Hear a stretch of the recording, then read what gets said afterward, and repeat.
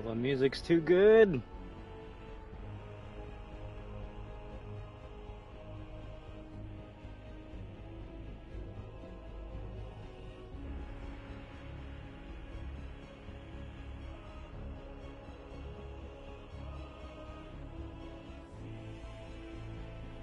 But it is time to begin. So I say greetings, everyone, and welcome back, Destroyers, to Call of Duty Black Ops Cold War Zombies. I would like to thank each and every one of you for stopping by, and as always, remember that we are destruction. Wahoo! Alright, let's go. It's time to complete the Call of Duty Zombie story.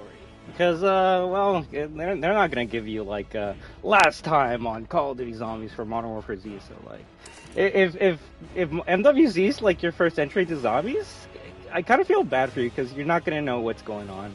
The most you might get is Soap is trying to stop zombies with Laswell. And that's really all you're going to get, so... I don't claim to be the zombies lore expert, but I mean I have been playing since Knock, World at War, 360. So I kind of know some bits and pieces here and there, right? So if there's any questions any one of you have regarding the story, please let me know. If anything, let me actually bring up the chat to the top. Hey, look, the ultimate weapon is Team Modern Warfare 2 available now. Please buy it right now. And drop into Warzone. It's kind of sad that the last patch notes for this game was like May 6th, 2022. We're never getting anything back. But hey there, B4, Overworld Games. Let's, let me do my best to do all these Easter eggs without dying as quickly as we can and explain the story. So, where do we begin with said story? That's the hard part, though. That's the hard part. So, I guess we should begin at the beginning.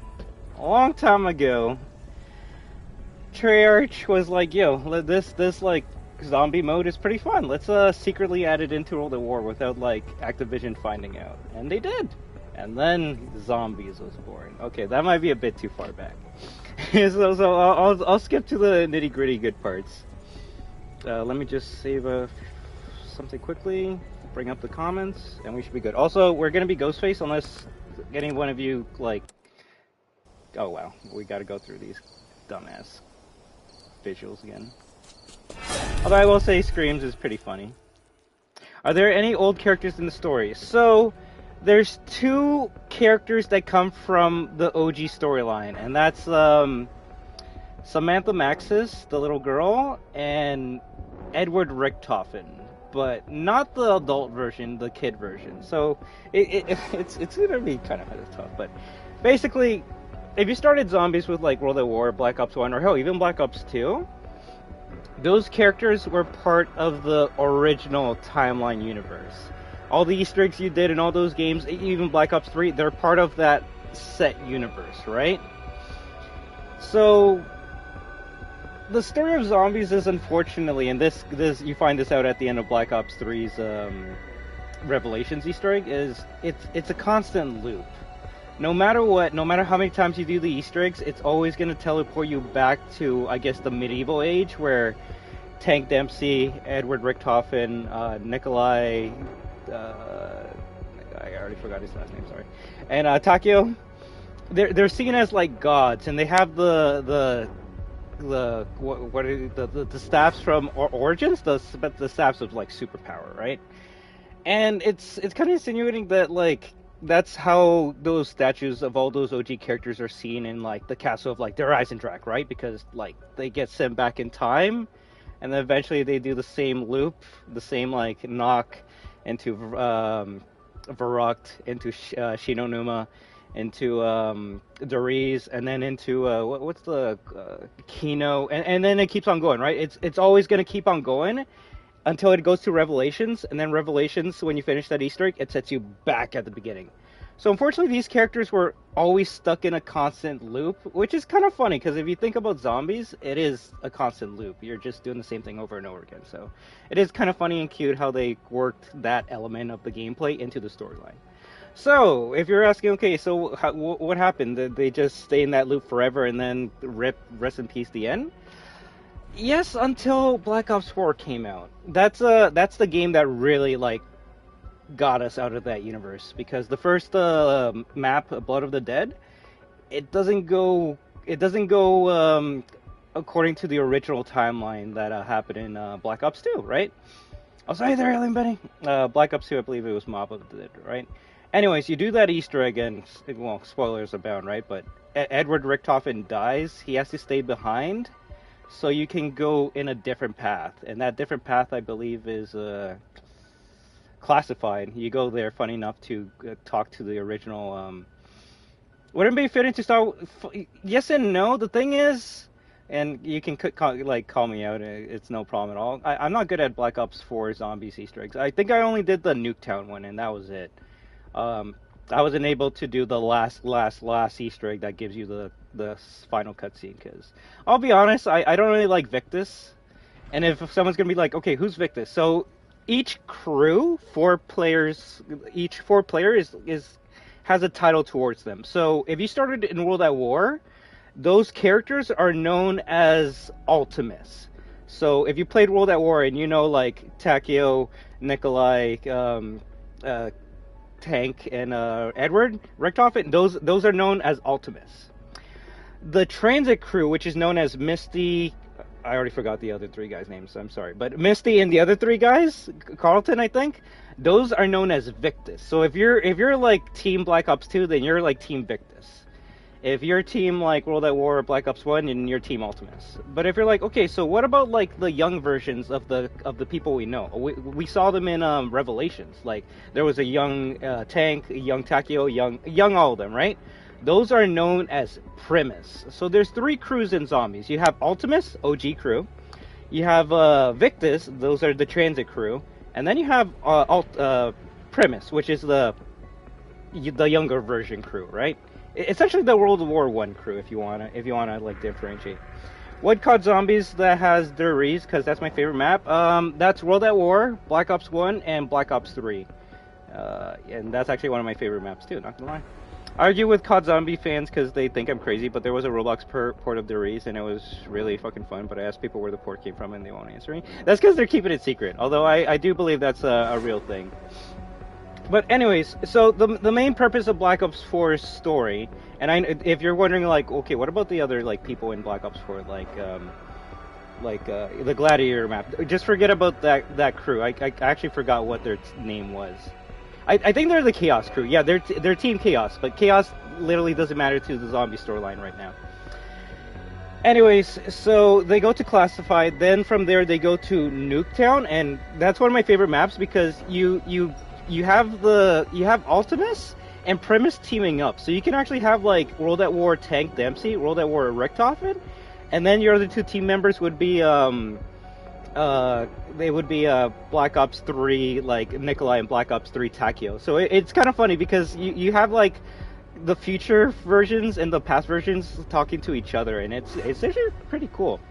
Anyways, the main focus of that Easter egg in Black Ops 4's Nuketown was to get Samantha out of the house. It's very hard to explain, but essentially, when you reach the end of the loop, there's this house that Dr. Monty, one of the gods, is in, and he needs the souls of the crew when they're like young, like the kid version, so then he can always keep on looping them back and forth, right? Anyway, so the end of the Easter egg, we kind of like get Samantha out of that house, and Monty's pissed because he knows we're trying to break out of that loop. And we have Samantha with us. Kid Samantha, by the way. So the same Samantha you know from, like, Moon Easter egg and even, like, Der Riese. Anyways, she says we're gonna, like, defeat everyone and destroy the Ether. And we kind of do that. But not in the way people thought. Because the last map of Black Ops 4, Tag Der Toten, you don't play as Ultimate, you don't play as Primus, but you play as Victus. So it's actually, if you actually love the transit crew, you haven't seen them since, I want to say, Buried? Yeah, buried Black Ops 2. That was the last time you saw Victus, unless you read the Zombies comics, which yes, there's Zombies comics, and yes, they are part of the storyline.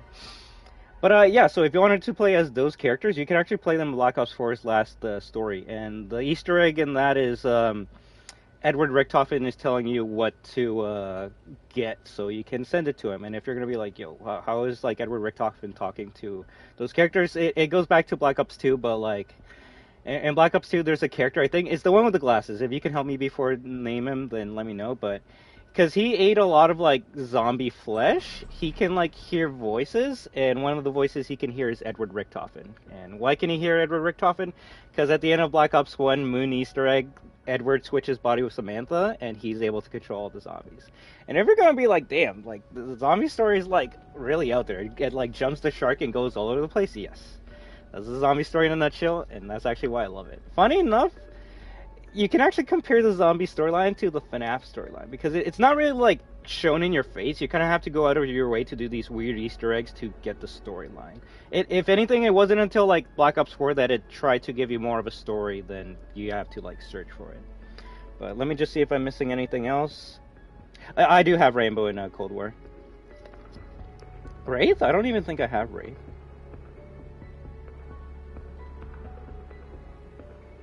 Oh, don't worry, Benny. We're gonna see that cutscene later today. That's adult Samantha. So, anyways, you do the Easter egg at the end of Tag Der Toten in the last map for Black Ops 4. If you're wondering, that's it's a remake of it was one of my favorite maps in Black Ops 1. It's the one with all the real actors. Call of the Dead. Yes, it's a remake of Call of the Dead. It's just you don't have the actors or the GOAT.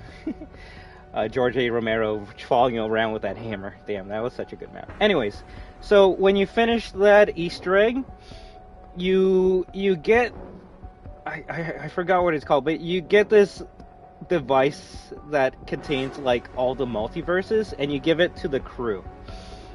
And where's the crew? The crew are sitting by a campfire, kind of like reminiscing and talking about like what they would do with their lives if they weren't stuck in this purgatory.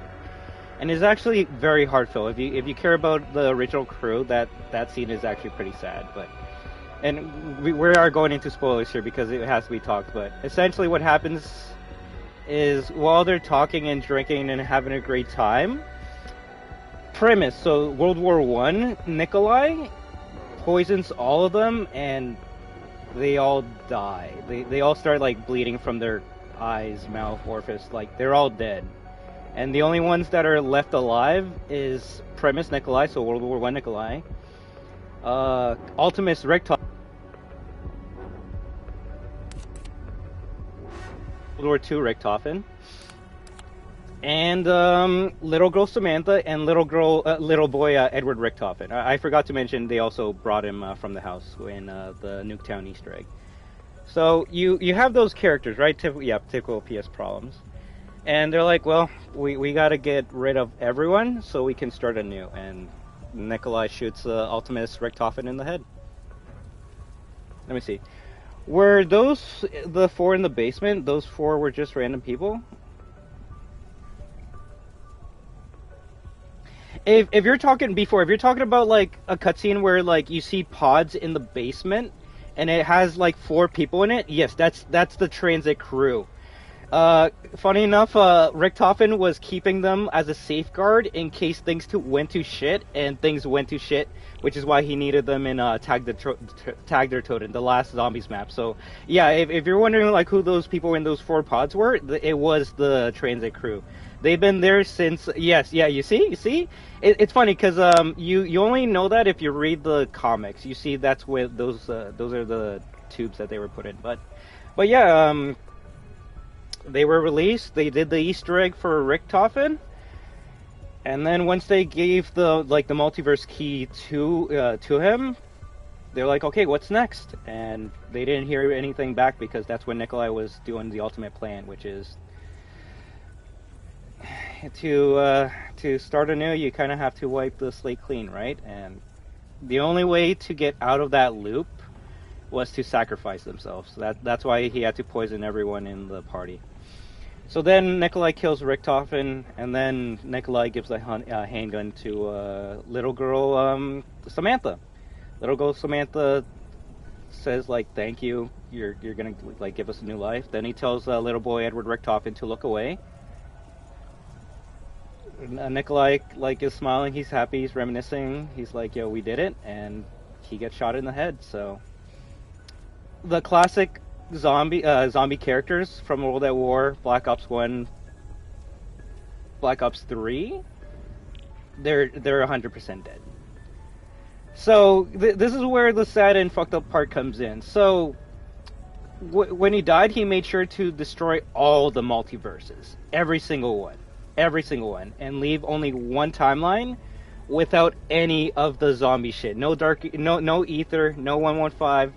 No Dr. Monty, no Apothecans, none of that shit. Just a nice timeline where little boy Eddie and little girl Samantha Maxis can go into and live their lives without the bullshit of zombies. Because if you think about it, zombies has been affecting their lives since World at War. They haven't been able to live as little kids because zombies hasn't really been fucking them up. And if you think about it, that's when you can start seeing the FNAF connection with the kids and stuff, right? But yeah, the last cutscene of Black Ops 4 is you see this like light at the end of the tunnel. You see Samantha Maxis and Edward Richtofen as little kids like holding hands and walking into that light. And while they're walking, you're hearing the voices of the OG crew, which is like tear jerking. I'm not gonna lie, and them talking about what they would have done with their lives if they weren't in that eternal purgatory. I believe Tank Dempsey, he would have been a drill sergeant, and that's so fucking good. But yeah, so Samantha Maxis and Edward Richtofen come out of this new portal, and that's where Black Ops 4 ends. We didn't know what happened in this new timeline. We didn't know what happened afterwards until Cold War, because Cold War is the new timeline. And if you think about it, it starts to make a lot of sense. If you think about it, it's kind of funny because, in a way, Black Ops 4 is the reason why Call of Duty got rebooted. Because before Black Ops 4, Black Ops in Modern Warfare, they didn't really connect. But it wasn't until Black Ops 4 reset the timeline that Modern Warfare 2019 connects to Cold War, that connects to Vanguard, that connects to Modern Warfare 2. We're all in one timeline now, if you think about it. And it is because of zombies. So it's kind of funny how, in a way, there's more story in zombies than the actual Call of Duty story. Because if you're how did Treyarch universe connect with Infinity Ward's universe? It's because of the zombie story. So that's kind of funny. Anyways, so the kids come out and they enter a new universe, and it seems like apparently only Samantha Maxis forgot everything about what happened in the past universe. So they're just living their own life. How zombies saved Call of Duty? In a way, you're not wrong. You're not wrong. So I hope I did my best to explain the zombie story before Cold War. All you really gotta know is we deleted everything. The OG characters are dead. And we're in a new universe. Before I start, I forgot one thing. So everything that was zombies, Dark Ether, yes, it's not in this new world, but it doesn't mean it doesn't exist. We kind of banished it to the Shadow Realm, and that Shadow Realm is known as the Dark Ether. And the really fucked up part about this, and I really feel for any fans of this crew, is when the Victus crew, Misty and all them, they finish the mission, and they're like, "What's next, Richtofen?" Richtofen's like, "Thank you very much for helping us, but there's no way out for you guys. I'm really, really sorry, but there's no way out for you guys." So technically at this point in time, Misty and the other three guys, I'm very sorry, they're still alive, but they're trapped in the Dark Ether. So that's why I mean, if you love those characters from Transit, they're not dead, but we also don't know what they're up to. And considering the story that I'm going to be explaining when we play this Easter egg, the longer you're trapped in the Dark Ether, the more fucked up you become. So there could be a potential situation where in Modern Warfare Zombies, I know I'm jumping further into this, but this is why I'm getting into zombies again, but there could be a potential for those characters, basically fuck you BO2 fans are forever locked away, that or or those characters can come back in one of two ways. Either option A, they come out of the portal and they're like, yo, we've been trapped in this hellhole for like fucking 3,000 years and shit, and we're here to fuck shit up. And you just see Misty like all badass with the other guys, and they're like, yo, we know what this is, we're gonna help you out. And not gonna lie, I would be surprised and excited to see those guys to come back up, right? Or option B, and there is credence to this, because there's notes that I picked up that, yeah, you do mutate when you're stuck in the Dark Ether. They could come back as bosses, and like the most powerful like bosses of all time, and that would be kind of sad in a way, but I'd be down to take them down because it would like release them from their eternal struggle, right? But those are my like two ways they could take those characters. They come back and they're like, yo, we're here to help you guys out, and we're like badasses, or we've been stuck in the Dark Ether for so long. We trusted Richtofen because he told us that doing this Easter egg would help us, would help everyone out. And in actuality, it only really helped out like Samantha Maxis and Edward Richtofen. Did you go on hiatus? Who, me? What are you talking about? So yeah, if I was like the Victus crew, I would be pissed at Richtofen, because now you're trapped in the Dark Ether forever. Let me see. I remember a map with a massive giant, and you have to dodge getting stopped, but I can't remember what zombies it was from. Was the story behind those giants? I believe those creatures are in this game, and they're not, they actually could be elder gods. There's a hierarchy structure in the Dark Ether, and it keeps on going up. You have like your basic zombies, to like the mimics, to then those giant like Gorgon fucks, I forgot what their name was, to then the elder gods. There's a hierarchy, so it keeps on like getting bigger and bigger. Funny enough, a long time ago when like Cold War was coming out, people thought those giant beasts were the Victus crew, because they're like, yo, they've been stuck in the Dark Ether for so long, they mutated into these giant beasts. Thankfully, that wasn't the case, but that doesn't mean it can't get explored in the future.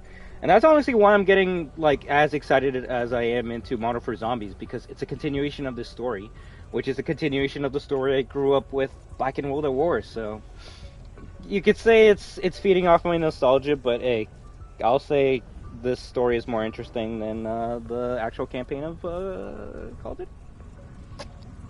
So let me start reading your comments, and then let's actually start getting into the story of this. The lore in comics build up so much, yes, it can be done in live action series. Too bad Activision didn't plan for that. It might be too much for people to understand. I was under a rock, sub. Aw, don't worry, Benny. Like I always say, always focus on yourselves first, right? But no, I feel like I'm always live every day. If I remember, did you have to shoot a spot on the bottom of their foot to freeze them, or am I thinking of something else? I think you're thinking of the robot from Origins, bro, where you gotta shoot the foot to be able to like go inside of the helmet or something.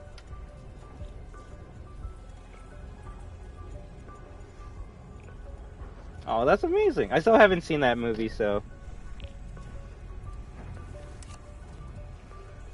Oh, sad face. Well, I'll see if I watch it soon. But all right, so let's begin. Cold War. Let's set the stage. Let's start off with the first cutscene you get when you start Cold War, like day one. All right, and thankfully they do have a cinematic archive that I can use for just one cutscene, which is the first one. So let's watch it. And if any of you guys have questions, I'll do my best to answer for you. All right, please, no dumb questions. Let's enjoy this as if it's a movie, because honestly, it's a better movie than Call of Duty. Bro, trust, like, I could be wrong, or it could be just me, like, being a fanboy, but Modern Warfare Zombies is one of the best experiences I have had with zombies since Cold War. Granted, it's not a high bar to beat Vanguard, but it's so much fun. Yesterday, I played for 40 minutes, and I have a wild story I could probably tell you later, but it was crazy. It was the craziest match of all time. But alright, let's start with the zombie story, right? Also, if you like music, you'll hear familiar songs in the background.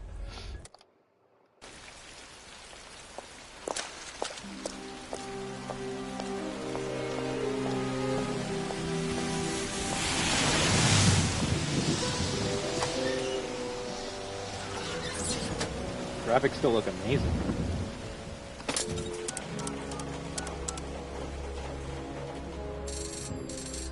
What have you done? Did you get the package? We've lost 2 teams since you went dark. Old war footage is the last thing on my mind right now. Watch it. Watch the tape. then tell me I'm wrong. Also, yes, that's Weaver from Black Ops 1's campaign. Long story. How did you get hold of this? A friend in the KGB. A late friend. Germans and Russian friends? Yeah, some of us do. I may have forgot. I'll turn it on next. Unless these cutscenes don't have subtitles, unfortunately. Что бы там ни было, счетчику Гейгера это не нравится.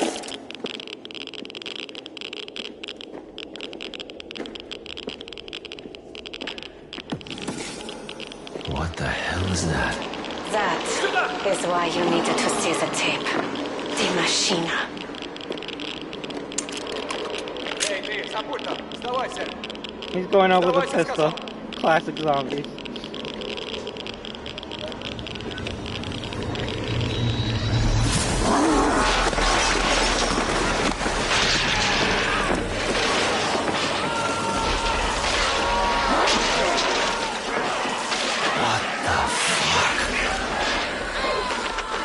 We're getting all these things.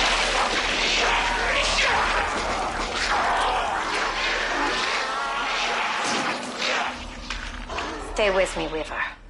The next part was shot 1 week later.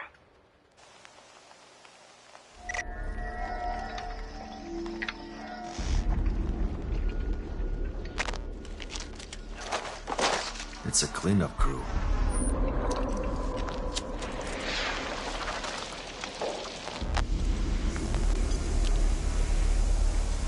Poor bastard. That's a shitty job.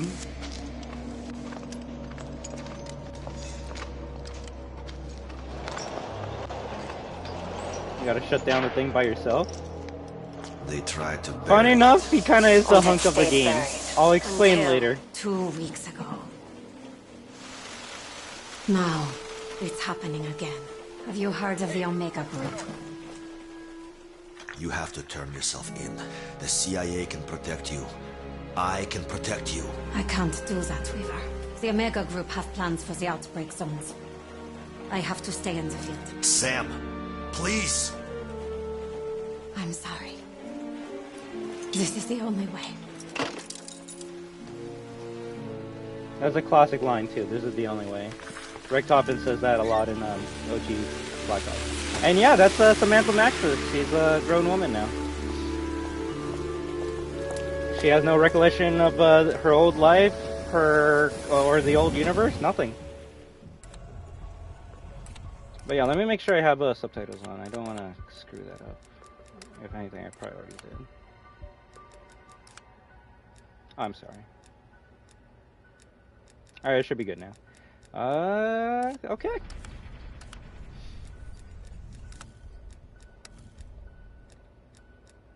Spaz. Yeah, I think we'll use a spaz. So, first level. This may be super biased. It's okay. Oh, you're too kind. You're too kind. Time Machine Solo. Dimensional gateways opening around the globe. An undead horde threatening all of humanity. A new Cold War threat emerging from the shadows. Investigate the abandoned Nazi facility at the heart of it all. So if you're like, okay, so like, why were the Germans working on some like zombie experiment? They weren't. It was an accident. You get the story from audio logs while you're playing the game, obviously, but I won't. I can't remember where all of them are. Plus, it doesn't matter. I'll just explain what happened. So, hey there, Magic Guy. Right on time for the story of this game. So, if you're wondering, okay, so how did zombies enter this universe? So, the Germans, the creative folks that they are, they're like, okay, well, we're losing the war. Okay, let's, oh crap. Not my skirt. Requiem Actual, we've reached the target LZ. And you have your orders. Why does it look like there's motion blur? That looks so gross. Oh, it's because there is. Oh, because there is. Wait, affected? No, we actually get that. Hopefully everything's good now. Strike team, investigate the site. Contain the threat. I didn't even know Ghosty was in Cold War.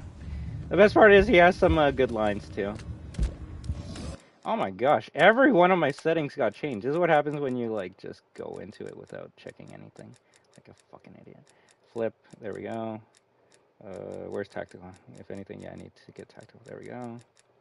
Ill. Sure. Do we go sweaty for zombies? I guess so. Where's precision? There we go.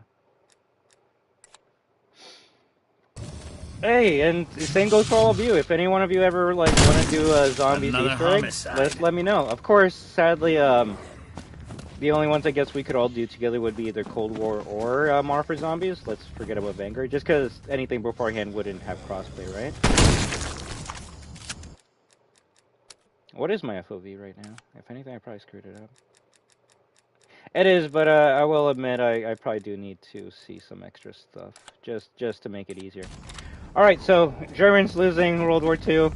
They're like, alright, we need to come up with some like new shit to be able to maybe win this. And that's when they started working on particle accelerators. It wasn't really going well for them until they had a success. And unfortunately, FOV changed on console. What does it say, right? I believe it was Cold War that actually started that. That's correct, Dr. Gray. Let's get the team Modern Warfare inside. 2019 didn't have it, so if anything, this actually was the first game to start the FOV sliders. So that's cool.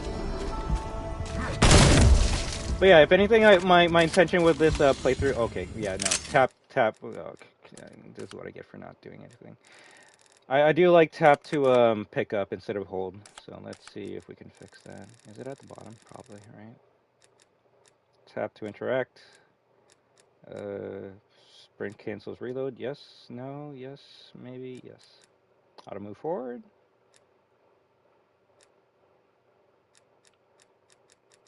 I think well, actually you don't have tactical sprint.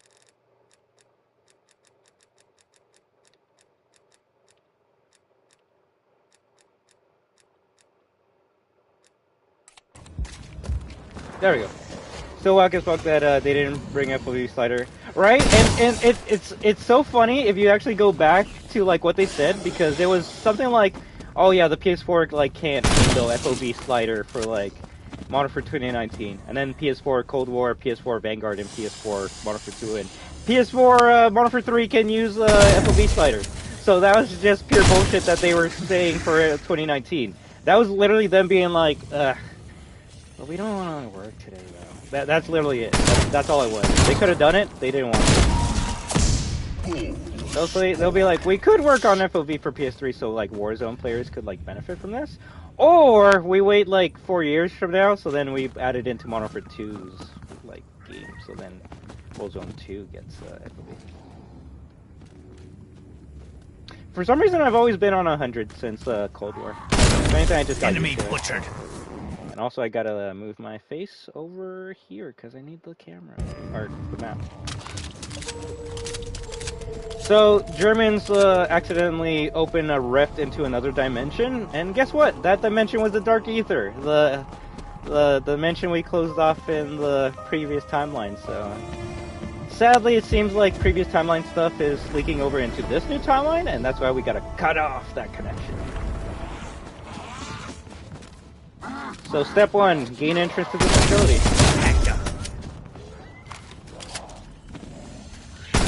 Also, yes, the Gallows /Phase 12 is still the best gun to use in zombies. They never... I think they actually did nerf it. There's your opening sequence. The nerf was not that strong enough to nerf this weapon. If anything, I actually gotta start killing enemies. So in the old universe, it was Element 115 that created the zombies. In this new universe, because that's not a thing, the scientists referred to this element as Exo-Element 1. Which, I as a zombie fan, I will say I like 115 more than Exo-Element 1, but you do get a cute callback to 115 anytime you get a critical headshot in Cold War. I can't confirm if that's the case for Modern Warfare 2, Modern Warfare Zombies. Like, I know I'm very bad. So I'll see if today if I get a headshot if we get a 115 for the zombie. You see 115 points anytime you get a headshot from a zombie, which that's cute. That's cute.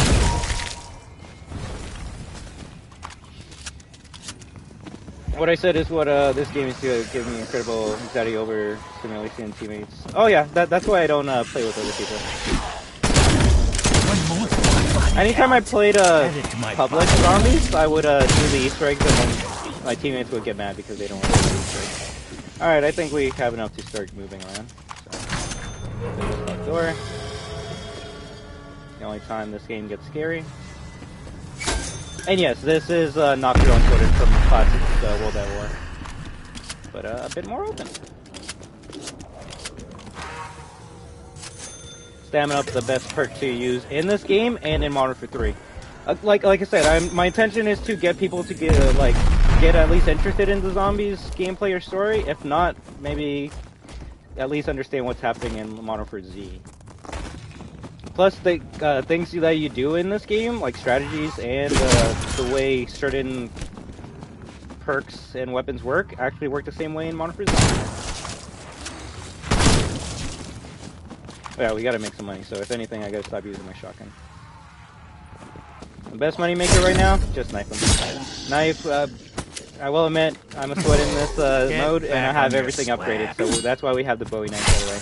And Bowie knife, I believe, kills until round 12, one shot, so. And look at that, Gallo.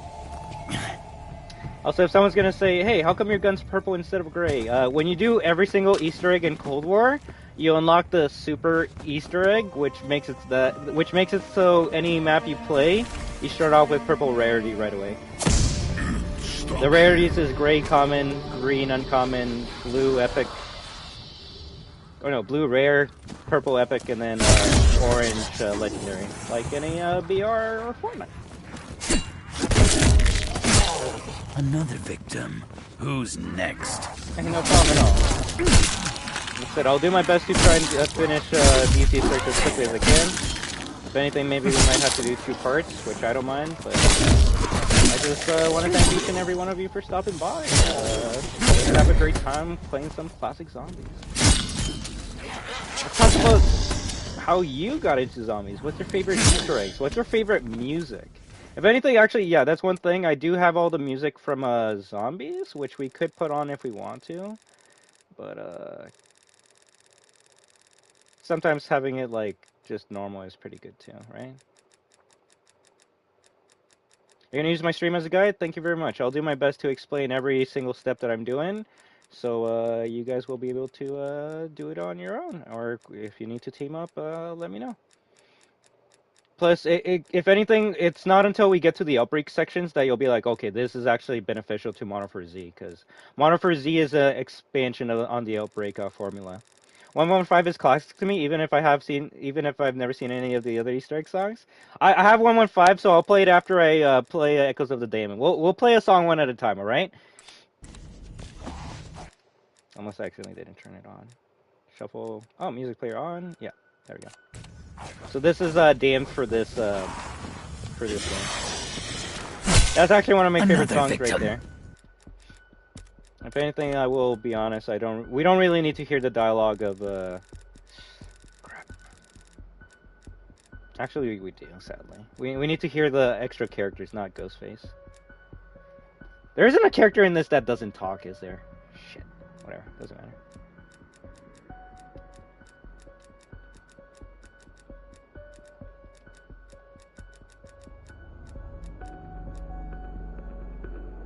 I don't need the hit marker sound effect.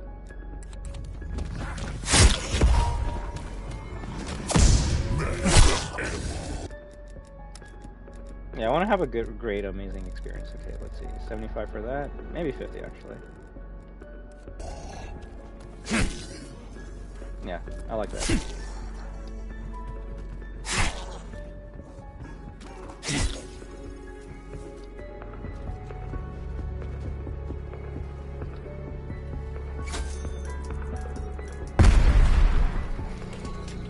That's a facility that was closed off. Maybe there's some sort of archaic sensor-based door system. Perhaps those were very popular at secret Nazi bases. I'll admit, Doctor, most of these characters do make me laugh. They're unlike anything we've ever seen before.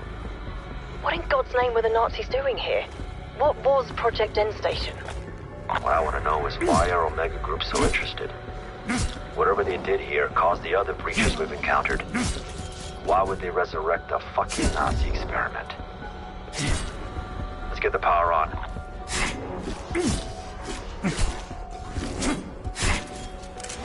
It's showtime. My favorite thing about this song is it's such a long build up to the parts that you're waiting for. Oh, nice. Double.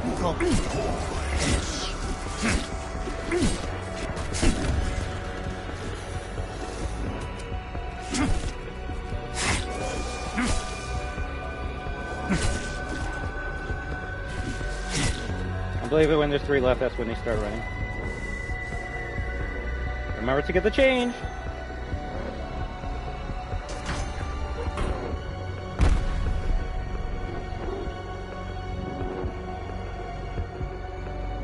Yes, and not only that, it's the hardest because you gotta play Dead Ops Arcade, and holy shit, bro. Holy shit.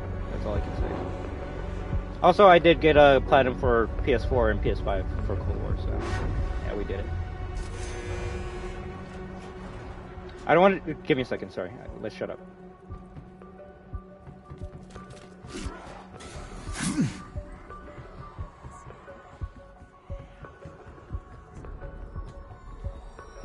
I should fail. We'll get it next time. Alright, let's turn on the power. Power restored. Beginning cyclotron reactivation. Warning. So you press these 2 terminals. As you can see, they make it like right in your face what you gotta do to continue the Easter egg, or at least the main power Energy stabilization at quest. 100%. Stabilization restored. Anomaly generated. We turn on the power. What's gonna happen?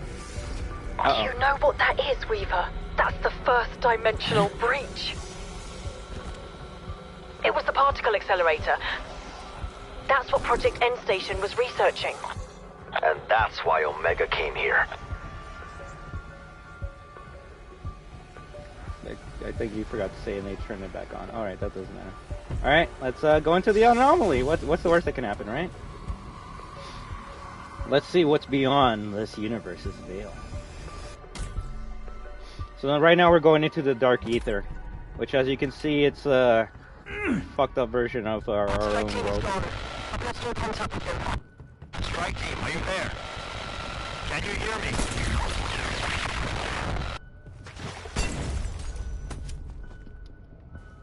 Like, I honestly love zombies. It's so fucking cool.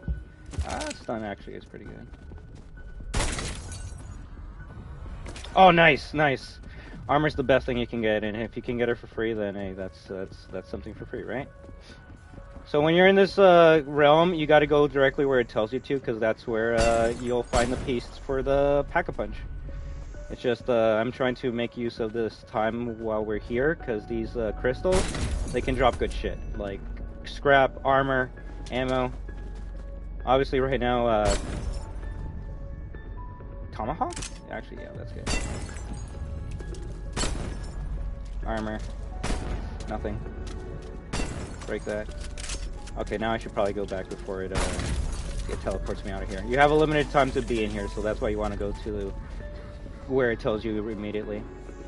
Also, before we go here, there's a fuse box here. You shoot it to open it up so you can grab the fuse. That's for later on, but might as well grab it now if we're right in this location. This is gonna teleport us down here. We grab the machine part, then it opens up this door, and then we go to the machine and we fix the machine before it teleports us out of here. Once we forge the machine, Pack-a-Punch is in play, power is up, and you're kind of ready to start playing zombies normally in this map. So if you just like setting power up and living for as long as you can, then you're kind of done. I got signal and it's only like round what? Lock on. 6? We're back in business. What happened? Satellite malfunction? Weaver, this is incredible. The anomaly, it's a bridge to the other dimension. You know, the one currently spilling into our own reality. Alright, we're gonna do the coffin Easter egg, which apparently is in Modern Warfare Z, so I do want to do that. And we're doing it for a free Juggernaut. So light 2 right here. Light 1 was right under here. Light number 3, I believe, is right over here. Yeah, it is. It's just hard to see. I hit it with one of the pellets. Okay, yeah, caught me. Light number 4, I believe, is right here. And light number 5 is up there. All the lights are in this room, so if you want to watch a video to get it, please do so. But once you hit all those 5 lights, you're going to teleport somewhere, although I need the music off for this, just so it can be funnier. Also, I thank everyone for stopping by. Hope you have a good one.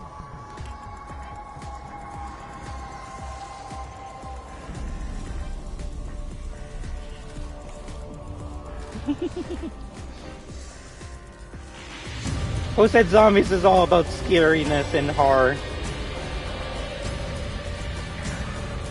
Also, I think it accidentally went to the next level.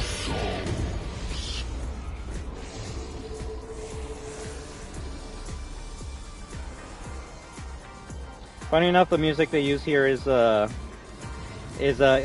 music you hear when you emote in Black Ops 4.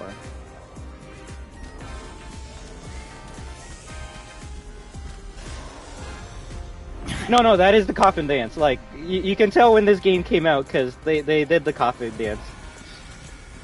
Grooving with the Nazis, just a normal day in the dark ether, right? So if you're wondering, okay, why do you do this other than the meme? Every time you do this Easter egg, it drops a Juggernaut, so Juggernaut. So we want more health. Nice. Right now it's a doggy round, which if you played classic zombies, it means only dogs. And we actually want this because you need to lure a dog into this room here where you see a nuke. Into this, you got to go into this corner where you see this like canister, and you got to kill the dog. So then the gas from the dogs can be absorbed by this canister here. If someone's gonna be like, yo, how the fuck is like someone supposed to move out in the first time? You're not. And then that's when you start comparing this to like FNAF, and then it starts making a lot more sense why I enjoy both these franchises. Because I do like the upfront story, but it's the main Easter eggs that I really appreciate from both of the franchises. All right, let's see. So we turn on the power. What's next step? I guess the next step is to kill Megaton.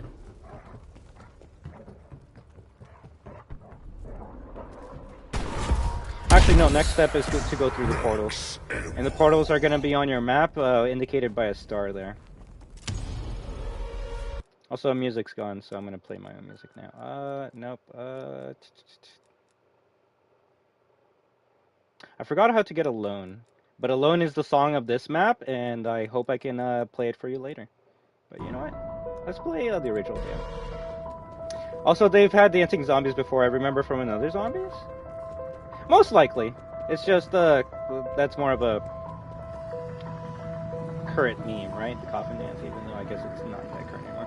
Alright, so these portals are going to appear in certain parts of the map, and they're going to kind of indicate you, like, what you got to do on that part of the map. For this part, I believe I got to... There's a large radiation signature headed your way. Actually, give me a second. I might not even have the weapon to be able to absorb it. Ah, shit. Yeah, I might.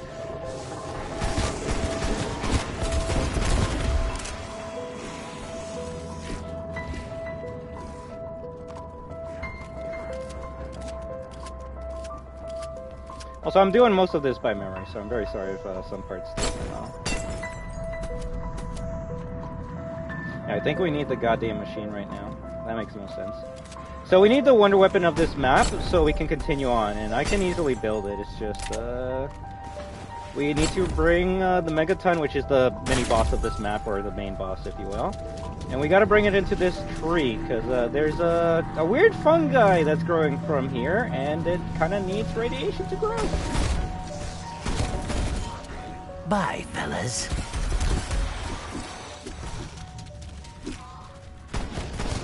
Damn, that's a short song. Let's play everyone's favorite. Although I don't think it's the lyrical version, sadly. Got it, another one. Consider yourself eviscerated. Damn, that fireball he threw there, we needed to throw it closer to this fungus.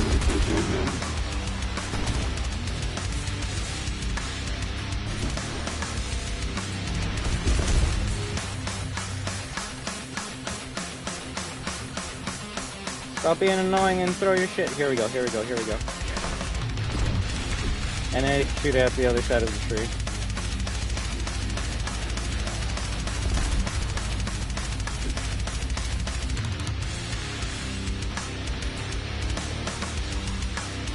Throw it, throw it, throw it, throw it, throw it.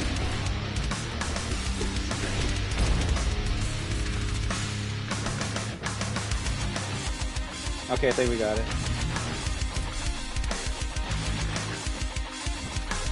Now we kill Megaton to split him.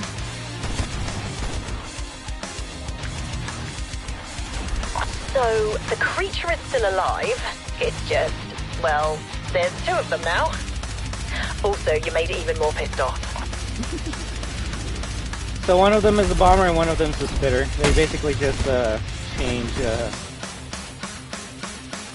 their attacks. Or they split their attacks together. We killed the Megaton. So we tried to make sure we don't die from the regular zombies.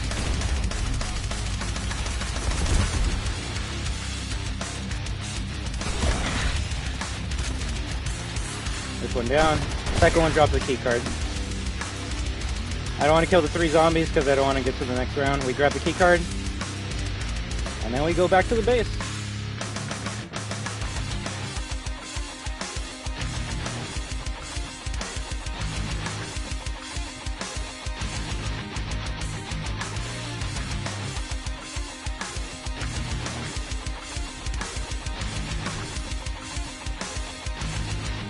I actually forgot how to get the Easter egg song in this map. That's kind of sad. Oh no, map, yeah. So you bring the key card to this machine. You get the die remote control. Scanning for decompressive isotopic estrangement machine.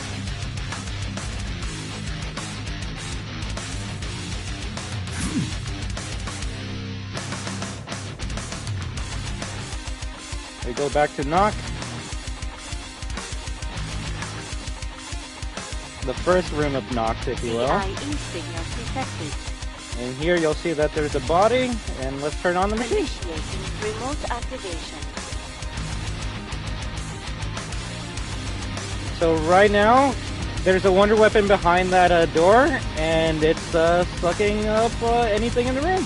So what we gotta do is we gotta have it suck up enemy souls, I think 20, and then it's gonna have enough power to blow open the door, and then we have the wonder weapon to be able to continue the Easter egg. The only other way to get the wonder weapon is if you get lucky from a zombie's box roll, mystery box. Yeah, you save that.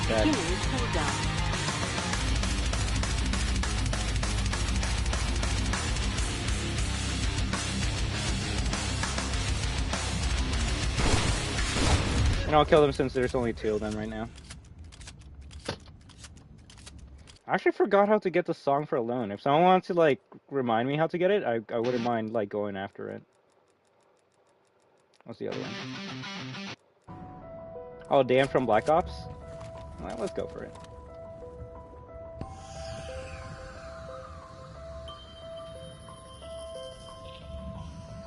Cooldown complete. Nice. Okay, cooldown complete. I have to go to the next round so more zombies can come, and as soon as they start going into this room, that's when we turn that on. This place looks a lot like World at War Zombies, where you this is the place, bro. This is the place. That's the first window right there, and this is the second one where you would be shooting with a pistol. This is Verrucht. This is the staircase where you go up, and if I open it up, that would be the corner where you sit down with the LMG and kill everyone. This is the first map. So it's kind of funny or cute or nostalgic that the first Cold War map is the first World at War map. Alright, so we turn that on, and now we just bring the group of zombies into this area. Which makes people wonder, like, what happened in Verrucht to have such a condensed, like... How does this area have this much like 115, no matter what timeline you're in? That's what people are trying to find out. It's kind of like the source of it all. Damn, right? It's pretty sick. Also, so we turn it on, or we fully power it on. So turn it on, we open up the door, and then we grab that gun without dying, hopefully. Oh, of course. Leave it to the Nazis to create a weapon that literally spells out die.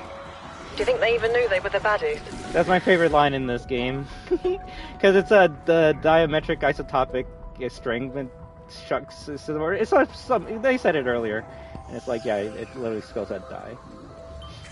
Well, sadly, you don't have funny lines from your character because the game went in the operator form instead of like having your character.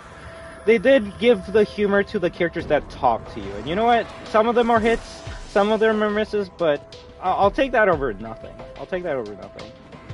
So that's why I understand how like how you thought those people were like kind of like annoying or corny in MWZ, and you're not wrong, but hopefully they have some good lines. Anyways, so I use the die to shoot this box. Box falls down. You get the flask. How the flask doesn't break, don't ask. You put this flask down here because now you're grabbing the liquid from the fungi. All right, now we gotta find the next portal.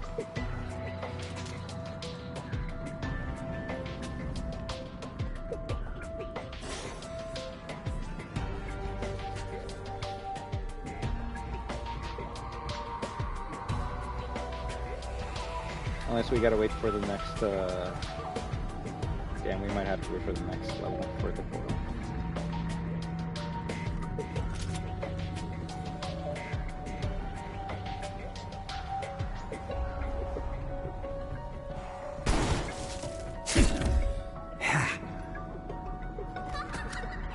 Oh yes, we're in a world where you're warping through reality, a flask now breaking on top of our... Of course!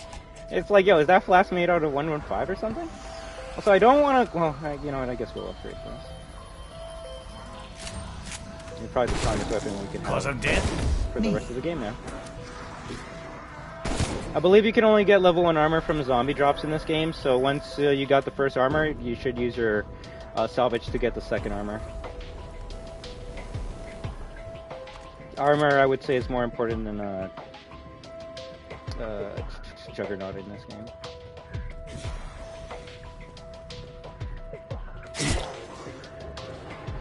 Also, there's this like mini game you could do that can give you extra money sometimes. So trials kills zombies with hipfire. Okay, let's do that. All zombies killed. Enemy all zombies killed, then we get the nuke.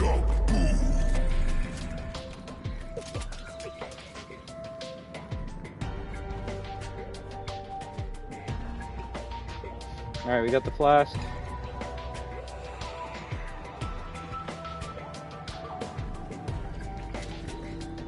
I found it funny how they kinda made this campaign but with the strikes and secrets to keep you entertained. Like the zombies, how they made it? You're not wrong, like this definitely entertained me more and kept me coming back to this over the main campaign. Okay, so we used the cryogenic fluid on this because those chains are so strong that we need to freeze them. When we freeze them, we can break the chains, and then we can get the cryo emitter for our wonder weapon. This wonder weapon can take for chemical freezing agent. Huh. Weaponized liquid nitrogen. Not bad, that. Yeah, this weapon can use 4 different types of ammo, and we need that. We need all 4 types to turn on the machine in the room there. I just gotta clear some of this out. Oh yeah, you're definitely right. You're definitely right. Like the world building for this game was amazing. Granted, yeah, most of it you gotta like raid and find collectibles, but that's the stuff that I enjoy in Call of Duty Zombies. Like, zombies first started out with like audio logs that you would find secretly around the map. All right, so crouch, and I believe you shoot that one. I missed. Holy shit.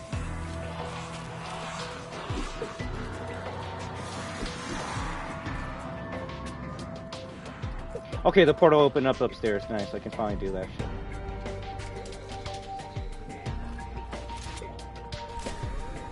You have 2 2 modes to fire this weapon. You either shoot or you suck. And for most of the Easter egg, you gotta suck for this. with this guy.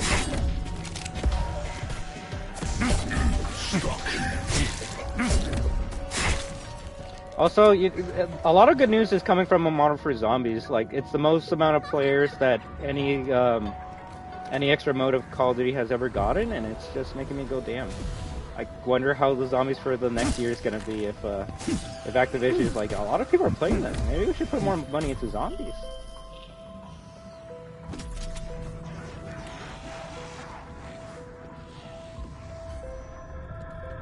Oh, I forgot we had to get that. So we use the suck ability on this corner to grab this canister.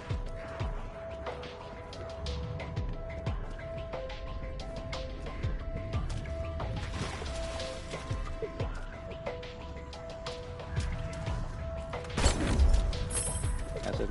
I'll take that. And you suck. BO2, the sad thing is, BO2 zombie maps were gonna get remastered. They were, yeah, they were gonna get remastered, and then the Black Ops 4 they didn't sell well, so then they just said, fuck it.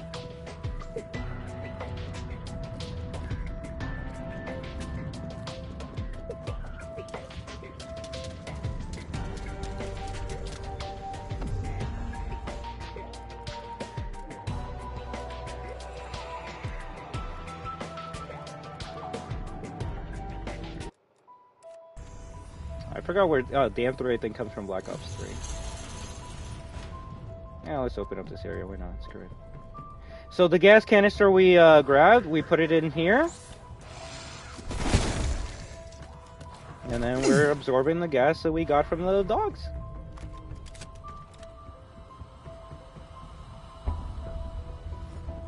Okay, let's see. We need to use the cryo emitter on the blue one. Unless we're not allowed to right now. Tell me I have to use the computer first. That would make so much goddamn sense. No.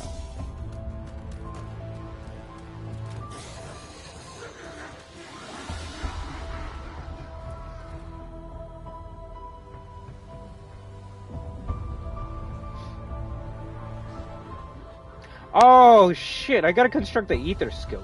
Okay, that makes a lot more sense. If you're ever stuck in wondering what you gotta do, pressing the menu button kind of shows you like what you're missing. And then I gotta. Oh, and yeah, there's the ether scope part one. Yeah, okay, now I know. I'm back on track. I'm back on track. Looks like our strike team found part of a device. Any idea what it is? Looks like a component from a data collector.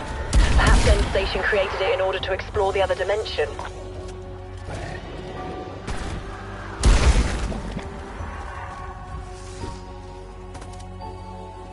Yeah, no wonder I couldn't move those pieces. Alright, yeah, so we gotta construct the scope right now. Granted, campaigns are mostly supposed to play once, where this actual game mode that's meant to be played don't even need to do the Easter eggs. You can just play round to round. Exactly, right? It's not meant to be... The Easter eggs aren't meant to be completed, but they put a lot more story for a casual to be interested in, to the point that they might want to do the Easter eggs, right? Any transmission this time? Broken. I really want to... I want to show off the music Easter egg. I just literally forgot how to do it because I haven't done it in like 3 years.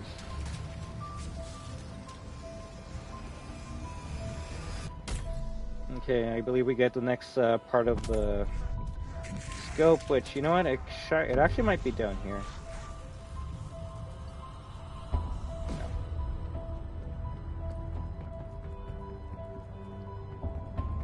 Alright brain, where's the scope part? There would be one there, not there.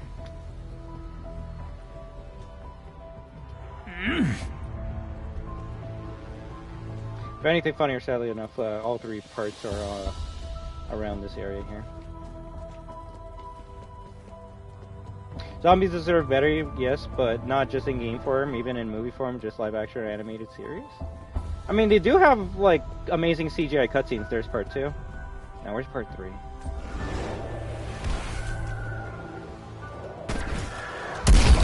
I believe part 3 is actually in the basement.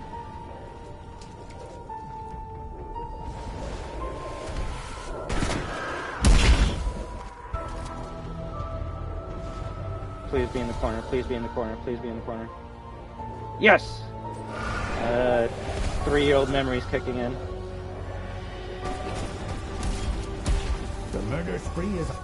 Heck, you can sometimes use Easter egg parts to help you out in other Easter egg parts. For example, grabbing up any part of the scope spawns in dogs, which you can use to obtain the gas, right? So then you go over here to assemble the scope. Hopefully I don't get my ass bit. Grab the scope. It's our lucky day, Strike Team. We have new orders from the Director. We are to shut down the dimensional breach in an effort to contain the spread. I wonder who that character is. I think a complete shutdown of the particle accelerator would sever the link between the two realities. But how to do that? There's too much, kind of like FNAF, there's just too much lore to make a zombies movie. One that would appeal to the OG fan base. There's definitely that to be said.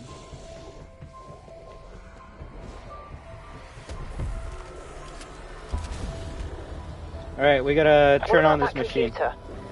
Maybe that's where they stored the shutdown procedure.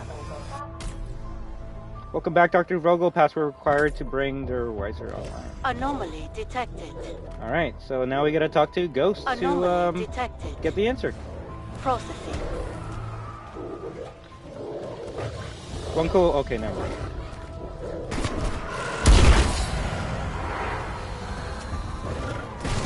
Fuck.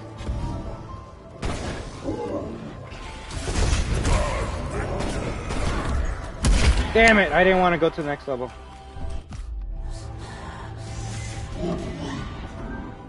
Anomaly detected.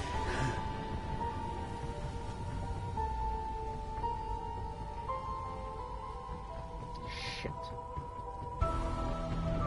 Okay, so we gotta give the ghost their book, and I forgot where the book is. If anything, we might be lucky to find it up here. Yes, the book. We get the book, we give it to the ghost people, and they give us a story. Ulrich Vogel, Director of Project End Station, 19th of March, 1940. My favorite thing about Cold War Zombies, which I hope they carry over to the next Zombies, whenever you're getting like audio from the Easter egg, the zombies actually like fuck off. As long as you don't shoot at them, they'll actually leave you alone to hear the story. And that's so fucking amazing compared to back in the day where if you want to hear a zombies audio log, you gotta like have a crawler and just hope it doesn't like smack you while you're trying to listen to it. I want to see just 2D anime. Yeah, funny enough, they started making 2D animations for Black Ops 4. Dr. Kurtz and I continue our study of the men so grotesquely transformed by the cyclotron accident. We have confirmed an exotic element contaminated their bodies, necrotizing the flesh and shutting down essential metabolic functions, while somehow maintaining a semblance of life in them. Our hope is to modify a radiation scrubber and heal the poor wretches. But they will not be willing patients, so we will need a chamber of sorts. This may take some time. Now the zombies are all attacking. Oh! Megaton Overlord, he's gonna help me forever. Anomaly detected. Vogel, 3rd of April, 1944. I believe there's 12 After ghosts, but you need to trial only and talk error, to 3 of them. The decontamination chamber is complete. Kurtz unfortunately referred to it as Der Wechsler, and I'm afraid the nickname stuck. To be clear, we are not trying to change these men so much as restore them.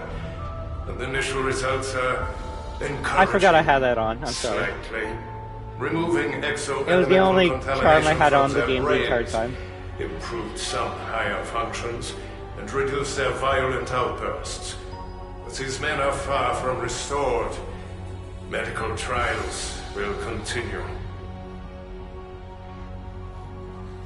Damn it! I need to get one more zombie audio log. Woo! I might have died there. Please tell me I'm in ether mode. Oh shit. Okay, I'm not.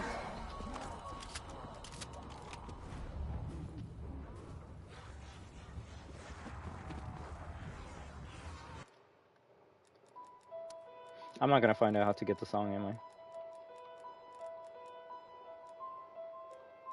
You know, Alistar's theme is so good. It doesn't replace I got a window for Chopper but and it's full a... strike team. Take it if we need to regroup. It's nice. I'm never gonna say it's as good as the input. As someone that does like classical instruments, I do like this song. Anytime you want to exit, you can use the radio to escape. So I guess that's how you leave without dying, right?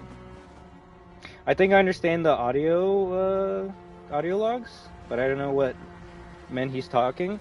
Well, the audio log that you just heard is basically these German scientists are trying to create a machine to be able to like make a zombie like retain its intelligence, right? And that's that machine right there.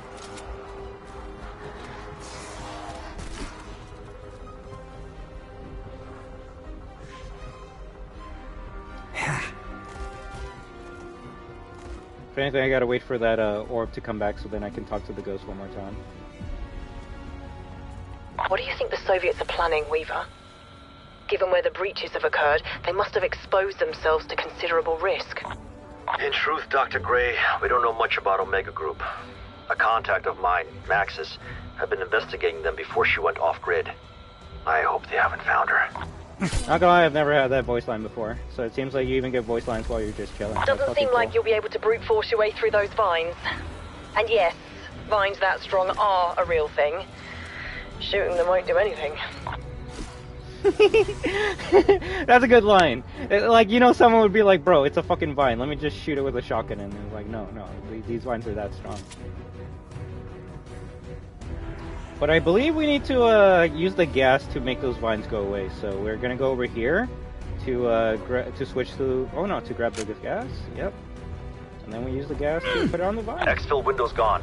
I'll let you know when the next one's available. Yo, let me know when the portal is up. That's what I care about right now. Oh, that's kind of awesome. It is. It honestly is. Like I said, the lore and the world building of zombies is just so fucking cool to me. I actually do love zombies more than actual Call of Duty. If anything, this stream's just gonna be a fanboy talking about zombies the entire time.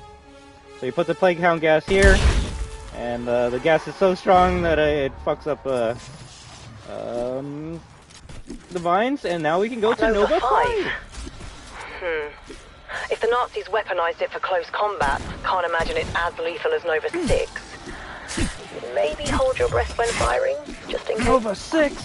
That's from Black Ops 1! It's an honor. If anything, I will admit I forgot where were the meta perks to have. I think Quick Revive is one that I should put on right now, so I'm gonna go run to get Quickie. Maybe I should only get Copter the Zombies? Up to you. Like, not gonna lie, that's really why I got, that's really why I got Modern Warfare 3. Like, the classic MW2 maps are nice, but if I gotta be honest with you, I've played more zombies than I've played more multiplayer. I haven't even touched the campaign,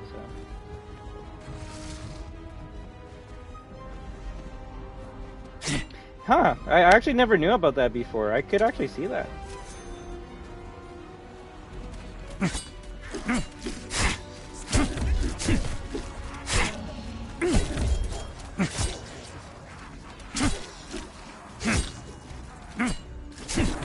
Enemy slaughtered. Yeah, we need to get some shields up. Well, having the classic perks do help. If you don't have shields, it's really gonna chip you down. I don't need speed cola. So anytime you want armor, you go to this guy and you buy armor here.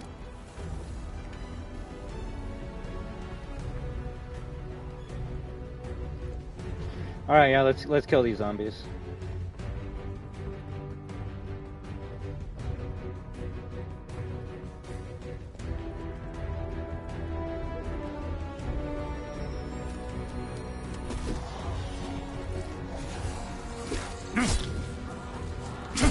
Knife is still a one-shot at what level are we at? 11? Yeah. If anything, knife should be a two-shot after. Oh, thank God. Okay, we got this. Okay. Come on, let me get in. Sometimes it can be finicky. There we go.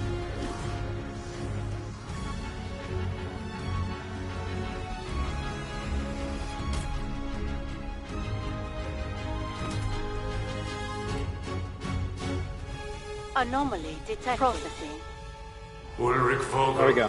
Last one. PhD, 22nd of August, 1944. It took losing Normandy to finally get the Führer's attention. But now, at last, he wants to weaponize our findings here at End Station. It was an idea that occurred to me the moment I first conceived of the Wexler. If we can restore the minds of our necrotized soldiers, even just to follow simple commands, we could unleash an undead army on both fronts. Uh-oh. Just Undead army. imagine each brave German who falls in battle rising back up to protect the fatherland. It gives me joy to picture the enemy running in terror from men who cannot die. And now you know why they want to conduct this experiment. And again, you could always just chalk it up to Nazis being bad. Alright, now we know. So let's use the password. Password AHV. I wonder what that means. Warning. Initialization into... So basically you're saying like, yo, let's have a zombie army that can like fuck up the enemy front, the other enemy front. We just take over the world with an army of undead soldiers, because how can you kill something that's already dead, right? So it's just Nazis being Nazis, being evil and shit. Funny enough, that was kind of the story of what they were trying to do in the old timeline. The Nazis are like, yo, let's like try to like experiment with Element 115 so we can make like undead soldiers. It didn't really go in their favor. Yeah, they all died. So yeah, let's see if in this new timeline universe they can succeed with that. So now we have the password for the computer, which was AHV, which that's going to be important in the third map that we go into. And now we have power to this machine. Now there's something you don't see in your average evil Nazi secret bunker. By the looks of it, it was built specifically for the undead. But why? An attempt to restore brain functionality? Perhaps an effort to create a more docile, obedient creature? So you shoot the green gas into the green pipe, or whatever you want to call that. Now we can start powering up this machine. We use the blue on the blue. Now I just need two different fire modes. Let's see where they are.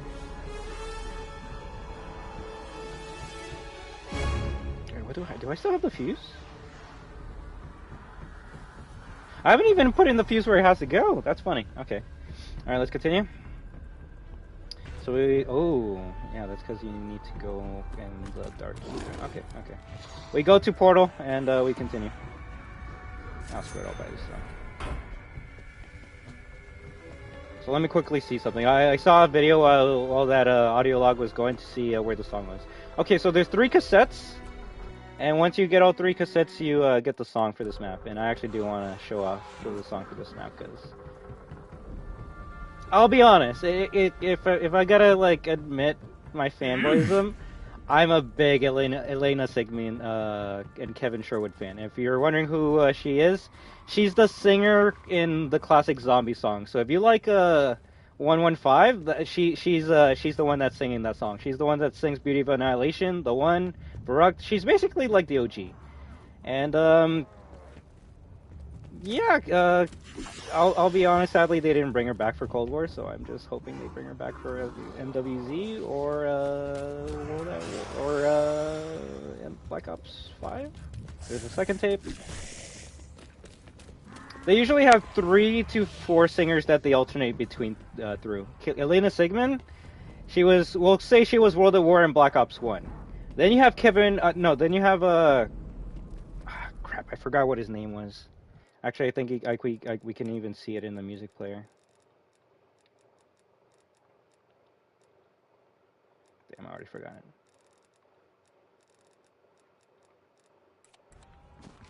No, what's his name? Well, he was the guy who sang the songs in Black Ops 2's music. So if you like the Black Ops 2 music, you might actually like the song. And then for Black Ops 3, they got a different woman that almost sounds like Elena Sigmund. Not to like be disrespectful or anything. Like, I actually thought it was her when I started listening to the Black Ops 3 music. And then for Black Ops 4, they kind of like alternated. They're like, okay, one song for Elena, one song for Avenged Sevenfold.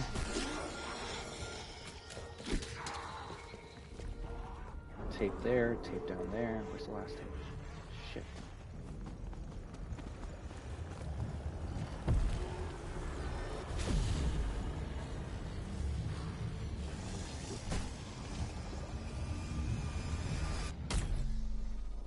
I literally just watched a video. Where's the last tape? Damn it. Whatever.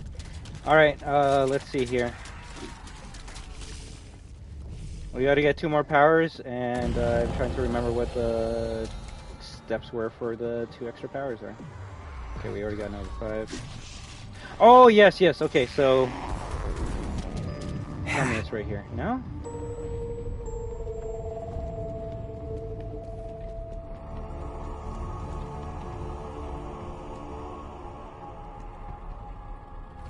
Yeah, no, this one's still doing it now. That's okay. Wonder Fizz, you get a shit ton of perks here, and I think the only perk we need to grab is Death Perception. It's actually one of my favorite perks to use in this game because it shows you where the zombies are behind walls. So if you're like gonna turn a corner, it's gonna be super beneficial. Okay, we go down here, and yes, here is the box, and then we place the fuse here. And then in the Dark Ether, it's gonna start lasering that box. So then when we go to the regular world, the box will be open.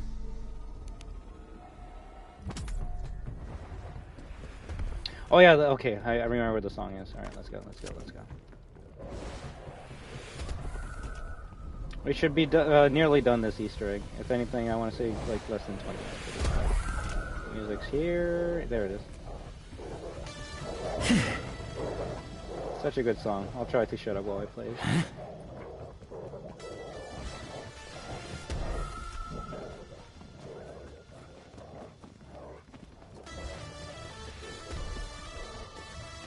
He's hacking! Oh, seeing the zombies through the walls, right?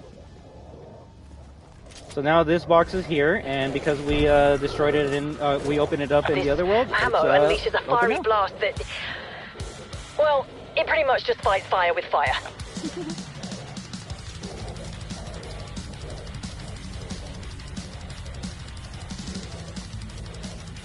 Now shoot the red one.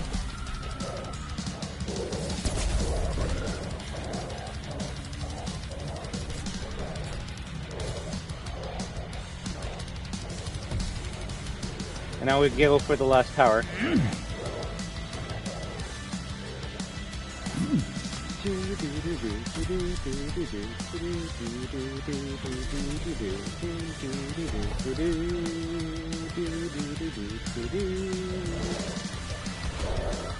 So we gotta absorb 3 crystals and then shoot the energy into a box. Crystal 1 should be here. There it is. Suck. There we go. Now we go for the box in the bottom.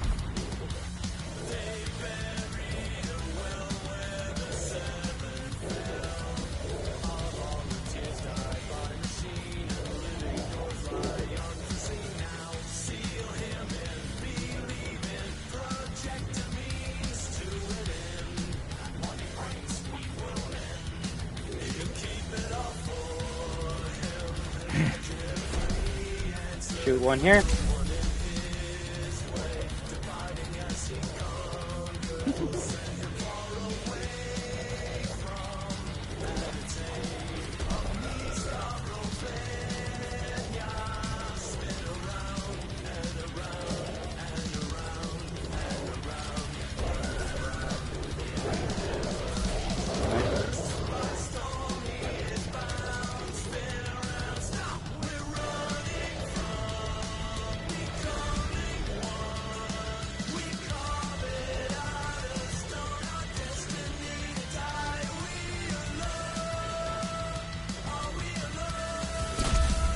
One more.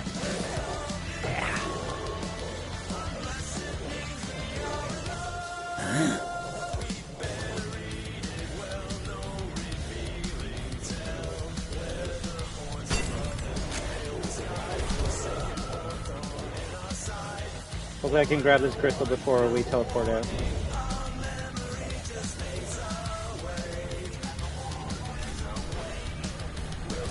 Nice. Yeah, we're teleporting out now.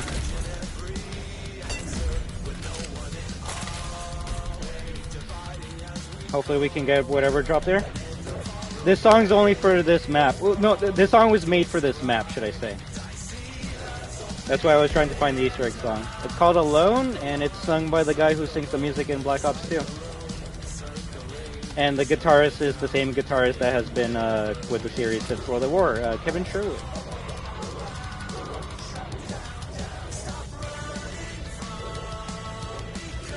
One of my favorite new songs.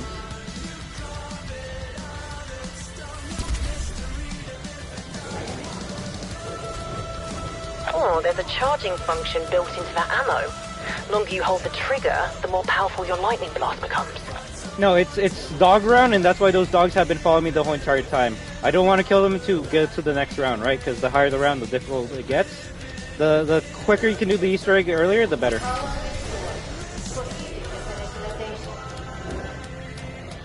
Warning. Initialization interrupted.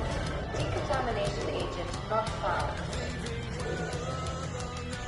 Wait a minute, wait.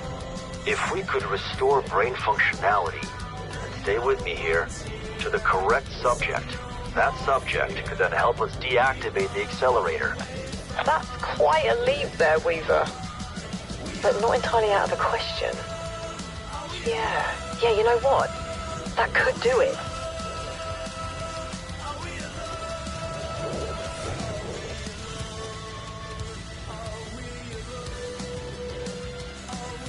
The only joke I could make is a Bo Right Show joke.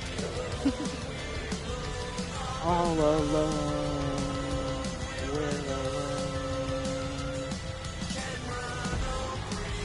Alright, now we gotta find a way to fix the machine.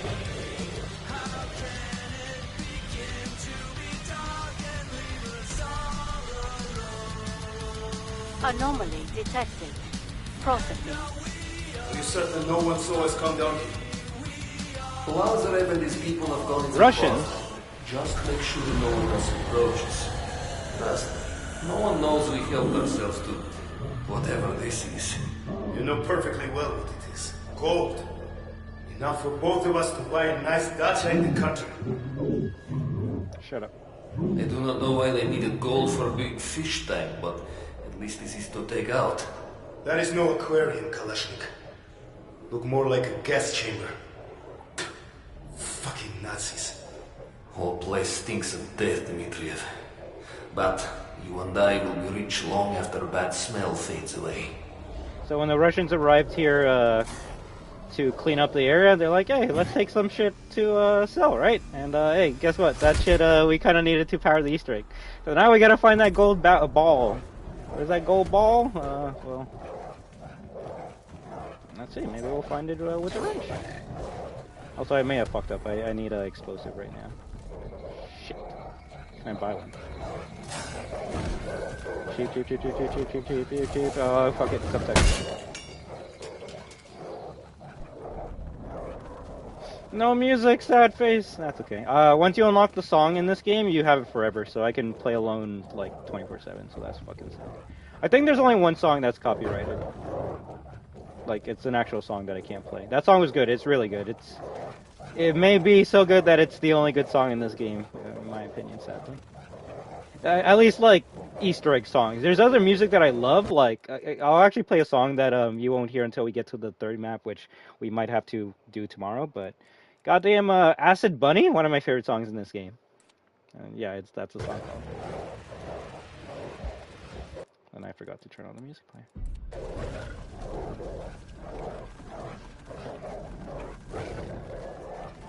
Oh, and then, goddamn, the song that I forgot to turn off starts playing. There we go. I forgot what I'm doing. Oh yeah, so we used the wrench on this tank here, and I believe we gotta use it 3 times. So, yeah, you didn't know you use a wrench to fix a tank?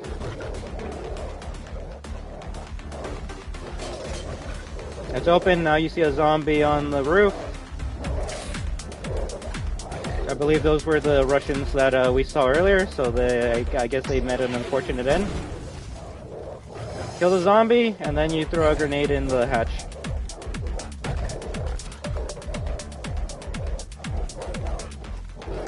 Arming Simtex. tank shoots a shell at a tree, and I think one of that subjects actually killed a dog by accident.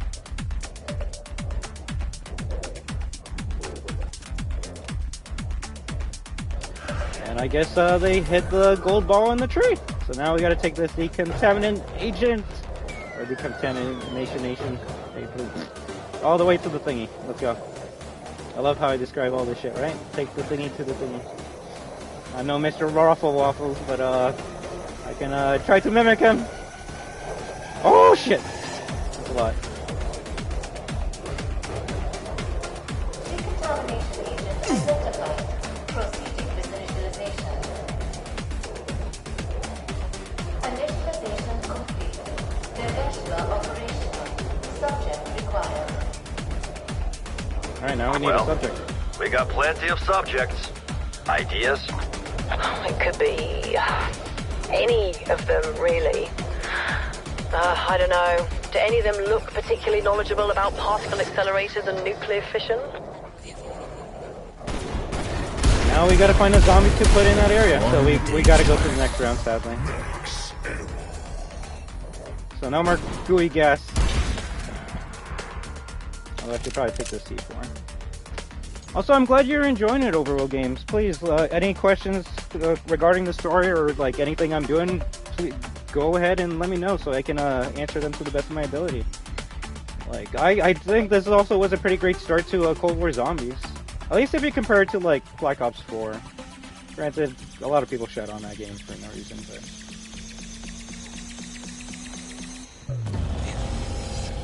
Nice, that's exactly what we need. That's actually perfect. That's fucking perfect.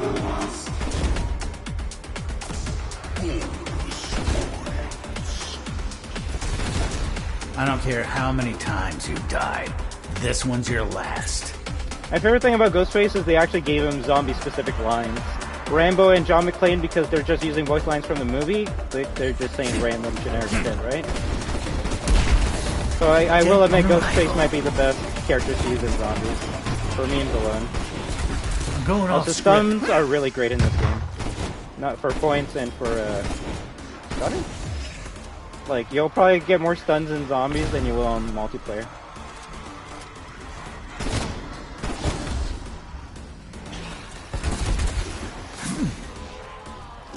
Don't hurt me. That hurt.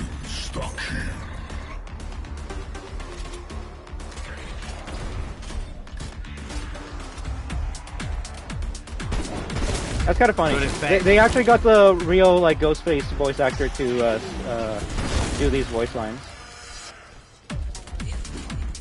Okay, I'm low on health. Well, it's not. I'm full health, but I got no armor, so we're gonna buy armor, just so we can take some hits while we're trying to do the Easter egg in that room. Because what we gotta do is we gotta split this fuck, which isn't hard to do. It's just trying to split him without killing the other zombies. That's kind of tough. You're not wrong. Although, just wait till you see what happens at the end of like the story. You'll be sad for Ghostface. Well, I'll actually make you care for these characters. That's gonna be the main goal of the zombies Easter eggs.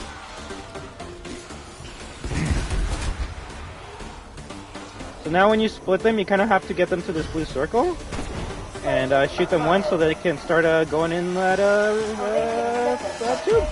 So you don't want to kill them. If you kill them, then you gotta wait till like the next one spawns, and they sometimes spawn like every 3 to 4 rounds. And yeah, like I said, the sooner you can do these Easter eggs, the better. You don't want to be doing these Easter eggs at like round 69. Round 6 would be the best, actually. Get in this goddamn circle! You see, this is actually how Russia looks at Destroy Humans 2. I spit on you, here!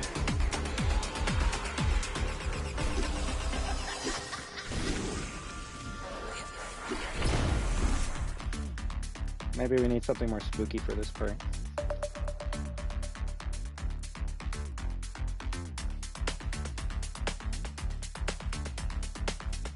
Oh, we'll put the Monsters Inc. song.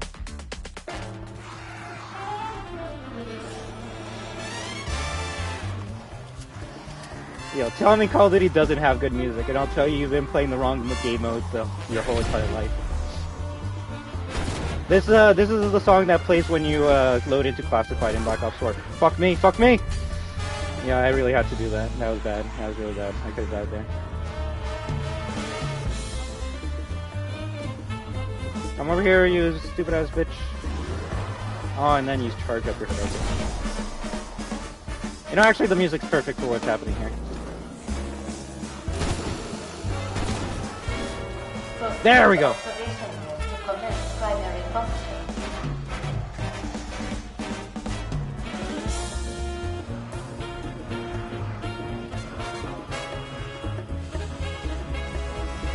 Now we press this and we win. GG. Okay, I will turn off the music though.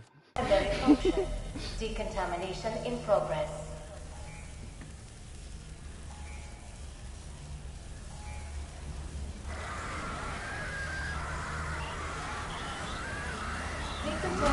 Oh, me neither. I only got Black Ops 3 for the classic maps, and that's it.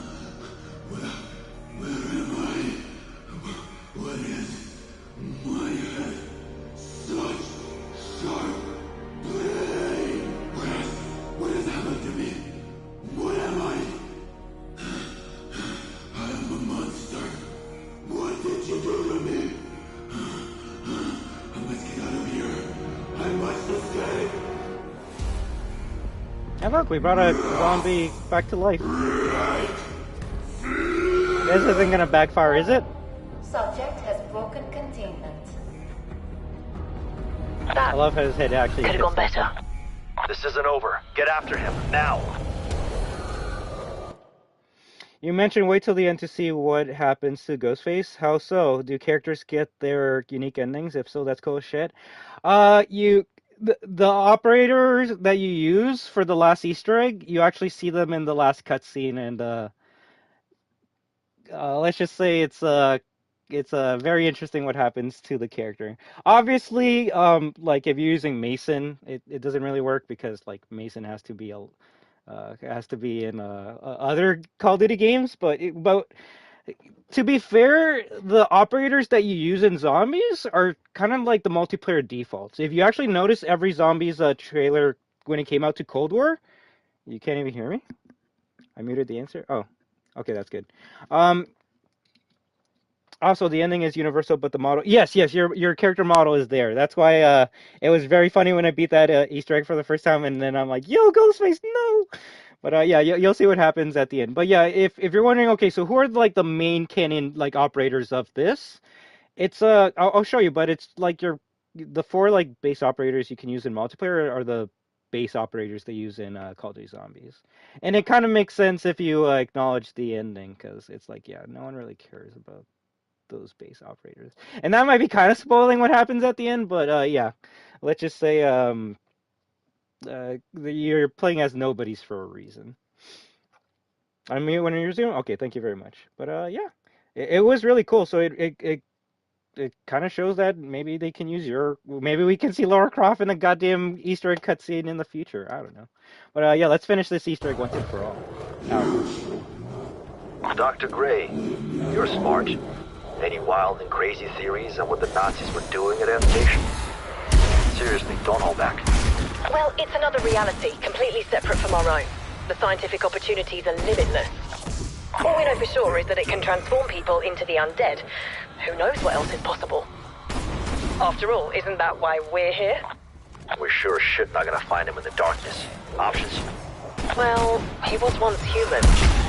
Maybe there's something around here, something from his past. Something to help him remember who he was. I guess we're even now? Maybe? So we gotta find a way to lure Orlov out of his hiding. You wanted to be in the spotlight? How's it feel?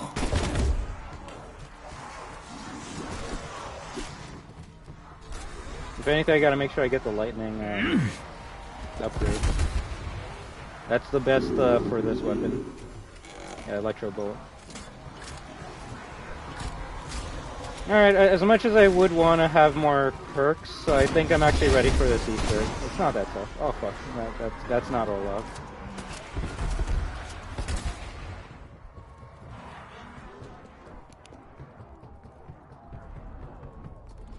If anything, let's see if we can buy a kill streak before we go into the fight.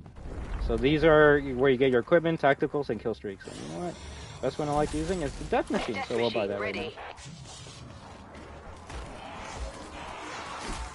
So if you notice, this is the last portal. If you take this, then you're getting ready for the final fight of this Easter egg. Undead, re-dead. That's one of my favorite ones. Undead, If you don't got double digits, you're no one. Uh-oh. Don't hurt me! I'm just trying to get the Easter egg. Alright, let's see what's here. Detect processing. That's Orlov. Little Katya. That's the guy we just turned into a human. Hear me, but I must ask you. Give me strength. The Mega Group has given me my orders. I am to restart that infernal machine. In this, I have no say. It is my duty. When it is reactivated, I do not know what will happen. That information is considered very much above my rank, but considering the precautions the others now take, I must face the possibility that I may never see you again. More emotion than the actual campaign, too. I hope this is not true. I hope that nothing will change, that the world will stay as it is. But I fear I am opening a box that cannot be closed. I will see you both again. Amazing storytelling. Amazing fucking storytelling. But remember, zombies is just about shooting and no one cares about it, so just play multiplayer because zombies are for kids. Orlov family photo. Alright, we're good to go.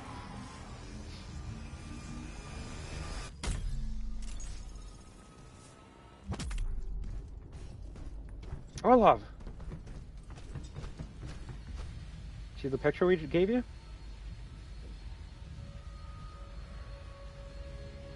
These faces are familiar to me.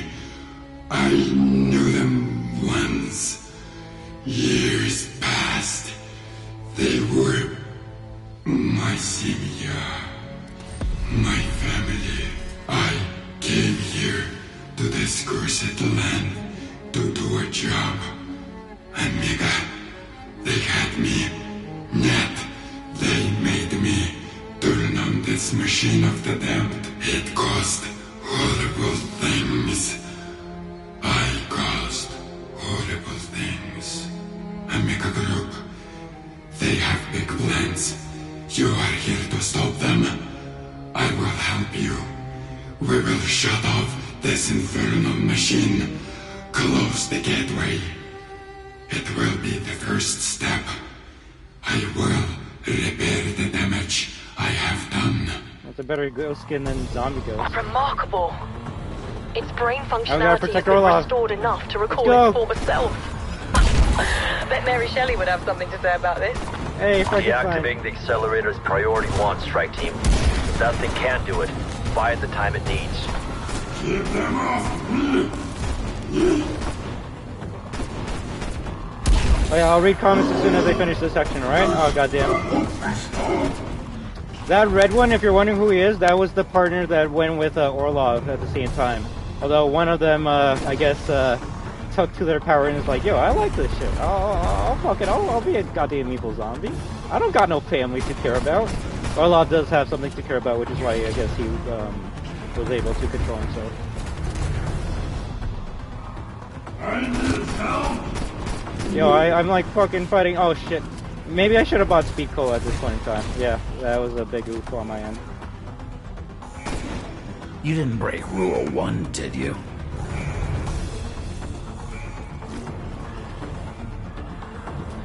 Zombies started having armor in Cold War, so it first started in this game. So sadly, I will admit, if you hate armor zombies, then I guess Cold War is the source of that bullshit. But speaking of which, I found a way to be able to defeat the zombies easier in Modern for Zombies. Crossbow thermite rounds. Oh my god, it just melts anyone. It's amazing. Was that It's one an trying to MW2 gun. outscare me? Please. Okay, might have to use the big gun right now.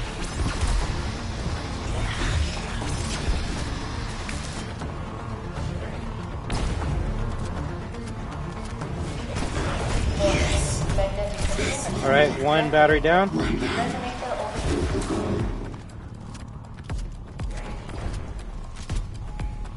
But you're not wrong. Honestly, great choice making it so you don't get attacked while getting these stories. Well, yes, you could say it makes the game easier. It's more of a hassle than a challenge before. Yes, exactly. Plus, to be fair, the people that were like trying to get the story back in the day were people that like were like, yeah, I actually want this zombie out of my way so I can hear what's happening, right? The people that don't care about the story, it won't affect them either or. Also, don't worry, even though you see a health bar on Olaf can't die. It's just he won't be continuing the process if he's surrounded by zombies, right? So, if you're like struggling in this part and you're about to die, don't worry. Don't focus on Olaf. Focus on yourself first. When we get to the Easter eggs where you actually like are timed, I'll let you know. But yeah, right now you have as much time as you have to do this. Also, we're at round 15, so that's actually not bad. We could have probably done it earlier, but also, funny enough, I think this song was used in the campaign, and it was so good they're like, let's actually use it for zombies.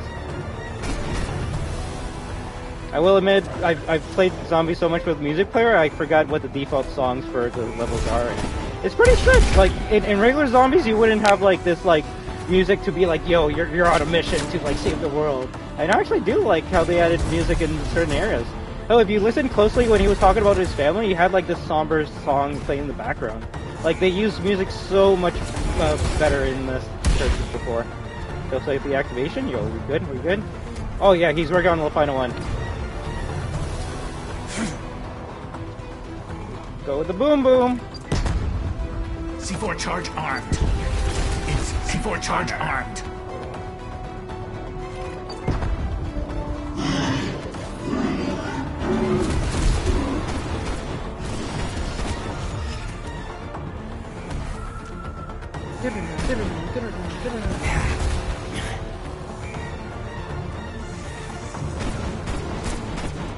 Alright, this is all extra stuff that you don't have to do at all. As soon as you turn on the power, you can just play this like a normal zombies game, right? But you can kind of see how it's easier for a new player to get into zombies with Modern Warfare Z compared to classic zombies. Because this is the classic round-based zombies that everyone knows and loves, but like, if you didn't like do your homework to find out how to do any of this shit, you're not gonna do it. And that is the difference between MWZ and something like this. This, you kind of have to do homework before you get into it. And MWZ, you can just go into it and play like DMZ and have a great time. So, yeah, it's understandable why DMZ is, or MWZ, should I say, is starting to become more popular than any other mode that came out beforehand. You think casuals were doing this day one? Fuck no. It was people like Mr. Waffle Waffle that were doing this shit.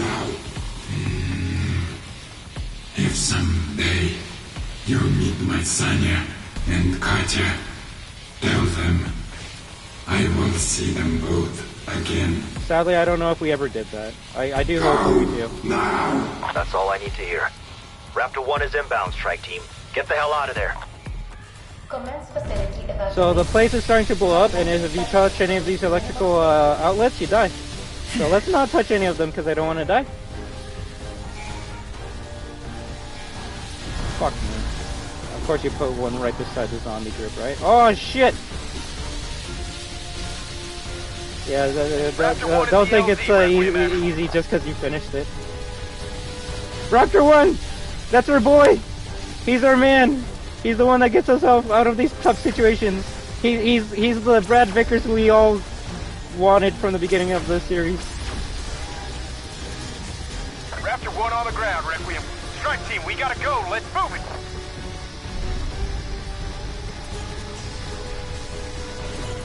Get me on! This is Raptor 1. Strike team on board for extraction.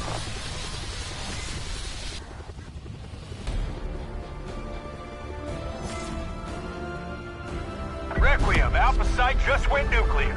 Facility has been destroyed. Good work, strike team. We've closed the breach. But I got a feeling Omega Group is just getting started. GG's. I love how you get a shot of the Euro Mountains at the end. It was a tease for what was to come. But yeah, that's Easter egg number 1 done. This could be great if the boss tried to attack him, which would give you a reason to kill Mega. Then no reason at all. Other than that, I love the story. To be fair, I can see why they didn't like go boss fight while you're trying to defend Orlov. It's because this was the first one, and as much as it was like a couple years since we got Black Ops 4, I don't think Treyarch wanted to blow their load on the first map, right? If anything, we get the first boss fight in the next map that we can do. Is there a death scene for not getting on the helicopter? Sadly, not. I think. Actually, yes, there is. There's a death animation anytime you call for the chopper and you die, or anytime you call for the chopper and you don't make it. And that death animation is the chopper taking off, but an Omega Group soldier shoots a rocket at the chopper and the chopper blows up and Raptor 1 dies. So that's technically the bad cutscene you can get. You don't see your character dying in that crash, sadly, but you do see Raptor 1 die, which he's our boy. He's our Brad Vickers. He's the one that's always getting us out of trouble. So we kind of need him. But there actually is a unique cutscene that you get if you die with Raptor 1. So that's kind of cool. Let me catch up on anything that I missed out on. But that was level 1. So I hope that got you a little taste of what we're gonna see for the next couple matches.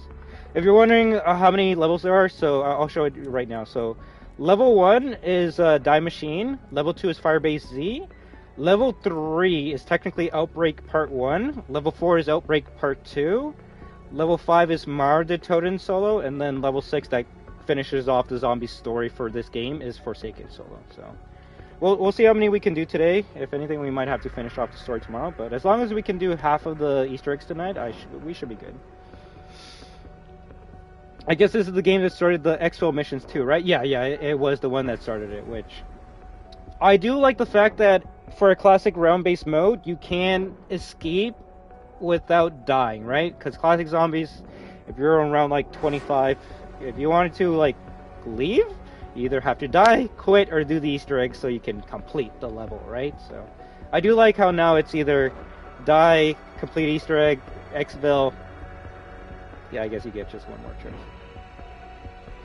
Let me see.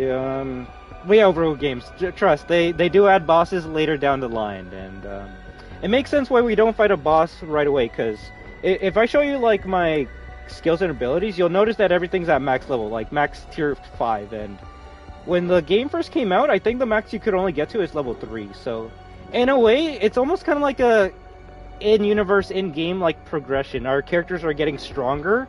The more we do these missions, we're getting more attachments and more perks and more equipment, which in turn makes us strong enough to be able to defeat the bosses that you fight later on in the story, right? Because shit, if you fought like a boss level 1 and you're just Jimmy who fought a zombie like today, that might be a bit too bullshit. It's like, yo, how the fuck can Jimmy just kill Ether God boss day 1, right? But Jimmy like doing all these missions and getting stronger over time and learning how to defeat the bosses makes sense when you get to the 3rd map and you find out how to defeat that boss, right? Alright, let's see. But yeah, like I said, if you want the classic, like, you gotta hear the stuff while the zombies are attacking you, you could just shoot a zombie and then all the zombies attack you while the story is still happening in the background, right?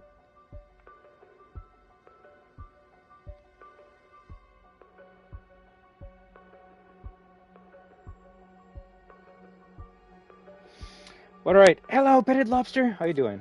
Also, yeah, field upgrades are max. If anything, let me actually see what I have on my shotgun. Close quarters, okay. No, I actually need to remember what's the best perks. Increased slide speed, that's good. Actually, I think that's all I care about. Gain more salvage. Okay, depth perception is the best one.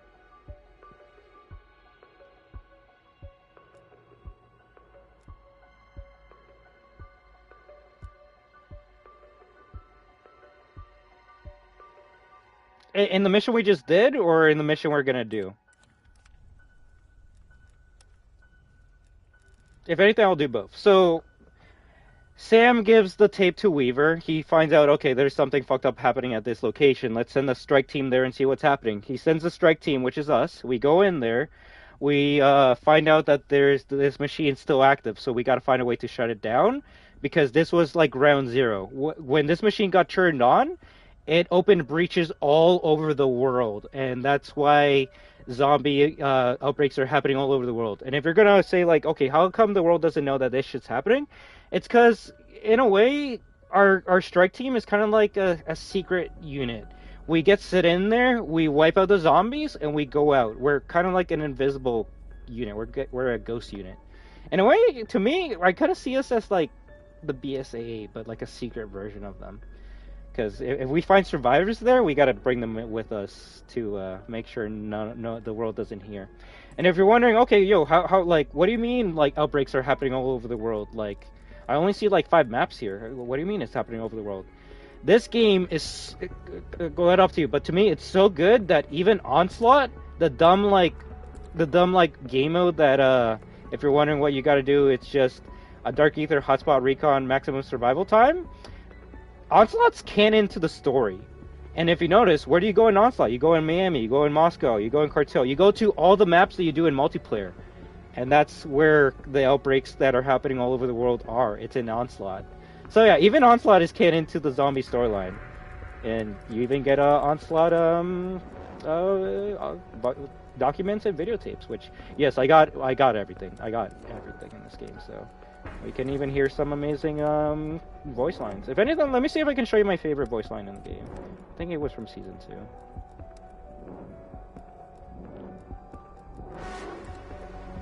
Dark Ether.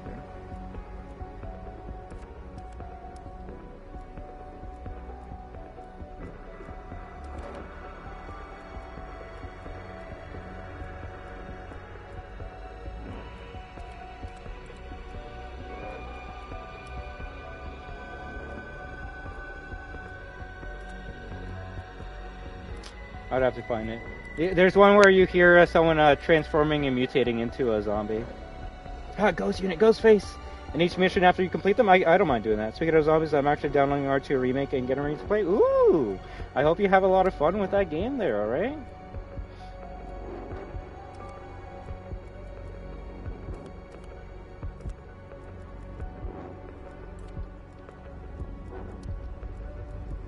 Yeah, even the artifacts. Even the artifacts. I would probably have to find that on my own. Damn it! It was such a good... Oh, wait.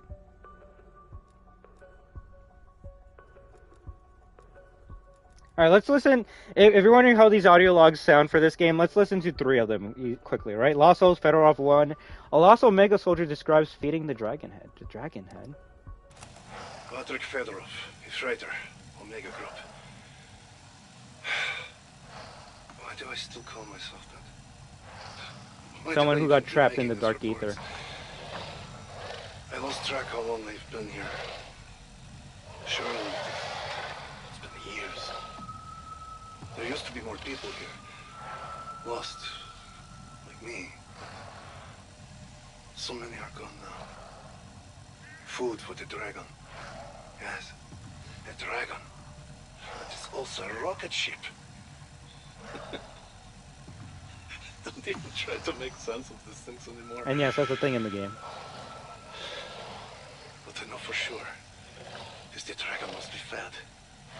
It demands sustenance. And then it delivers this banquet of souls to the One. The One? I do not like to even speak of the One, but his shadow falls over us all. And we must pay tribute. At first, we sacrificed the weak. Strangers, friends, it did not matter, but then, we who still remained began hunting each other.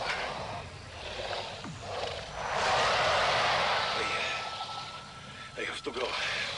It is hungry again. I have to go. If anything, this audio log gives me nostalgia to when we didn't have, like, all the seasons, right? And this is how we would start making theories and wondering what's going to happen in the future of the series. Like, yo, the One? Who's that? And then someone like me would be like, the one like Shinonuma, the song, the one? Are they talking about that, the one? And then it just makes me smile and happy and makes me excited for what's coming next for zombies, right? But yeah, well, we can listen to these another time. They're pretty long. But so let me see if I explain everything for the first level. So we arrive at a goddamn day machine. We stop the shit there, and we even blow it up with the nuke that was in that facility. So we blew up that machine. It's over. Unfortunately, the rifts that are opening all over the world are still there. So we got to find a way to destroy that. And yeah, that's kind of where it ends for Die Machine. And if yeah, that's kind of just how it ends. We go in there, we destroy the source of the first rift into the Dark Ether, and we get out of there. So then, sadly, this is something that they should have given to us, but even the trailers are canon to the storyline. So if you watch the trailer for Firebase Z, I'm going to explain the trailer because this is actually important. Otherwise, you're not going to know what's going on for Firebase Z. In the trailer for Firebase Z, you hear Samantha Maxis saying, "I'm going into the field. I heard there's an experiment happening in Vietnam. I'm going there right now." And then you hear Weaver saying, like, "No, Sam, like you can't go there." If anything, maybe I just play the no, maybe I'll just remember it. Anyway, Sam goes there. She gets captured because, I don't know, she's not that good of a spy. Like, she doesn't have any, like, military training or anything. She's just, she's more of a reporter in this universe than anything else. So, she gets captured. They start, like, interrogating her and being like, "Yo, like, who sent you here? What are you doing? What's happening?" And, that's when Weaver finds out, oh shit, Samantha Maxis has been captured, by Omega Group at the Vietnam base. Send strike the team there right away to extract her. And that's what the mission is for Firebase Z. Let me actually read it. A captured agent in the heart of darkness. You see, it doesn't even tell you it's fucking Samantha Maxis. So. A treacherous scientist on the brink of a breakthrough. Who's this scientist that they're talking about? An unlikely ally out for revenge. Maybe this ally we might see in Modern Warfare Zombies. Infiltrate Omega's Vietnam base and expose the secrets within. Alright. And yeah, so if anything, I believe Firebase Z takes place a couple of months after Die Machine. Goddamn, where is it? Oh, I was in the wrong place.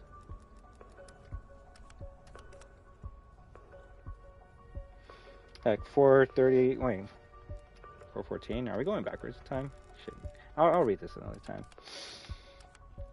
And yeah, let's get ready for Firebase Z. If anything, I'm just gonna warm up my coffee. If anyone of you have questions to like ask regarding Die Machine, what happens beforehand, what happens after, I don't mind answering them. Although, please no Vanguard zombie questions until after we beat the whole entire Easter egg, because yeah, that is canon, but it's not really that important, honestly. So.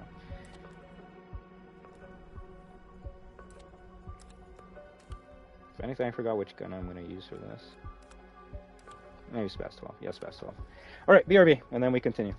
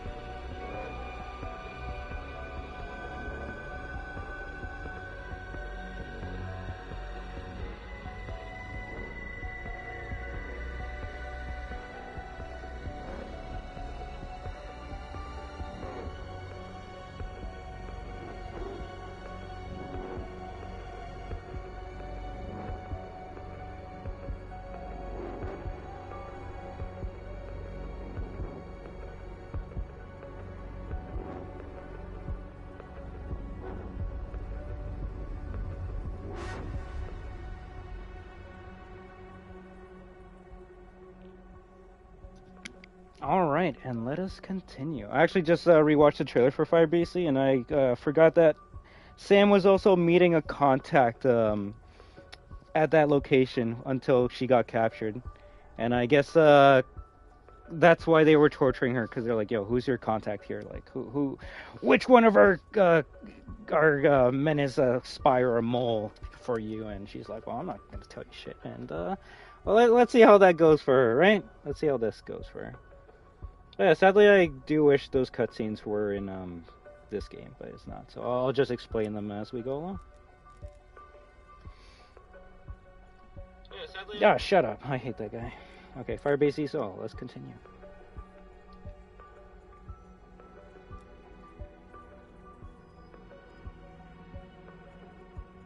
Hola, Emil. How you doing? It's been a while. I hope you and all you amazing destroyers and lurking viewers have an amazing day or night, and I thank you very much for stopping by. But yeah, we're gonna continue using Ghostface. I believe the best weapons to use is either the Spaz 12 or the Tech 9, which I don't want to use right now, so we're just gonna continue with the Spaz 12. Spaz, doesn't matter. Alright, let's go save Sam. Strike team nearing the village. Ready on your mark, Weaver. Also, I'm glad we got Gray again. Strike team, the Omega base is nearby. Maxis' contact will help us infiltrate. Ravenoff, are you there?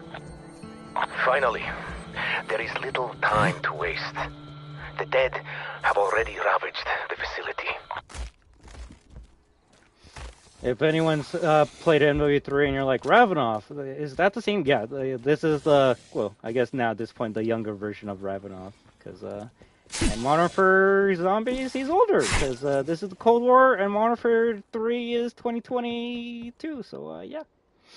It's been a while, just enjoying your Thanksgiving break. I hope you, as well as anyone else that's on their break, enjoys it, right? Right now we're going to be, we're just trying to explain the story of zombies while we're doing the Easter eggs, so let's continue. There's Ravenoff, how you doing? Captain, I wish we were talking under better circumstances. I disagree. There is no better time for Russians to speak than when they must persevere. Take the teleporter to the Omega base. That is where you will find your Maxis. I would help, but I have persevered enough for one day. I will watch and help from here. Go now. Find Maxis. The saddest thing about this character is he was going to be a bundle for this game, and then real life events happened, and then they removed him from the game files. Oh well, maybe we can get old Ravenoff next time. Hi, zombie.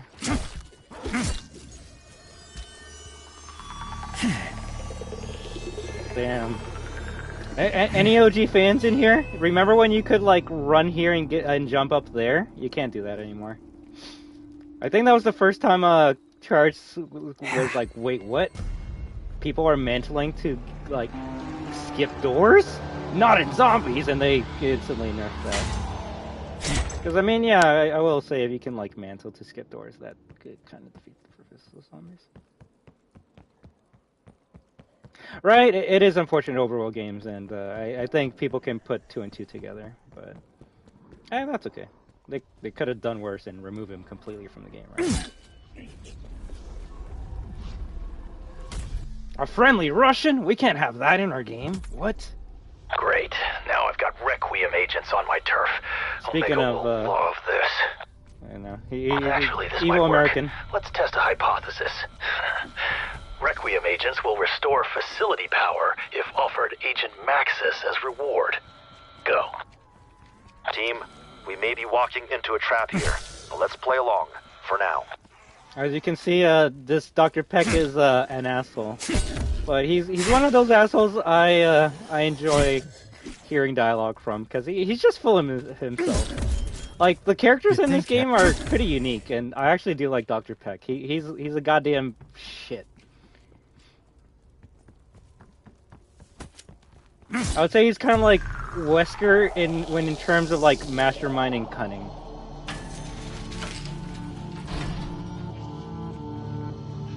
Alright, so we gotta turn on 3 ether reactors so then we can turn on this machine. So then we can almost heard Dr. Pepper. Dr. Peck. So then we can hopefully find out what Samantha is.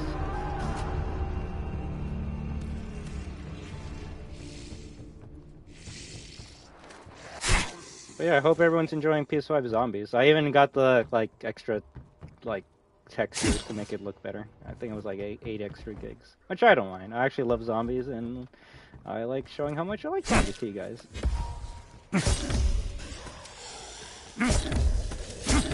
Murdered.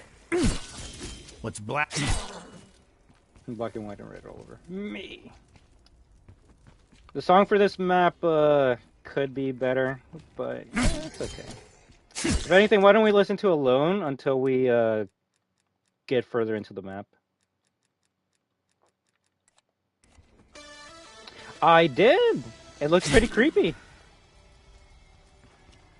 You're not wrong before, but I guess I don't really have any other games that I'm playing that make me go, yo, I need that like space, right?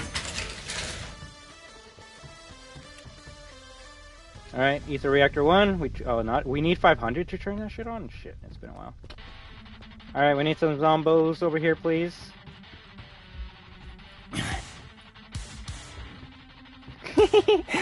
You're not wrong, it's basically stuffed like a turkey right now. Which is why I have the PS4 version of Modern Warfare right now, because it's not picking up my PS5 hard drive, right? And that's why I guess I could have just downloaded the PS4 version of this game. I actually really like the PS5 version. Where's this dumbass zombie? When we're on low rounds, this shit annoys me. Yeah, there you go.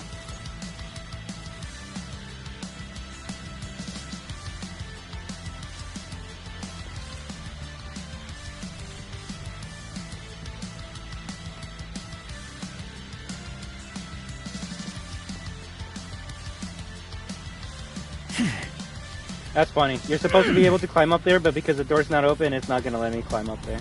Which makes sense.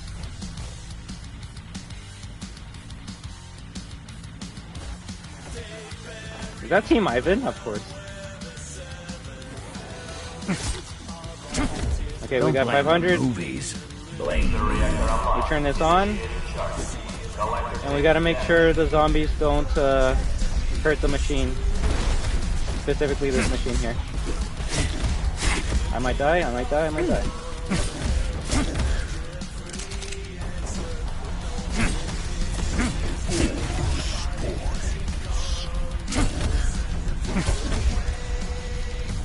First perk we should get is Juggernaut, that's for sure. Oh, there's 2 machines? I forgot about that. There we go, machine 1 to turn on. These doors are open now. We can grab this nice shovel. Okay, Peck. We did as you asked. Where is she? Where's Samantha? That's 1 done, but I count 3 reactors. Guess we can confirm now math isn't your strong suit. You see what I mean about Peck? Like I said 3, you dumbass. God damn it. Alright, Peck, we'll play your game. But you better give us max as soon as we turn on these 2 other reactors. I really hope Peck comes back in either MW Zombies or Black Ops Cold War Part 2 or whatever. I'll just say Treyarch Zombies when it comes to the next one, because we don't know what it's going to be called. Apparently it might be Gulf War, but I don't like trusting on leaks. I was going to say, you going to attack? Collector taking damage.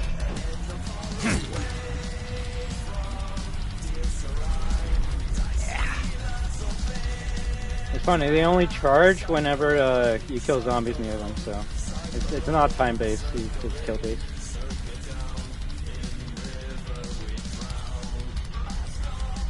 Golf? No, golf, like G-U-L-F.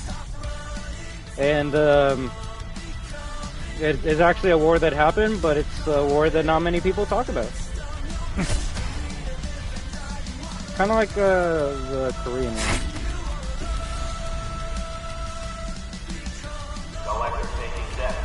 Or, yeah.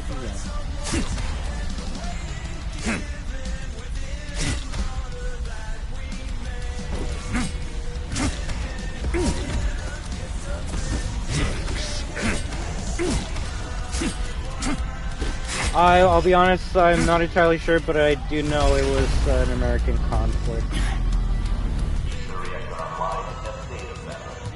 If anything's interesting, they're actually, like, doing wars that people don't really talk about, so... It just depends how much they actually, like, address with what happens in those wars, right? But then again, it's Call of Duty, so when are they ever gonna get political? It's always gonna be, hey, I got a flamethrower, I'm gonna shoot people. If anything, I would say the zombies gets a bit more political than the actual main campaigns. Alright, so that's number 2, and we just gotta turn on the last one and we win.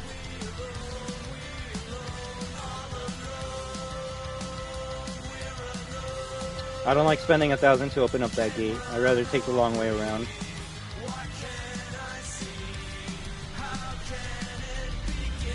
And someone in the future in the comments is like, you don't know what happened in Gulf War, you're so dumb. Well, why would my fucking Canadian school teach us about that shit?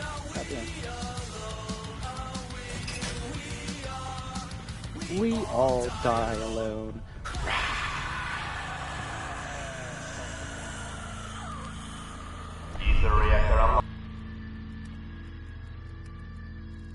That's a classic one.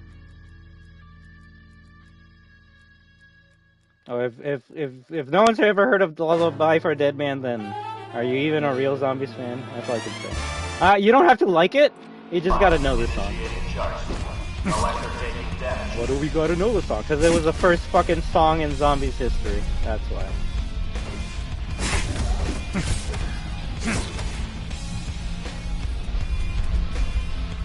Technically the song you would hear every time you lose a knock.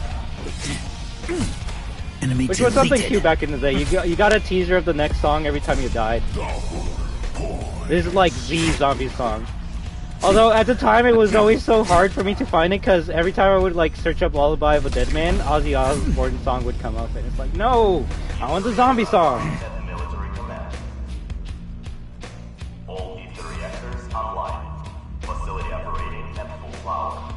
I guess the most important ones, right? Weaver, there is a weapon forge at my location. It is now operational. It makes weapons fire bullets that cut like Soviet steel. Your team should use. I will. I go now. Sadly, no lyrics, but it's the instrumental version, so if you know the lyrics, you can just sing them. Which I definitely don't know the lyrics off that part. You have fought their kind before, yes? They are vicious, unrelentless, like Medved with drinking problem. They do not die easy. Still, shit!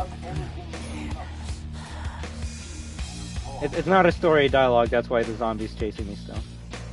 And thank God Wonder Fizz is here. It has all the perks. I'll buy some jugs. I'll buy armor even though we could have probably got it for free, but I'd rather have armor right now than not have it. I know plenty of intel to recover. Take whatever is not nailed down. I know this is your dream.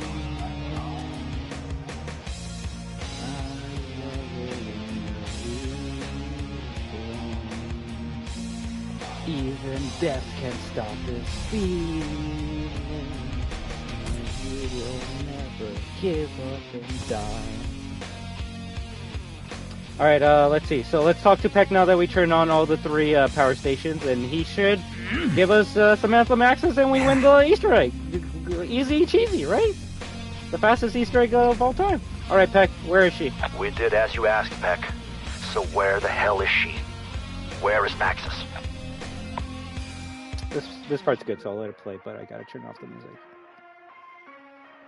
Where's Maxis? Right now. I'd imagine fighting for her life against all sorts of awful monstrosities. You fucker! You see, I used my portal and threw her into the dark ether, then shut it down and threw away the key. Good luck reopening it. Damn. But I do appreciate you turning the power on. Now I can transfer my research back to Omega. Thanks for that. You piece of shit! Fucking dog! Peck's depravity knows no limits. If what he says is true, Maxis is in mortal danger. Time to show Peck our own cruelty. Come, see me. There is more than one way to kill a Sabaka. You're still here? Why? I have no further use for you. You've done what I asked, now scram. Skedaddle. Don't let me grab the bug spray. Not the bug spray. So yeah, Peck used his intellect to make us do his bidding. Man, I love my history teacher. They used to always teach us that we only learn about wars we won because they don't like teaching us about when Britain ate absolute shit. You're not wrong, and the funny thing is that goes for all countries. That goes for all countries. Bro, about a hand emotes, they didn't bring them back. They didn't, sadly, and that's something I miss doing. Like just like dumb shit like this. Have some candy. I didn't buy specific. What's your big plan, Ravenoff? Okay, big plan. Big strats. When Omega first sent men into the Dark Ether, they came back crazy, telling stories we knew could not be true. To extract the truth, we created a special serum. This keycard will get you access to the materials needed to make a dose. This truth serum will make that bastard Peck tell you anything. So if you're wondering, okay, so how come this Russian is like defecting or like betraying Omega Group and working with us? It actually is explained in the Outbreak. In Outbreak, when the portals were opening all over the world. Find the compounds, make a dose, then we give Peck a taste of his own medicine. As long as we mix the dose properly, we should be in good shape. Should be easy. Also, I'm so glad we have Gray. It's always random who your like secondary characters will be. For example, it's always going to be Weaver on this? and the person that's tied to the map, right? So Weaver, Peck are always going to be on this map, but it can be one of 3 characters that's going to be talking to you as well. Luckily, we got Gray, which I would be okay if we get Gray for the whole entire playthrough. But you can either get the weapons expert, or you can get the ether scientist. Dr. Gray's a ether scientist too, but she's more of a jokey one. The other one, Strauss, he's like, well, I guess he was part of the actual experiments at Die Machine because he was there. So he could also be the evil one, right? Because he's German. It's funny how many theories people had about this game. They're like, yo, we don't know what can happen. This area reminds me of Dome. Funny enough, there is a dome in this area. Okay, so mission 1: open up the key card to get the compounds to make the truth serum. So we got 2 out of 3. If anything, we'll play some music for a bit. What comes after a Lullaby of a Dead Man? My favorite song of all time, or at least top 3. When this song came out, I would listen to it every fucking day. The lyrics are too good. If you don't know what the lyrics are in this song, it's basically the story of a zombie. It's a zombie's perspective, and that's so fucking cool. Yeah.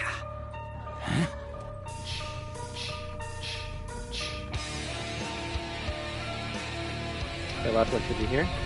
There we go. We got the 3 ingredients now, so now we gotta find a way to mix them.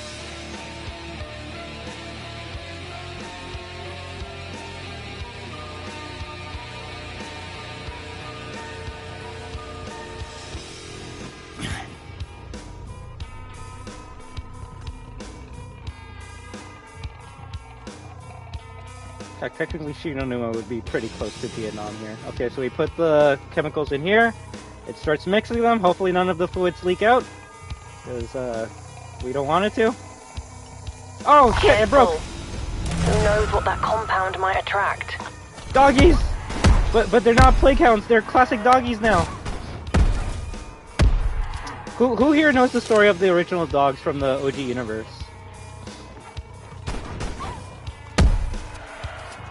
So in the original universe, Samantha, she had a dog named Fluffy, a female German Shepherd that was pregnant with babies.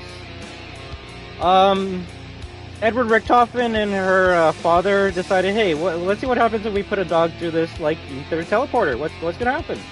Fluffy goes in, Hellhound comes out. Hellhound escapes with, while it's pregnant, and that's how you get all the Hellhounds and the classic zombies. In this universe, I think they just, like, sent a normal German Shepherd in through the portal, and then out came a Hellhound, and they're like, god damn, this is pretty fucked up. But also, we could make a weapon out of this. We grab the... Okay, we put in the gas. An aerosol delivery system. That should get Peck talking. A real shame about him. He was once a leader in his research field. The only shame is we didn't catch him before he fled the country. Yeah, he defected from the US and joined Omega Group because he wants power, and Omega Group is going to give him that power. Come on, I know I can jump up here. Am I that bad? There we go. GG. So you're telling me they accidentally made a race of servers because they infected a pregnant dog? In the OG timeline, yes. In the OG timeline, yes. But that's because they were building those teleporters that you see from Doriz, right? The ones that you gotta, like, go through to power up the Pack-a-Punch. So when they were, like, experimenting with teleporters, they're like, well, we're not gonna throw in a fucking human in there first, because what if they die? So let's put in a dog! A pregnant one, because we're German and Nazis. So, yeah, they put her in the teleporter. The teleportation worked, but it altered the dog to be a Hellhound, right? So it's actually one of the saddest audio files of all time, because you hear Samantha, like, going into the room and being like, Daddy, like, what's wrong with Fluffy? And Edward pushes Samantha and her father into the room with the dog and just laughs and says, yeah, you're gonna die. And in the original timeline, it, like, cuts off, so it's like, shit, they actually died by the dog. But you find another audio file that extends it, and they all get teleported right before they were about to die, so they get sent in different areas. CM gets teleported to the moon, which is why she's in that pyramid in the moon Easter egg. Her father gets teleported, I want to say, to Buried, and then the dogs get teleported, like, all over the fucking world. I love how dumb they make the Germans and zombies. They legit test anything on their explanation. Their explanation is we're German and we're trying to win the World War II war, right? So, which, hey, in real life, like, the Germans were trying, like, anything at the end to win. And even though it's weird, they were looking into the occult to see if that could also give them an edge over the war. Which is funny enough, the story of Vanguard Zombies. They have all these, like, occult equipment, and if we're gonna talk about Vanguard Zombies, when they turned on the machine and Die Machine, it basically powered up all the artifacts from Vanguard. So, in a way, you kind of need Cold War to have Vanguard Zombies to work. All right, what are we doing right now? Oh yeah, the machine. Oh. I love you, but we just listen to you. I don't have shit, I'm very sorry. I thought I had oh, I do have Beauty of Annihilation now, and I do have it. Sorry. I want to go in order of the timeline, right? Oh, fuck. Alright, so we put this system on top of this vent, because this vent is over Peck's room. Let's see how he likes the nice gas. If you insist on hanging around, you should know I really am thankful you fixed my little power problem. Because of you, I'm able to continue the satellite transfer of my research to Omega HQ. The base may be lost, but my work will be saved. If you're wondering, my life too. If you're wondering how this base went to shit, as soon as Peck threw Samantha into the dark ether and, like, locked the key, the place just went to shit. I suppose you think you're clever. Is it even a proper dose? So everything was good until they put Max through the portal. It might Wonder be. why. Symptom check, warm tingles, goosebumps, feeling of happiness, euphoria, which means it's time for World at War. Hallucination. Memories. My memories. Shinonuma, the zombies had a different walk animation because those were Japanese. I believe it. Come see me. The meaning of life. To death! No, Time is limited, Requiem. Best to make haste.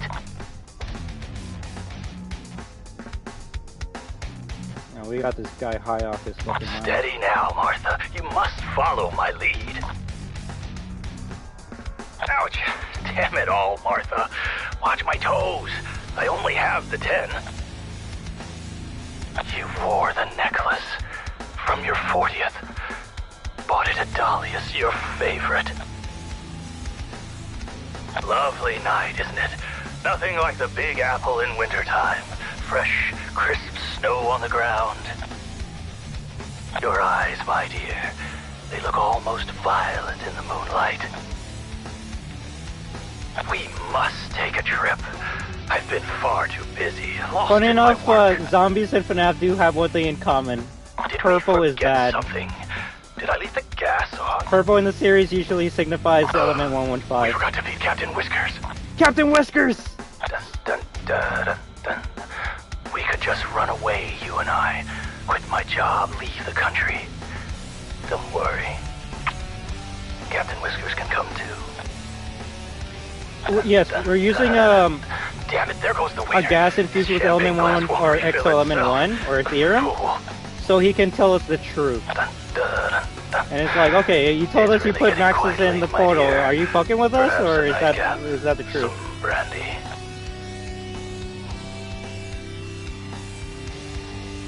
They're so beautiful. Anything? Let me see if there's any music for this part. Probably not. Oh, there is music. Yo, Peck, talk to us.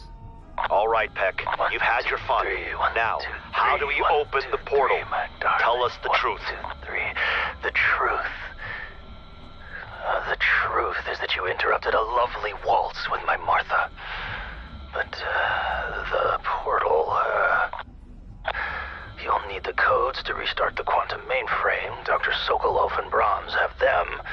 But to locate Maxis, you'll need her dimensional tracker ID tag. Sabine has that. Oh, yeah. They're all dead. Or infected. Oh, shit. Head to the data center. There may be something that can help you. Alright. Well, I guess he's telling the truth. He actually did put fucking Samantha through that portal. So now we gotta find a way to get 3 zombies to give us their codes.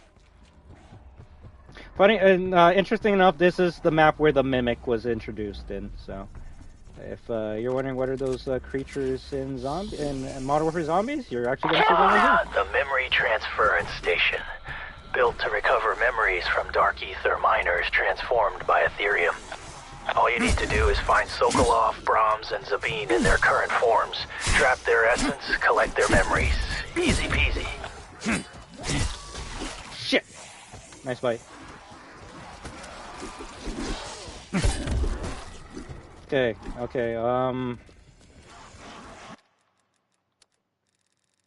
we gotta kill the zombies. Well, we gotta make sure that zombie stays alive. We gotta make sure, we gotta make sure that zombie stays alive. Where is it?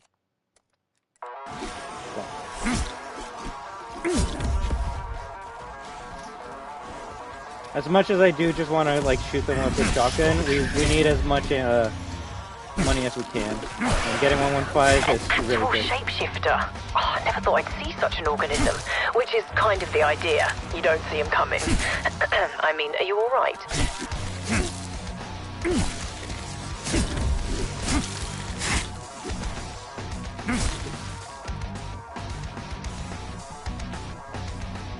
Alright, let's see. So we activate this machine. And we have like these Peck said, traps. easy enough. Reactivation codes, tracker ID, open the portal, bring Maxis home. Just need to locate our marks. Like finding a needle in a haystack. If the haystack was rotten meat. You're not wrong. So now this is what at least back in the day people would call Pokemon hunting. And basically we gotta capture 3 mimics. But not just 3 regular mimics, 3 specific mimics. So there's 3 locations you gotta go to, and you might have a chance of finding the mimic there. Yeah, this is one of the mimic spots. You can tell if it's a mimic spot if you see random shit lying on the ground. So this is a mimic spot because there would be no shit lying on the ground here, right? We haven't killed any zombies, so where's the mimic? There's the mimic! So to capture the mimic, has anyone played Pokemon? You like bring the enemy to like low health and then you capture them. That's why it's called the Pokemon part. I just have to make sure these zombies aren't in the way. Okay, mimic's here. Scanning for target. Target. Target in range. Please capture it! Please capture it! I'm using the Master Ball! Come on! Give it to me! Give it to me! Give it to me! Woo! We got it! So you have 3 minutes to take the Mimic to where it has to go, otherwise it's gonna break out of its containment cell. And then you gotta grab another machine to bring it to capture it again. Man, SB's brain rotted me. I hear Mimic without thinking of that goofy metal endo, right? Right. Interesting, or I don't know, it really goes to show that I'm not a big Zombies fan, but yeah, it's kind of funny that when the Mimic was in FNAF, I didn't think about this creature. I forgot about this creature entirely. Downloading memories. Poor Dr. Klaw-Naw. He's a tough old bird, but all workable place for which come to life. Still, make a good job. Suck a lot of parts. Hardware, software. I'm sure the district wants to leave out what it's been in the LCS. I just hope you can work down the activation code and do something. Minus permission to memory. R3QX. That's one of the activation codes. Just need to find the other one. Alright, let's go. They're so beautiful. Actually, let me, damn it. I don't think I can capture a zombie. My weapons are too strong.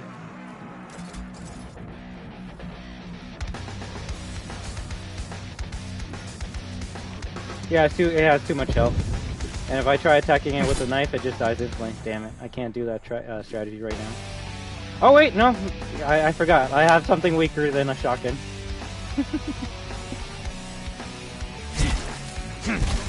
Damn, these fists are pretty good. Scanning for target.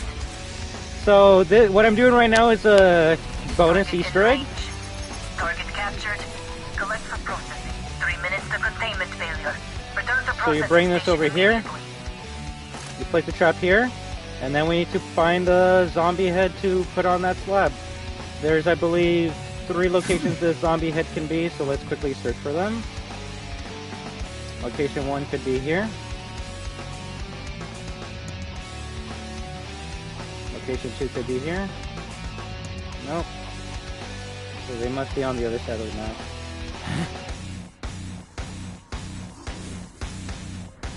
Damn, deployable zombies. Time to add that to multiplayer. We might actually get lucky and they could possibly add a horde point to multiplayer. If you don't know what horde point is, it's basically a hard point, but zombies are trying to attack you while you're defending the hard point. And if you're like, damn, that sounds like a sick mode, why hasn't it come back? I don't know why. It was only in World War II and then never came back. You know what? I will admit, the map's trash. Hell, even the song was trash back in the day, but it took a while for me to enjoy Pareidolia. This song comes from the Mars map. I forgot what it's called. Head could be down here. Nope. And head could be over here. They're gonna put the head in the dumbest spot, aren't they? Yeah. Oh shit, it's here. Nice. Look at that.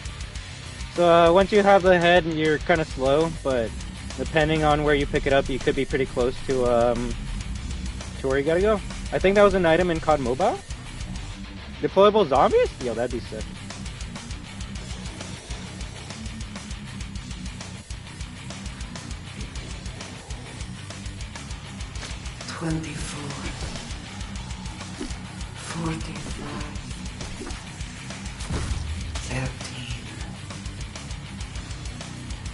Like, okay, this spooky thing gave us a code. Where do we use said code?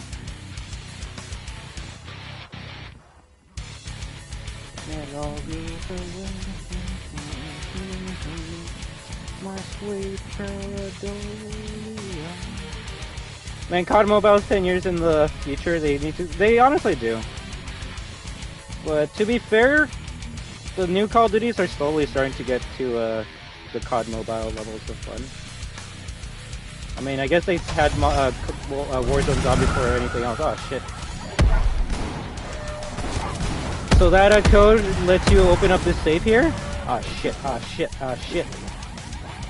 Yeah, see, being in a room of fire is not good.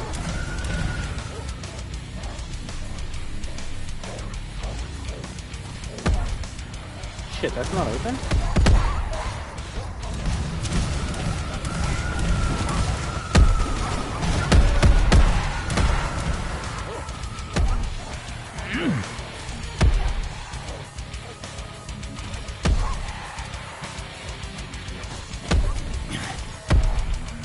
That is not good. Goddamn dogs. They killed the zombies that were chasing me. So I gotta quickly get this Mimic over here before the zombies enter this room. Okay. Mimic's not here? That means Mimic can only be one other location. I'll get that. Okay.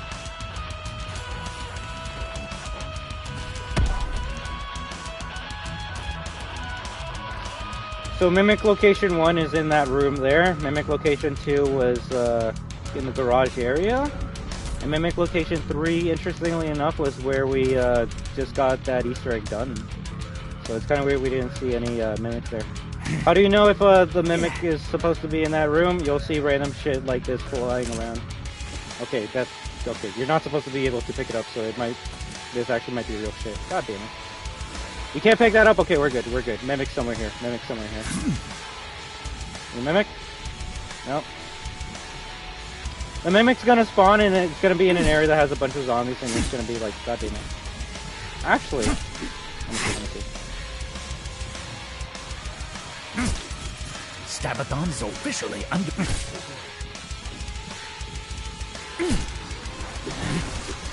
Nice hit. Oh damn it, where are you? There you are. Alright, that's the one we gotta capture.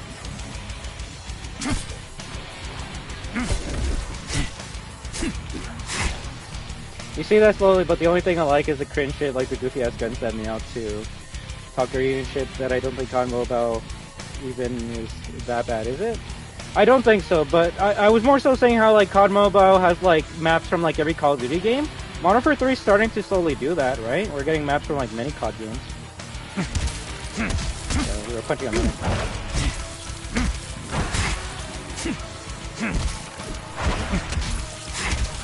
I hate that bite attack. Doesn't do damage to me.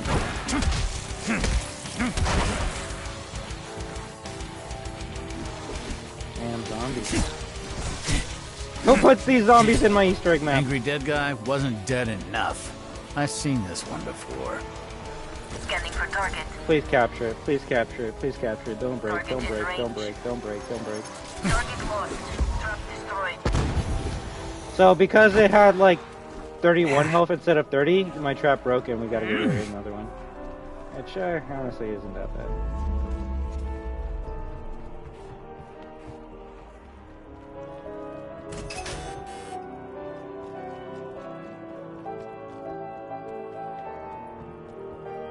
I'm no expert on guns, but that looks pretty advanced. The components must be nearby. If you are looking to unlock that drawer, you will need to use retinal scan. Find Cool Clay's body to acquire the, key. Alright, we got a schematics for a weapon called the Ray K. That's kinda interesting. I wonder if it's decent. Scanning for target. Target captured. Collect for process. I guess that one game mode lets you play some COD 4 maps, but they're not actually playable individual maps. You're not wrong. But it's more so just talking about the feature.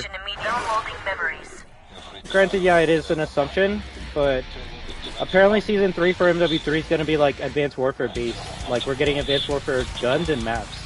So if like one of those seasons is like Black Ops 1 based, we could get like Black Ops 1 maps and even like Black Ops 1 weapons. That's why it's like this game actually has the highest chance out of any COD games we've had to be like mobile.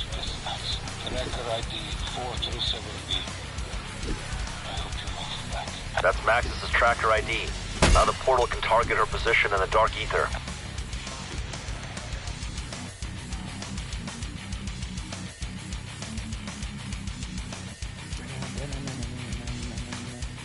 What's the one that comes after? Oh, bro, Abacadabra? Top 5 song as well. If you don't like it, get out of my lobby. No, I don't. It's just, I don't know. The fact that Abracadabra has the damn song, or the damn theme, is just too good for me. It starts off the zombie song. Hey, you good there, buddy? Hey, it's Dr. Kukle. Let's get his I can't watch.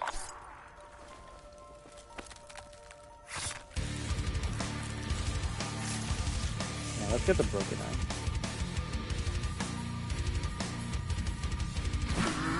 Ah! Zombie!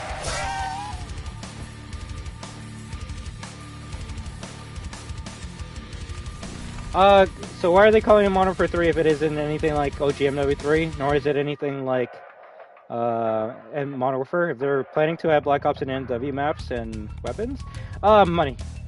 People, like, honestly, that's the real, oh, that knife is sharp. But honestly, that's the only the answer is, it's right there, it's money. It's the same reason they called Modern Warfare 2, because they wanted people to be like, oh, this is going to be like OG MW2, I'm going to buy that, and it wasn't at all. But people bought it because of the name, and yeah, that's really it. So, yeah, people are just buying it because of the name, which I feel bad for them, but I bought it because of the zombies and multiplayer, and I'm really enjoying it, not gonna lie. But also, you gotta remember that this game's being made by Sledgehammer, and what did Sledgehammer do in their Vanguard game? The last season was a season where they brought back classic characters and villains, like Menendez, Rourke from Ghost, Al-Assad from COD 4, and then Sarah from Black Ops 3/4, even though I don't see her as a villain, but whatever, that's neither here nor there. And what were the guns for that season? It was the laser rifle from Advanced Warfare, and it was another gun from a different Call of Duty game. I think it was the F2000 from the original MW2, right? So that's what Sledgehammer did in the last season of Vanguard.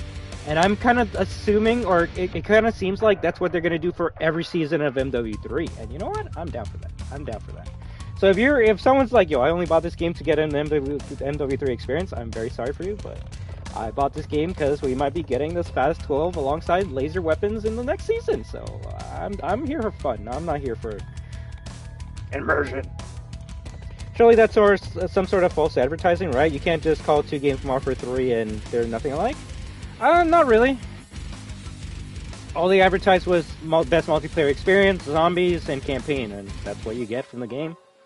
Now, if you're here like, yo, I expected this to be authentic Modern Warfare shit, that's on you. That's like saying, yo, I want a refund because my World War II game has laser weapons now. It's like, you know. Granted, yeah, you shouldn't play the game if you don't like laser weapons, but they added them, and they're gonna keep them in the game, so, fuck you. Alright. Let's see what we gotta do next. Oh yeah, last mimic. Well, there's technically 2 Easter eggs I can do right now.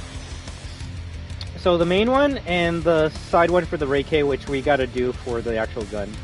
So maybe you guys might be able to help me out here, because this part has always stumped me just because I gotta do it in one go. You'll see what I mean. So we put the eye there, I scan it, we get the key. Okay, I guess we don't do that part right now.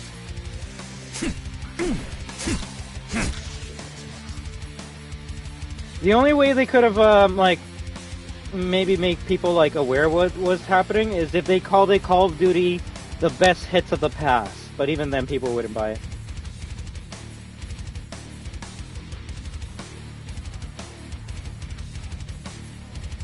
Okay, by the logic, if Capcom makes a game called Resident Evil 5, but it's nothing like RE5, we should just bend over and take it because, oh, they never stated it was supposed to be OG RE5? Nostalgia Warfare 3 would be a great name to it.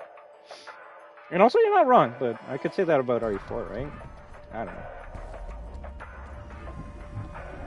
Look, if you bought Modern Warfare 3 for Modern Warfare 3 shit, it's there. You got the campaign, you got the zombies, you got the multiplayer.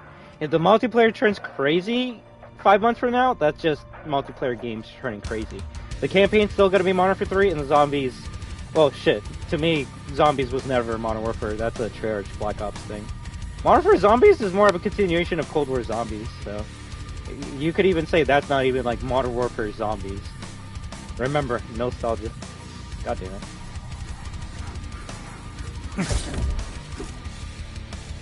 Alright, but I do gotta focus so I can start doing this faster for you guys. So we take the key and start opening up these lockers, which they summon mimics, sadly. But that's okay, we can kill these mimics. Remember that key you found? I'd bet good money it's a locker key.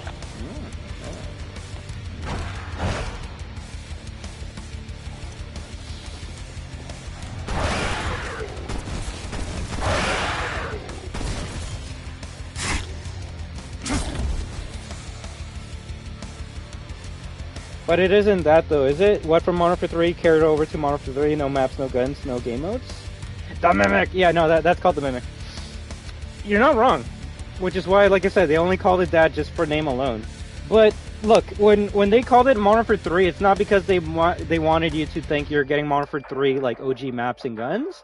They're calling it Modern Warfare 3 because it's a continuation of Modern Warfare 2's story, so... At that point, you can see why they called it that name, right?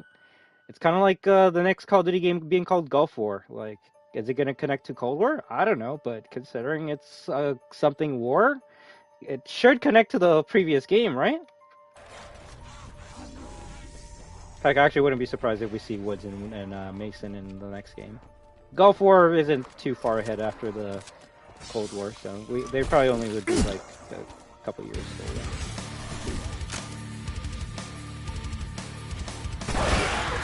So we kill the Mimic. They drop a piece of the gun. Looks like the business end of Cool Clay's energy rifle.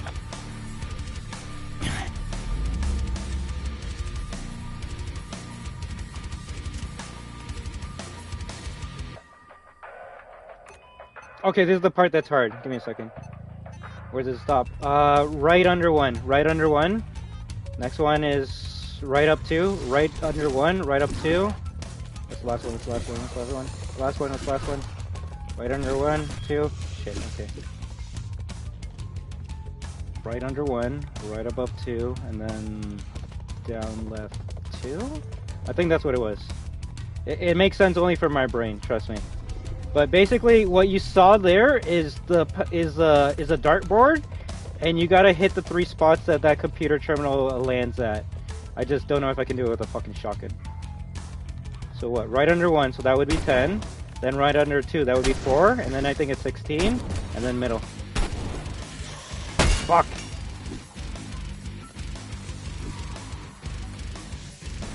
I can't get shield 2 right now. Of course it does. That's why, like, I'm not...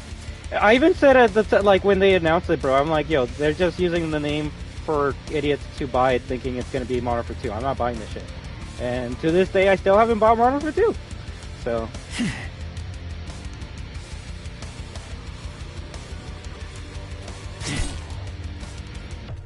13, 15, 7, middle. It's either I'm shooting too many pellets, which that would make sense, or I'm shooting the wrong parts. Is the Mimic even here? No, it's not. Mimic's gonna be in this room, so as soon as I kill that zombie, I gotta come back to this room. But actually, I could do something cheeky.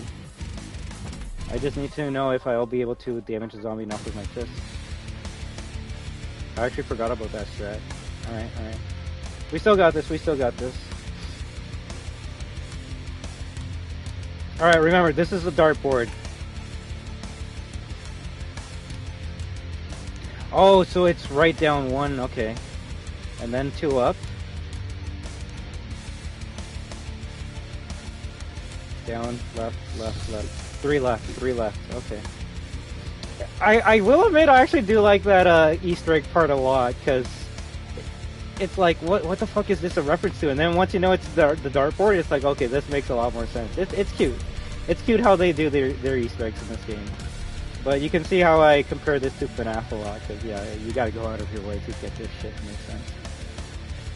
Alright, so it was 10, then I believe 4, and then 1, 2, 3, so 16, and then middle. Fuck! Okay, so let's see, 10, then 4, and then 7, and then middle. What am I doing wrong?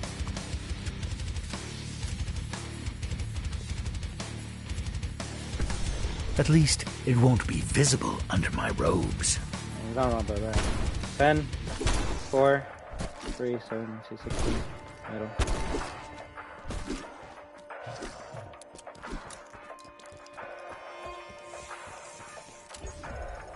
Damn it, it died. Fuck! 10, 1, 2, 4, 1, 2, 3, 7. No. 10, 4, 16, middle. There we go. Okay, there we go. It can get tricky, but that's what it was. They certainly hid hid that Ethereum converter well. I suppose you'd have to in a KGB base. We can't leave this area because we got to get the Mimic from the top floor. It's kind of hard to get the Mimic when we just start the zombies round. To make it easier on me, I'm just going to start calling Call of Duty games Call of Duty. No, same here, bro. That's why I don't even call it MW2. I just call it like MW 2022. Or MW 2022 would make more sense. Welcome to my murder party. MW 23 would be the game that we're playing right now, or playing, or the newest one that came out. But you know what? I actually do think Zombies is good enough to call it by its own name. So anytime I'm referring to Mono for Zombies, I call it MWZ because that's what it's called, right?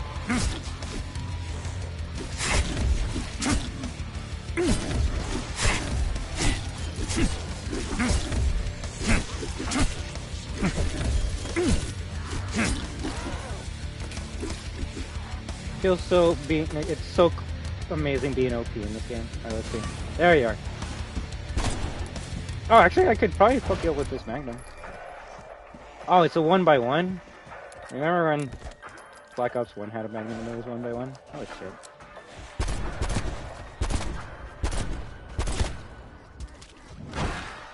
The worst thing is I can't use my fist right now because I got a weapon. I don't want to shoot it in its face and kill it, and then I almost kill it instantly. Scanning for target. Target captured. Collect for processing. 3 minutes to containment failure. Return to processing station immediately.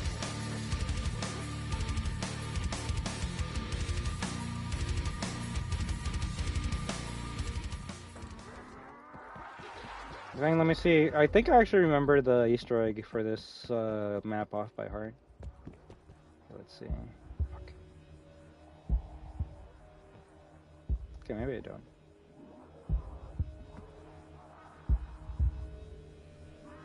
If you activate that, that makes zombies more aggressive.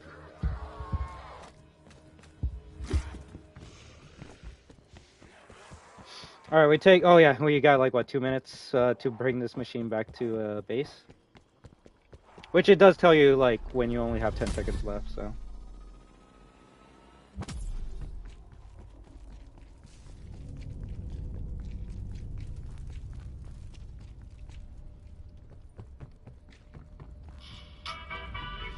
God damn it. 2 minutes until containment failure.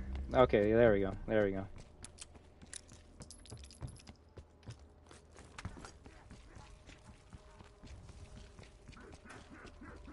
Ah, shit, I was gonna be like, I should be able to make the gun right now, right? No, I need the magazine. And I can't get that right now because a certain enemy hasn't showed up yet.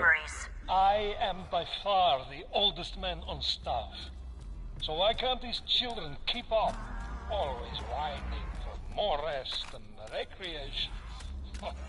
All I care about are results. Tech ignores me. Brahms chats endless. Neither has done more than I have to make the portal function. Now, what was that Activision code Brahms gave for the mainframe? It almost sounded like he said Activision code. J, C, K, 5, D. That's the second activation code. Good work. That's what we need to reboot the mainframe. Downloading contents to this. Alright, we got the 3 passcodes. Nice work. Let's get the mainframe rebooted. If this works, we should be able to recover Agent Maxis momentarily. Alright, we'll be able to bring her back right now. Alright, let's see. I know definitely one of the cassettes was here. Oh, god damn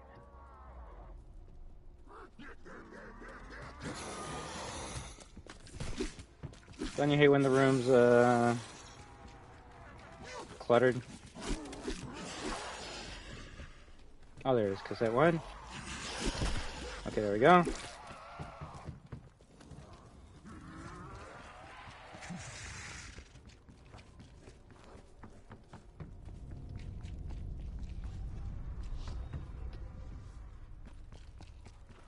Alright, the other 2 cassettes are in the first part. Let me just turn this shit on and get Maxis out of here.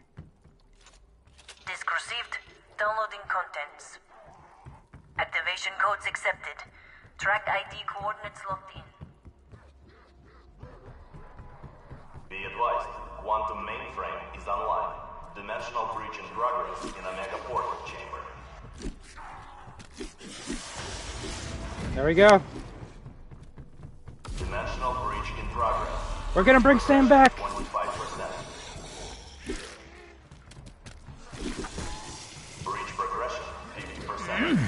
Or we're gonna blow all of us up. It's one or the other. Breach progression, 75%. Attention, membrane instability detected. Stabilization required. It's always something. Maybe Peck can still prove useful. It's not stable? Peck, what's going on? Peck, we need to stabilize the portal, and I want the truth. The truth? The truth is I told myself it's okay to betray my country, my beliefs. Martha. Her truth was cold. Mine was warm, safe, a lie. That's the thing about the truth. It's unforgiving. It doesn't care. Your feelings don't matter. But your truth. Stabilize the portal. You need more power. Find Ethereum crystals. Take them to the ether reactors. Should work. Now, leave me alone. Please. You need Ethereum? I know some soldiers have been stealing crystals to sell on black market. As they are all dead, I do not think they will mind if you reclaim them for the motherland. Karma is a cruel bitch after all. I do not know where they hid crystals, but an ether meter could find them. There is one in cabinet nearby. I can provide the passcode. The code is 7260. Thank goodness you don't actually gotta put in the codes like FNAF. That is something that would probably be too much. He's certainly done right by us, that Ravenov. Wouldn't have gotten through the day without him. I'm still not convinced he's with us, but he's with Maxis, and that's what counts. Let's find these crystals and bring her home. Yeah, so I don't think I completely talked about Ravenov, but yeah, so while he was doing missions for a specific character that you'll see at the end of this Easter egg cutscene, so I won't say shit until we get there. You hear a beep whenever you're close to the container. We need to get 3 containers, so then those containers can hold 3 crystals. This one's a cute one because there's, I think, 12 of these containers and only one of them is real. How do you know which one's the real one? It's the one that doesn't have a black aura around the crystal itself. Black aura, black aura.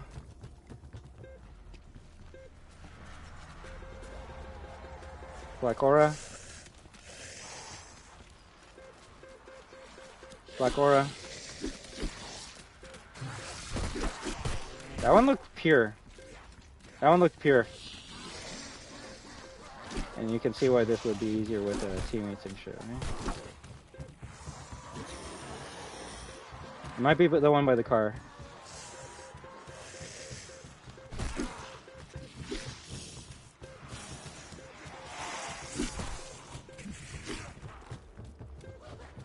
I think it's the one in the car.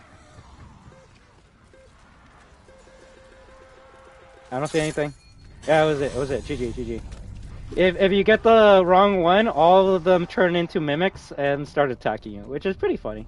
It's actually a good strategy if you're going for camos in this game. I think there's a challenge to kill a specific amount of mimics, so doing that Easter egg step just to get a bunch of mimics to spawn is a smart idea, but I don't care about the camo grind. I'll be honest, I only went for the multiplayer camo for this game. I didn't actually get the zombies. Sad face. Alright, let's quickly get the song so we have something to listen to while we're getting the other 2 crystals. And we actually are pretty much near the end of the Easter egg, which is worrisome because I don't really have good weapons or...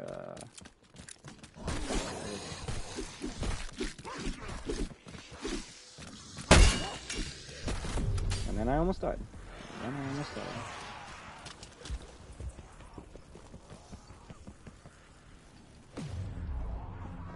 Oh, I got it. Okay, this is the song for this map.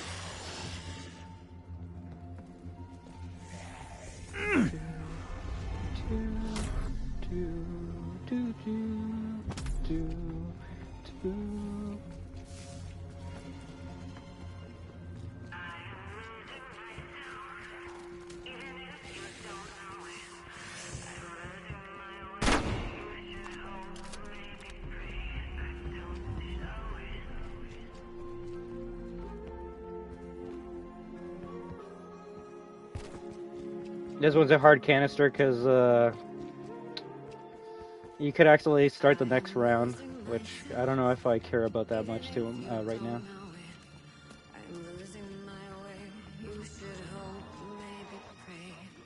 Is it not in these 2 areas? Tell me it's in the one on the left. Fuck, the zombies died. Doesn't matter, I guess. Yeah, it was here, okay. So when you dig this one, it's gonna have a containment field, which...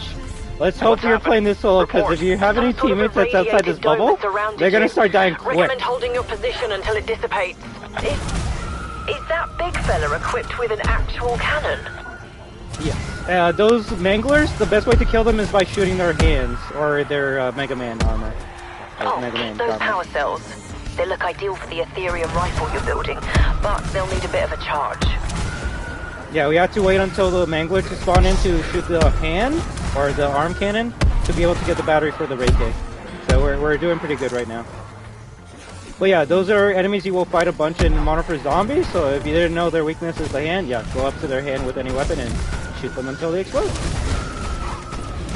The creatures that first appeared in Cold War that show up in MW Zombies are mimics, manglers, although you could say they first came out in Alpha or Black Ops 2. Also, I might die. C4 charge armed. Please go! C4 is the best explosive in this game. Like, do you see how much fucking XP we got from that? Nice. We survived. We can grab the container. Unless I grab the molly by accident. Grab that.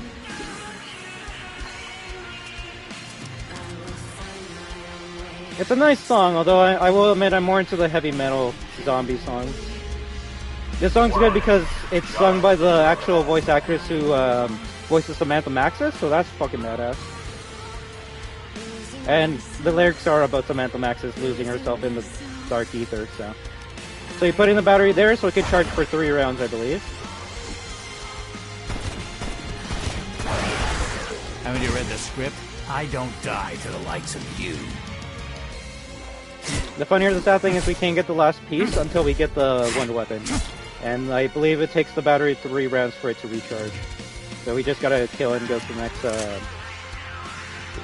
round. Yep. Kill everything, next round.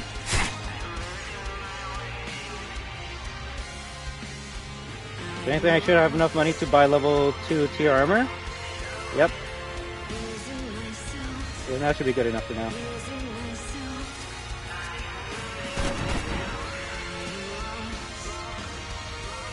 Patience, team. Need a little longer before it's charged.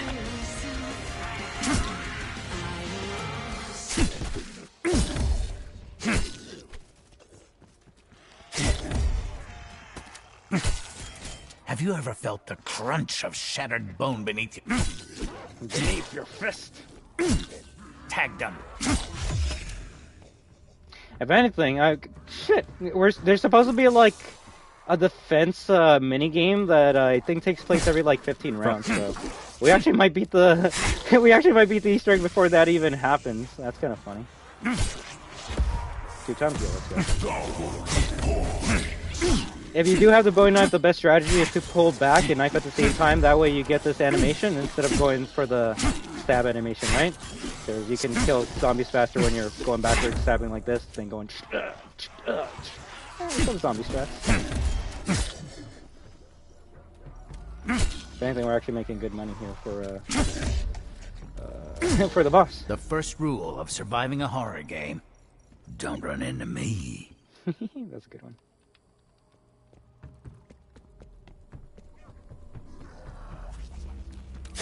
Be advised, exfil window is open.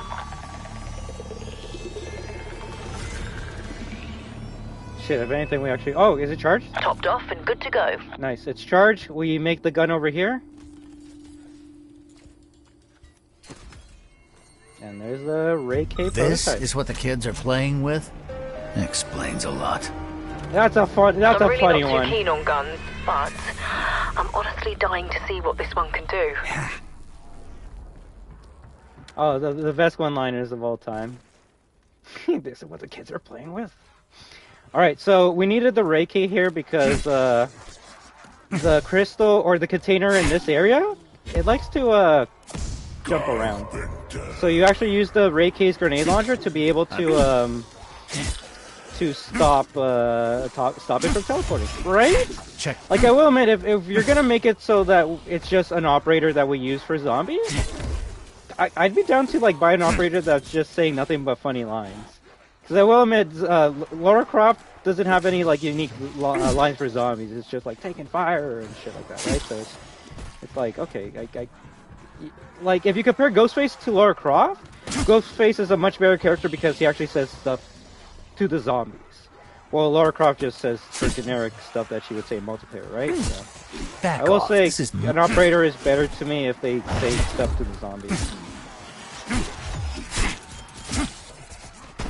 Which is why they gotta add Resident Evil characters to this.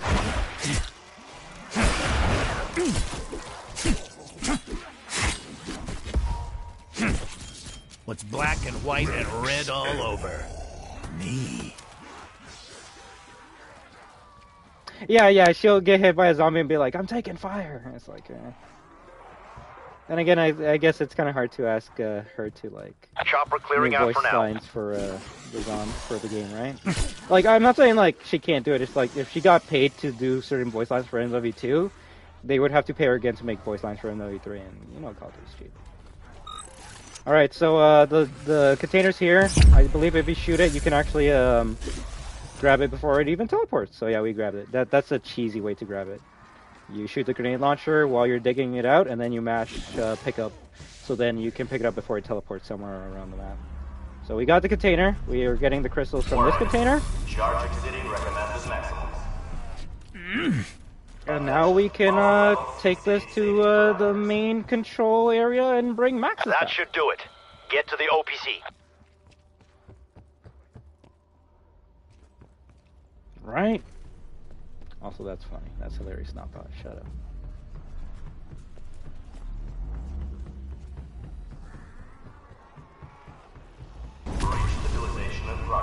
Alright, they're leaving me alone. Hey, no, yeah, leave me alone.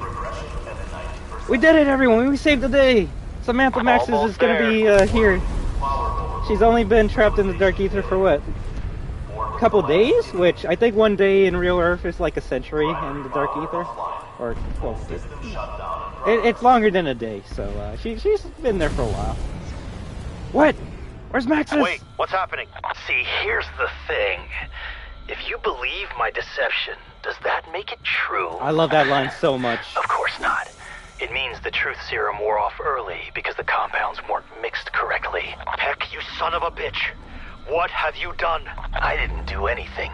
You chose to overload the mainframe. You've destroyed your only way to bring Maxis back. You also wiped the hard drive, so you can't steal my research either. You've lost this one. Take it on the chin. Go home. He's so fucking smart. He's so fucking smart. We literally lost. We lost. What can we do? I think even the characters say, okay, what can we do now? We lost. What the fuck?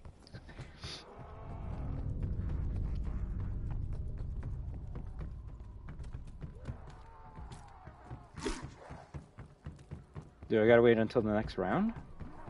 PUBG should take notes? Oh, of like taking the money and making your game better, right? We're not done here. There's got to be another way. Wait a minute.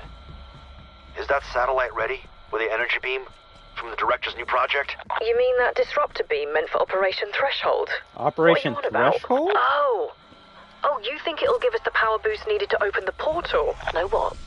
I'd bet on it. But we'll need that satellite dish to distribute the blast. Operation Threshold is something you do in the game eventually. So it's shit like that. Like, they talk about something that's just like, it's a one line that if you're a normal casual player, it's like, okay, whatever. I guess that's what this operation is. But the Zombies fans were like, yo, what's Operation Threshold? Are we going to actually experience that in Cold War? And you actually do. I think it like took 2-3 months after this DLC come out for us to actually engage in Operation Threshold, which was so cool. It's actually the next operation we do after this, so. Okay, You'll we need to align the find our computer. satellite in orbit. Once you do, realign that dish to its position. USSR satellite, question mark satellite. That's the one you got to go for. The other satellites are either US or USSR, so you got to go for the one that says question mark. That part is finicky for me because you got to use the D-pad to move the mouse, and you can see how these Easter eggs are easier if you have someone training a zombie and then someone else doing everything. Realigning my satellite dish? Just what are you up to out there? This part's so Got your fucking attention cool. now, don't I, Peck? Stick around. You'll want to see this. Satellite dish ready. Requiem control. You may proceed with fire sequence. Connection established. Systems nominal. Locking target. Initiating firing sequence. Firing in 3, 2, 1.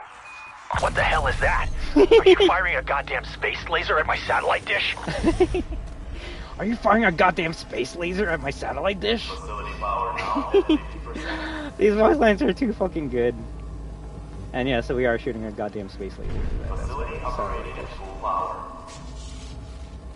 Do you really think this will work?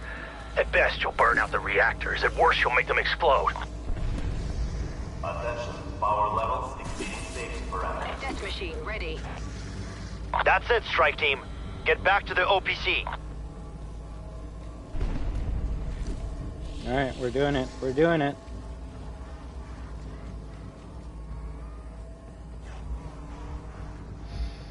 And we're at the end of the Easter egg, guys. Hope you enjoyed it. And yes, it makes it funnier.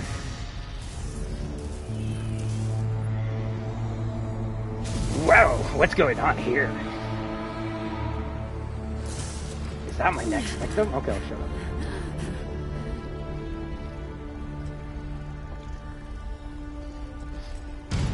Yo, Sam! Sam? What happened to you?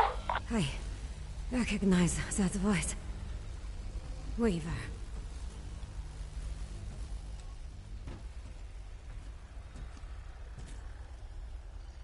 You are Requiem. Look at me, not the other 3 invisible characters.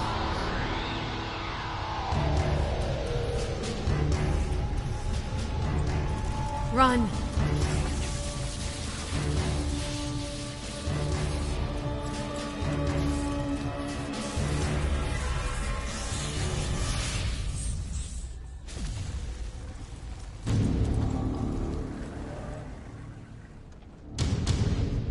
Ravenel, let's go!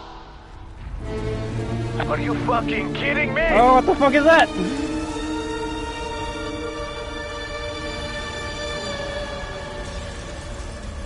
How do we kill this ungodly creature? I'm so lucky I was not to the left, otherwise I would have died right away. Inbound to your position. Target is hit. Now! Oh, this is a good song too. Oh, please, pack a punch. Let's go.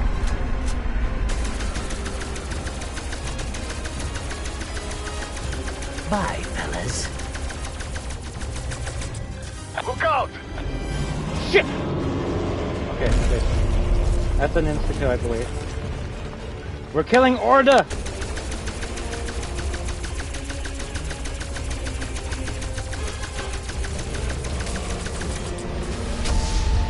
The ray gun combined with an AK. Have you seen anything more Russian than this? Fuck. Kill the dogs of fire!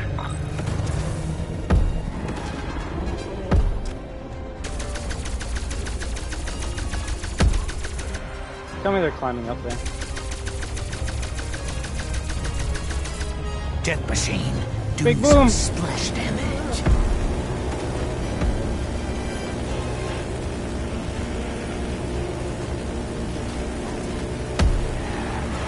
Hit it now when it is most vulnerable! Shoot now!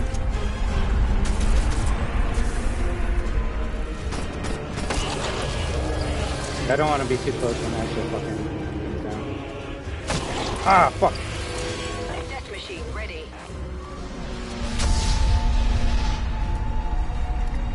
Thank God I can buy armor at least one more time. Well, yeah, if you're like, yo, this is kind of cool. This is how the Modern Warfare Zombies experience kind of is as well. I literally killed like 3 bosses last night with oh fuck! With my goddamn dog. Should have run when you had the chance. Crossbow. And actually, speaking of which, I actually found a zombie dog yesterday and made friends with it. Like, I like gave it a chunk of meat and it was following me all around the map and it was like killing zombies with me. It was kind of sick, not gonna lie. It was like a boy and his dog killing zombies. Fuck, the shotgun shell's coming right there. Try not to get smashed! Yeah, no shit. You were never the lead. Forward towards Shoot it! Fucking Death now! machine doing some splash damage.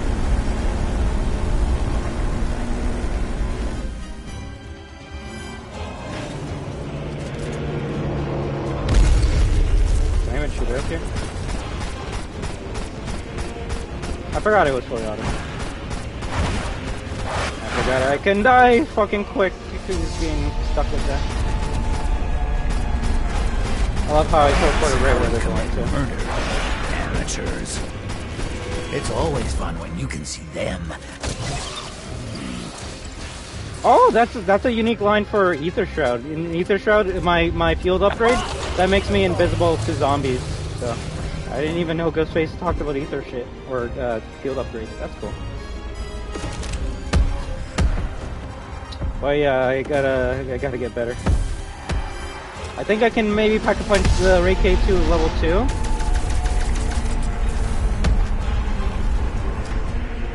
Which the only thing would be better right now is Waste no time! speed cola for faster reloads, but I can do with that. Also, can you see how effective depth perception perk is? Funny enough, depth perception made its way to Modern Warfare Zombies, and yes, it does exactly what you see in this game. So imagine this perk, but in Warzone, and yes, it's really fucking good. God damn it, that's a big bite, that's a big bite, that's a big bite, that's a big bite, that's a big bite. Shit. I gotta buy armor again. Death machine doing some splash damage.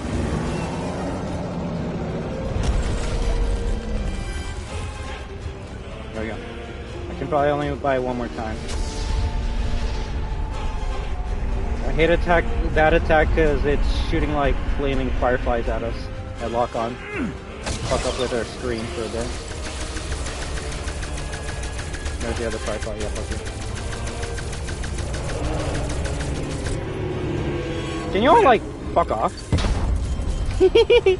Oh man, C4 in the oh shit! C4, yeah, no, don't get too cocky, just complete the mission. Death machine doing some splash damage. Aim for his head! God damn it. Yeah, maybe I shouldn't go into the corner where I almost died. Hey, what's up? And never be afraid of these guys. If you actually like shoot up front, they might not even shoot their Mega Man attack. More fucking rabbit dogs!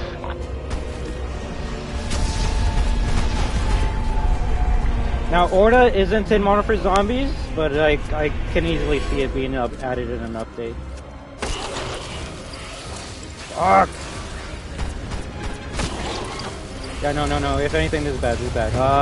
Kill zombies to fill up field upgrade, which will give us enough time to be able to kill the final boss. Yep.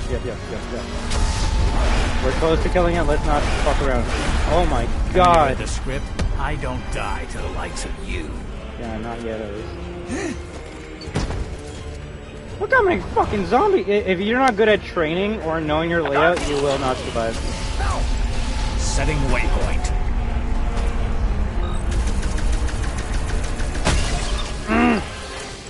I need shield one more time. Yeah, it almost killed me with that. Alright, let's go.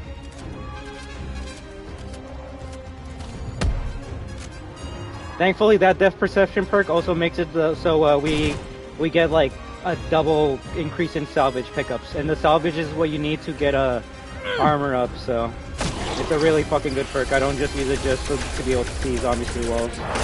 Die! G fucking G. Without spoiling too much, the last cutscene you get from Modern Warfare Zombies is pretty similar to the cutscene you see in this Easter egg. So I'll just shut up.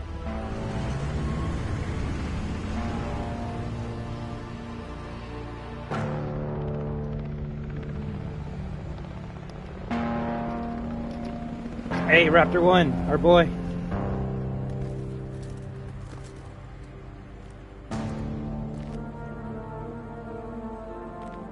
Matt's coming with us. There is an operation underway in the Ural Mountains. I have to stay in the field. This is the only way. I told you once, Omega is not who we are. I do this for the good of the motherland. For the good of us all. Try not to break anything else. Remember, there's nothing so broken that it cannot be fixed. Why are her eyes? Sam, are you okay? I'm ready to come in, Weaver. We have a lot to talk about. Not gonna lie, you could say it's my, like, super biased hatred towards Sam. But if I saw her with purple eyes, I'd put one in her head. Oh, let's see. Let's see who can recognize this character coming up, alright? Finally. Could you have taken any longer to get here? You were smart to transmit your research. You demonstrated loyalty, to an extent. To an extent? What more do you want? Just wait until we get back to Moscow. We'll see what the Colonel thinks about this. Really? Do you really want to know what I think? I think I want to see a demonstration of your commitment to Omega. Tell me, Doctor, which is your better eye? The main leader of Omega is Krashenko! Oh my god! Also, this fucker always be taking people's eyes out, right? Goddamn, taking out Weaver's eye, now he's gonna take out Peck's eye. But yeah, if anything, like, I don't know, you guys let me know, but I think that's how you make the zombie story a bit more interesting. You add a villain from the main COD campaign, and actually make them a part of the zombie storyline. Which is funny or sadly the same route they seem to be taking with Modern Warfare Zombies. They're like, fuck it. Well, we can't use Krashenko because even if he was alive, like, he'd be old in fucking Modern Warfare 2 or 3 zombies, so, who's alive? Victor Zakhaev, yeah, let's use him, fuck it. Which, I'll be real, like, he's not that interesting of a character. But I will say, him being in zombies is making me a bit more interested in him than I ever was in OG COD 4. But alright, so if you're wondering, okay, so what do we do there? So, we went to Firebase Z to find out what happened to Samantha Maxis. We found out she was thrown into the goddamn dark ether. Oh god, goddamn, I hate this shit. And it's gonna say, yeah, we'll go with that. So she got thrown into the dark ether, and we're like, well, fuck, we gotta find a way to get her out of there. And we do. We eventually power up that teleporter to be able to get her out of there. And once we do, we just escape. That's basically the main focus of that story. Also to learn more about Omega Group and who kind of runs that operation, which we find out is Krishenko. They have an American scientist that defected from the U.S. because they want to be on the winning side of the war, and Dr. Peck seems to think it's going to be the Russians. And yeah, we got Samantha Maxis out of there, but is she still the same Samantha Maxis from the beginning of the story? I don't know. She kind of looks a bit different. Although she was going through the shit, like some of the intel you can hear is actually from I guess from Maxis, right? Yeah, there we go. There's one that talks about her being inside of is that from Maxis?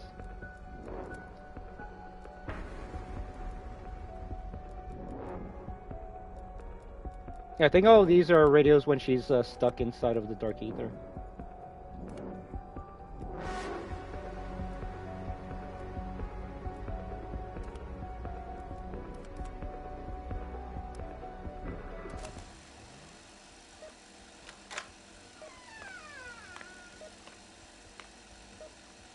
Hello, Elizabeth. How did you know it was me? I don't know what Strauss and Carver gets up to in their personal lives, but as far as I know, you're the only one who wears heels. How are you doing, Sam? Have any more memories come back? About my time in the dark ether. Only what you already know. It's mostly a blur. Scavenging supplies by day, fighting for my life by night. Not that it matters. It's always dark over there. I am sorry, I really, really am. Have I said that before? If I didn't, I really meant to. If you're here to ask me if I was the one who made all this happen, the answer is no. I didn't make the outbreak zones. But it almost sounded like you had some control over the creatures at Outpost 25. I may have helped open the door, but that doesn't mean I was in control. How can you be sure if you don't really remember? I'm no stranger to memory loss. My childhood is almost a complete blank. But that doesn't mean I don't know who I am and what I've done. You really don't remember anything prior to the orphanage? Who looked after you? Before? After? Be careful, Lizzie. You shouldn't expect anyone to look after you. Only you can do that. I'm gonna go now, if that's okay. Of course. This is the only way.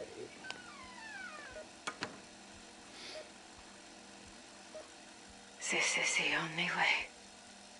Well, yeah, Samantha doesn't remember anything before the orphanage because that's the previous timeline, which is kind of cute. When her and Edward Richthofen arrived to this new universe, new timeline, she arrived at an orphanage and Eddie wasn't there. He was somewhere completely different. But then again, she doesn't know who Edward is because that's a previous life. So it's kind of funny if you really think about it. The only characters that like came from the OG COD that like we grew up with is Samantha Maxis and Edward Richthofen. So we'll see if we get to see them again, right? Let me just see if I'm missing anything else. If not, then we'll do the last Easter egg and then we'll do the rest tomorrow. So let's see. Once we finish Firebase Z, our characters are like, okay, we need to like get stronger. We need to stop Omega Group's invasion. We need to stop their plans, and that's where Operation Threshold comes in. What is Threshold? It's an operation in the Ural Mountains where we gotta stop all of the zombie bullshit and find a way if we can defeat the to stop the fucking bullshit. Yeah, that's really it. Hey, no problem at all, Magic Guy. All right. I hope you have a good one, and I thank you very much for stopping by. Now let's do this Easter egg quickly, and then that's it. If anything, interestingly enough, this is going to be the closest thing to Modern Warfare Zombies than anything else, because Modern Warfare Zombies is an expansion of Outbreak, so. Well, yes, the tips that I've been saying for the first two maps do help out. It's Outbreak where all of these hints will help you out for Modern Warfare Zombies.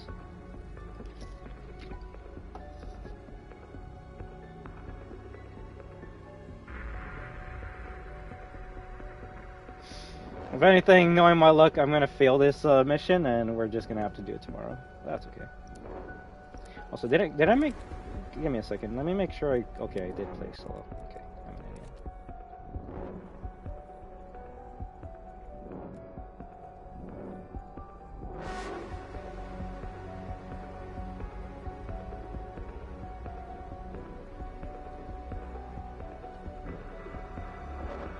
Yo, there's gotta be a Walking Dead crossover with zombies?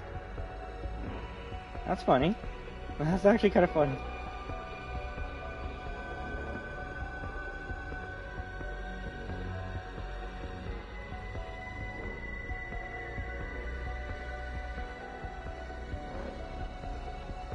PS5 is so jank. For some reason, all of my clips and screenshots are deleted. Bro, that's terrible.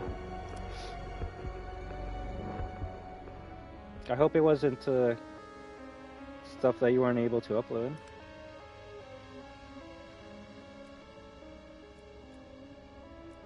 I think the Ithaca is what we gotta use. So alright, this is the Ural Mountains. This is the mission that Ravenant was talking about, and we are here now. So what is Outbreak? Make Requiem proud.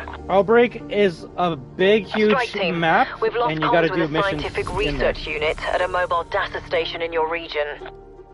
My team will handle this, Gray. We'll report in when we reach the site. So let's see, these are loot chests that, funny enough, you can see them in Modern Warfare Zombies. They just contain random shit. But it's always good to grab them, because you never know what they can have. Either money, essence, anything. Crystals you shoot because they can drop stuff. That's also in Modern Warfare Zombies. We already got armor, so that means we don't have to buy our own armor. We got it for free. So you can see why it's beneficial to loot around the map before you start doing any missions in Outbreak.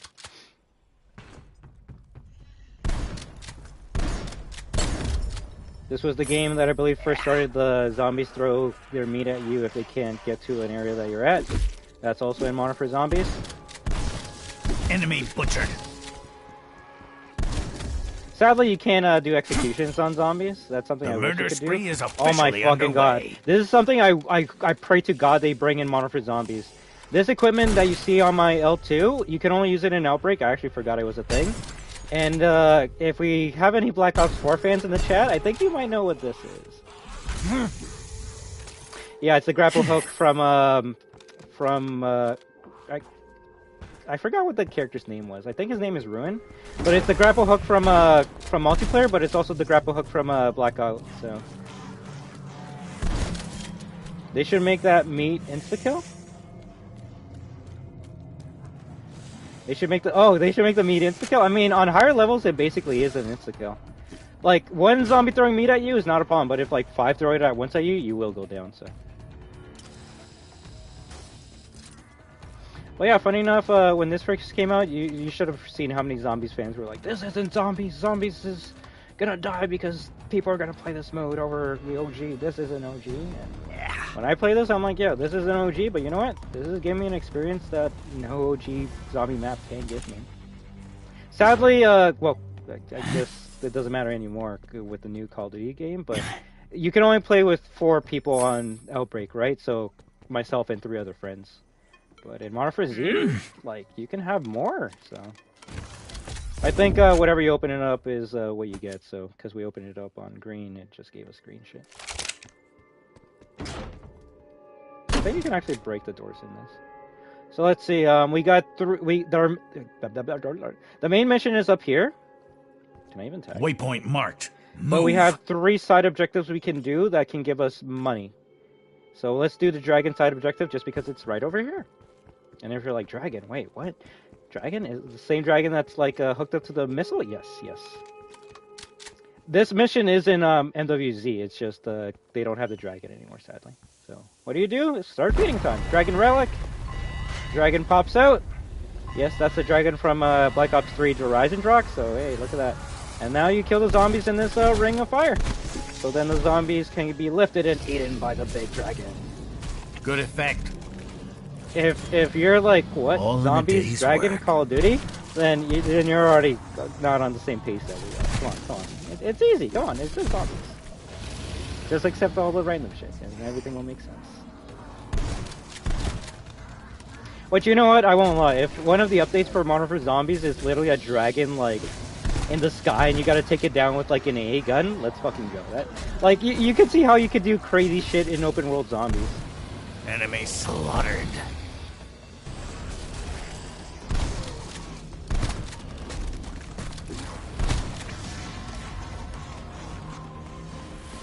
Event complete. We didn't get the kills all the way to the top, so we don't get the best loot, but that's okay.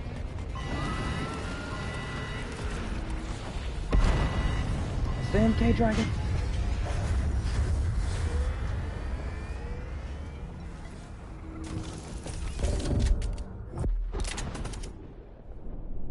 KSP. If I weren't wearing gloves, it'd have my fingerprints all over it.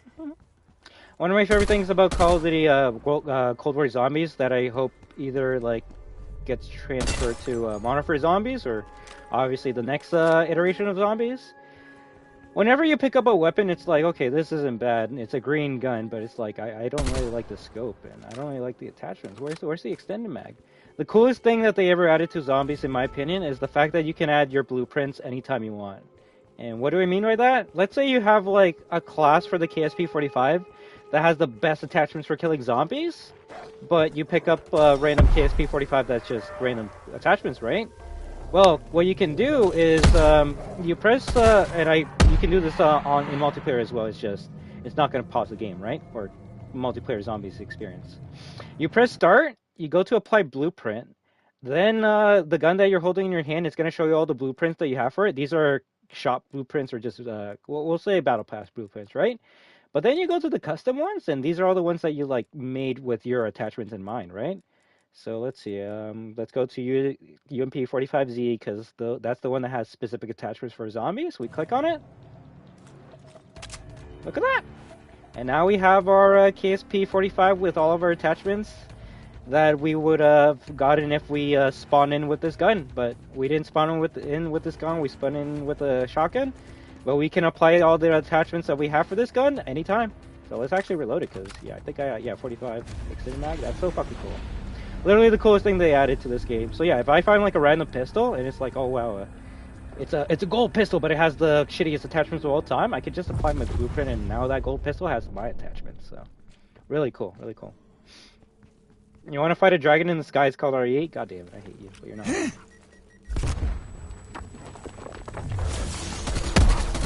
So this mystery box is try and survive against all these zombies, and then you get a nice reward. Alright, these guys are easy to kill. You just run up to them, shoot their hand, and they're dead. I don't have a shotgun that's powerful enough in Modern Warfare Zombies to do that yet, so I just shoot them with the... You call that a scream? With pleasure.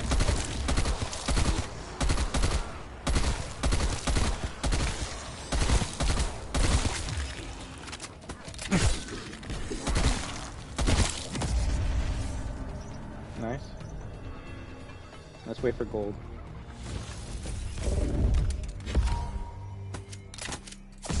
Full power.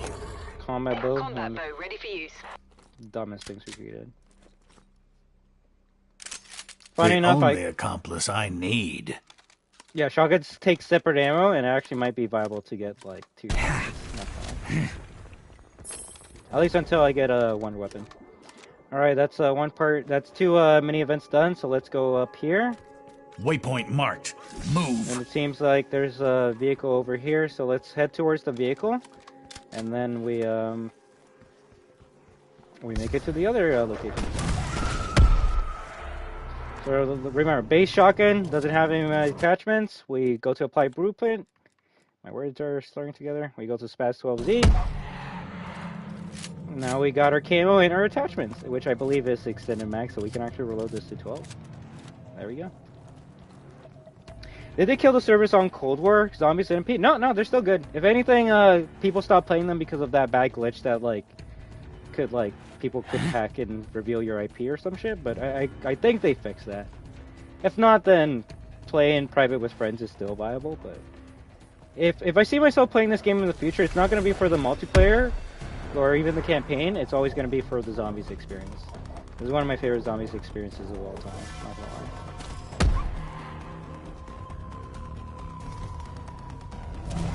lie. Look how pretty this map is. Well, basically, Modern Warfare Zombies is this, but on a larger scale, because in this mode, you go to other locations with the portal, right? In Modern Warfare Zombies, you just have the straight up full Battle Royale map, so like you can go anywhere you want. That's actually going to be useful for us. If you go through that teleporter, it launches you into the sky, and then you can go anywhere you want to.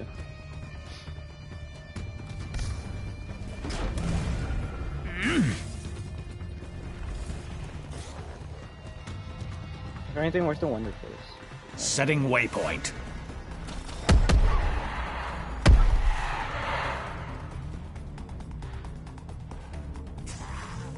I was gonna say, why isn't it moving? Okay, give me a second. I don't want to screw up that mission. And, yes. So what I'm going to do is I'm going to go to this location because it has the Wonder Fizz. If you're wondering what the Wonder Fizz is, it's basically a vending machine that has all the perks in one area. We're going to get Death Perception. Yes, I know. If you're like, yo, why don't you get Jug or Speed, Cola, or Quick Revive so you can heal faster? I don't need it. If you're good, you don't need it right away. Depth Perception is actually more viable right now just because of the mission we're going to do right now. I use Depth Perception more to finish missions than to actually see where the zombies are. And you'll see what I mean by this in a second. Funny enough, this tip that I'm going to show you right now works in Modern Warfare Zombies for the exact same mission.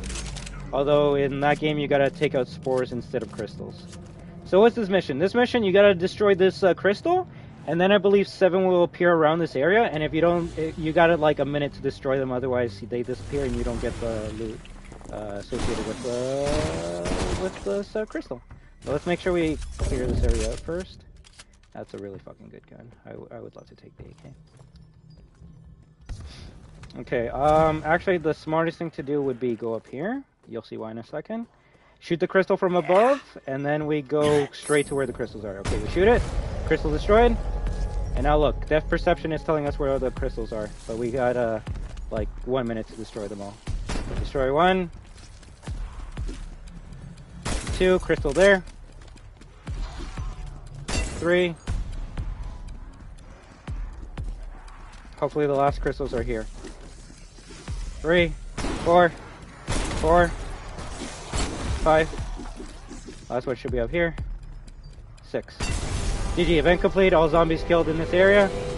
And the reason why you want this goddamn crystal more than anything else, that's called the ether tool. And this is a great time to explain this because these things are so important in Modern Warfare Zombies. Ether tools upgrade that shotgun. Yeah, it does have some good range, not gonna lie. Ether tools in this game and Modern Warfare Zombies, they upgrade the rarity of your weapon.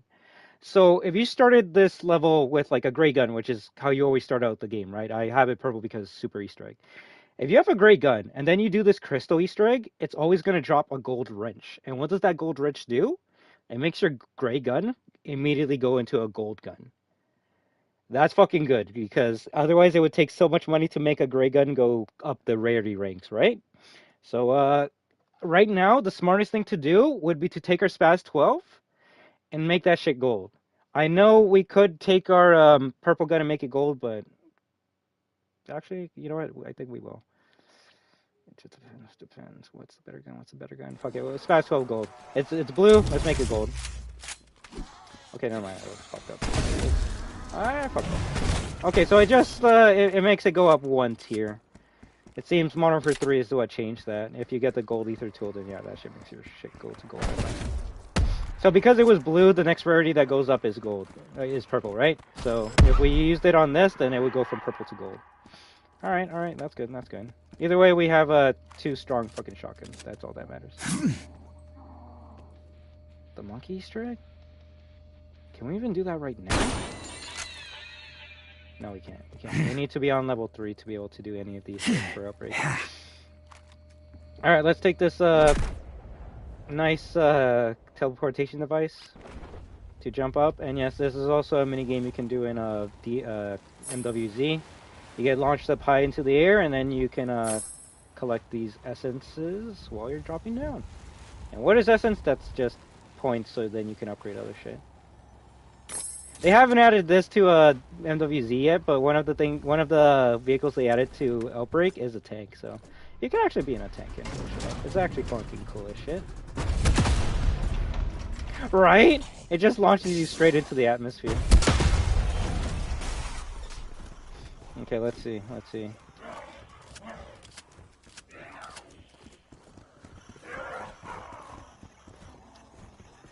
Man's got a tank, right? The shit you can do in this game. If anything, actually, we're going to use that tank to complete another event.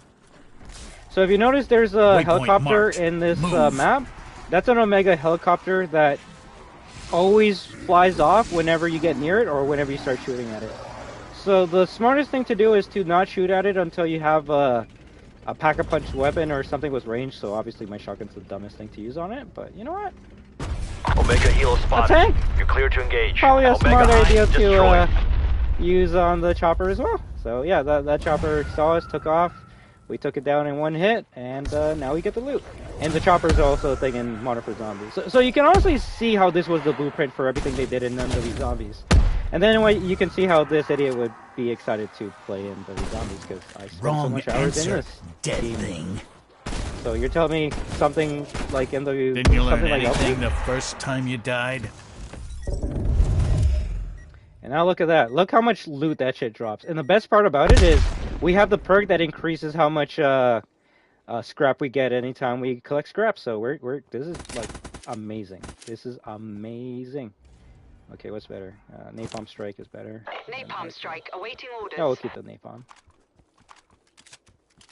So those are all the side quests you could do. There might be a secret side quest you could do, but you will only see the secret side quest on your top left mini-map, and I don't want to do the side Easter eggs right now. I just want to do the main Easter egg for this, and you can kind of speed run it, because to do either Easter egg part 1 or part 2 for Outbreak, you need to first start by getting to round 3, and we're on round 1.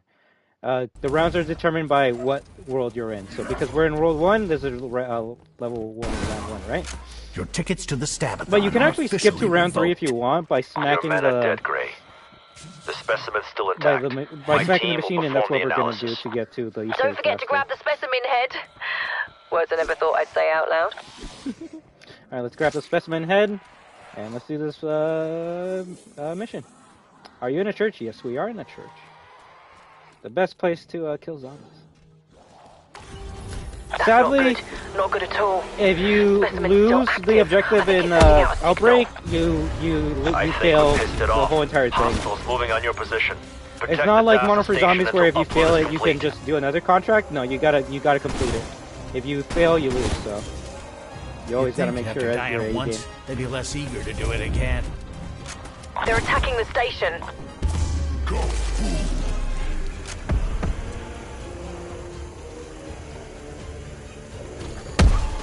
So this machine is trying to learn why the zombies moan, and like if other zombies can hear that shit. And I guess other zombies can, because they're hearing the zombies moan and it's calling for help. I don't care So how that's why all many the zombies times are you attacking. died. This one's your last. Strike team, more headed your way. It would be. It would be. Sadly, they only made character models depending on like. Yeah, I don't even know. They just made like civilian character models, and then your Omega group character models, and that's really it for Outbreak. I think the only like Nazi zombies you fight in this game is in Die Machine, and then another map.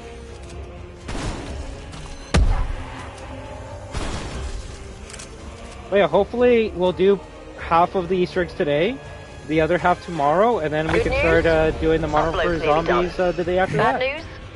More more bad guys headed your way. But I hope you've been enjoying these Easter eggs and discussions when it comes to zombies.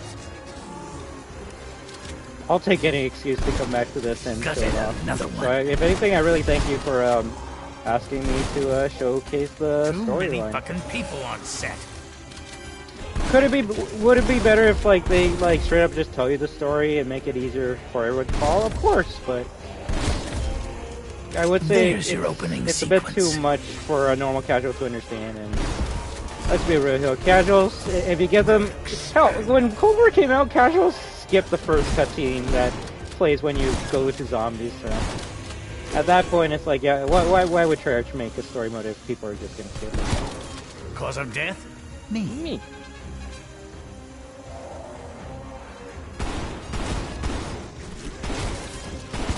Didn't you learn anything the first time you died?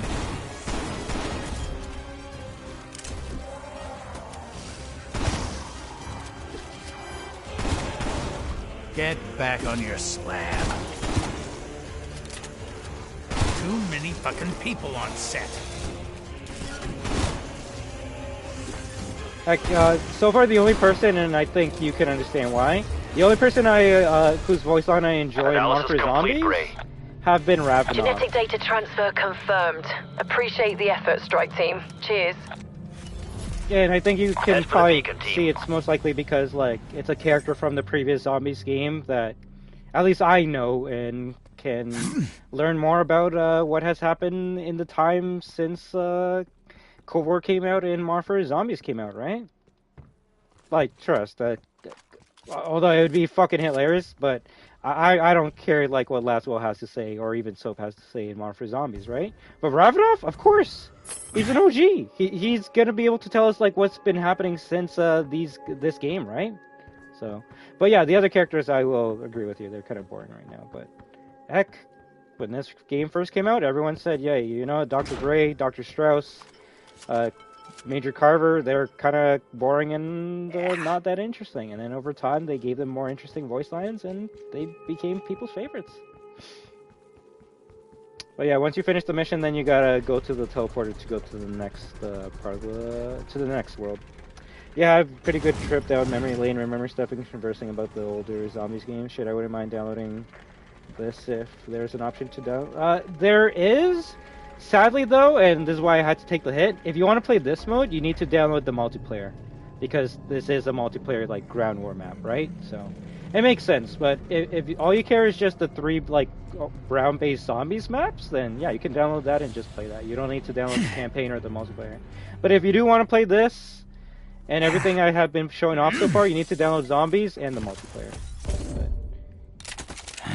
Heck, I'll say if this interests you so much to the point that you're like, shit, I actually wouldn't mind downloading the multiplayer just to play this with me, I would say, heck, let's just skip the bullshit and go straight to Modern Warfare Zombies, right?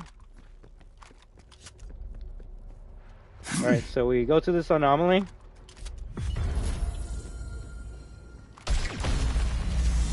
And then it spawns, oh yeah, I forgot it removes the vehicle nearby. And then it spawns everything that you need before you have to go to your next mission. So let's see, never? Yeah, that's okay.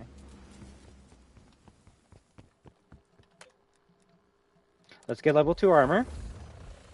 Heck, we can even get level 3 armor just because of how much scrap we got from the plane itself. And it takes 1,000 pristine scrap to be able to make our shotgun go to gold, so.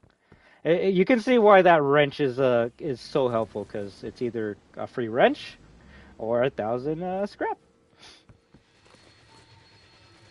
If anything, though, I don't know which. Actually, you know what? Fuck it. I think the Gallows is the one we're gonna go with. It's always gonna be the best. So this machine that I showed off in Die Machine, it's in all maps, and at least oh no, you can still do it today. It's just it doesn't matter to me. But whenever you did these missions or trials, if you did enough of them, they would actually give you lore. They would give you like audio logs, audio files, and voice lines and shit. And if you're wondering, okay, so like, who built this machine and who made this? There's a character called Zykov who's been trapped in the Dark Ether for such a long time that he's able to, like, survive and create machines in the hopes and attempts to be able to get out of the dark ether. And this is one of the machines he created to be able to communicate with the Requiem team. That character's name, Zykov, he's actually the guy you see at the beginning of the game that I think you even said, it's Hunk. So, yeah, we're actually talking to that guy from the beginning of the game and seeing if we can, like, get him out of the dark ether, because holy shit, like, being trapped in there for a long time, that's terrible. But not only to, like, get him out of there, but obviously to gain the information and resources that Zykov might have when he comes out of the dark ether, right? He'll be able to tell whichever party gets him out, either Omega Group or Requiem, information to be able to either help us stop the zombies or give us an edge in the Cold War, right? Funny enough, like, I could be wrong, but there's more, like, Cold War, like, politics and shenanigans when it comes to in zombies than the actual, like, campaign.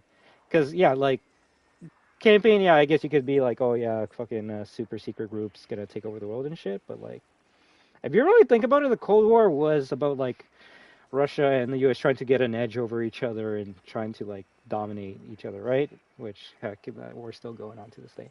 But, I see it more in zombies than in the campaign, because in zombies you're seeing the Omega Group trying to get Zykov out of there, while you see Requiem trying to get Zykov as well. Yeah. Amateur Hunk would have never got trapped in the Dark Ether. The Dark Ether would get trapped in Hunk. You're not wrong. You're not wrong. But to be fair, like, everyone that's been in the Dark Ether has, like, died or mutated, so the fact that this guy has been in there for, like, centuries and is still able to talk to us normally is pretty telling of how strong he is. Also, hey, Overall Games, how's it going so far? I'd say it's going pretty well. If anything, we're actually,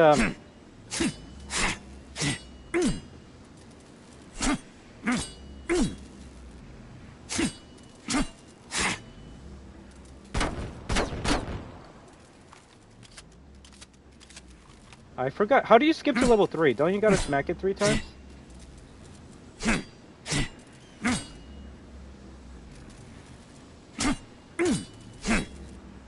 I actually forgot how to fucking skip to World 3.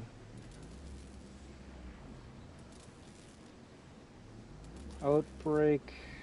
Skip.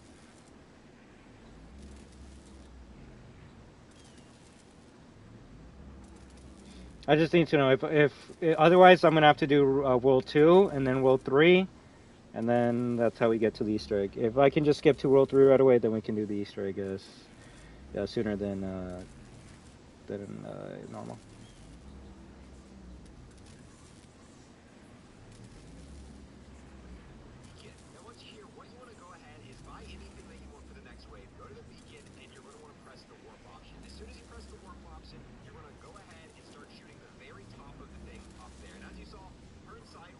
Oh, okay, that makes a bit more sense.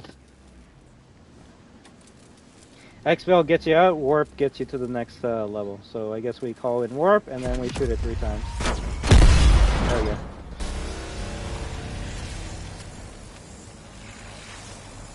It would be if that was his mission, right? But Hunk rarely has a mission where he has to rescue someone.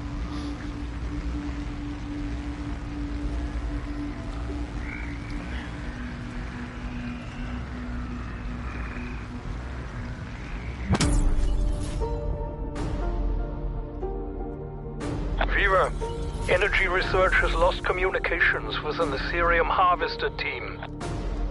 Copy that. Strike team, you should have the Harvester's last known coordinates now. So those things, the Disciples, they take your health away even if you have armor, and they're the most annoying enemies that you might fight. And yes, they're an enemy you gotta fight in fucking NWZ. Ooh, so your hard work is paying off, it seems, huh? Yeah, maybe it was a bad idea to go straight to World 3. Are we in World 3? Yeah. We could have gotten extra items from World 2. Let's see what we gotta do. So there's a boss enemy here we can kill for extra points, so let's go here.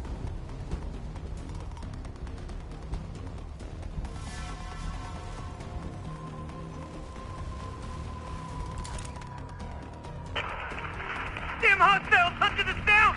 Picked us off! Careful! They work as a team of hunters! Picking up enemy contacts near you. Hunt them down.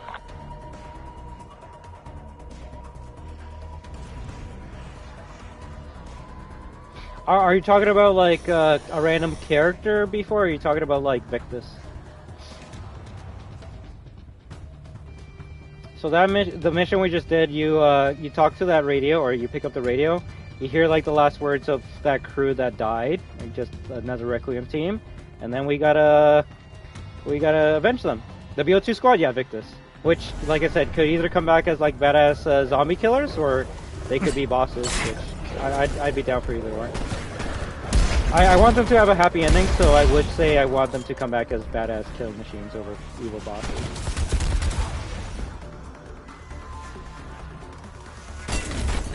So I'm taking some hits.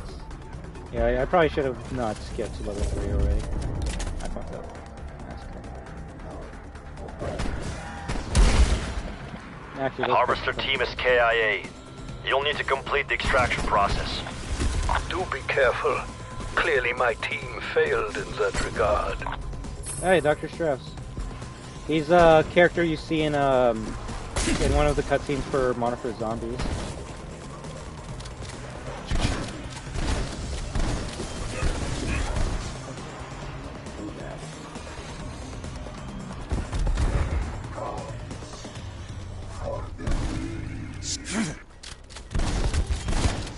They didn't want to die alone. Is it just me, or is this stage looking like a pre-alpha version of what MWZ would become? I've literally been saying that for the past since it got enough. Yeah, I already said that many times, but you're not wrong. So if someone's like, yo, there's nothing I can learn from the stream, actually, you can learn how to fucking play Modern Warfare Zombies by watching the stream.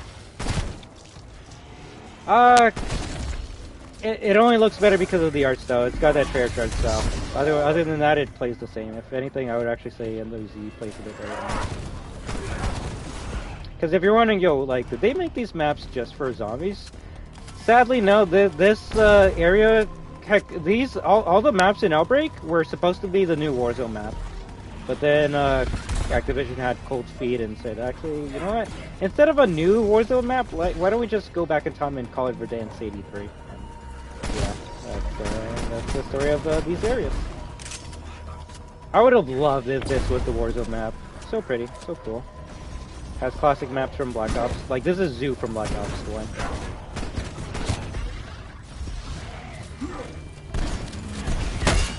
Holy shit. Yeah, this is why you don't want to skip areas.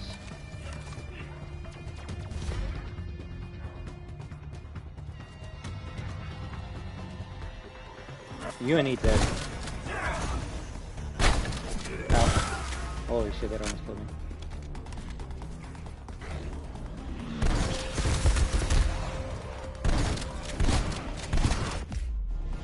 Oh my god, if I get hit again, I'm just quitting. Yeah, I need Jug.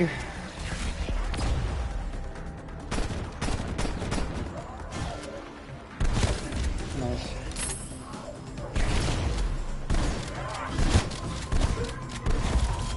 You tried to steal the scene, and look what happened. Horde eliminated. I guess if we die, we could come back to life. So many BOWs, you're not wrong. You're not wrong. Which is why we're gonna take this and get out of here. Oh, the shotgun face. I've never seen Ghostface reload the shotgun and drive it like at the same time.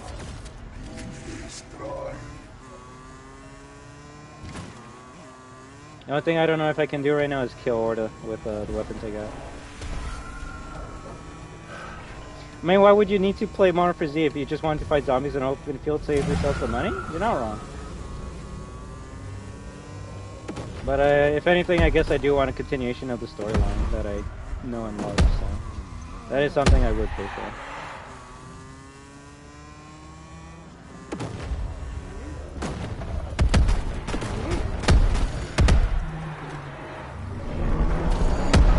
Actually, let's call it an airstrike for this area.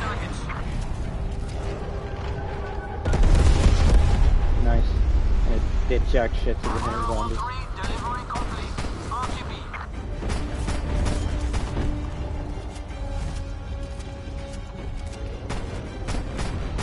It'd be better if I had a pack-a-punch weapon, I will say that. Wait, you're not wrong, before. It's just, I literally put so much hours into this that I kind of want a new experience. That's really it. Oh, fuck me, I'm so glad that didn't kill, but even... Yeah, I need Jug. I need Jug. Oh, he's shooting the fucking fireflies out. You don't want to be too far, because if you get too far, he'll heal up.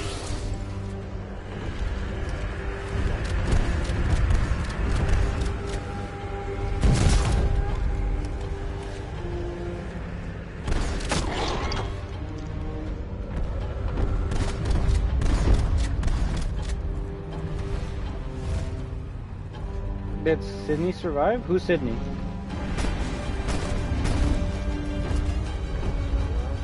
Arming Simtex.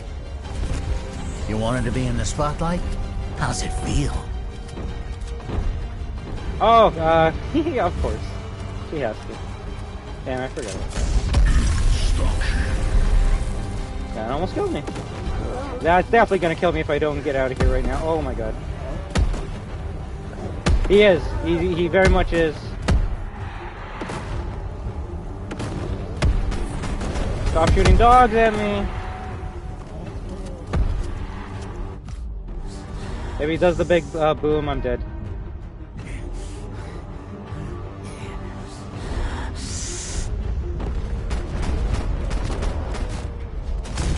Damn it. Fuck me! Tombstone to get out of here.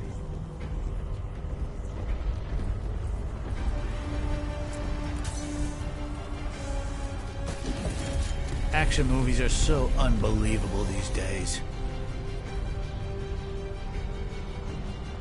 Waypoint marked. I got a dip. Move. You know what? You win. You win. You win for now. But only for now, bitch. Only for now. God damn it, they would put a bike right beside the Tempest. Alright, you're gonna see why that's the most hated enemy of all time. Alright, the bike's useless now. I hate you. I hate you. I hate you. Actually, I don't mind the goddamn disciples. The Tempest, #1 hated enemy of all time. I don't care. I don't fucking care. Let me get in this tank and get out of here. I mean, granted, it was a fucking tank. Fuck you.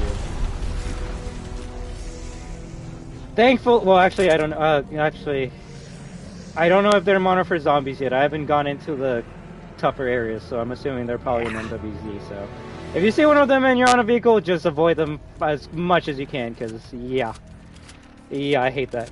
You see, this is much more like Horde Rush, I'd say. You're not wrong.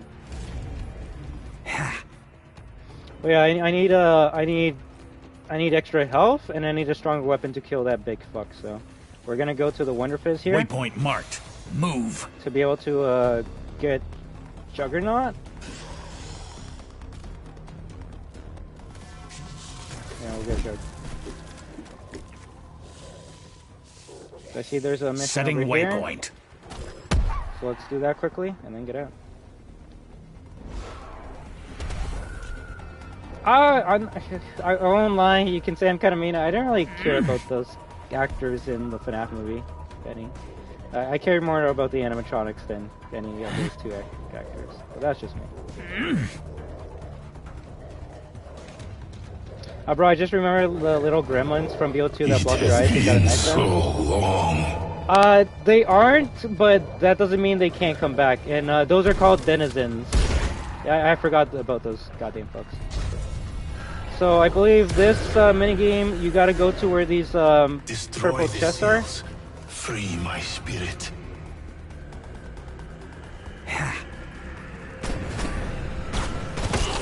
Funnier, sadly enough, they actually attack you, so you don't want to shoot until you're ready to shoot at them. That one's not coming back at the end of the movie.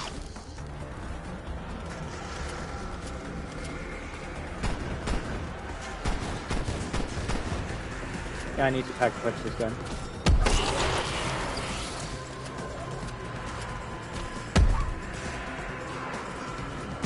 One lock opened. 2 remain. That shit will always hit you, so you gotta make sure you're not low on health when it attacks you. Also, let's be thankful they added mantle into zombies, otherwise, goddamn.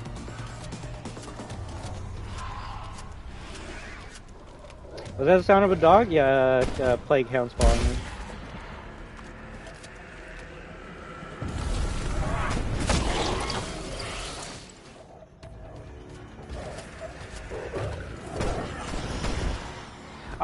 The denizens would only attack if you go through like the field area, so they could actually add them as a pretty unique enemy in MWZ. It's just let's make sure we had a way to kill them as well, because that's one thing that was annoying in BO2, that they would just add it to my body count. Simtex Prime. Right now I need armor. I need goddamn armor. Shit. Max ammo.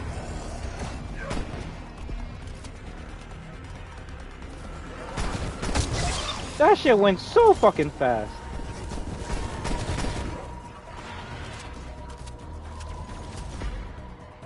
Kill the disciple because it makes other enemies stronger. Purple shit coming to us now, so we destroyed it. Release me. This, I don't know if it's in MWZ yet, but if anything, the things that aren't in Z could be added like in any of the seasons. So what this is you do this minigame, you save this soul that's trapped in the dark ether, and for this world, and I believe only this world only, if I go down, he can actually revive me. Level 2 armor? Shit. Well, so much for buying level 3 armor. I fucked up with that.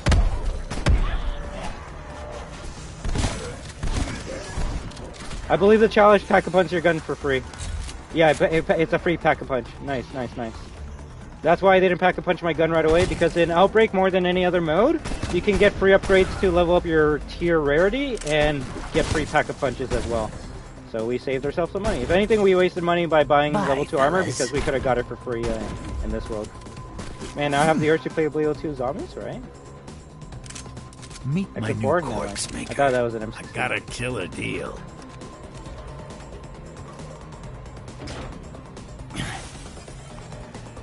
Also, yeah, depth perception also shows you hidden chests, or just chests you can otherwise would have to like find yourself, right? I want to see Zombie Juggernaut, the best be in MWZ. Like, what do you mean Zombie Juggernaut by that before? Funny enough, the best kill streak to use in MWZ is the Juggernaut kill streak.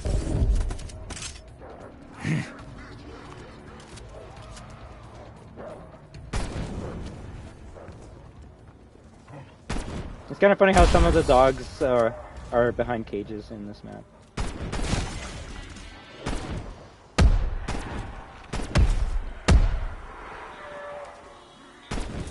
Can you leave me alone while all in a day's work. Can I chill for a bit? I don't think this is in MWZ yet. Nice.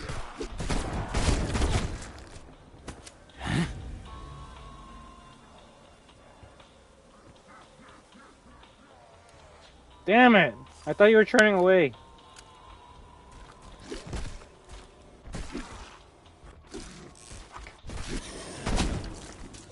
So, the fishing in this game, yeah, you can fish for items. It works the exact same way it does in Fortnite. So whenever you see that the bobble go down, that's when you press the button and you can get random items. Is that a purple? Fuck you doing?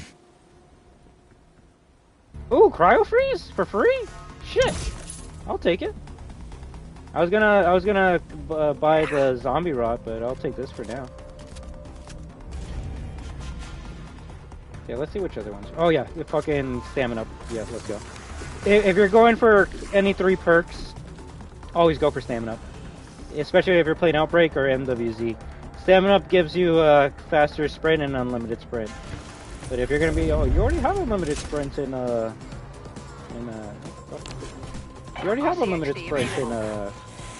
Warzone. You do, but now you sprint faster. Alright, now let's kill that order that fucked us up. We gotta get some vengeance for that shit. Unless the Tempest is on its way, or on the way there, then The vehicle's just gonna be a short taxiway.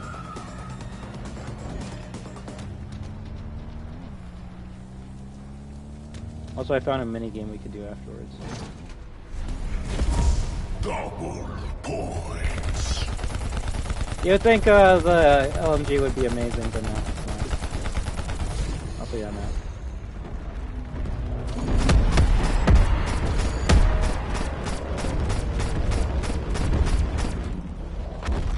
You gotta jump when he stomps, otherwise you're gonna get hit by that.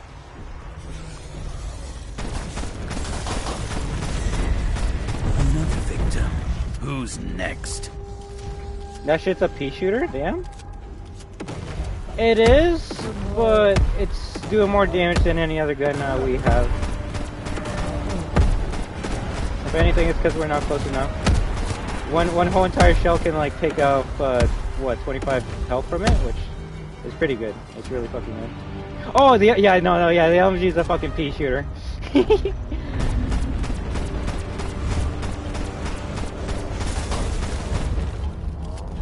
Jump, not at the right time.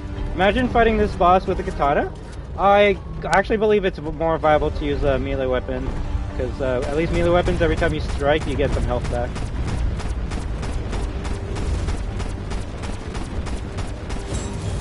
I know all the villains' tricks.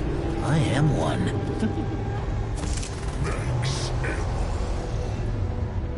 So let's see, we got akimbo dynamites that are gold. That's fucking good. We got more armor. I actually don't know what to go with. I really don't know. Like, the shotguns are the best things to use, I'm not gonna lie. Yeah, no, we'll just stick with this stuff. But yeah, if I wanted to, like, I could get this XM4. Don't like this scope, we can go to our blueprint. The actual one that I made for zombies.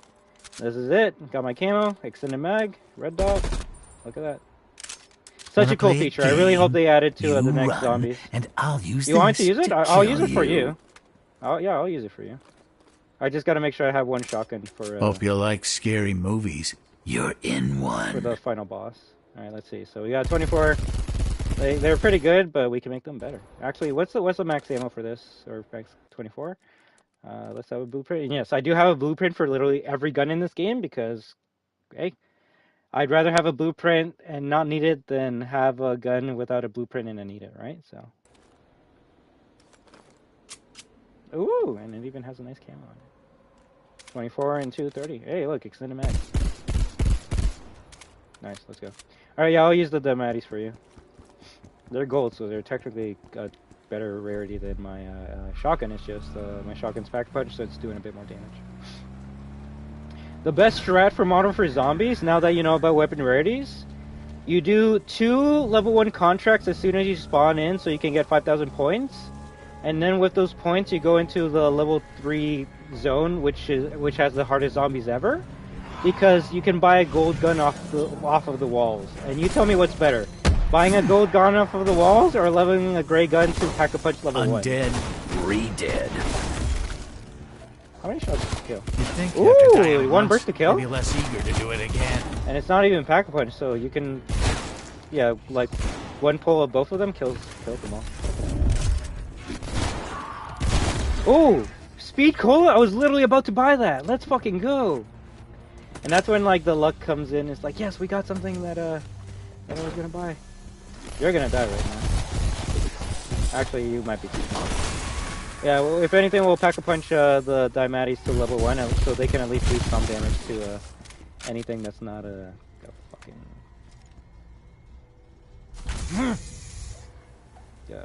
super boss. So these orbs, they're creepy because you hear like children laughing and crying in it. But basically, it's a mini game. What you got to do is you got to shoot it as quickly as you can, and it drops a lot of points. So funny enough, I actually thank you for giving me the Daimatis because I kind of need them to shoot as quickly as they can to get essence. And then the kid screams, you follow it because fucked up. And this mini game, as you can see, it doesn't show up on the big map. It only shows up on the small map. See, now Ada would be fitting in this game with the grappling hook, right? No, add the grappling hook to MWZ and then add Ada in other Call of Duty or other Resident Evil characters. That would be so fucking cool.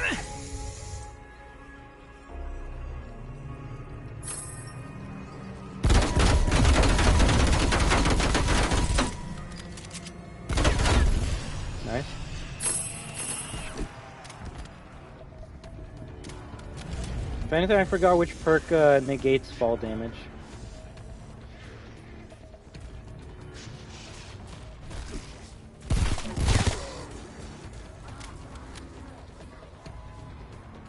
You will give me an egg.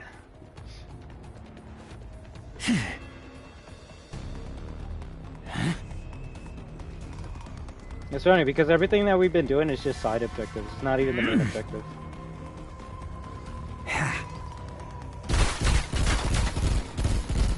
He hasn't, but I'll take it. I'll take it.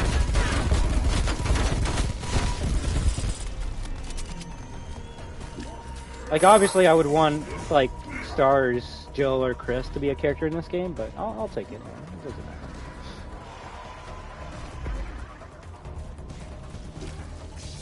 All right, now that we finished screwing around, now we can start doing the actual mission.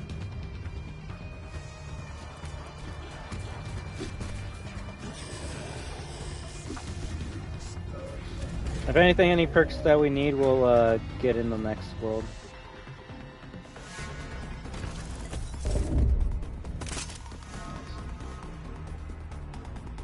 My favorite equipment for Outbreak is grappling hook and either C4, Tomahawk, or Semtex. Shit, we're really doing this, huh? Okay. Recover the Aetherium and load it into the extraction rocket. If anything, it's a good thing that I have degrades quickly. I have a grappling hook. So what we gotta do is we gotta load 2 canisters to that truck. If we don't do it in time, we lose. Like straight up, like surviving this scene. So we activate this canister. I believe we gotta kill enough enemies near the canister that oh no, we just picked up the thing, right? Operator on the move. So while you have this like equipped on you, you can't Besides run. being quite heavy, Aetherium emits unique radiation. It will impair your But you can still and mantle. movement. So the most viable way to do these missions is to go with either a grapple hook, so you can do this. Fuck me. And use the parachute so we can get closer to them, or get in a vehicle. Also, if enemies get too close to you, you can use the field upgrade that this comes with, and it moves enemies away from you. So we're gonna deposit this canister. So part 1 out of 2. Sample secure. Well, shit, I was gonna say I wouldn't say that Leon deals with a mass quantity of zombies either. Yeah, he was in Raccoon City, but like he was mostly dealing with the zombies in the RPG, which isn't that much. That's why I would say Jill, because she had to deal with RE1 shit and RE3 shit. So if there's one character out of anyone, Hunk obviously, but yeah, Jill Setting more so than waypoint. anyone else. Also, yeah, I know, Leon, but come on. Stop it.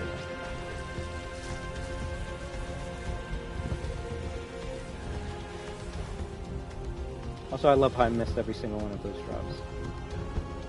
Oh yeah, I gotta make sure I do this, otherwise we lose and we start all over from the beginning. Which at that point we'll just fucking stave it for tomorrow.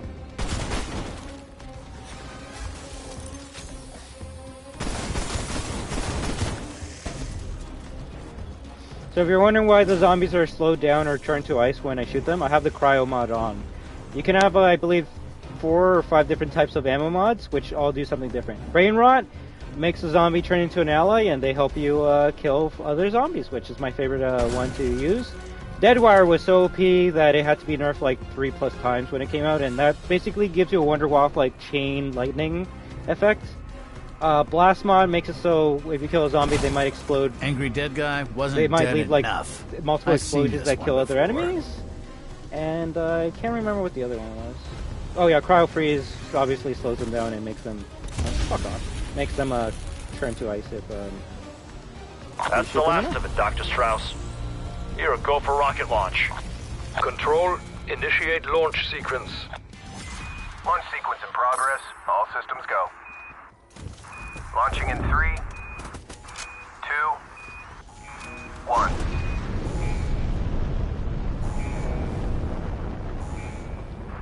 Systems show good burnout. Rocket on course for delivery. I like how the alarm you can see Finally, over there. once I have the Aetherium, my work may continue. Anomaly identified. And I Head to guess the napalm site to is just a activate the fire beacon. one.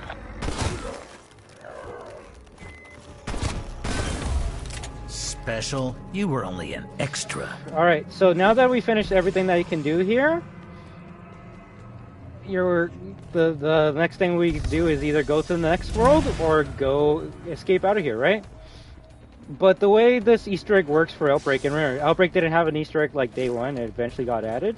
The way it works is you gotta find these 3 radios, which then give you a communication signal to Samantha Maxis. So right now I gotta find those radios, which I think there's one. Yeah, there's one. Anytime you hear feedback, it's gonna make a noise that makes zombies come to you. So we're just gonna figure these areas out. Did you? Checked 5 hostiles. Granados are zombie-like, plus they're smart and come in mass quantities. Joe's only fighting like 2 zombies at a time. Granted, I guess it depends which game, right? But then you said that they are kind of like zombies. That's why, like, to me, I don't mind. Either RE characters can join, right? But I think the easiest one for them to do would be Hunk, just because they don't even have to hire the voice actor. They could just do what they did in RE4 Remake and just say, yeah, just the skin and that's it. Which is that sad, sure, but I mean, we got Velican, so just give the Hunk skin to Velican and call it good. But yeah, I don't know if you were here earlier over World Games, but apparently it got leaked that The Walking Dead's gonna have a crossover with Modern Warfare Zombies. So hey, look at that! Look at that! Added to my body count. Also, even if you have a level 3 armor, if you pick up armor on the ground, it just fills you up, so that's pretty good. Yeah, that looks good to me. Okay. Active static noise 4. Oh yes. So we turn on the radio, and then we gotta find 3 amplifiers around this area.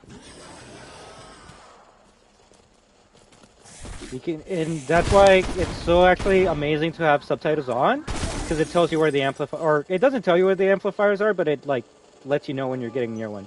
So this is an amplifier. Let's touch it. Active noise number 2. Active noise number 3.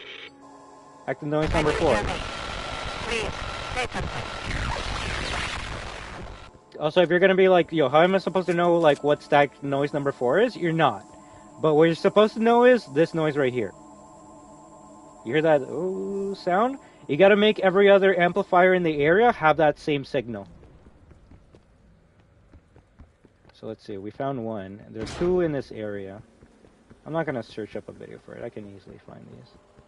I think the next one's here. So here's the next one. We press it. Noise number 7. But even if you didn't know that number, you'd be like, this noise isn't the same as the other one. So let's keep on going through until we hear the noise that's similar to the other one, right? Nope. Obviously, I know it's number 4, but... Hello? And plus, you'll hear Maxis whenever you're getting close, so... Fish AI! Active noise is right below us. Let's go. Yeah, look at these doggos. They literally put a bunch of them in this cage. That's kind of cute. Oh, they literally broke through the door. Okay, let's avoid them.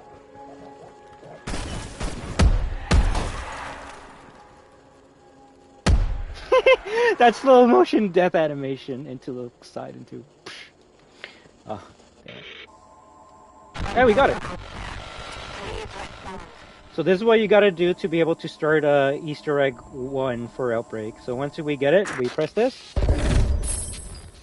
Loyal soldiers of Requiem.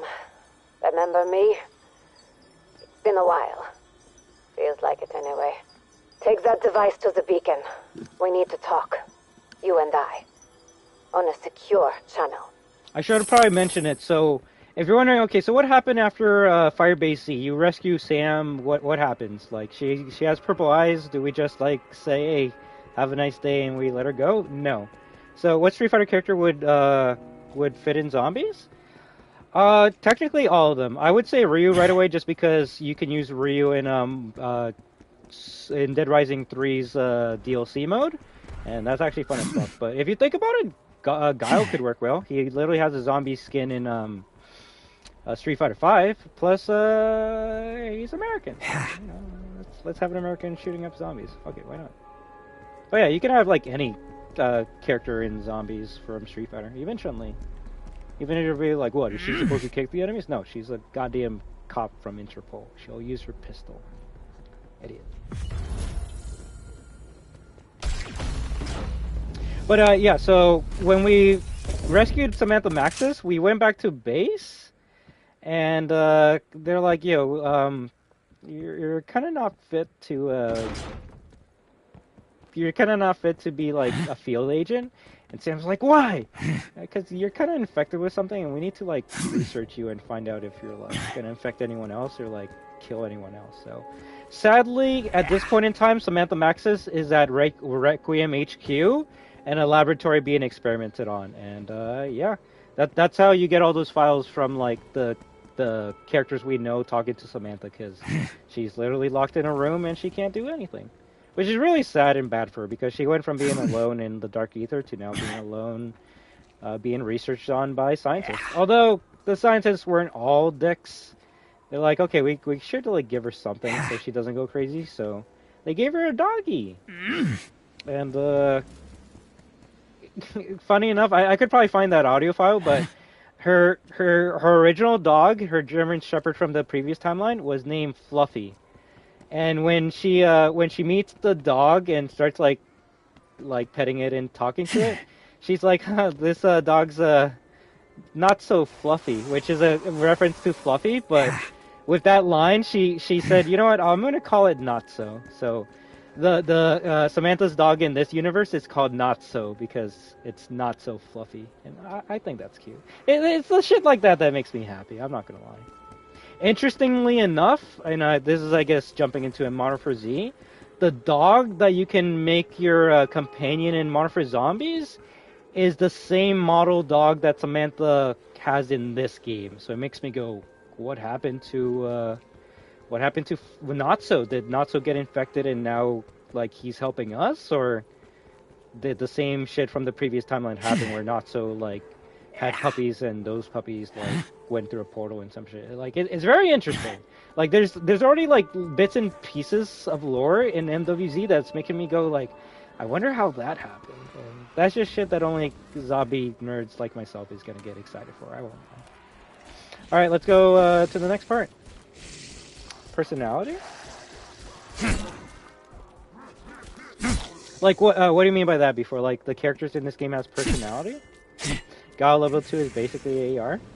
You're not wrong by throwing those discs. One more for my body count. Respond. So right now, Maxis is contacting us through her room, and if you're like, yo, how is she contacting us if like she's under lockdown and she's unable to like go into the field and even communicate with anyone in the outside world? She grew a pretty close relationship with Dr. Gray. That's the one that's been talking to us for the past 2 missions. And whether you want to say she did it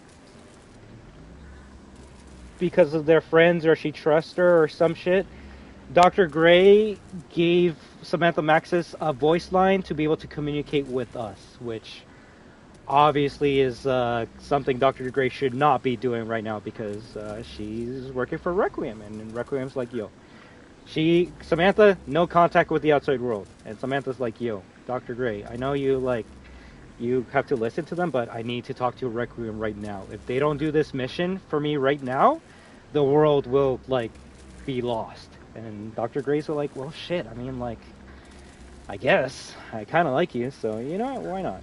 Why not? I'll give you this radio, and hopefully nothing happens to me in the long run. Yeah, show some personality, and that's the best part about storytelling and references, to be honest. Same here, bro. Like, I like it when a reference good. Like, if the reference was like, oh, that character's not so fluffy. I hate not so fluffy dogs, and that was it. It's like, okay, you're kind of like forcing it.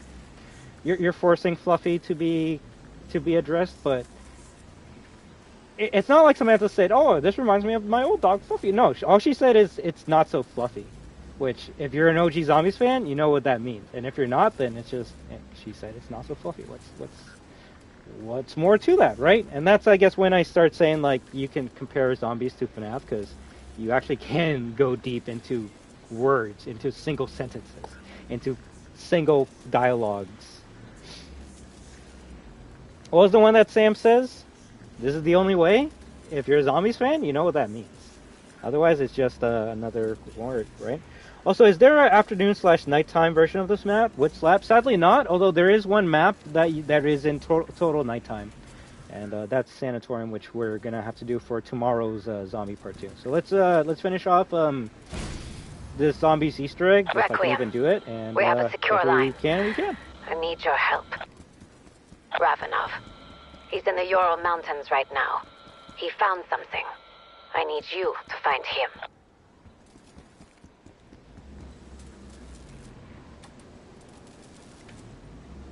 And as you can see, M for Maxis, Samantha Maxis. I will admit, I did have a unfair bias when it came to Samantha in this game. Like, when this game first came out, and Samantha Maxis was like good and shit, I'm like, no, you're not. I hate you. You've done so much bad shit in the previous timeline that you're gonna be evil. And you know what? Call me a dick, but that's how I thought Samantha was gonna be this whole entire game, and it actually made me We've located a dimensional power node like ahead. Samantha a little starting bit. the ether wait. terraforming process in this region. We need that crystal destroyed. Find it and do your job. Ravenov and I had hoped to meet, but I can't make it. You know why. He left a dead drop, and I need you to find it. Search for his mark. It has information about Omega's new project. Remember, Requiem doesn't know we are speaking. Make sure you complete your work, as always. Act natural. You can do that, right? If I was to get into this, I would have to grind me MP for the detachments. Specific ones, right?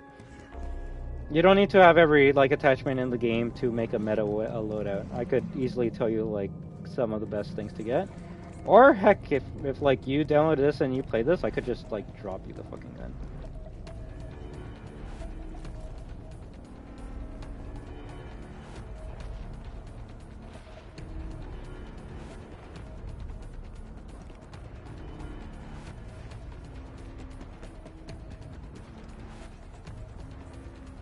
Should we do the dragon? I mean, we're pretty close to the dragon. So.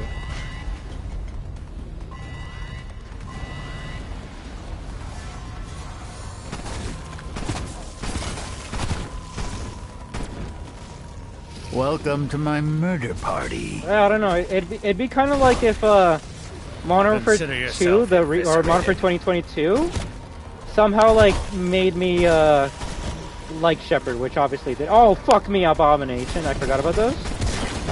Those are the big boys, the big bosses in Modern Warfare Zombies. I wasn't expecting to see one right now. Those are from the last DLC map.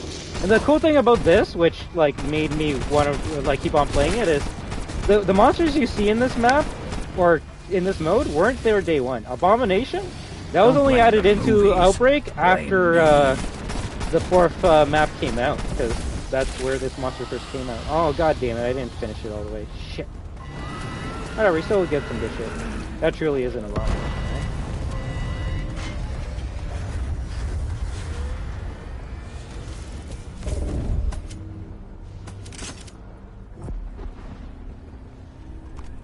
It's probably the worst that mission crystal to is do in my accelerating opinion. the Ethereum infestation of this region.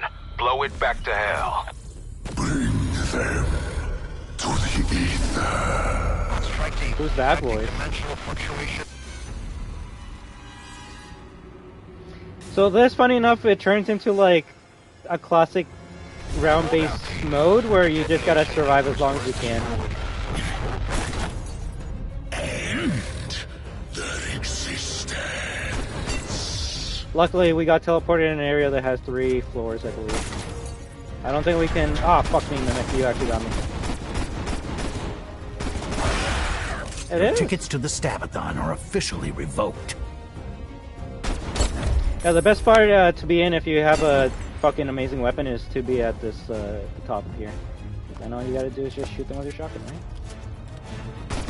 I never see anyone do a custom RE1 map. If you're still here over games, funny enough, I just saw an article about someone like recreating the Arkley Mansion in Unreal Engine 5 graphics. I can't wait to see that. I hope they don't make it a game, because then Capcom's gonna stop them. But if they're just recreating like Arkley Mansion, that'd be so good.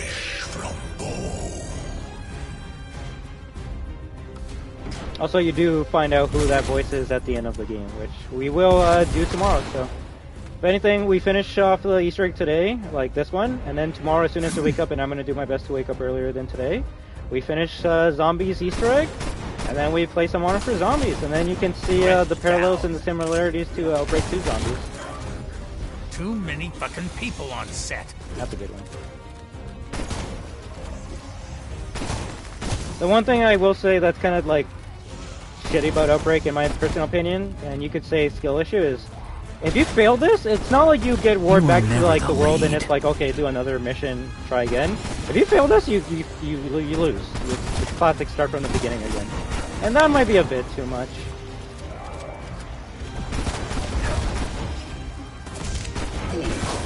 Which is why they made it in Modern for Zombies, if you fail a contract, you just can do another contract.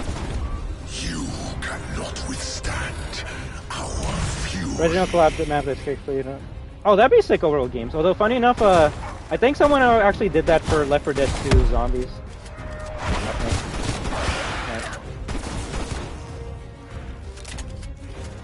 But honestly, if you're gonna get into this before, the only weapon you need is from one villain to another. You can do better. If you upgraded your Gallo 12 either in Cold War multiplayer Zombies or even Warzone 1, then you already have the best weapon to use. It's more so if you want to use a different weapon, then it might be that's when I gotta be like, yeah, you gotta upgrade weapons. It's an honor. Was that the game you could play as Ryu against zombies? Are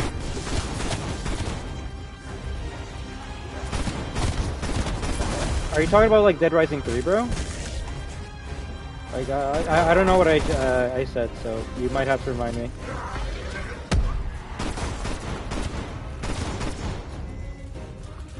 Was that the game you could play as Ryu against zombies?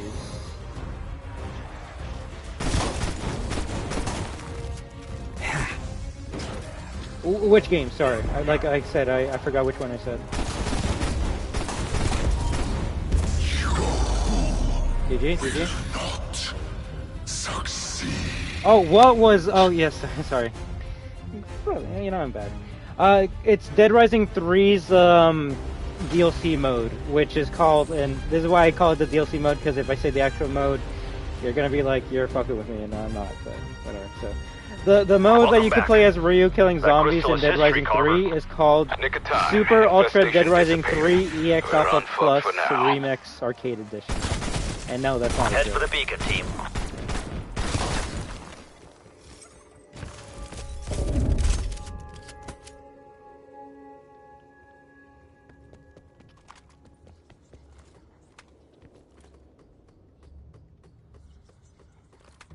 Liar!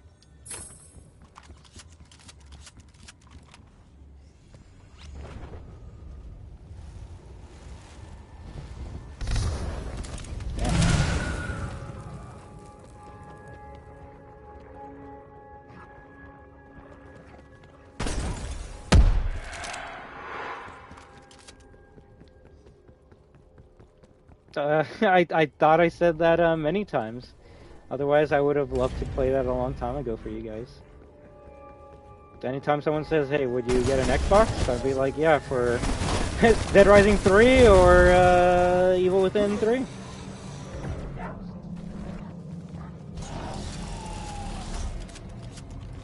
Oh, shit! I forgot about these guys. Yeah, when this shit arrives in Mono for Z, that's when I'm gonna stop playing, not gonna lie. They're basically the Iron Man of this game. Ooh, I'll definitely take that. War machine ready for use.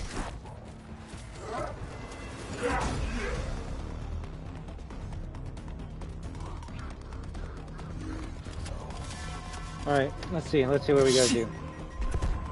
Waypoint marked. Move.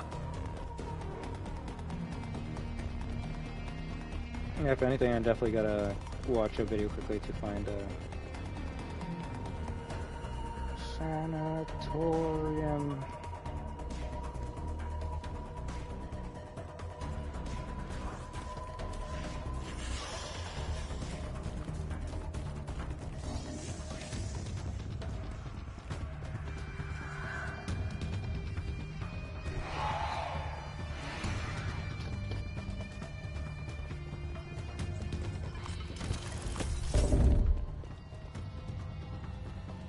Oh, of course it's not on the bridge. Whatever, that's okay.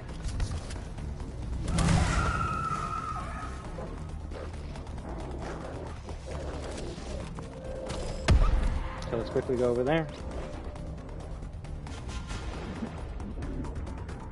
Oh, funny enough, we actually might be pretty close to where one is.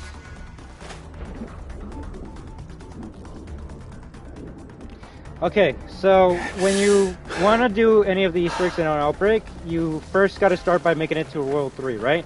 We're in World 4, so we already passed that. Next, when you talk to Samantha Maxis, then she tells you to get the piece of the machine into the teleporters. That way you can get to the next part, which is here. And then when you're in this world, you got to find a monkey bomb that has a specific item. Sadly, that wasn't it, so we got to find another monkey bomb location. I believe there's 3 to 4 monkey bomb locations per map. God damn. Of course, that would be all the way over here, right? Setting waypoint.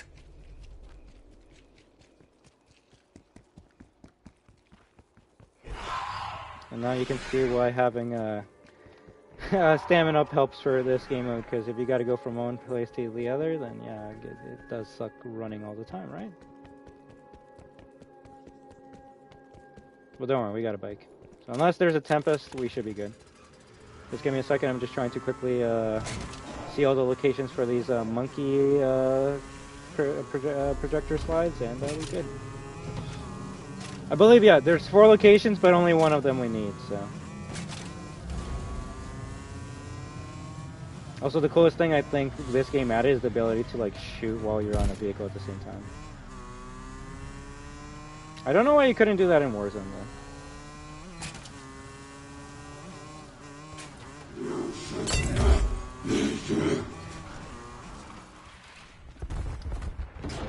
Please be it. Not it. Also, if you want to know why the shotguns are the best weapons in this game, let's see how many shells it takes to kill. Okay, 0. 1, 2, okay, never mind. Maybe it's 3, 4, 5, 6, 7, 8, 9, 10, 11, 12. That's Pack-a-Punch 1, by the way. You can Pack-a-Punch this weapon 3 more times. You could say that's a lot of shotgun shells, but like when it's less than like... When you can kill it without having to reload, then I don't know. I thought that was actually better. Also, if we have if we put on Deadshot Zachary, that makes our critical damage even stronger.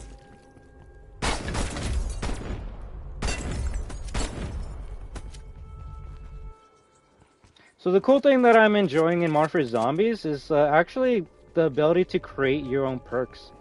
Like in Modern Warfare Zombies, if you find like a blueprint to create like stamina up, and you exfil with it, you can actually craft stamina up every 3 hours. So you can actually like start the match with stamina up, and holy fuck. Let me tell you how amazing that is in Modern Warfare Zombies, just being able to start out with stamina up. Is it OP?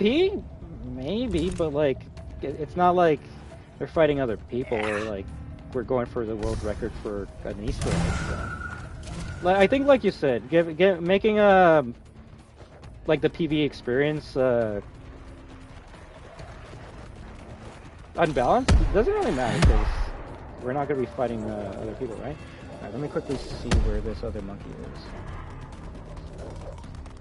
Funny enough, it's in this location. Okay.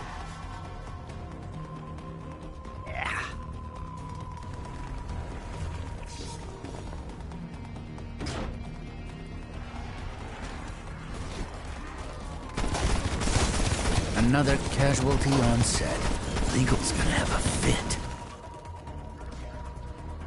There it is. Motherfucker, you're really gonna make me go to the last one.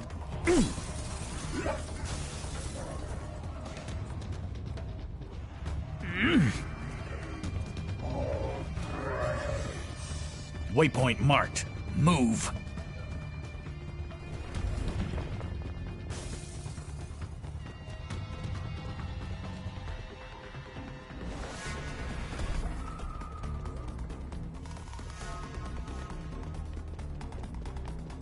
Yeah, this is where we Waypoint go. marked. So what I'm gonna do is Move. I'm gonna get to this jump pad, which yes, these things are also in MWZ.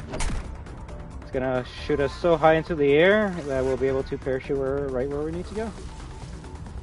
Also, that sound you heard was them trying to hit us from what the fuck.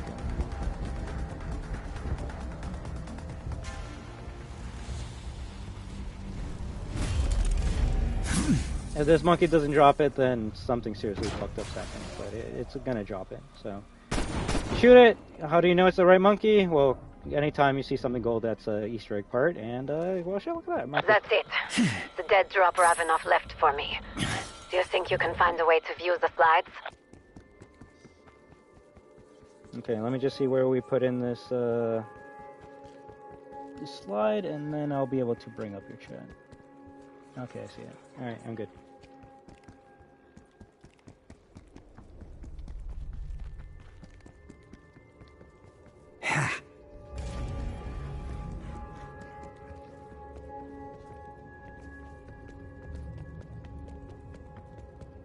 There we go. Oh, just play Exo Primal, bro. Bro, who even said that? As long as it's a single player or a multiplayer game where you don't fight each other, sell what you want? Marvel's Capcom unbanned, Ryu versus Gil, Valentine for real though? Speaking of MVC, you hear this hopium that people are huffing that MVC4 is going to be announced soon? If anything, I don't think it's going to be MVC4, but I think it is going to be a crossover game. I do think that. But I don't think it's going to be MVC4. I think MVC is the only game where a Street Fighter character fights zombies. That or Super Ultra Dead Rising, right? Where is it?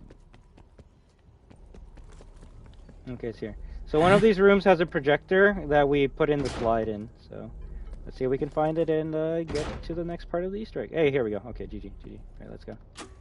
Alright, let's see what this is, guys. Operatia Inversia. Did Requiem tell you of it? Did Weaver?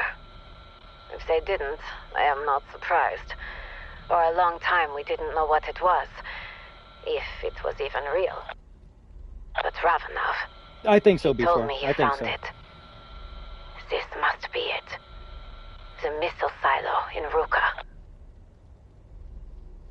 Alright, so there's a missile silo in Ruka? Interesting. There was truth in the rumors after all. Ravenoff heard Omega was developing something called the Reality Inversion Warhead. It is not difficult to decipher their purpose. The Reality Inversion Warhead is designed to, and it's cut off. That's funny.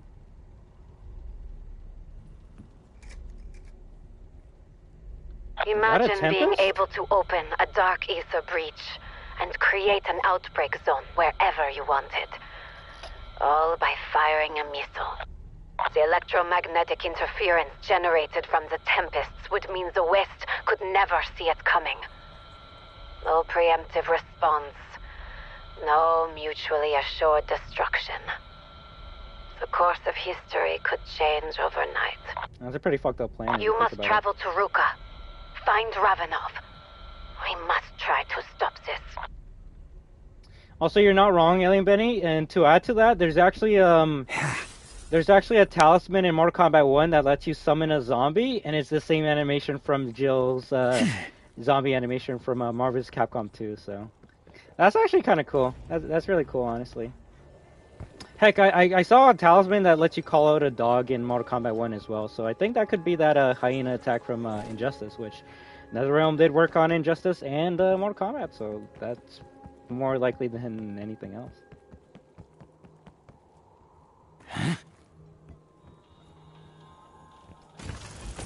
Bro, there's like this ad I want to show you for Resident Evil Village that I could not believe. They like, I don't know if you've seen it, but like they hired like someone to like cosplay as Lady D and like the sisters. And there's this guy who's cosplaying as Chris Redfield, and like, they're like stomping on him, and he's like, "No, wait, I'm just trying to play my mobile game that's collaborating with RE8." I'm just like, this has to be fake. This has to be fake, but it was a real thing. Funny thing is, I can't find it on YouTube. I can only find it on Facebook. On Facebook.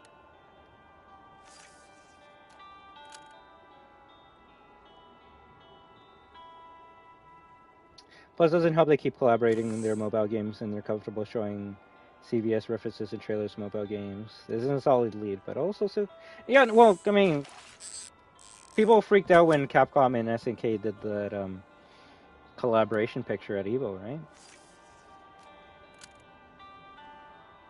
But I do hope I haven't been missing out on any comments. Ooh, purple. What is it? Dead wire? I might as well put it for my pistols.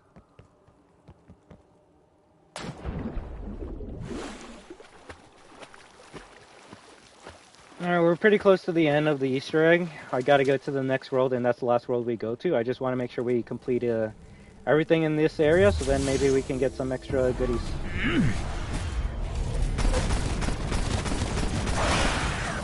Mimic down. Mangler destroyed. Mimic down. Zombie dead, zombie dead. Good effect.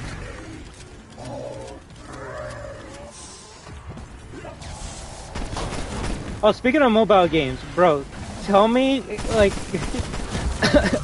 my heart skipped a beat when I saw the Cursed creators make a tweet on Twitter with a post saying, "Sadly, we're gonna have to discontinue our service for this game in the next couple like weeks or some shit." And I literally started getting sad. I'm like, no way, they're actually shutting down Cursed. And it wasn't until I finished reading the full article that they're like, and that's why we gotta shut down Cursed Mobile. And I'm like, wait, what? There's Cursed Mobile? Oh, shit, there's something I didn't know. But also, I was just like, thank God, they're not shutting down Cursed. I'm so happy. I'm so happy. I literally got sad for a free-to-play jokey game, bro. Well, they also shouldn't, like, start their tweet with, "Oh, we're shutting this down." It's like, no, you're shutting down the mobile game, not the I was gonna make a quote tweet for that, just because I actually care about that game, but tag done. I don't know. Once I realized that the main game wasn't leaving, I was like, oh, I'm okay with that. Everyone dead?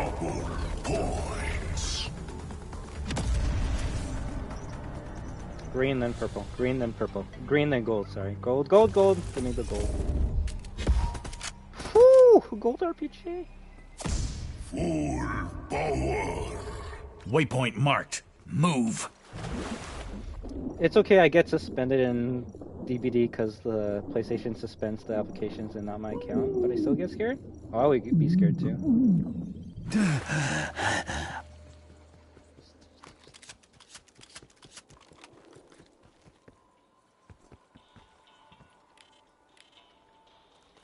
Can't fish with a dual-wield weapon equipped? Okay, apparently.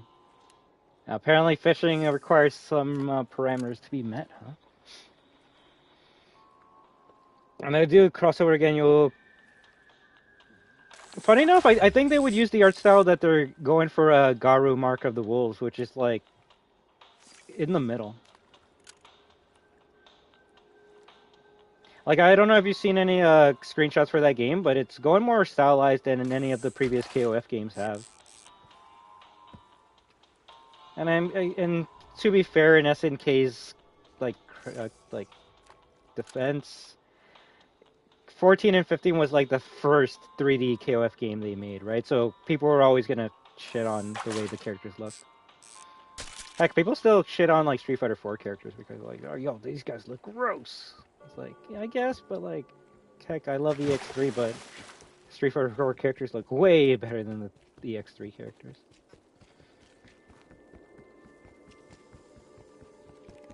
If anything, funny enough, before I will say I actually hated this map because of how dark it is.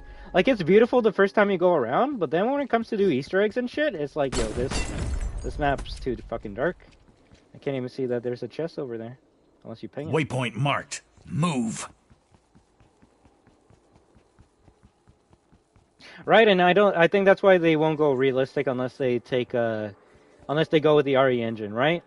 Like, if they go with RE engine, it's going to be stylized, but realistic. If they go with SNK's Unreal Engine, then it's going to be stylized, but not realistic. So, I don't know.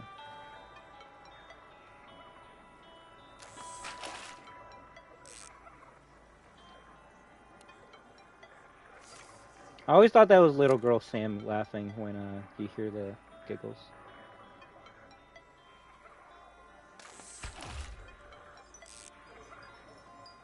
Of course. Which is why I hated when they gave her the bowl haircut, because I'm like, you just made her look more like Sakura. So, if anything, my favorite version of Yuri is when she has the ponytail, because she looks more like her own character. So I'm glad they gave her back the ponytail.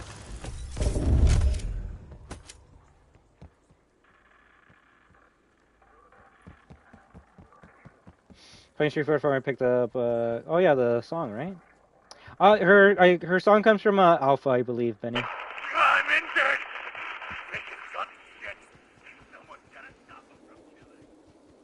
So a boss killed our teammates, and now they're being sent in from the Dark Ether, which that's a pretty cool animation, not gonna lie. And now we're gonna kill them.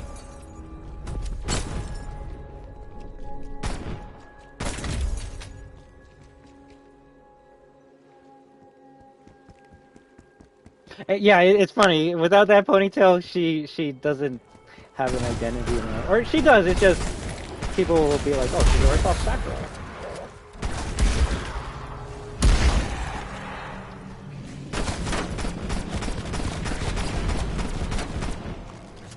Yeah, I think the next perk I should get should be Dead Shot, so we can get more damage on the critical area.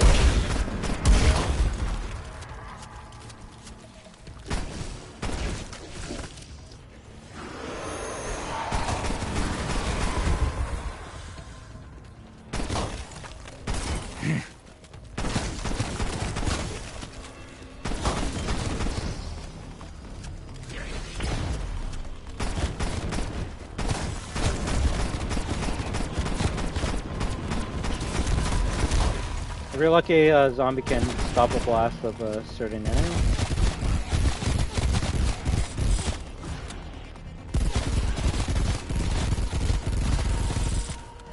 Funny enough, I actually think these weapons are meta for the boss I'm gonna fight, so you actually might have given me a favor, done me a favor before.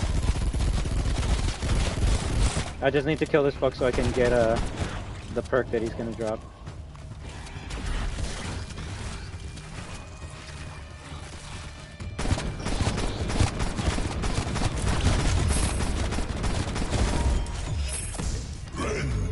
Horde threat exterminated. That'll send a message. Mule kick. I mean, I guess it did drop a good weapon here. Although, is the gold? I was gonna say, is the gold RPG still over there? I would actually rather grab that, but I don't think it is. If anything, let's grab this. Rain Rot. Let's fucking go.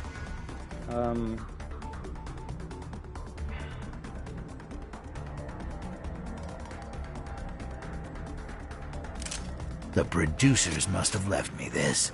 How thoughtful. Remember, purple RPD, very good, but it doesn't have the attachments we have. We're going to go over here and put the RPD Z. Now it has more ammo that we can reload right away. We don't even need to pack a punch it. Because,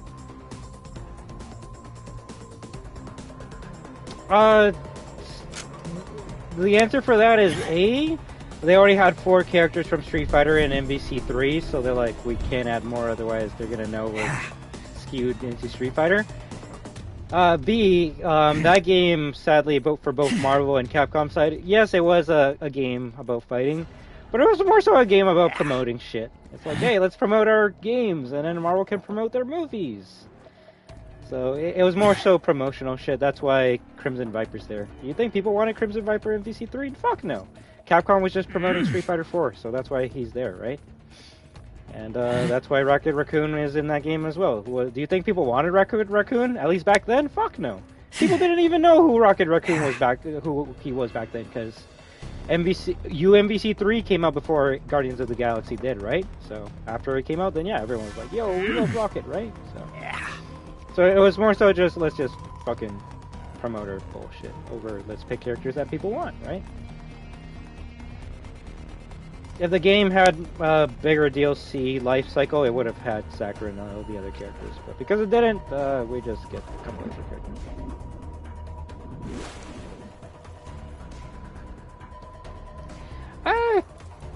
She is a pretty interesting character. I mean, most people want her just because of sus. But in fact, I don't really know any other characters that, like, they're a secret agent that just work for money, and then at the end of the day, they come back home to their little daughters so they can, like, take care of them. I guess you could say that's Chun-Li now, but Crimson Viper had that story before Chun-Li, so. Plus, it seems like Jury and C Viper work together when it comes to, Street Fighter 6's story. Sus how? She wears a suit, no? Crimson Viper, the character whose like default costume is I'm a business suit, but I'm not gonna wear like a shirt because you need to see my tits. That's C Viper.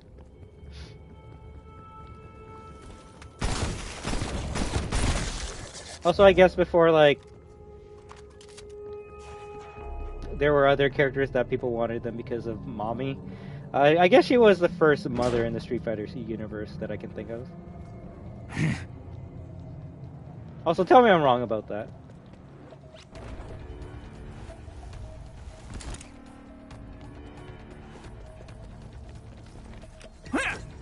She has an untucked shirt which shows off her female body parts. Which, hey, I mean, it doesn't matter. You do you. When it comes to like all the females that were introduced in 4, she was the sussy one. And then Jury came on. But even then, she's a bit more sussy than Jury.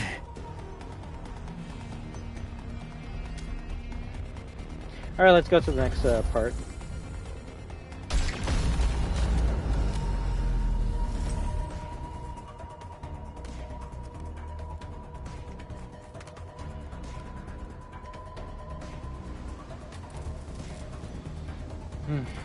Warp to the last area, and then we finish this Easter egg. Although yeah, next time I'm definitely not skipping to World 3. We could have had more weapons, ammo, money, perks, spikes, stick into each round.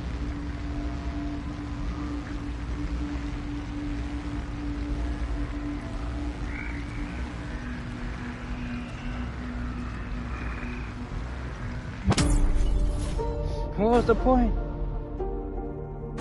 Still in one piece? Good. You've been here before, yes? I trust you know your way to the silo. If those missiles are here, that's where you find Ravenov. Alright, let's do this as quickly as we can, and if we win, we win. If we lose, then shit, I guess I gotta do this tomorrow. It has been so long. It's actually amazing that we have this for this world, because if we go down from the boss, destroy the seals. We'll be able to survive from the spirit here. One seal broken, 2 to go.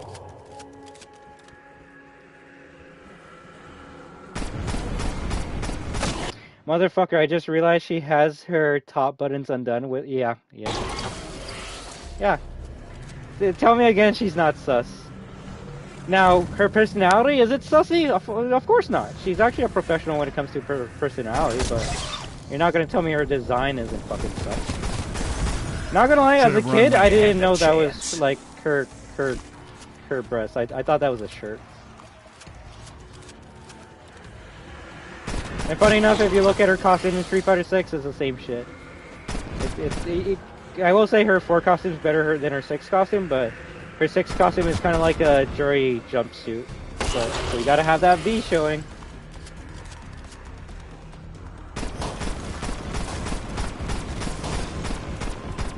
Oh, Jay, remember when Misty came back in Black Ops 4 and they, like, buttoned up her shirt? A lot of fans got mad for that, and I wonder why. If I gotta be honest, I'll be truthful with you guys. The first time I saw Misty in Transit, I hated her. I hated her. I looked at Misty for 1 second, and I'm like, oh yeah, I know why people like you. I know why people like you. And you could say it might be an asshole assumption for me to have, but I mean, I wasn't wrong with that assumption. Most people like Misty back in Black Ops 2 just because she was a female with her tits out. So it was kind of funny that when Treyarch like buttoned up her shirt in Black Ops 4, that was the thing that people were like bitching about the most. It wasn't the lore, it wasn't the microtransactions, it wasn't the fucking story, it wasn't Blackout getting more content than multiplayer or zombies. It was Misty didn't have her tits out, and apparently they reduced the size as well. So. That's the shit fucking zombies fans care about, apparently. And it just proves my point, because I'm like, yo, I don't like Misty because I feel people only like you because of your looks. And then it got justified when Black Ops 4 came out, because yeah, people were more pissed off that Misty's look was changed from how she looks like. Enemy deleted.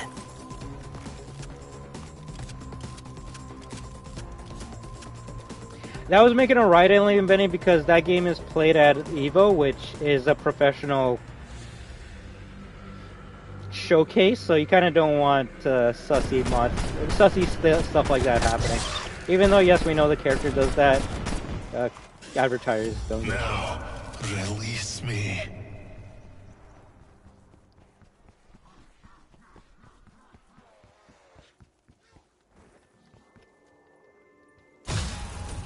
At last, I am free. I swear fealty as long as you are here. Is that an M16? If it is, I'm grabbing it over, Didn't you learn anything the first time you died? Yeah, M16's the best weapon to use. Now I'm just wondering what I'm gonna... Actually, let's be smart. So if I die, the third weapon goes away. So let's make sure the third weapon we use is a weapon I don't give a shit if we lose. So let's see. Primary, secondary. Secondary is going to be M16. Excellent. Third weapon that I don't care if it goes away, toy. Dimatic, just because it doesn't really matter right now. So let's see. Let's Pack-a-Punch M16. Pack-a-Punch 2? Holy shit. That's really good. Also, maybe I should have put my attachments on the M16, right? What the fuck is it? Anything with a Z on the name is the zombie variant for my game. Nice. Oh yeah, you had to use her story costume instead of her default, so it was more so just about optics and marketing. It's not Capcom was going woke. It's Capcom wants to make money, so they can make the next Street Fighter game. So maybe they don't show a female that has her ass and tits out to the worldwide globe, right? But it's her character! Yeah, but Capcom wants to make money, so fuck your character. They want money.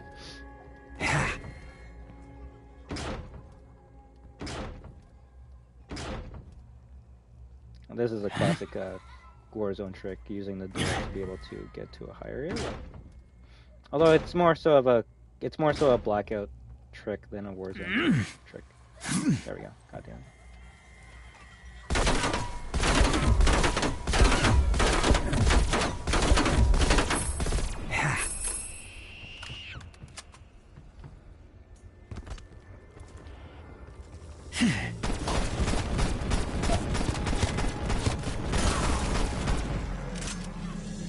Let's make sure we follow that. Looks like we have some Ethereum.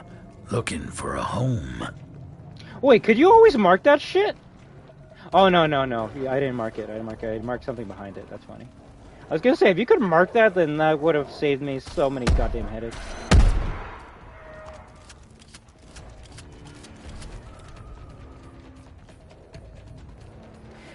Actually, funny enough, do you know what the most interesting thing about that trailer was? Yeah, you had people being like, oh damn, big woman, right? But I think the coolest thing was that RE fans were able to determine her height before Capcom stated it. Like, they looked at that trailer where, like, Ethan is getting hooked, and they're like, yo, this woman looks taller than any other character. And before Capcom announced that, yeah, they were like, yeah, she's like a tall lady.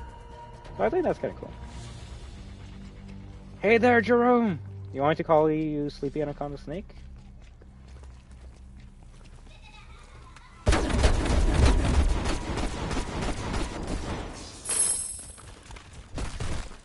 Please don't come.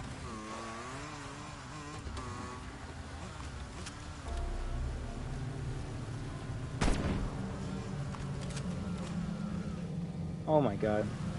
Iron Man just dropped out of the sky.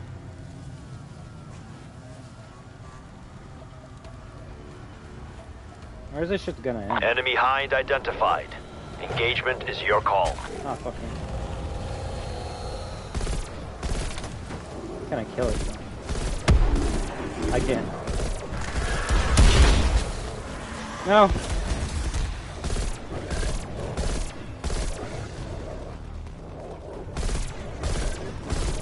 If you don't destroy it by the time it gets out of the area, then it's just out, right? Also, yeah, M16 is shooting in a 6-round burst now. So you can kind of see why it would be the best weapon to use for bosses. There we go. Omega target eliminated. Well done. Right, yeah. That's, funny enough, I'm glad we were able to do that arcade ending before they announced it, because we kind of assumed correctly that the arcade, story costumes were going to be costume number 3.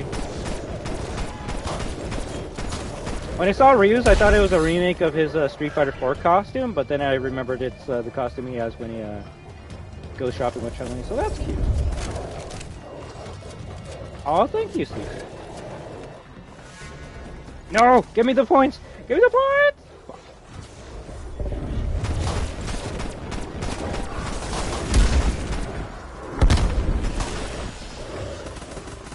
That perception gives us a fuck ton of stuff, man.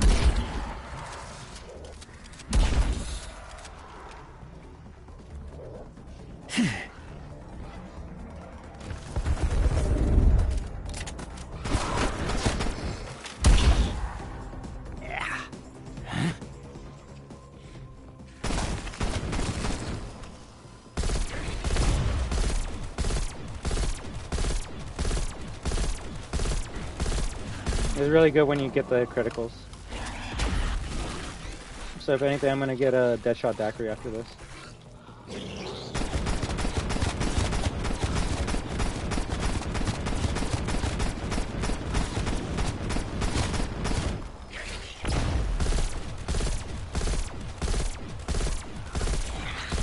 And honestly, I'm thinking that they won't cost as much either. Like, I could see them being, like, maybe $6 each, but there might be a bundle that, like, makes it cheaper if you buy all of them, right? 1911, Howard... Gold Howard? Yeah. Gold 1911s, though. You want me to use Maddie's, right?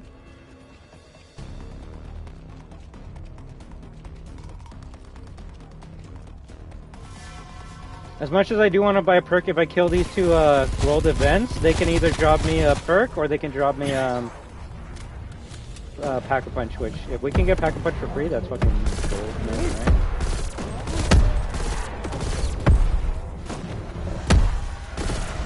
I hate the exploding dogs.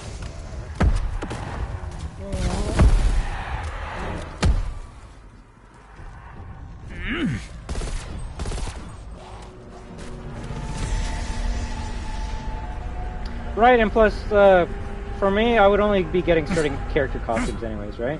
I'm not going to do what I did for Street Fighter 5 and buy every costume, I'm just going to buy costumes that I can afford, right? Oh.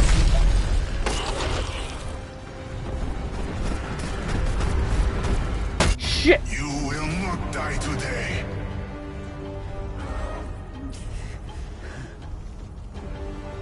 Yeah, you know what? Okay, fuck it. I'll go get Flipside. I'm not dying right now. Perks are always in this location, so we're gonna go there. Cool thing about Ruka, if you got a grappling hook, you could kind of just use the trees to make you go around the map faster.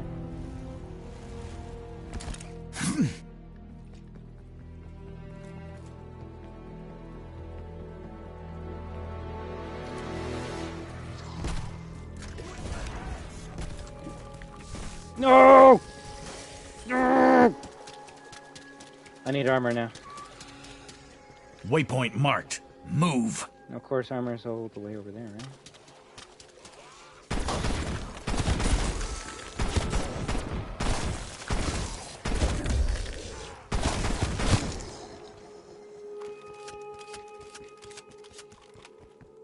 One pro about Modern Warfare Zombies that this game doesn't have, you can actually hold armor. So if you don't have armor in this game, you're kind of fucked until a zombie drops it, or you go out of your way to buy it. And of course, the area that has the armor is the area that has like 20 goddamn Tempests. There we go, armor. Now can I get out of here before they shock me? That's the real question. Shit! It doesn't even need to hit me! It can just be around! I love it! I can't wait till they add you to Modern Warfare Zombies.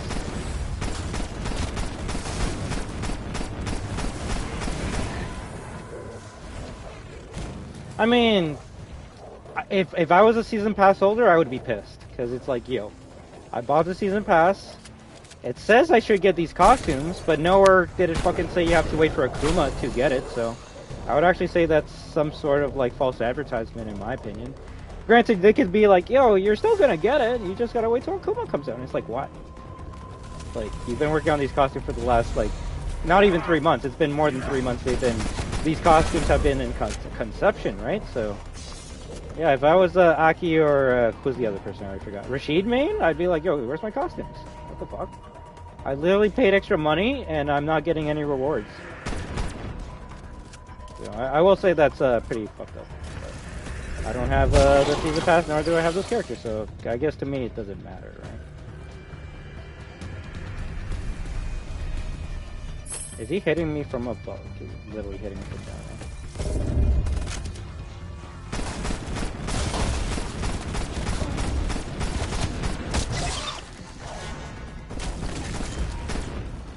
Oh, thank God. Stuck.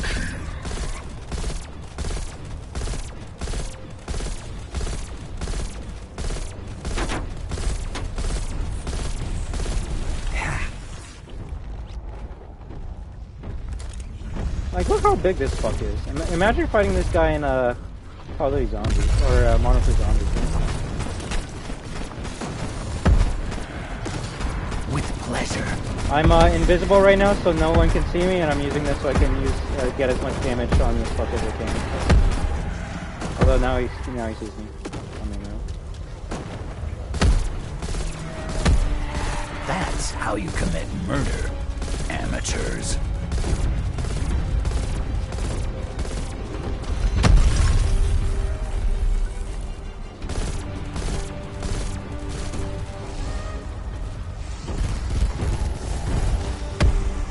I think that's upgraded.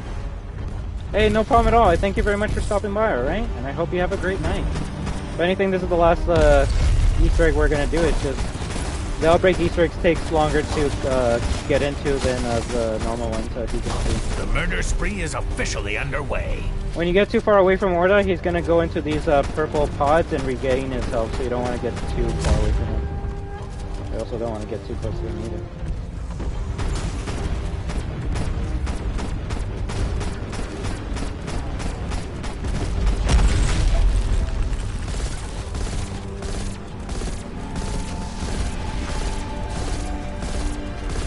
That's the most damage you can do to Orda when he has his mouth open and he's shooting fireflies at you.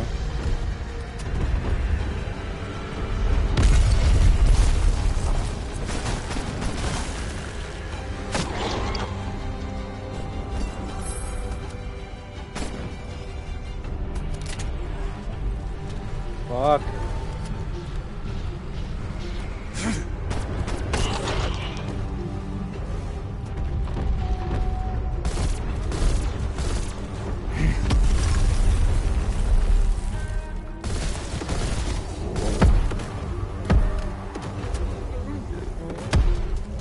shooting at me?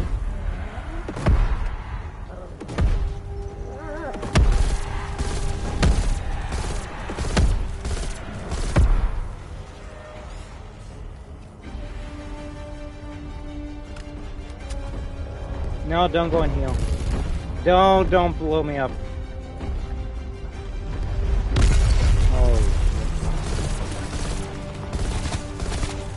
This is why I need brain rot, so I can have a zombie fighting the other zombies while I focus on the boss. And now I lost my armor.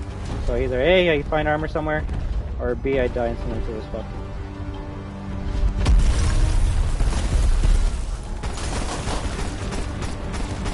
The first rule of surviving a horror game: don't run into me.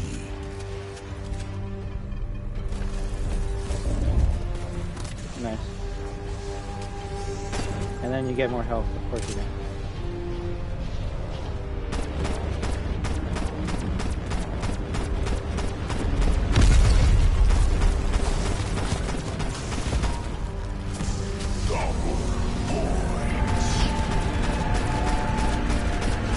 Invisible, shoot as much as I can into its mouth. Hopefully that should kill it.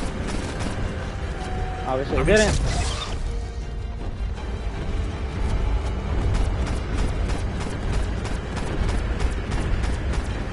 Shit! Okay, good. And then that fucking hits me, because of course it does.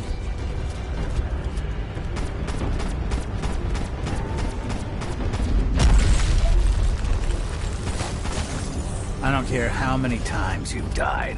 This one's your last.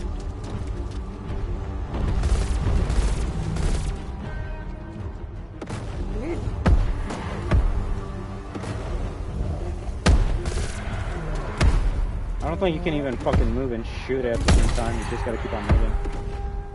Oh, thank God. I'll take this.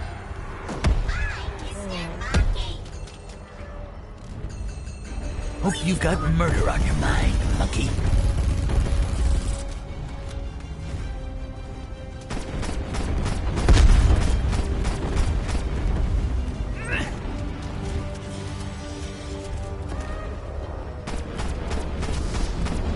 Fucking die! Goddamn die! Okay, we did it. GG. Fucking nice.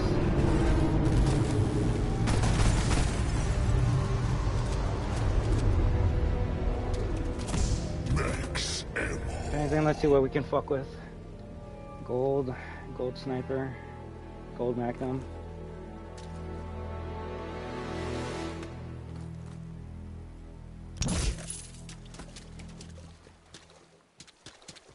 Setting waypoint. They showed a glimpse of under what? Oh, true. I saw that. It could be, or it could be costume 4, right? I know it's probably not it's probably too early to start thinking about that, but I mean, Capcom's most likely already working on costume 4, right? They're just gonna show you that they're working on 3. That's a goddamn next sound.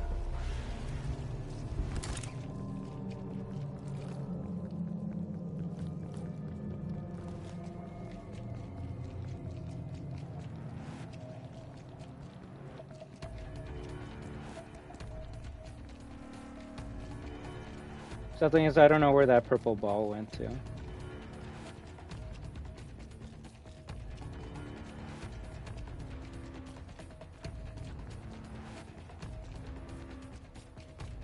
It would have just given us more essence. We don't really need the essence. We do need the perk from whatever this boss drops, though. Damn hostiles hunting us down! Picked us off! Careful! Stay working! There's a team of hunters! Those were our people, strike team. Settle the score.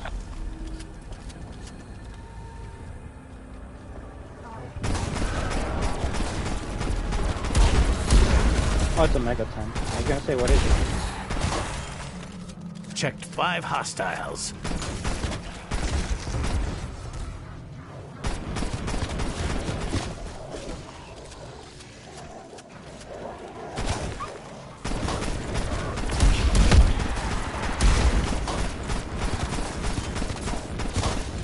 Come I on world 6? Fuck.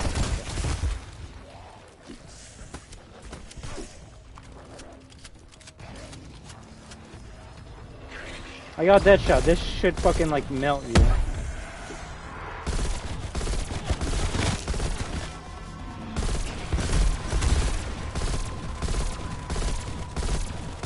It kinda does. As long as you get the headshot.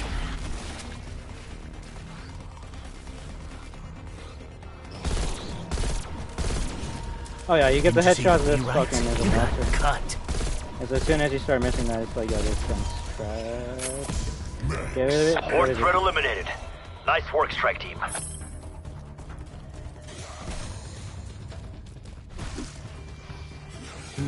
Alright, I think we're good for,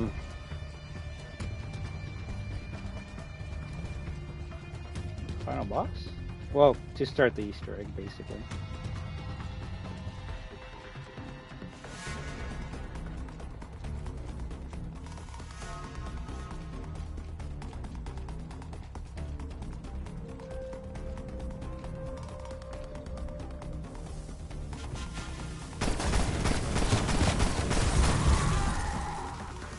Dead bodies. Ravenov's calling card. That's our way down. Don't let it charge into you.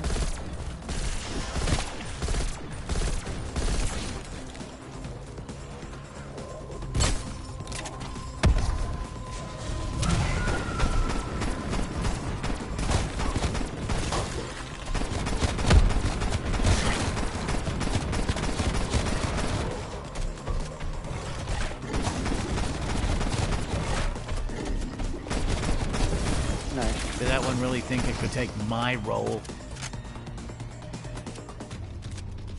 Or they also had a Retrosaki on the wall, and oh, that is true. So this door will only open if you're doing Easter egg part 1. It will never be open otherwise. If those warheads do what we let's start think, it. Let's get good. Omega, the Soviets, could destabilize the West. If one of those impacts Washington or New York, it could create an outbreak zone big enough to consume the East Coast. It would throw the West into chaos. It would end the Cold War. Cold War. But at a terrible cost. We cannot let that happen.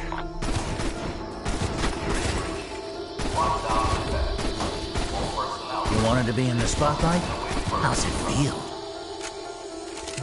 Looks like Ravenov left a trail of breadcrumbs to follow. Murdered Omega breadcrumbs. So right now in this facility, we gotta find Ravenov. He doesn't seem to be in the D area, so let's go somewhere else. I will admit, this this part of the Easter egg I start to get lost sometimes. But I believe we go to the top floor, so you can go to the other sectors.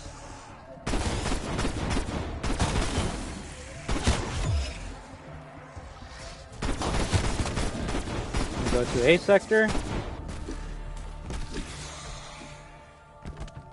Oh, thank God. I believe it's stamina up that lets you have no fall damage. So if I didn't have that, that would have been the end for me. Alright, let's watch this funny-ass cutscene. Lockdown lifted. All personnel return to station. I guess if you have akimbo pistols, they don't show up in the cutscene, which is why the Krieg is now in my arms. Fuck it. I should have just stayed with the gun I had.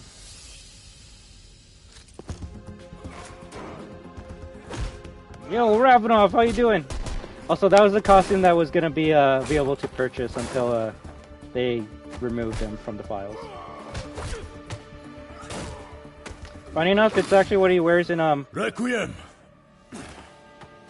What he wears in MWZ.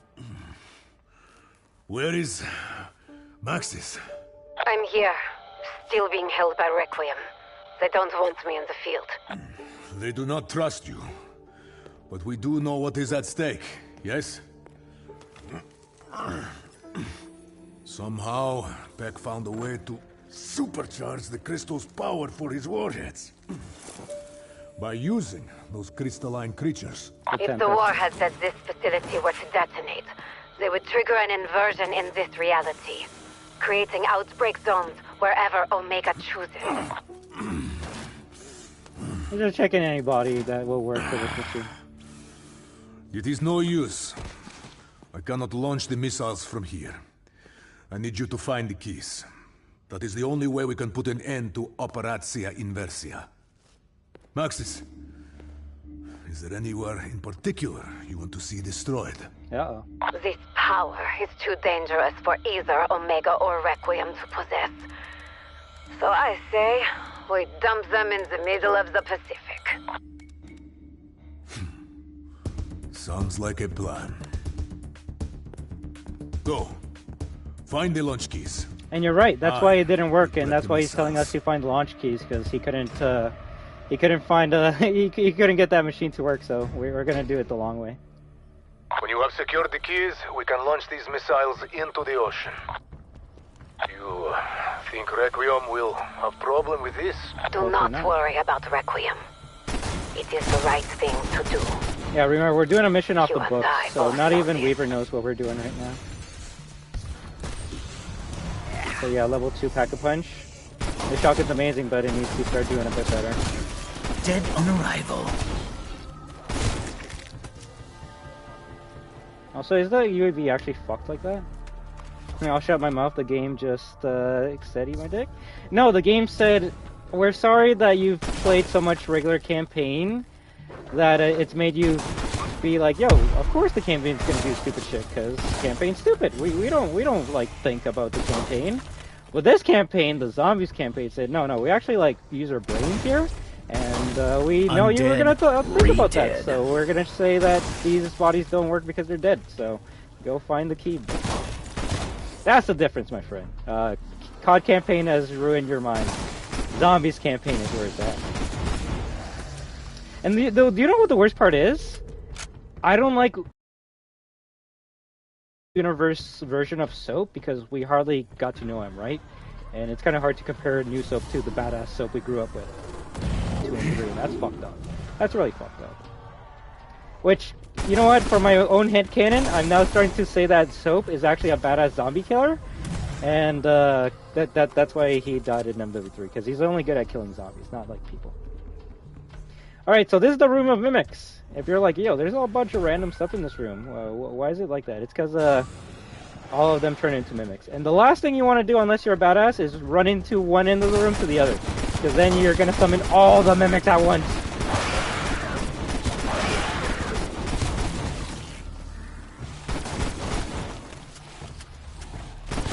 You can see why I like Cryo Freeze. It usually slows them down or stops them.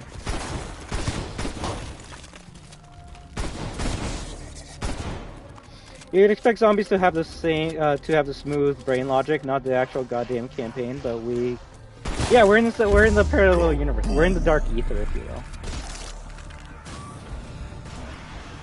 I think you can actually crash the game if you activate all the mimics like this. So don't do what I'm doing, especially on the PS4. Arming syntax. Ah! That was bad.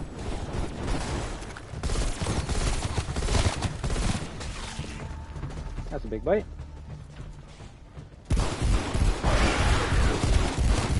I don't even think this is even upgraded. Or like packed.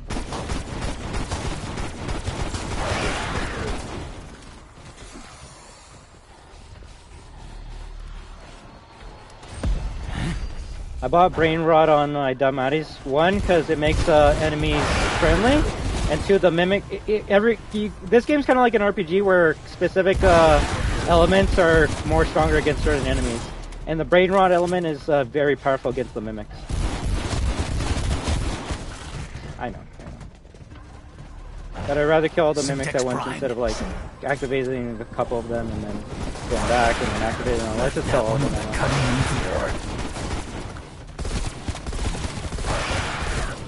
Hey, Little Bit Gaming, how you doing?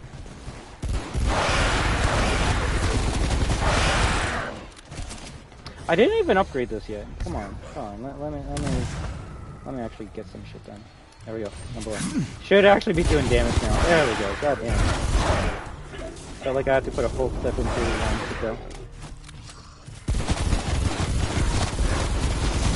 Hey, we're getting camos. Hey, friend. Don't brain rot these guys. They're fucking bad. You would think if you brain rotted this fuck, he would shoot his gun, and yes, he does. It's just if he's surrounded by zombies, he'll most likely claw at them instead of actually like shoot at them. So there actually is like a hierarchy of characters you want to infect to be a teammate.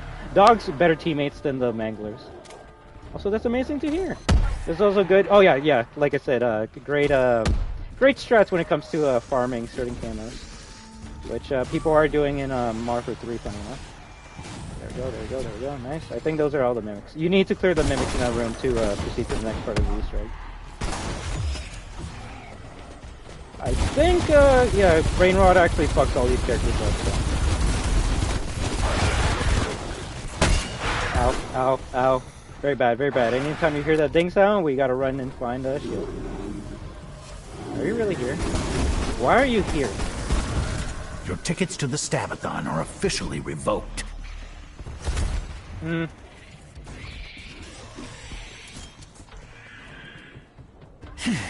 we go. Armor. Nice. If anything, I need to buy a quick revive. Even though, yes, the first thing someone might say is quick revive. You're playing solo, though. Quick revive in this game and in MWZ, it lets you heal faster. So if you take damage and you gotta wait like 10 seconds to heal, now it's like 5 seconds. So it lets you heal faster, and I believe it gives you 1 self revive as well. So fuck, it's not even what we wanted.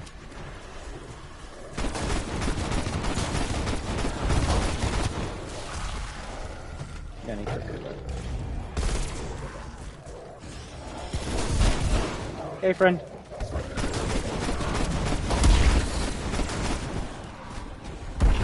Bonus points. There's your opening sequence.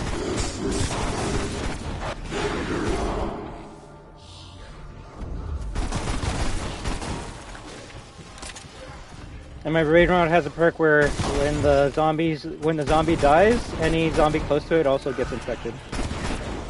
It's gonna be extremely viable when it gets to the final part. So let's see, this area cleared. Nice. Can we grab the security card? There it is. We grab the key. Red Mimic comes out.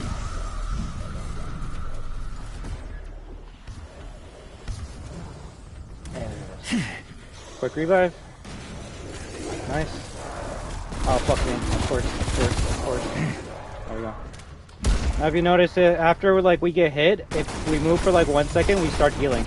Compared to before where we had to wait a good while to I think heal after up. dying once, they'd be less eager to do it again. But we gotta kill that mimic, so we gotta find out where it is. Right? You can easily fuck up so hard in this game. It's not free, it's not easy.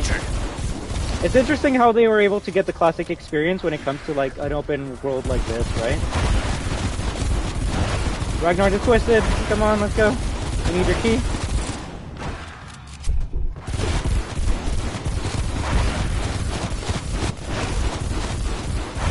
Like, mimics aren't that hard to fight. The move you don't want to get hit by is the grab one.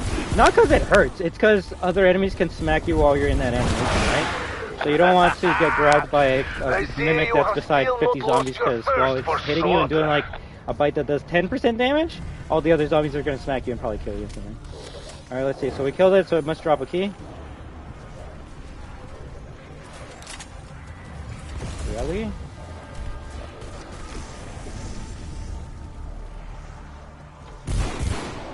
Hey, doggo friend.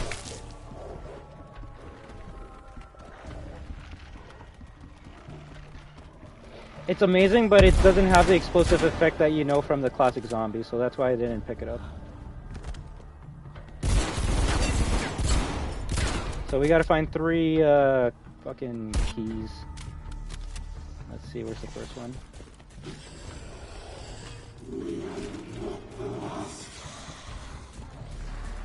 First key. Open that up.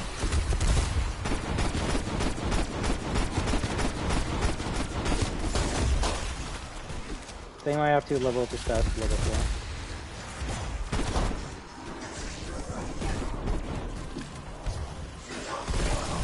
turn his face in. Wrong know what answer. that noise was. Dead If thing. it's since the kill, I gotta grab it. Oh, it was. Oh no. I mean, it's just as good.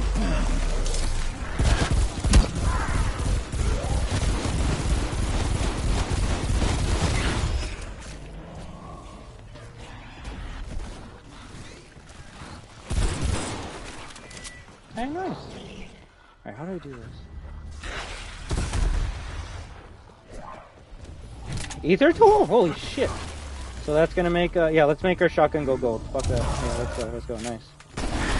There you go. You weren't cut out for the big screen. A ray? Do we take the ray? You let me know. Do we keep the ray or do we draw, the Mighties or ray? You pick, alright? You pick. Also, I actually do need Shatter Blast. Funny enough. Wow, we're actually getting the shit that we need.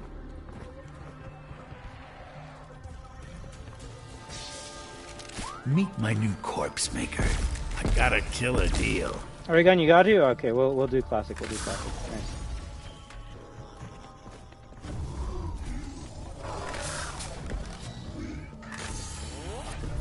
Your mother's weak.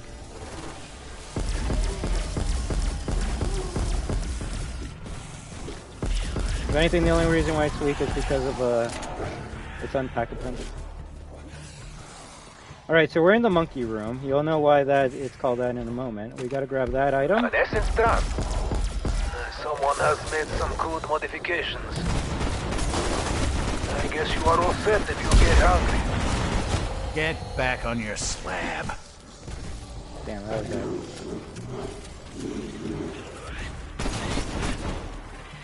What's the max mark for the ray gun in Cold War?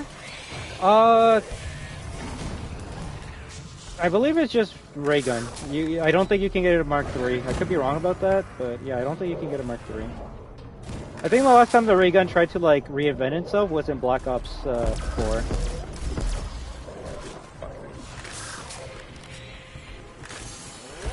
That's why I guess they didn't make like a ray gun Mark V or anything. They said, fuck it, let's make an AK version of the ray gun. And that's where the ray K comes in. And ray K is really fucking cool, not gonna lie. Yeah, we do got a pack punch. Okay, nice. Alright, we gotta go back to that monkey room. Did this kill now? Oh yeah, I killed. Nice.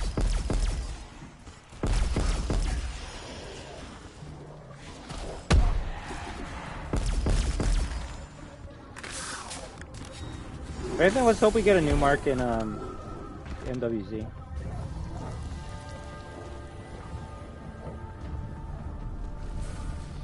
Jellyfish room, not what I want. Oh, this room's open now, so that's good. Is this the monkey room? Yes, it is. Did you really just shoot at the monkey? I thought I was cool. I'm sorry, I need the monkey to be in a different location. Who knows where it will run off to now? Actually, I didn't know that was a voice line.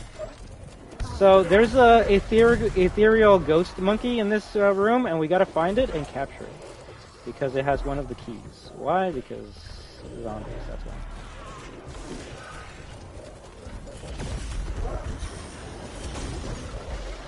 Usually the monkey's on the first floor, so if anything, we might have to clear out this room.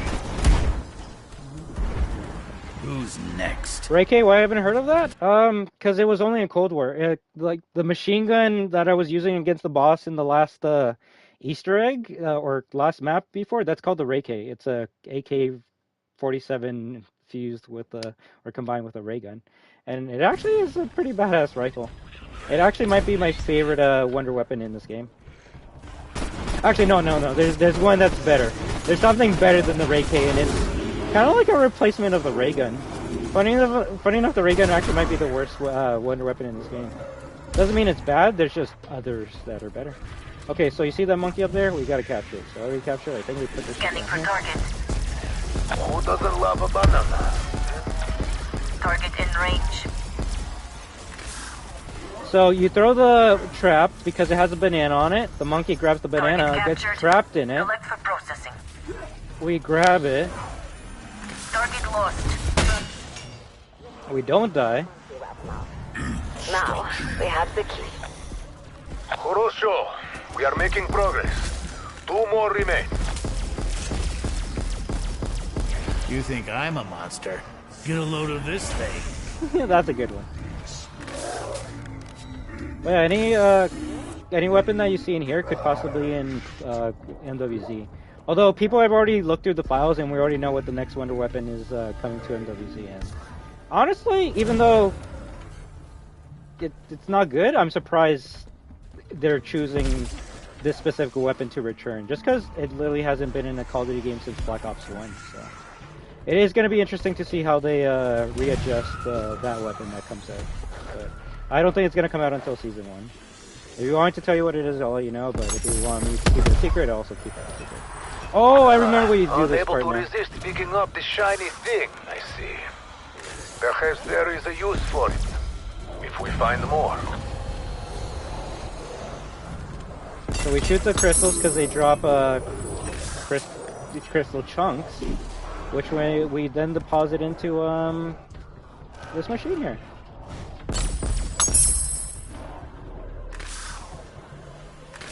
The rail gun is coming back, and if you're wondering what that gun is, that's the Wonder Weapon from Black Ops 1 Call of the Dead that would make zombies turn into humans.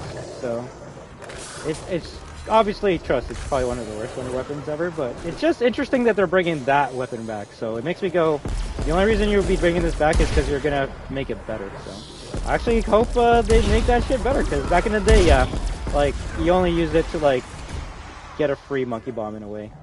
And other than that, well, it depends how you use the bro. If you shot George A. Romero with it, he would be, like, passive, and he'd kind of leave you alone for a couple rounds. If you shot a zombie with it, they turn into a human, and if you pack-a-punched it, the transformed human would eventually blow up and kill zombies around, right? So.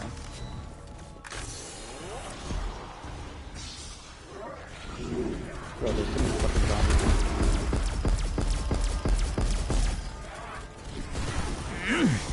Oh, please. I wish there was the scavenger, which is the sniper from that map that was, you shoot anyone and it would explode, but I don't know. But I guess that could technically come by in another season.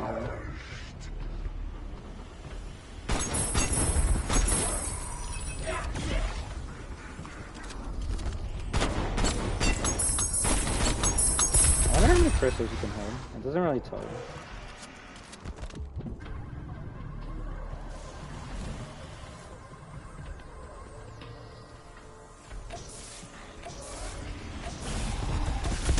Every time you deposit, it spawns in more zombies, so you just gotta keep on moving.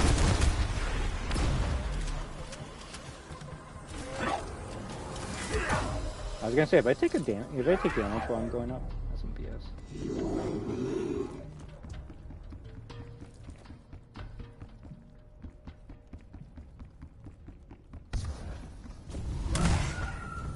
Although technically there is a new Wonder Weapon in Modern for Zombies. I haven't unlocked it or used it yet, but apparently people are saying it's fun to use, so I can't wait to try it out. Please be honest. Yeah.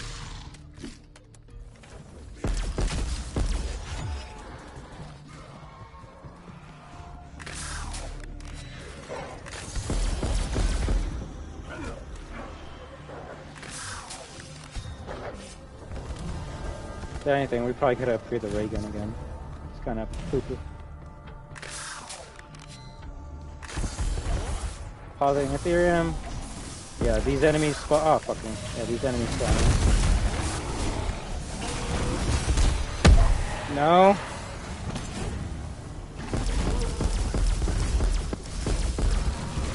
Special? You were only an extra.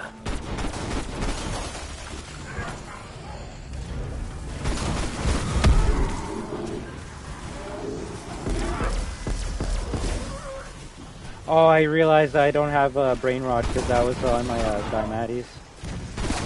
Okay, I'm gonna put Brain Rod on my shotgun.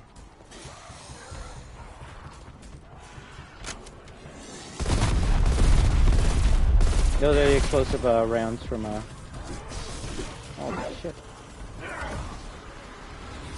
Firing war machine. I saw a war machine on the ground, so it's like, why would we not grab it? At this rate, my body Although you count should will probably be higher not than the use that movies. shit point blank like I did, unless you have THC swappers.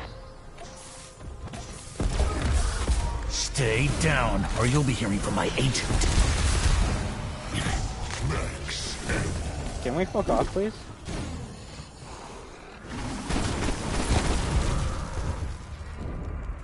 Yeah, I hope you saw why I hate Tempest. I guess out of all the creatures, they're the ones that hit you from range, right? More crystals. I need 2 more crystals and then we're out of here. Also, I guess I could just use this, right? Sick. And then I fall down. Yeah, I guess we'll just go the classic way.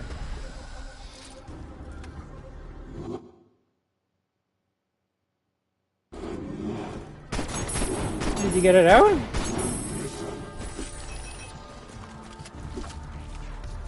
Yeah, let's get Brain Rot right now, because that's gonna make our weapon stronger against like literally every fucking enemy. We grab this quickly.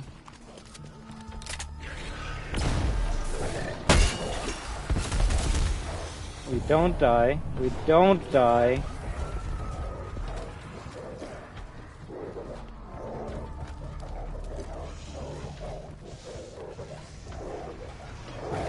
Oh, we got it? Okay, nice.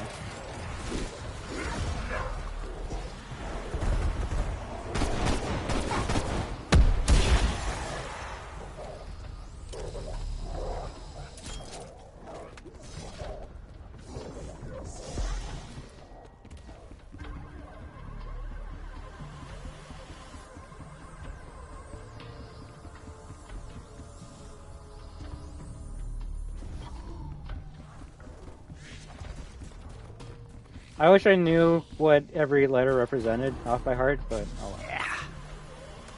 There we go. Now we find the big jellyfish.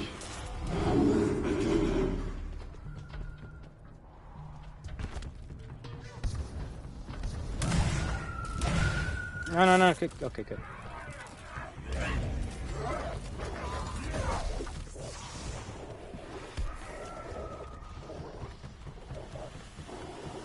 There it is.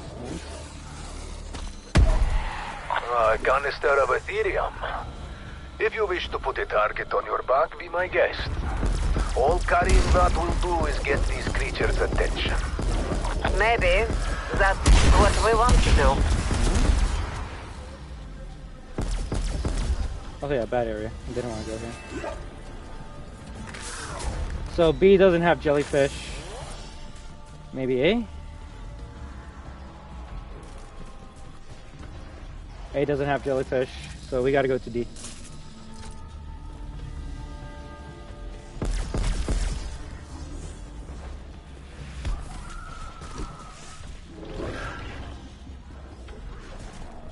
Has to be D, has to be D, has to be D.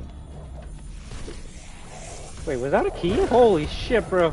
Tell me there was a key down here the entire that time? mimic did not make it easy, but we secured the key. Good, I was getting worried because I'm like, I don't know where you get the second key. And the second key was from the red mimic we killed and we didn't get the key. You know what the bitch of it all was? It was on this yellow floor, so it would have been so fucking hard to find, bro. Alright, we're still doing good, we're doing good. If anything, this is where we get the last piece. And you take the capsule we just grabbed and you use the field upgrade here. And then if you did it perfectly, you're gonna be like in an animation where you're getting sucked by the jellyfish. It looks trapped. Alone. Scared. Probably hungry. You got its attention. Now, grab the key. So while we're inside of the jellyfish, we grab the key. Where the fuck is it? Where the fuck is it? Oh, there we go. There's the key. Did we grab it? That Ethereum worked, nice. Ravenov. We've recovered we traded. They're like, the jellyfish is like, yo, I'm fucking hungry, so I'm gonna eat you. And it's like, no, how about I give you the Ethereum so eat that, and you give us the key. And the jellyfish is like, okay, fuck it. Since you have keys, you should do the honors. Alright, now we're good to go for the final fight. So let me just make sure I buy everything I can with my money, and then we're good to go. So let's see, what's in here? Is this back punch? No, Firing war machine. HD flopper. Oh, come on, come on.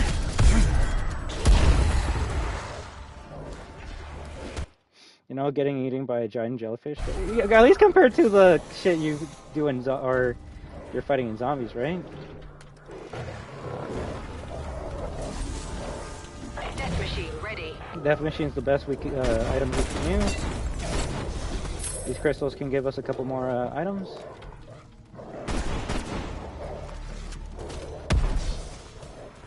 Yeah, if anything, let's get everything to max. Back to punch level 3. Woo! No, no, no, no, no. We're not here. Not now. I think they have mouths, plural.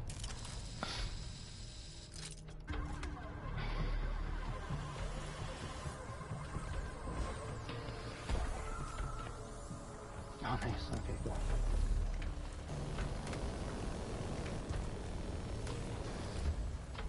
$1,000 for gold, and I only have 1,300. Yeah, no, no. No.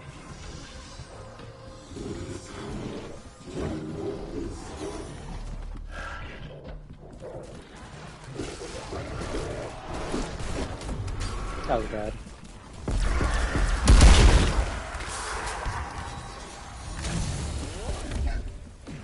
Monkey bombs for the fight.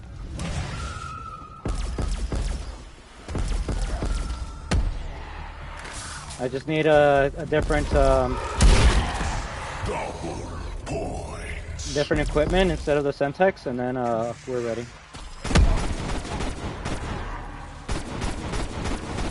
You call that a scream?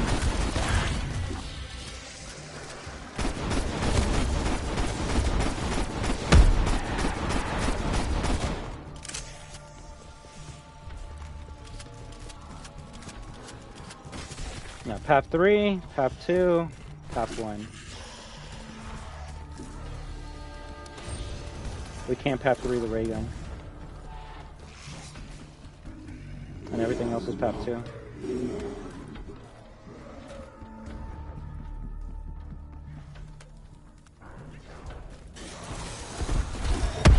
C4 is the best thing we can, explosive we can use.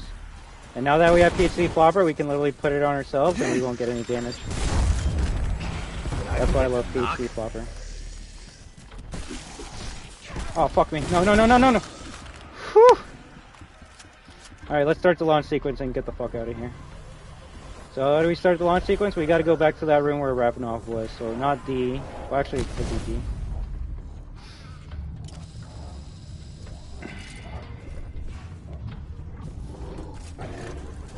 So D's number 1.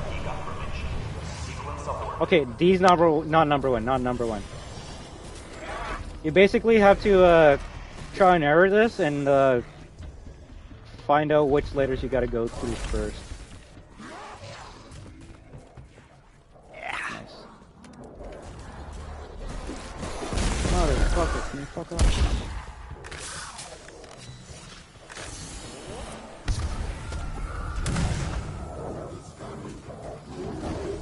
So it's not A, it's not D, so it has to be B. I guess B's locked, right? Okay. Let's go, let's go.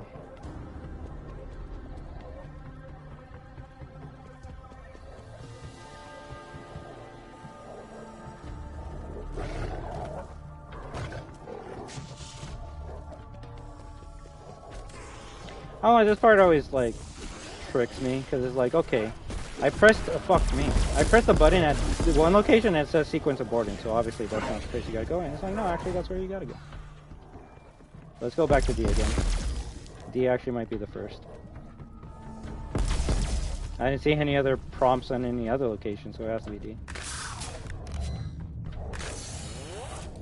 D1. Incorrect key confirmation. Sequence abort.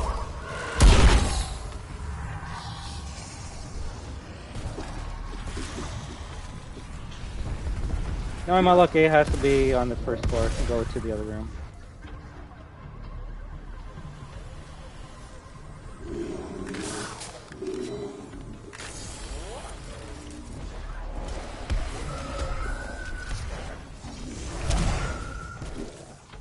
A1.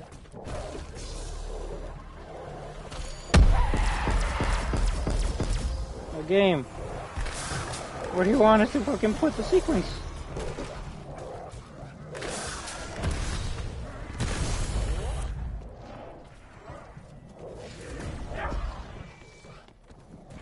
Literally just running away from the zombies, trying to find the key. Or the place where we put in the key.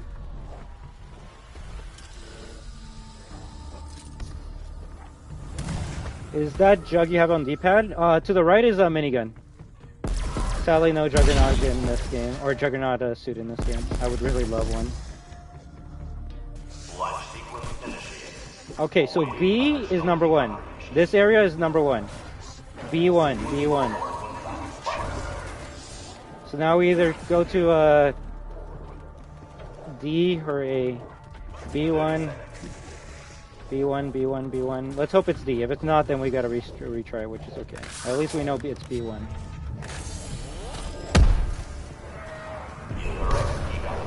Okay, so it's B-A-D, bad.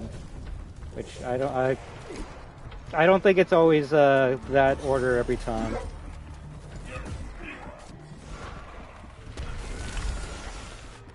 Although it would be funny if it was bad.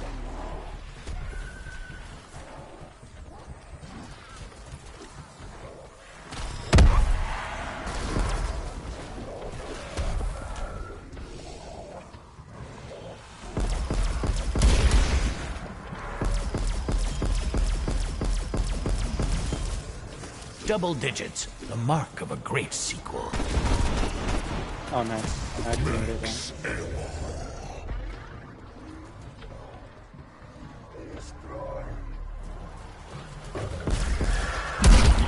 I think you gotta wait like a minute to be able to retry again.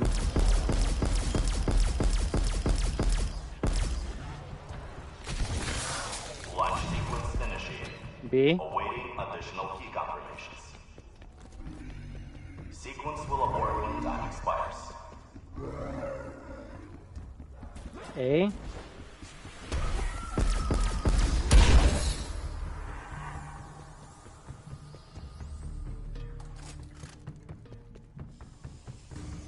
Okay, we're doing good. Is it 30 seconds for the whole thing, or like per key? If it's just 20 seconds in a second, then it's for the whole thing. D, D, D, D. Just a severed foot shot on the control panel. 10, 9, 8, 7, 6, 5, 4, 3. Oh yeah, PC Flopper gives you fucking faster slides. Coordinates confirmed. All systems nominal. Initiate. All right, we're ready to do this. But if anything, I do want to go to the washroom quickly before we get this done, because this is the hardest. Like, if I were to rate this Easter egg fight, top 3 hardest fights in the game, bar none, bar fucking none. It's kind of funny that one of the hardest Easter eggs is an Outbreak Easter egg and not like a round-based one. So just give me like 3 minutes to go to the washroom, and then we're gonna kill this fuck, and then we end the stream. All right? So let's have break time.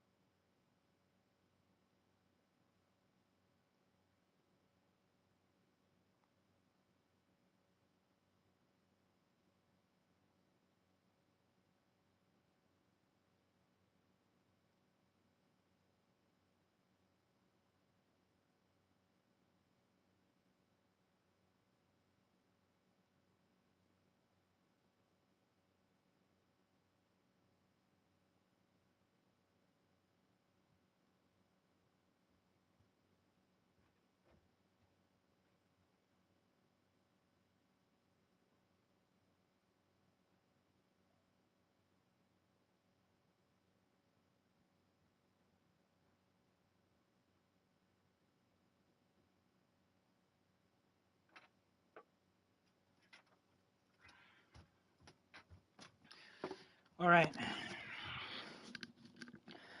Whew.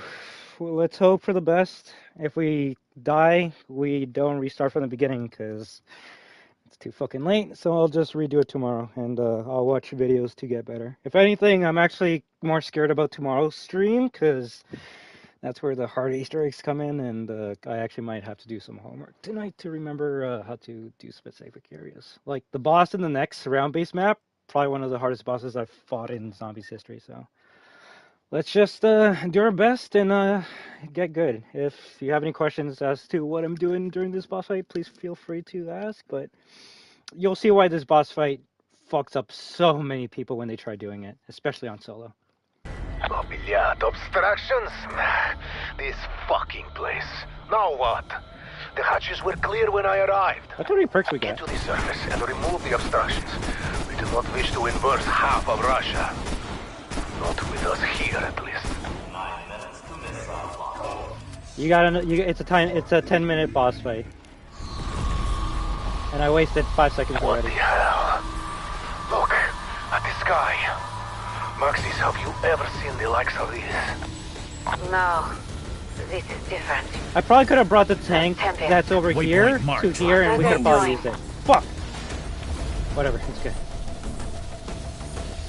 Pretty cool animation, though.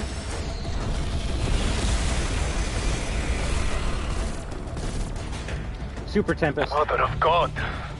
Did you know they could do that?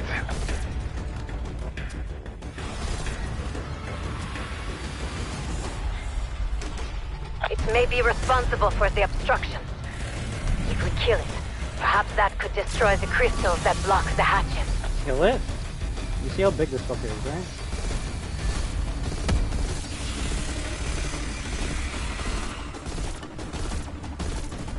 I love the purple ring. Oh, like the ring that we have around us, right?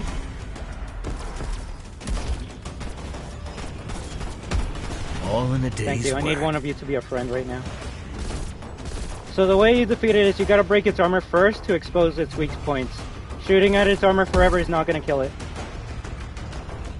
But also, these fucking zombies are not gonna let me be able to get a good shot on it. Jump up! Left that one on the cutting room floor. Alright. Oh, wait. Is that a super attack? Yeah, it's a super attack. That's not what we want. That's not what we want.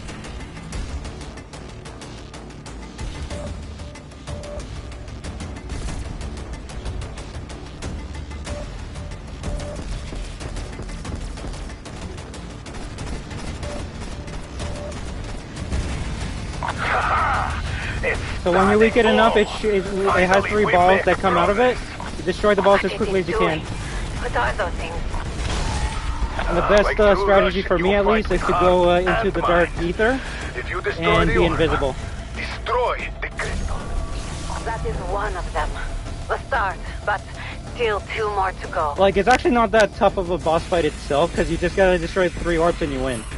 It's being able to shoot his body enough to summon those orbs that's the problem. The higher the world is, the harder, or the more amount of zombies you have, and I believe we're on world 5 right now. And we're gonna lose our fucking armor soon. So we either gotta pray that one of these fucks drops armor, or you have 1 armor right there, or it's just GG. Not the Hadouken, not the Hadouken. Shit.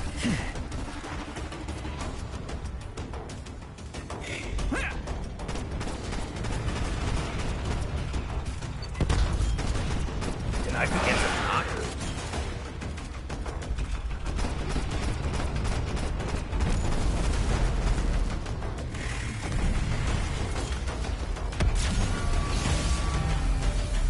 How much ammo does minigun have? Enough. Death machine doing some splash damage. I actually forgot about that. No. I lost my armor. I think the smart thing we can do right now is just strafe with the ray gun and pray that we break his armor. And when we do, then we can go into Ether Shroud and pray that we have enough to be able to... Me. hurt these fucks. I don't need double XP. I need a goddamn ammo. Insta kill.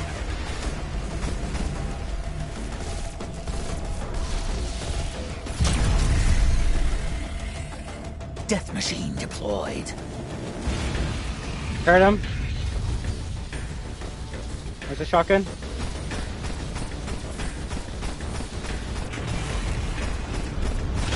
You can't hurt the you can't hurt the orb while you're you can't hurt the other orb once you've destroyed one. There is still one left, and time is running out. Yeah, he's doing the Denjin Hadouken basically. Alright, but focus. Shit's more intense than any fucking campaign mission in Cold War, honestly. Bye, fellas. Music's pretty good too. Your tickets to the Stabathon are officially revoked. Yep. And remember, get the missiles launched, it's There's over. only 5 minutes left, Requiem. Do I need... If you don't clear the hatches, kaboom! For their insolence.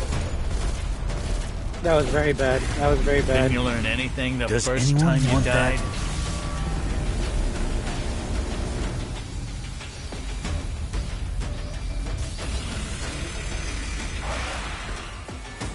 I don't have any armor.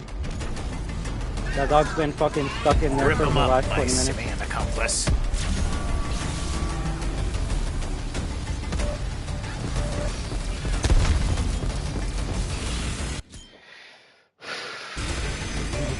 We almost died there. That's nuke. Death machine deployed.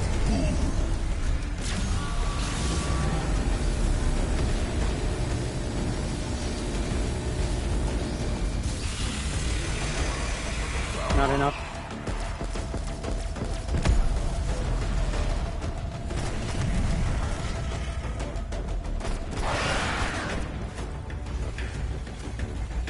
So right now I need to make enough, we need to kill enough zombies to fill up our field upgrade. I need that field upgrade to be ready, because if I damage him and then he exposes his weak point and I don't have a field upgrade, I won't be able to do enough damage to kill him. And then he'll recharge and then I won't be able to get the last kill in time. Please be the last before need. Okay, nice. So now we just gotta hurt him enough to be able to shoot the last ball.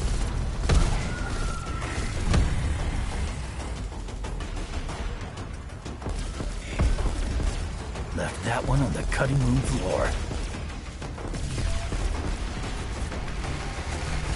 Oh, come on! Fuck! This is very bad. Time is not on our side, comrades. If you don't mind, I'd prefer not to die in fucking Ural Mountains.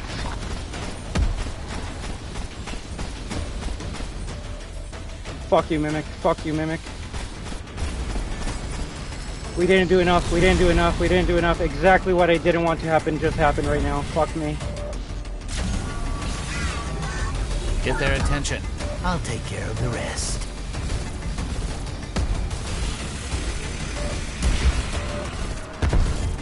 Anyone can die. You see why Mimics are fucking pieces of shit? Yeah, the Mimic sabotaged me there. Best part is they didn't fucking drop any armor.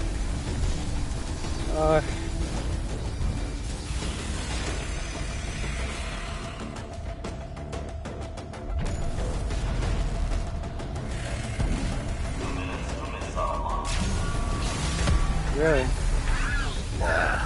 I thought I looked creepy.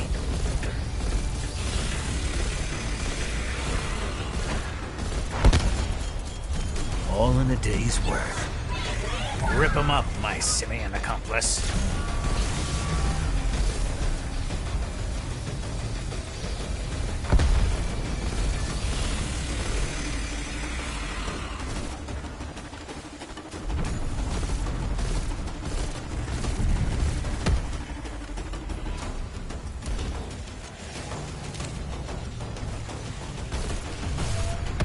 We will make them suffer.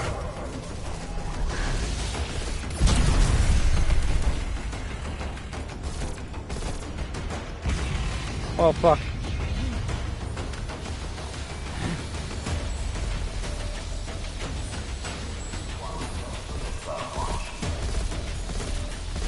need to hurry.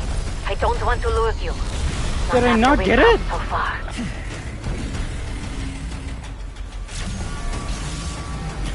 Yeah, I failed. I'm very sorry, man. I'll just have to do better optimization tomorrow.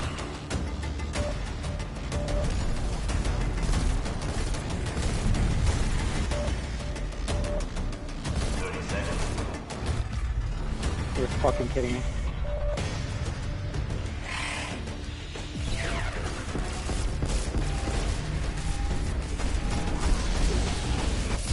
And of course, that's not going to connect. GG. You know what? It's a GG. It's a GG.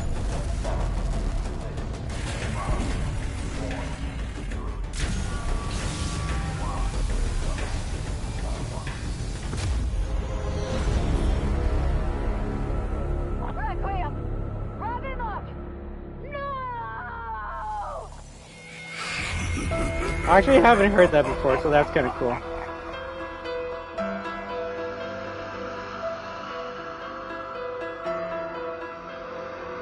Yeah, you can see the strategy in multiplayer. One person trains the zombies, the other keeps on fighting the Tempest. If anything, me skipping to World 3 earlier was a bad play. Because you only skip to World 3 if you're going to speedrun and you know how to speedrun. I clearly don't know how to do that, so we should have stayed. We should have gone to World 2 so we could have gotten more upgrades for that fight. The crazy thing is, I saw someone use a Howard to kill it, so... I'm just wondering, does the fucking Howard have more range as a Spaz? Because I was point blank underneath it and I wasn't able to kill it. Or get any pellets on it. Fuck. It makes you feel so shit when you're like right there and you couldn't get it. However, it's much more fair than the stage perfect parry 3 stage. Yeah, no, Sonic Frontiers is stupid as shit. This is more so just, hey, like, you did good, but maybe you just needed a couple different weapons and perks and stuff. And honestly, that's what it was. That's what it was. You hurt the fucker until he releases his weak points, and that's when you use the killing machine, the death machine, and I fucked up by using the death machine to hurt it instead of hitting the weak points. But as you can see, once you expose the weak points and you go into that, like, ether shroud, like, no one can touch me and I can hurt you, then yeah, just use the fucking shotgun at that point blank range and it kills. It's just, I guess one of those orbs was just too far away for my shotgun to get, and then yeah, that mimic with the get over here attack pulled me away from doing as much damage as I could at that time. So the worst part is I'm actually shaking. Like the adrenaline's kicking in and I'm just like, damn, I feel like shit, but you know what? I still had fun even though that led to a failure. Because I was able to showcase how you play it, and I was able to remember most, if not all, the Easter eggs of Outbreak, even though that shit was like 2, maybe 3 years ago at this point. So, but you know what that means? That means that's okay, because we get to rest now. Well, you probably get to rest now. I'm gonna be watching videos on how to fucking kill that shit. I am actually drinking more coffee right now. Funny enough. But yeah, if anything, tomorrow or today, should I say, I'm gonna wake up earlier than usual so we can complete the zombies story once and for all.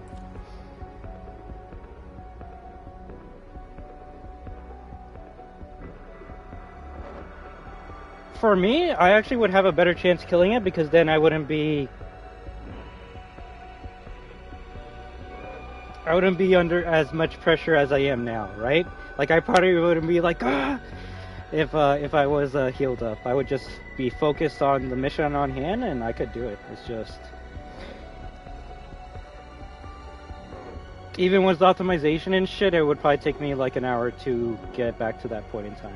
And, yeah, I doubt we want to stay up too late redoing this Easter egg. So, if anything, we can definitely finish it off tomorrow.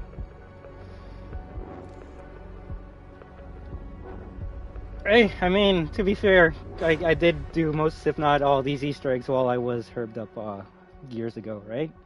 So obviously I'm not going to be herbed up when I'm streaming because I can't have a conversation when I'm fucking up. But let's see, what's other field upgrades we could bring? I use Aether Shroud because it's my like jail loader free card. We go into hidden place for 5 seconds and we can do as much damage as we can. Although if you want to know the most meta field upgrade, it is Ring of Fire, because you create a Ring of Fire that boosts your damage and your allies, which I think it's either ×2 or ×3. So just imagine Ring of Fire. You be right underneath that big fuck and just keep on shooting it until it dies, right? But the thing about Ring of Fire is you gotta be in the Ring of Fire, and it's kind of hard being in the Ring of Fire when you got a shit ton of zombies trying to push you out of the Ring of Fire. Frenzy Guard is good, but only in a certain scenario. For example, this field upgrade repairs your armor to full, which, hey, if I was able to get full armor there, I wouldn't have to be running as much from the zombies, right? But what happens when that armor breaks again? I kind of fucked, right? Although I just realized killing enemies repair 10% of my armor, so this actually would be a great one for not running out of armor in that fight. These two are new ones. I actually never really used them. Sad face, sad face, sad face. That's all I can fucking say right now. But I guess tomorrow we'll do Outbreak Solo Part 1, Outbreak Solo Part 2, which, trust, Solo Part 2 is way easier than Solo Part 1. If I gotta, like, rank the bosses in order of difficulty, Marauder Totem boss, #1 hardest boss in the game. Second hardest boss in the game for me would be Super Tempest or Legion from Outbreak. And the third hardest boss for me, funny enough, would be the last boss in the game, which is the Forsaken, so... What I'm trying to say is, once we beat this boss and complete Marauder Totem, it's just smooth sailing for Forsaken, so...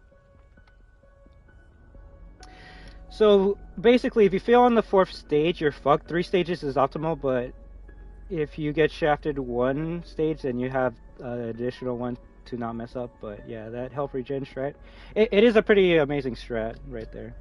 Although I think it's only for 3 stages. I think the reason why, unless I'm mistaken, I think we didn't destroy the 3rd ball to the max. So, unless it is 4 stages, then maybe my dumbass just didn't see the 4th ball. But it's definitely a boss you can't bring a knife to. That's something I can say for sure. So.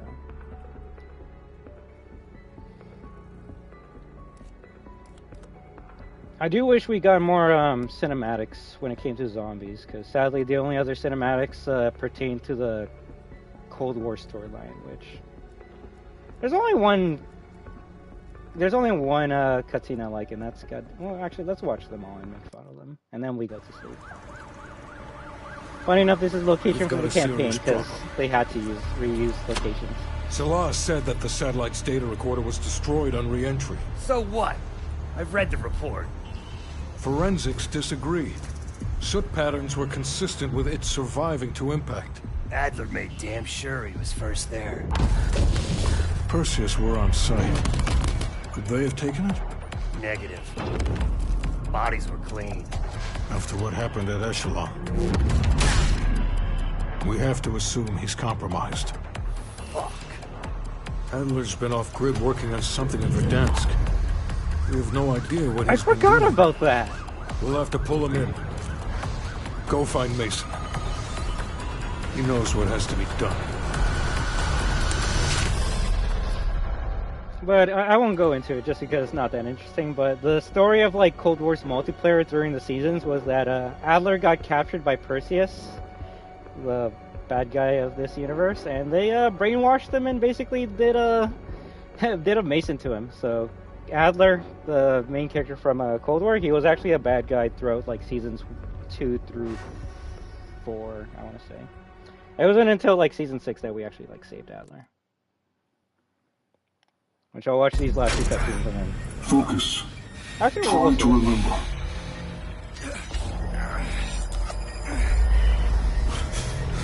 You can stop all this now.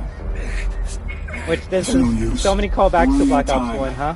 You've been off grid since Algeria. What were you doing in Verdansk?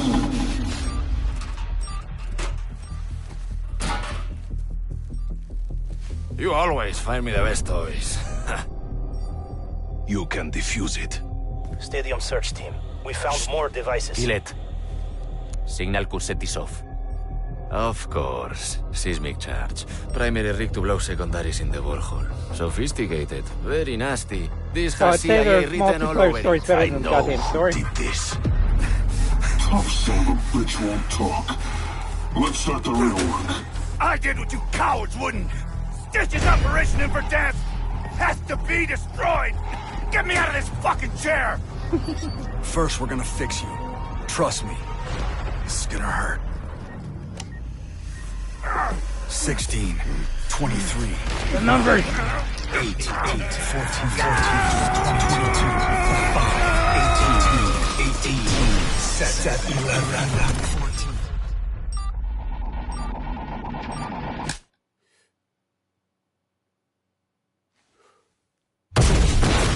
Oh. Adler, we have unfinished business. Adler, I'm gonna fuck you up. I like that. It's so comic booky. I kind of love it. Also, I guess that's how they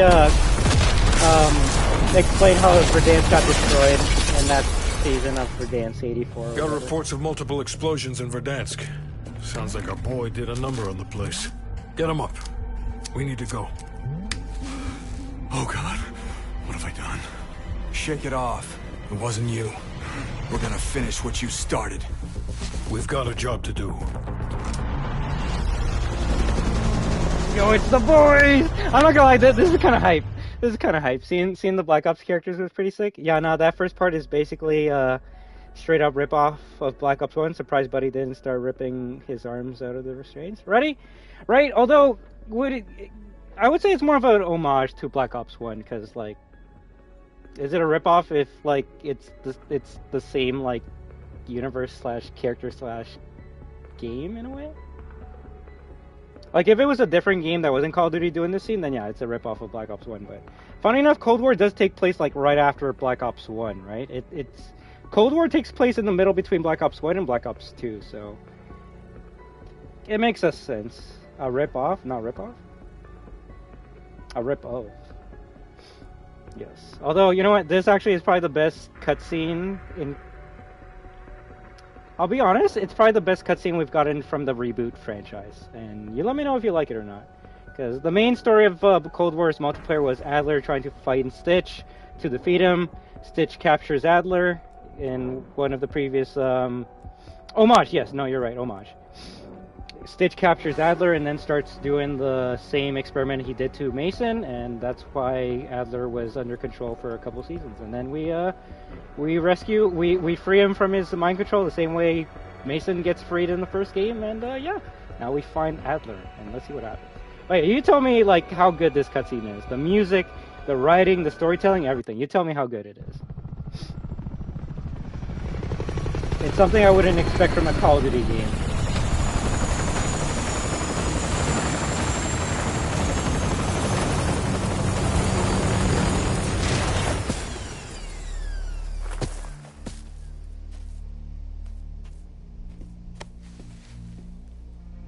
This one's all yours, brother.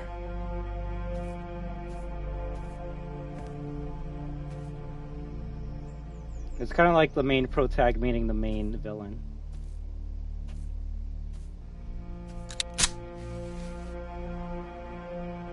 Adler, you took your time. It's over. Your sick experiment is done.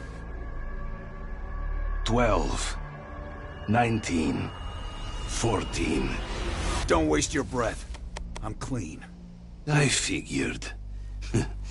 It was worth a try. My work was finished before your I actually love little Stitch act so of much. rebellion. He's the only villain I care This about. changes nothing. Tell me where Perseus is. You never understood. Perseus was never one man. It's an ideal. Bigger than any of us. No, spare me your horse shit. Where the fuck is Perseus? Right here. Cancer took him in '83.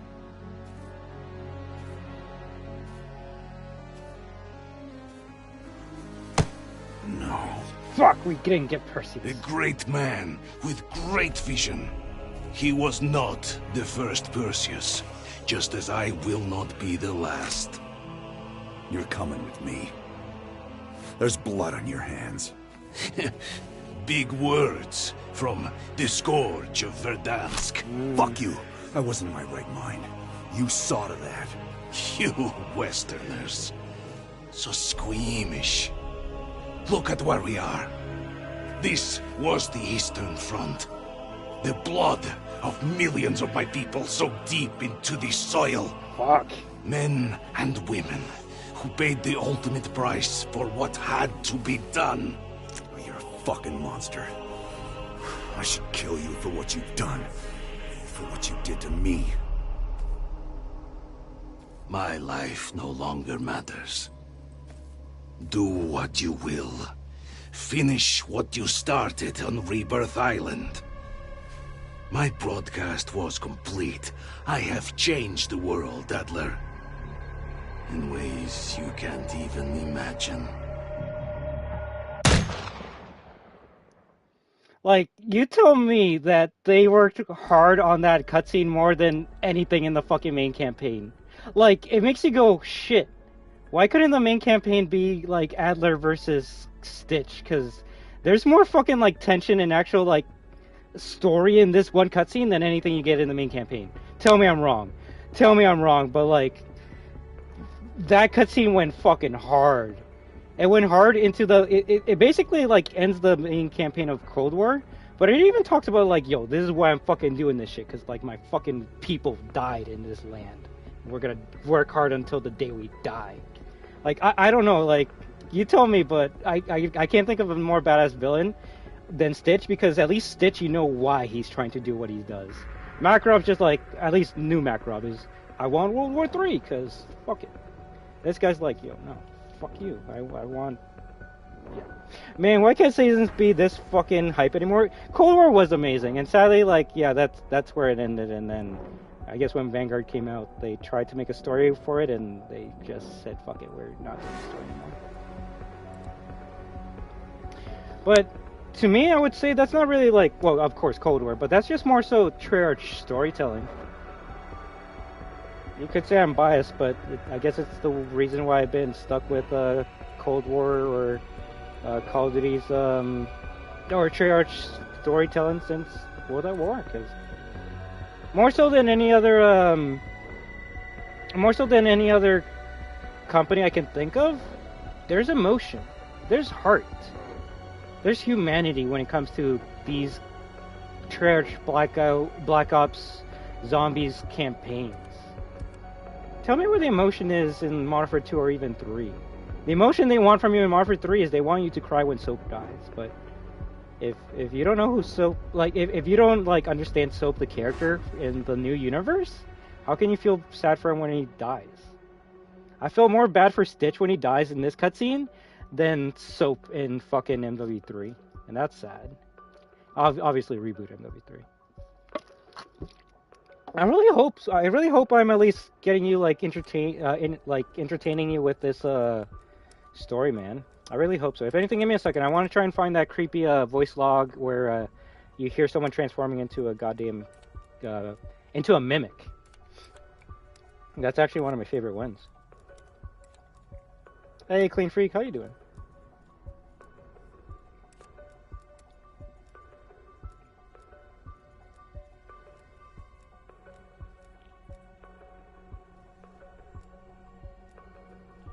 Definitely reminded me on why I loved it. I loved COD. I hope I am, man, because I still love COD to this day, but when I say I love COD, I don't say, like, I love Call of Duty, campaign, multiplayer, blah, blah, blah. No, I like a specific section of COD, and I guess at this point would be multiplayer storytelling, because, goddamn, the multiplayer storytelling is better than the campaign at this point. Zombies, and, to a little point, Warzone, although I don't like give a shit about it that much. I don't know, my life's been crazy lately. Well, that's great, right? You want it to be crazy over boring and dull. This one's a scary one for Sam. When I opened my eyes, there was blood on my hands. This was when she was trapped in the dark ether. I stared at it, not knowing if it was mine. Then I saw the bodies. Omega soldiers. They looked like victims frenzied attack. An attack that continued even after they were dead. I have a knife. Do not remember where it came from. I just want to go home. Going crazy in the dark ether, she's just waking up with blood on her hands and shit.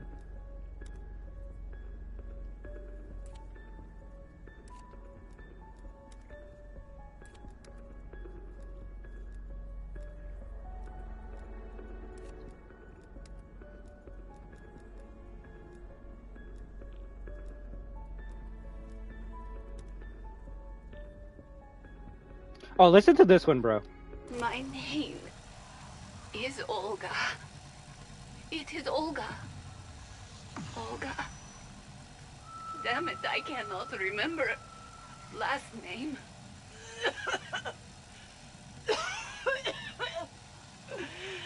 I was pulled out of labor camp to mine crystals. I was healthy then. But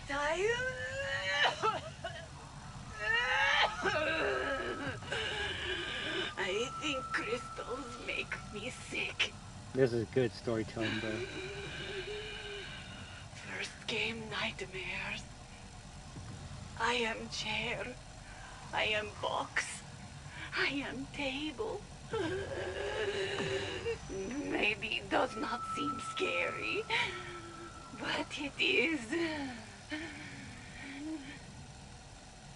Then came fevers and pain. Now parts of skin look like wood, look like brick. It is different every morning. Bones are crooked. They bend like rubber. And hair is sticking together like tails of rats.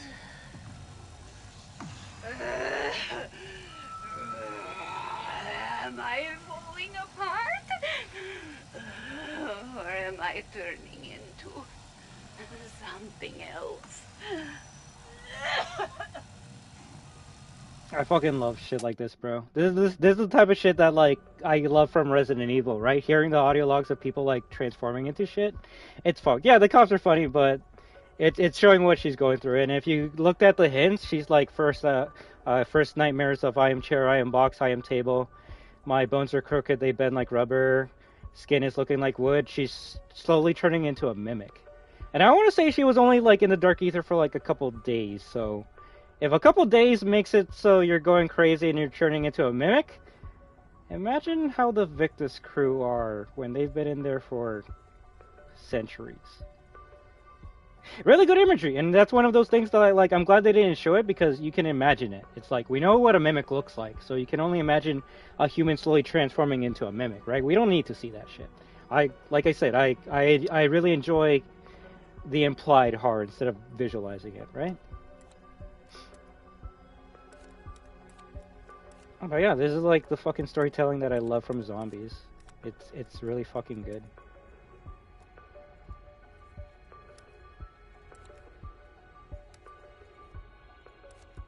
Let's see if there's anything I can value. Oh yeah, this one talks about the hierarchy. Strauss, Gray, Carver. I don't think Max's voice lines are all that important. Oh wait, let me find the dog. I'll find the dog one so we can at least have a good one. I think it was season 3 where she got the dog. A new friend. Sam? Yes. There's someone I'd like you to meet. Someone I think might help you feel better. I am in a white, sterile room, Weaver. I'll read that in a moment. I'm not sure who or what you think is going to make me feel better. I've already met Gray, Strauss, and Carver. Who's next? I thought you might appreciate making a new friend. Someone who won't ask you any more questions. Someone who doesn't want anything other than to make you happy. Oh, seriously? He's not exactly fluffy, is he? She's a she. I get that the short hair and large build doesn't look too cuddly, but I thought her being here might be good for you. Hello, Some the dog. companionship while you recover. Dogs can be very comforting. They're empathetic. They pick up on your emotions. They feel what you feel. So you brought me a Rottweiler. Hmm? Yes, I brought you a Rottweiler. She's not dangerous. Good girl. She would never hurt anyone. Why are you saying this? Because I trust you, Sam. And I need you to know that. You don't think I'm dangerous? I want you to work out who you are for yourself. But maybe you should start keeping a diary, just to get down your thoughts. What makes you think I haven't been doing that already? Take care of yourself, Sam. And the dog. We'll talk soon. Hey, Winter Revenge says, how you doing? Also, presentable Liberty is amazing. I love those types of games where it's more imagery and immersion than showing, right? And that's all that you get in here. Which, trust, imagine being back in the day when this game was new and we heard these, like, audio logs and we're just, like, imagining what could happen in the future. Do you know what the cool thing about Orda was before? Orda, technically, we first didn't fight him, like, as a like, walking enemy until Outbreak. The first time we see Orda as a boss was in Firebase C, but that's just, like, half a body. It's just stuck in the ground and it's throwing shit at you, right? But the first time we ever actually saw that creature is in the first level of zombies. You know how? If you're in the Dark Ether and you get to, I think it's either around 50 or 100, if you look at the trees, you hear like this monster like growling, and then if you look at the trees, you see this giant monster like walking through in the background. And obviously, zombies crew gonna be doing zombie shit. They went in through the files and then went into the trees and they saw Orda and we're like, oh my god, that's such a big monster. And at the time we were just like, yo, this is obviously just a monster you see in the background and that's it. Like it's just a image that you see and that's it. And we assume that was the case because in Black Ops 3, I believe in the Zetsubu no Shima map, if you get to around 100 and you look at like the ocean, you see this like giant big like Loch Ness monster type of creature emerging out of the water, right? So at least at the time we were like, oh, that's the equivalent of that Easter egg, right? We're seeing a big monster in the trees and that's it. But technically that was the first time we saw Orda, and eventually it did become a creature. So it is kind of cool seeing stuff being teased in like the beginning of a zombie's life cycle, and then eventually seeing it come to fruition eventually later, right? It's effective. You see, I watched this indie game Mark played not long ago, and the game is strange until the ending where one line is just hella fucked up when you understand it. The game's called My Eyes Deceive Me. Alright, I'll take a look at Mark's playthrough, but I really do like games where like the ending really makes you go, shit, I gotta replay the game again and see like all the hints that were there the whole entire time, right?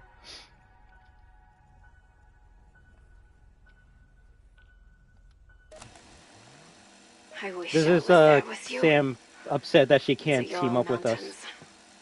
Fighting back.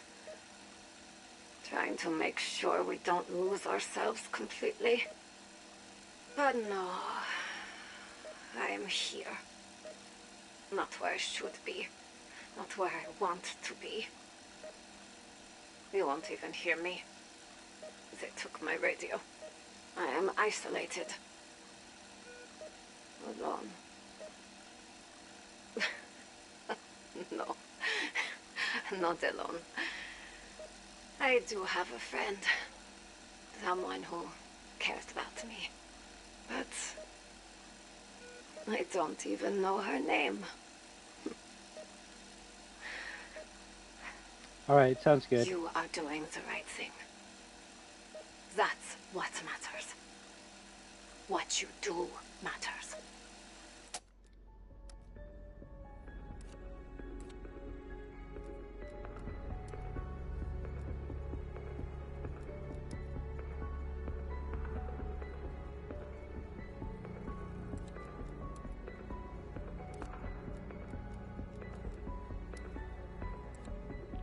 Let's continue with Fedorov too. The Fedorov one was talking how he's seeing the dragon on the rockets and shit. So let's see the second one. He's writer. Omega. Russian Omega Still group. here. Still recording. When I first arrived, many things frightened me. I would not admit this, of course. I was Spetsnaz. They feared nothing. But still, anyone who has had to fight and kill a comrade who died a week before and then tells you they felt no fear. Yerlunda. What disturbed me most in those early days was the ball of light that sounds like children laughing. What was it? What was it made from? The souls of dead children? Did it consume children? Did it use their laughter as a lure? None of the possibilities were good. My favorite part is they talk about shit that we see in the game. Like for us, the ball of laughing children, that's just points ball. But obviously, in the universe, it's something more fucked up. Just dreamed it up. And then, just yesterday, there it was. Giggling. And I found I was not scared anymore. I was just sad. I will never again hear that sound for real. I will never have children of my own. I will never, ever know such innocence again. Damn, sad. And now I have my answer. I know what the orb is made of. It's made of heartbreak. It is made of loss. I think the FNAF fans would call that an agony ball. This one's a fucked up one, though.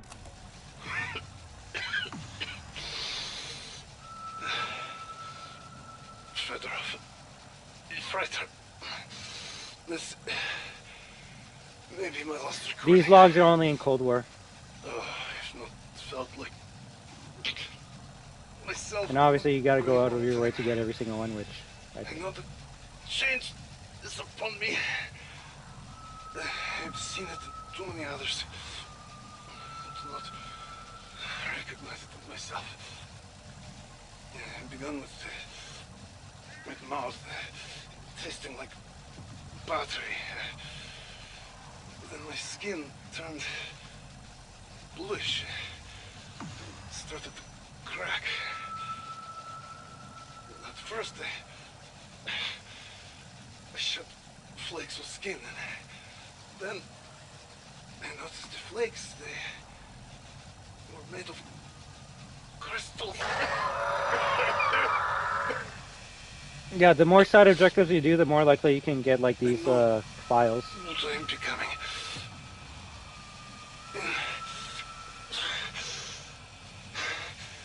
The one has chosen me. He's making me into one of his soldiers.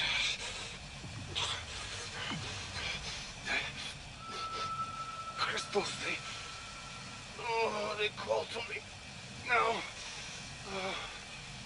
I try to stay away, but the more I change, the more I need them. Well, if anything, I want to say transform into a Tempest. But the more audio files you listen to, the more you realize, yeah, the longer you're in the Dark Ether, the more you're going to transform into something fucked up. So it just goes back to, like, me being, like, sad and kind of hopeful that the Victus crew, like, they're in the Dark Ether fucking kicking ass with each other, still trying to survive, or B, they transform into something fucked up. And considering how long they've been in there, they could transform into, like, fucking monsters. Like god tier monsters. Goddamn, yeah, no, these transformation logs I love. I hope they do have something similar in MWC. Same here. I haven't found anything yet, but that's because I haven't been going out of my way to find those audio logs, right?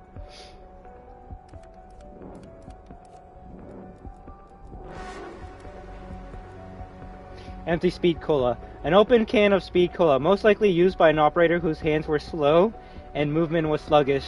They lacked speed, which brought them anguish. I forgot about that. Those lines at the end are lyrics for speed cola. Broken essence capsule? Ah, interesting. That's almost similar to the one Makarov uses at the end. A broken capsule leaking raw essence. Warning, Aetherium exposure possible. Report any unusual symptoms to unnatural scientists. Dragon Head trophy. A mystifying stone replica of the Dragon Head. Appears to be a hand-carved and very old. I want to say that's the Dragon Head from Horizon Drock. So that's a previous timeline shit. Empty quick revive. An open can of quick revive used by an operator who was tired of being dragged down and pulled to the ground. More lyrics. Broken essence canister. A broken canister leaking raw essence. Warning, Aetherium exposure likely. Please report to Requiem's decontamination lab immediately. Aetherium crystal chunks. A non-processed Aetherium crystal chunk. Energy research asks all chunks to be delivered to the nearest Aetherium harvester for refinement. Max's katana. Ooh, okay. If you're a classic fan, you know what this is. You know what this is. Let's hear it. Let's hear it, guys. Max's katana. A grim souvenir from Max's time spent trapped in the dark ether. Very well used. So, Max's didn't have this katana until she went into the dark ether. And when she emerged out of the dark ether, she came out with this katana. I actually forgot about this. So yes, before people say it, that is Takio's katana. I don't know if Maxis saw Takio in the Dark Ether, most likely not. If anything, she probably saw a katana on the ground and just said, I'll use this because I need a weapon. Maybe in the back of her mind she might have been like, this feels familiar, but she would have not known that it's Takio's katana. That's fucking sick! Max's scarf, a useful accessory to keep from whiffing Plague Hound gas. Smart. If anything, people could say that this is a reference to Dr. Monty. Dr. Monty has a red scarf like this as well. Max's goggles, worn while Max's was trapped in the dark ether, a useful accessory for keeping Aetherium particles out of the eyes. Max's watch. They say time has no meaning in the dark ether, but Max's still kept track of it with this. Beacon listening device. Max's clever workaround to contact the strike team without Requiem listening in. So this is the machine we got to use to do the Easter egg for Outbreak. Microfilm slides, used by Rafanov to convey Renaissance photos and blueprints from Operation Inversia.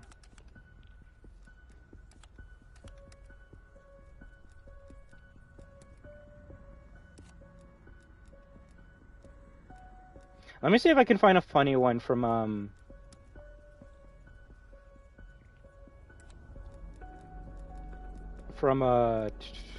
Outbreak. The exclusive content, I think that's only for PlayStation. It might be for all consoles now, but exclusive content means Outbreak, which is technically the beginning of the story, because Outbreak is just... If you haven't played Outbreak, it's basically like round-based, but it's on the multiplayer maps. And you just go until you die. But they do actually have story for those levels, so let me actually find a good one.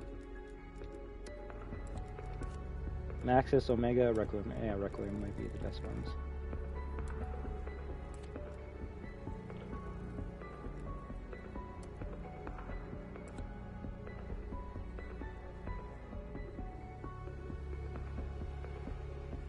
Oh, super. I'll download it. I haven't played it yet, but I'd be down to check it out.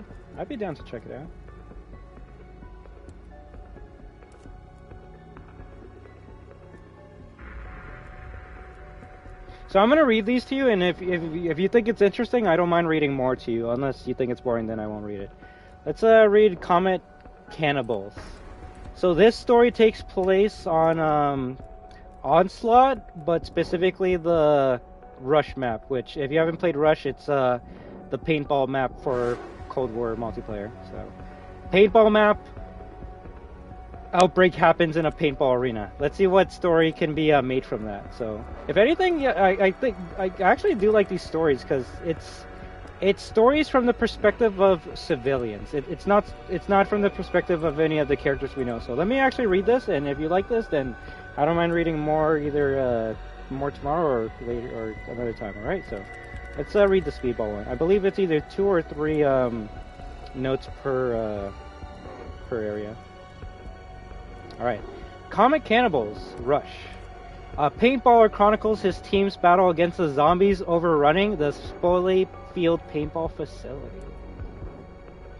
Also, yeah, everything that's on the right side is actually written down. So, my name is Sean Corden. I'm at the Spoley Field near Duluth Mall with my friends Scott, Ashley, and the Wilson twins, David and Greg. Some seriously bogus shit is going down here right now, but so far we've got it handled.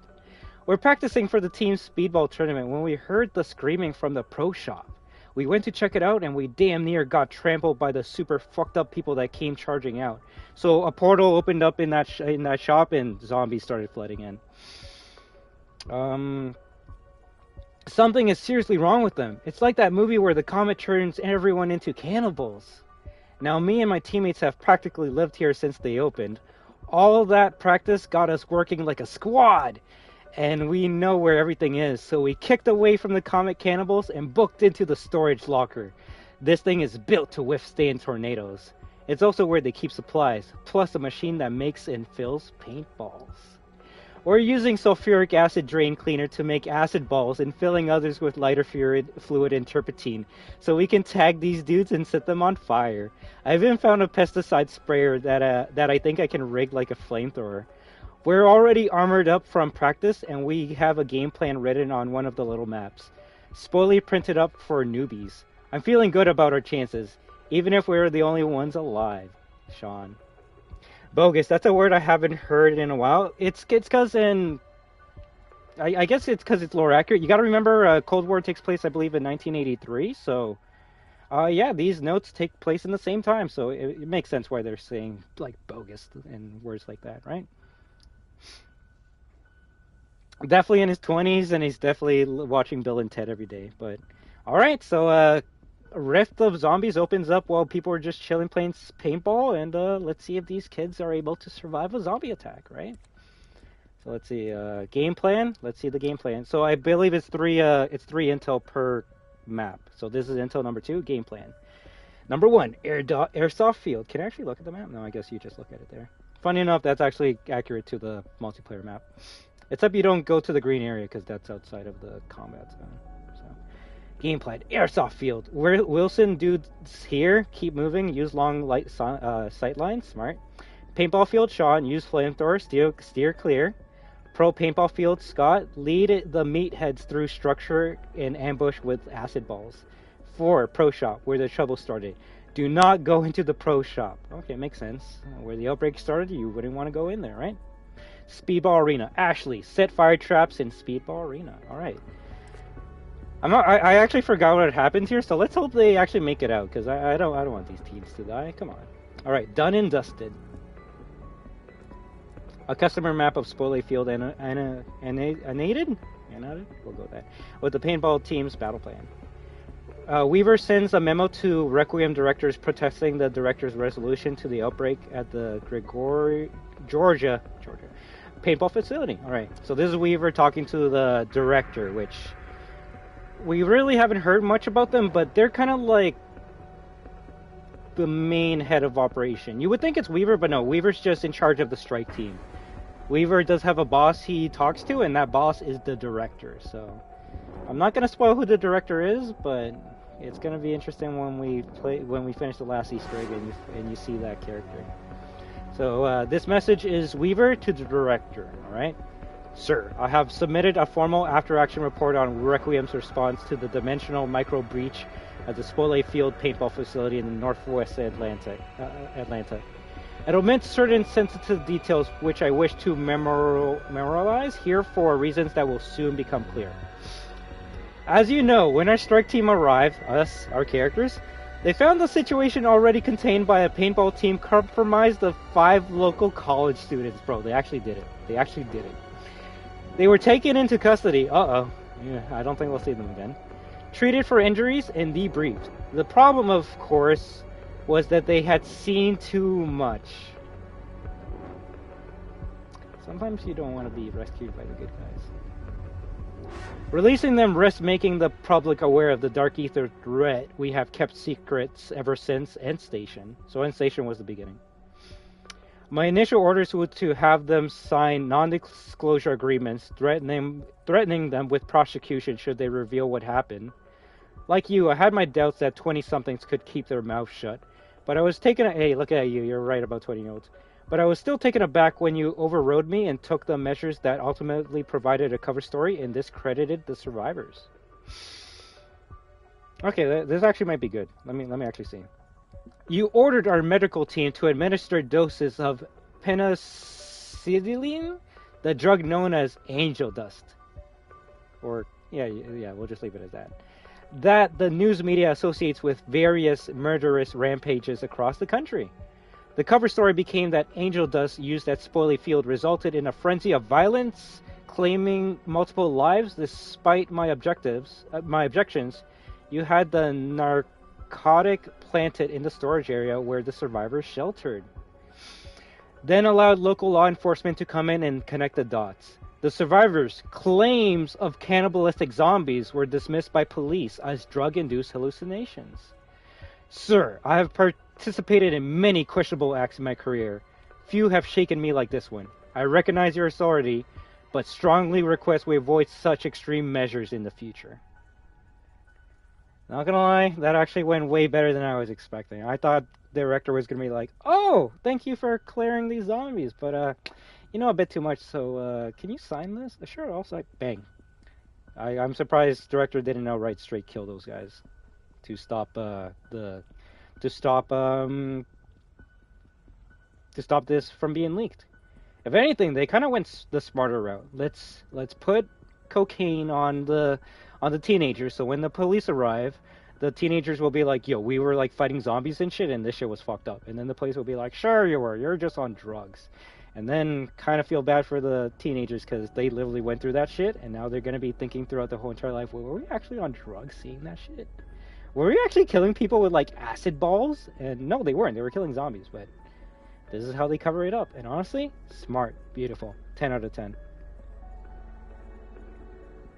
What's over there? Bang a hole in their head, right? Which obviously would be easy for Requiem to do that, but then they would have to explain how 5 college students went missing, right? This actually was the best outcome for everyone, if you think about it.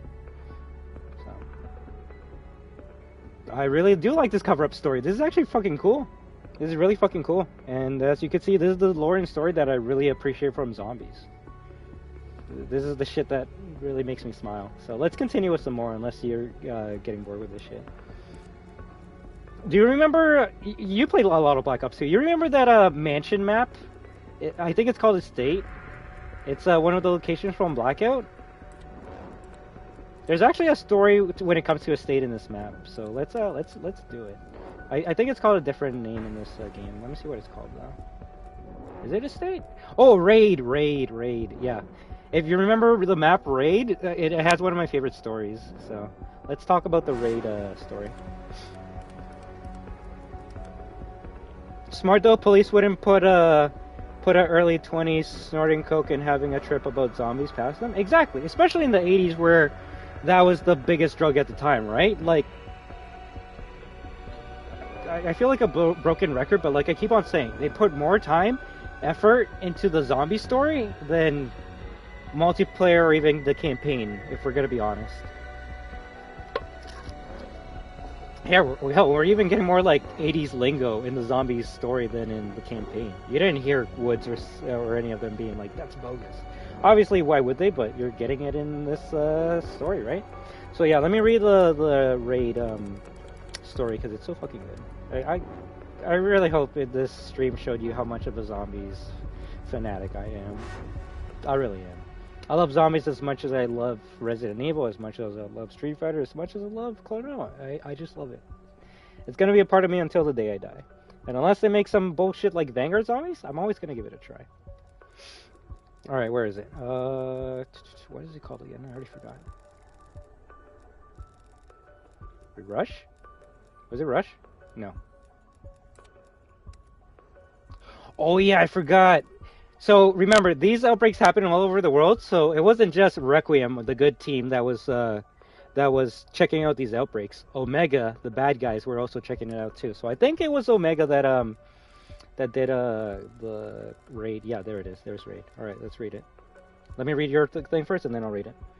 They made it make sense, and that's what I love. The actions in this universe has consequences, and there isn't plot armor that's used as an excuse. It's realistic. If anything, most of the plot armor kind of went away when we went away from the previous timeline, because I will admit it was kind of hard to feel any threat for the main characters when you knew they were always going to come back to life and shit, right?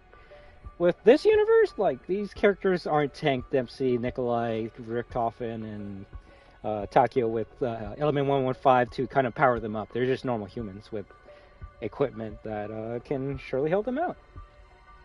In fact, you can kill everyone in campaigns as well, I love.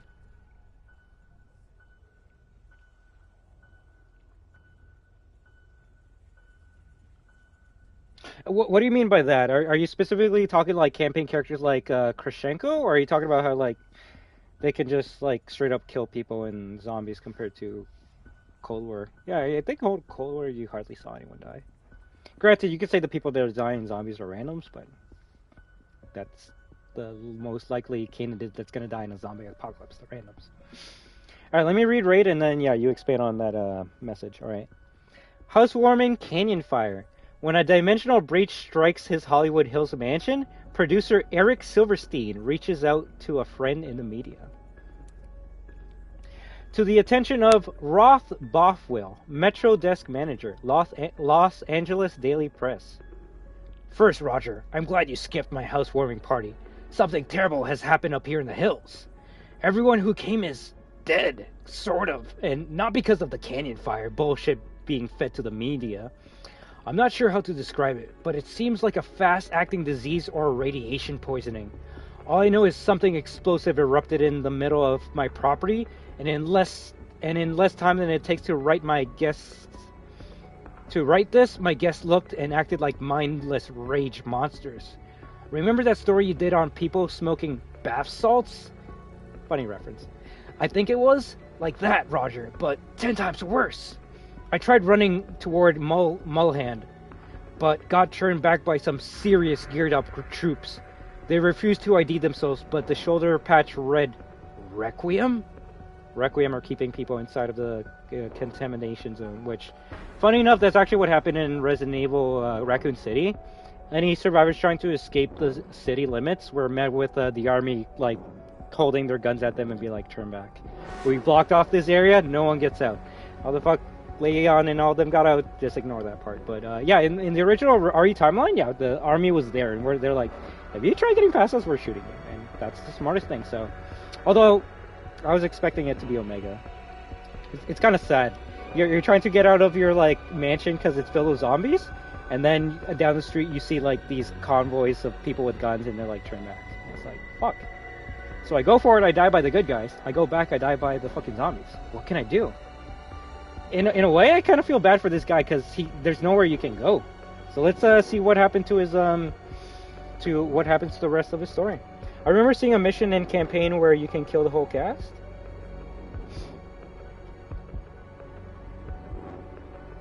True, but it's more so because they took a secret tunnel out of Raccoon City. That's really the answer.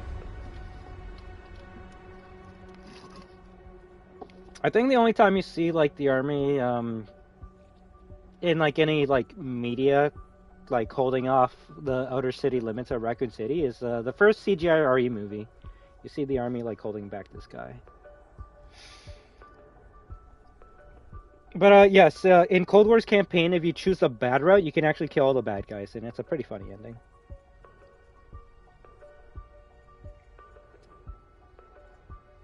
All right, but let's finish this story off. Requiem.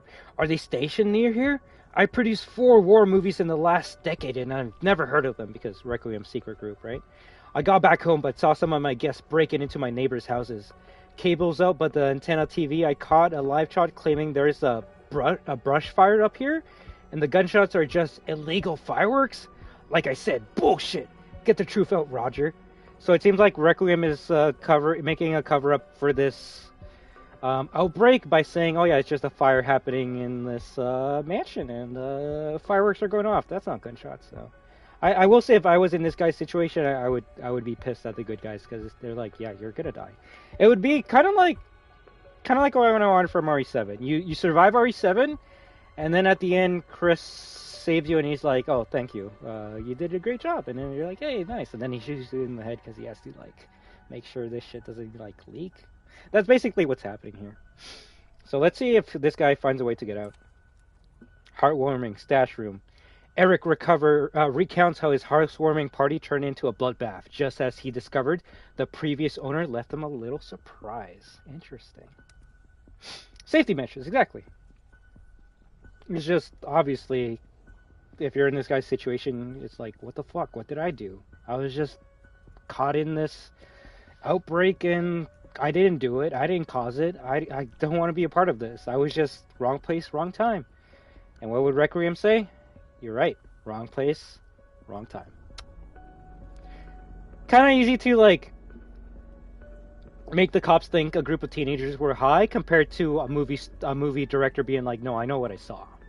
So, if anything, Requiem might have to kill him off at the end of this story. So let me read and stop assuming. I'm hiding in the security room I inherited from the previous owner. The cameras, the alarms, the communication systems, all the tech geeks in town couldn't figure out. I kept them all in working order, and that decision just might save my life. Everyone told not to bid on this house. The owner went missing. He was cartel connected, and the feds wrecked it so bad it should have been condemned. But rather than scare me off, the house checkered past made it irresistible. Which brings me to the housewarming. Over 100 guests, industry heavyweights, up-and-comers, all here to party at Scarface Central. I was showing one room to a hot new actress named Janie Locke when she popped open a hidden panel in the floor that every single contractor missed. It started beeping, like we set off a little alarm. Inside the compartment was an insane number of cocaine bricks, marked with a symbol that screamed, "Cartel? Was I going to jail?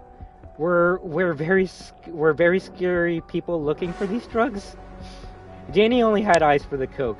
She ran to fetch her agent/boyfriend like she just won the lottery. I was trying to deactivate the beeper/beacon/whatever when something else went off by the pool. I assumed there was another hitting device or booby trap.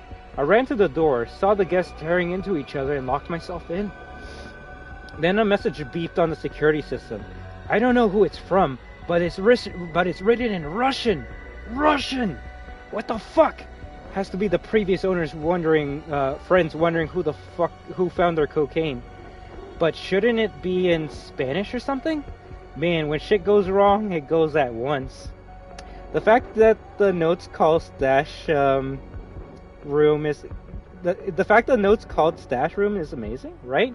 And if anything, I don't know if you played the map in a long time, but this note is accurate to the map. The funny thing is, this map came out in Black Ops 2, so obviously they weren't thinking the fucking secret safe room in that map from Black Ops 2 was gonna lead to this story, but they looked at the map and they're like, yo, why don't we actually like do something with that secret room? Shouldn't it be in Spanish? It should be, because it's cocaine from the cartel, right? So they're wondering why a Russian is sending him a message in the secret room over a Spanish person.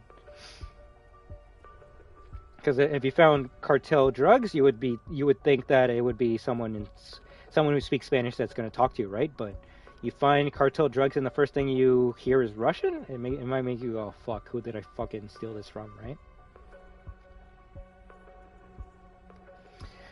Let me see. Janie's banging on the door now. She's not looking to do lines anymore. I'm going to see if I can get out on foot and contact Roger. If anyone comes for the drugs, they can have him. Hell, I'll throw him in the house. Housewarming. Friends of the owner. In which Eric learns the previous owner was under surveillance by some very scary people. To be fair, though, he didn't steal the drugs. He just bought a house. The woman he was chilling with, like, accidentally touched the secret compartment, and then cocaine was found in there. So that's why Buddy was freaking out. He's like, oh shit, who is this? And the woman was like, ooh, drugs, I'm gonna go find my boyfriend and do some of this. And before any of that could happen, outbreak happened in that area, right? Alright, let's see. I'm still alive. My escape attempt was a bust. turned back by soldiers. You'd think they'd want to get people out of the area, but I guess this is a martial law / quarantine situation now. So I climbed back into the security room. Poor Jeannie was still scratching at the door. Wrote a letter to my ex, Roger. I was pissed when he declined the housewarming invite. Now I'm thankful he was nowhere near this shit show. I need him to get the word out that something terrible is happening here, and the powers that be are lying about it. So I left out details in my letter that would make it less credible. I just hope he cares enough about me to take it seriously. Cute though, pretty smart how they used something in the OG to expand on. Exactly, right? It's kind of like let me think of something. It's kind of like how in Black Ops 1 Nuketown, one of the houses was one of the, if you go to the mailbox on one end of the house it says Mason, and the other end of the house it says Woods. It'd be like if they take that like cute Easter egg, it actually like expand on it in this game, which I don't think they do, but there actually is a Nuketown story for this game. But yeah, it's really cool because yeah, if you play, I can even show it to you right now if you want me to. But if you play on that map and you go into the, fuck it, let me actually go for 1 second, and then we go back to the story, just so I can show you what it looks like. Just because I know you probably remember it, but once you see it, you'll be like, God damn, like they actually really expanded on it. Like you see the drugs on the ground, you see the money, and you see the secret room. I could probably still read it, Wesley.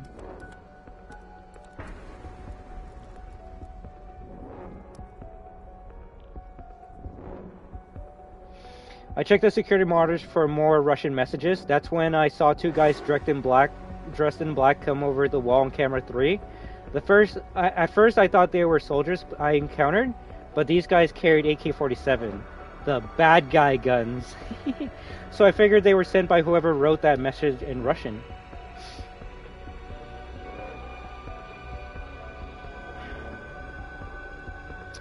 But yeah, I really hope they to be fair, they can't really do these documents in MWZ just because MWZ is just Outbreak right now, right? But I really do hope when we do get the next Zombies experience, we do get something similar like this, right?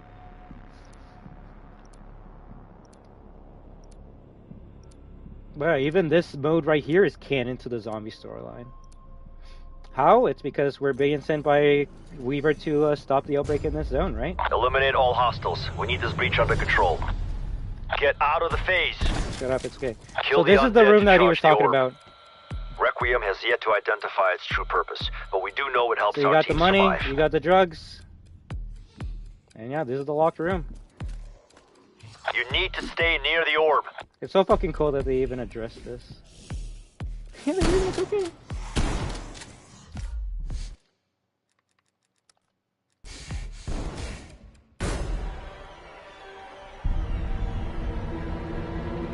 I love it too. If anything, it was one of my favorite DLC maps that they brought to this game, right?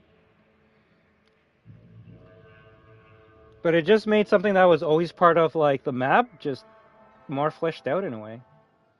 Because yeah, I guess like in the OG day you could just be like, oh, I guess that's just Drug Cartel map. Why not, right? But now we actually do have some story to it. At least this universe's interpretation of it, right? Because I guess original Raid was in the in the OG universe, while we're now in the new one.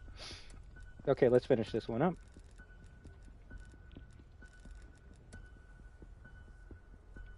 Then Janie finally broke the lock. I didn't think that was possible for someone her size, but she chased me out of the window and around the estate.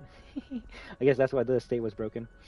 All the while, I heard those paramilitary goons clearing out my former party guests, sweeping through the place like they knew every inch of this property. Yo, so that actually explains why we don't see the guy hiding in that room, because as soon as the woman broke the lock, he jumps out the window and starts running around the area, and that's when we arrived to clear the area out. So that's why he didn't get killed by us, because he was running around he was training one zombie while we were clearing out the zombies in that area. It's something most will overlook, but yeah, if you read the logs, it's just cute to see the actual site, and it's something that doesn't like take away from the map. It only adds on to it, and even if you don't care, I guess it's just like a nothing. It doesn't take away or add on to it. But if you do like zombies and the cute little Easter eggs and details and references, then it does add on to it. You're like, oh shit. Now I know that's a zombie room. It's like if someone's like, I wonder how someone broke the lock of this secured fucking door. I can be like, oh, that was fucking Janie. Someone's gonna be like, who the fuck is Janie? You don't know Janie? Janie from the Onslaught lore? Bro, come on, don't make me explain Janie. Janie was the woman who wanted the cocaine, so she just turned into a zombie and started breaking the door until she actually broke it, and then she said, fuck it, I don't want the cocaine anymore, I want a buddy, so I want Buddy's meat. But yeah, it actually does explain why that door is open, if you think about it.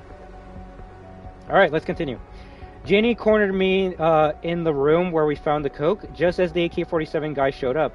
Janie killed one and injured the other before getting gunned down.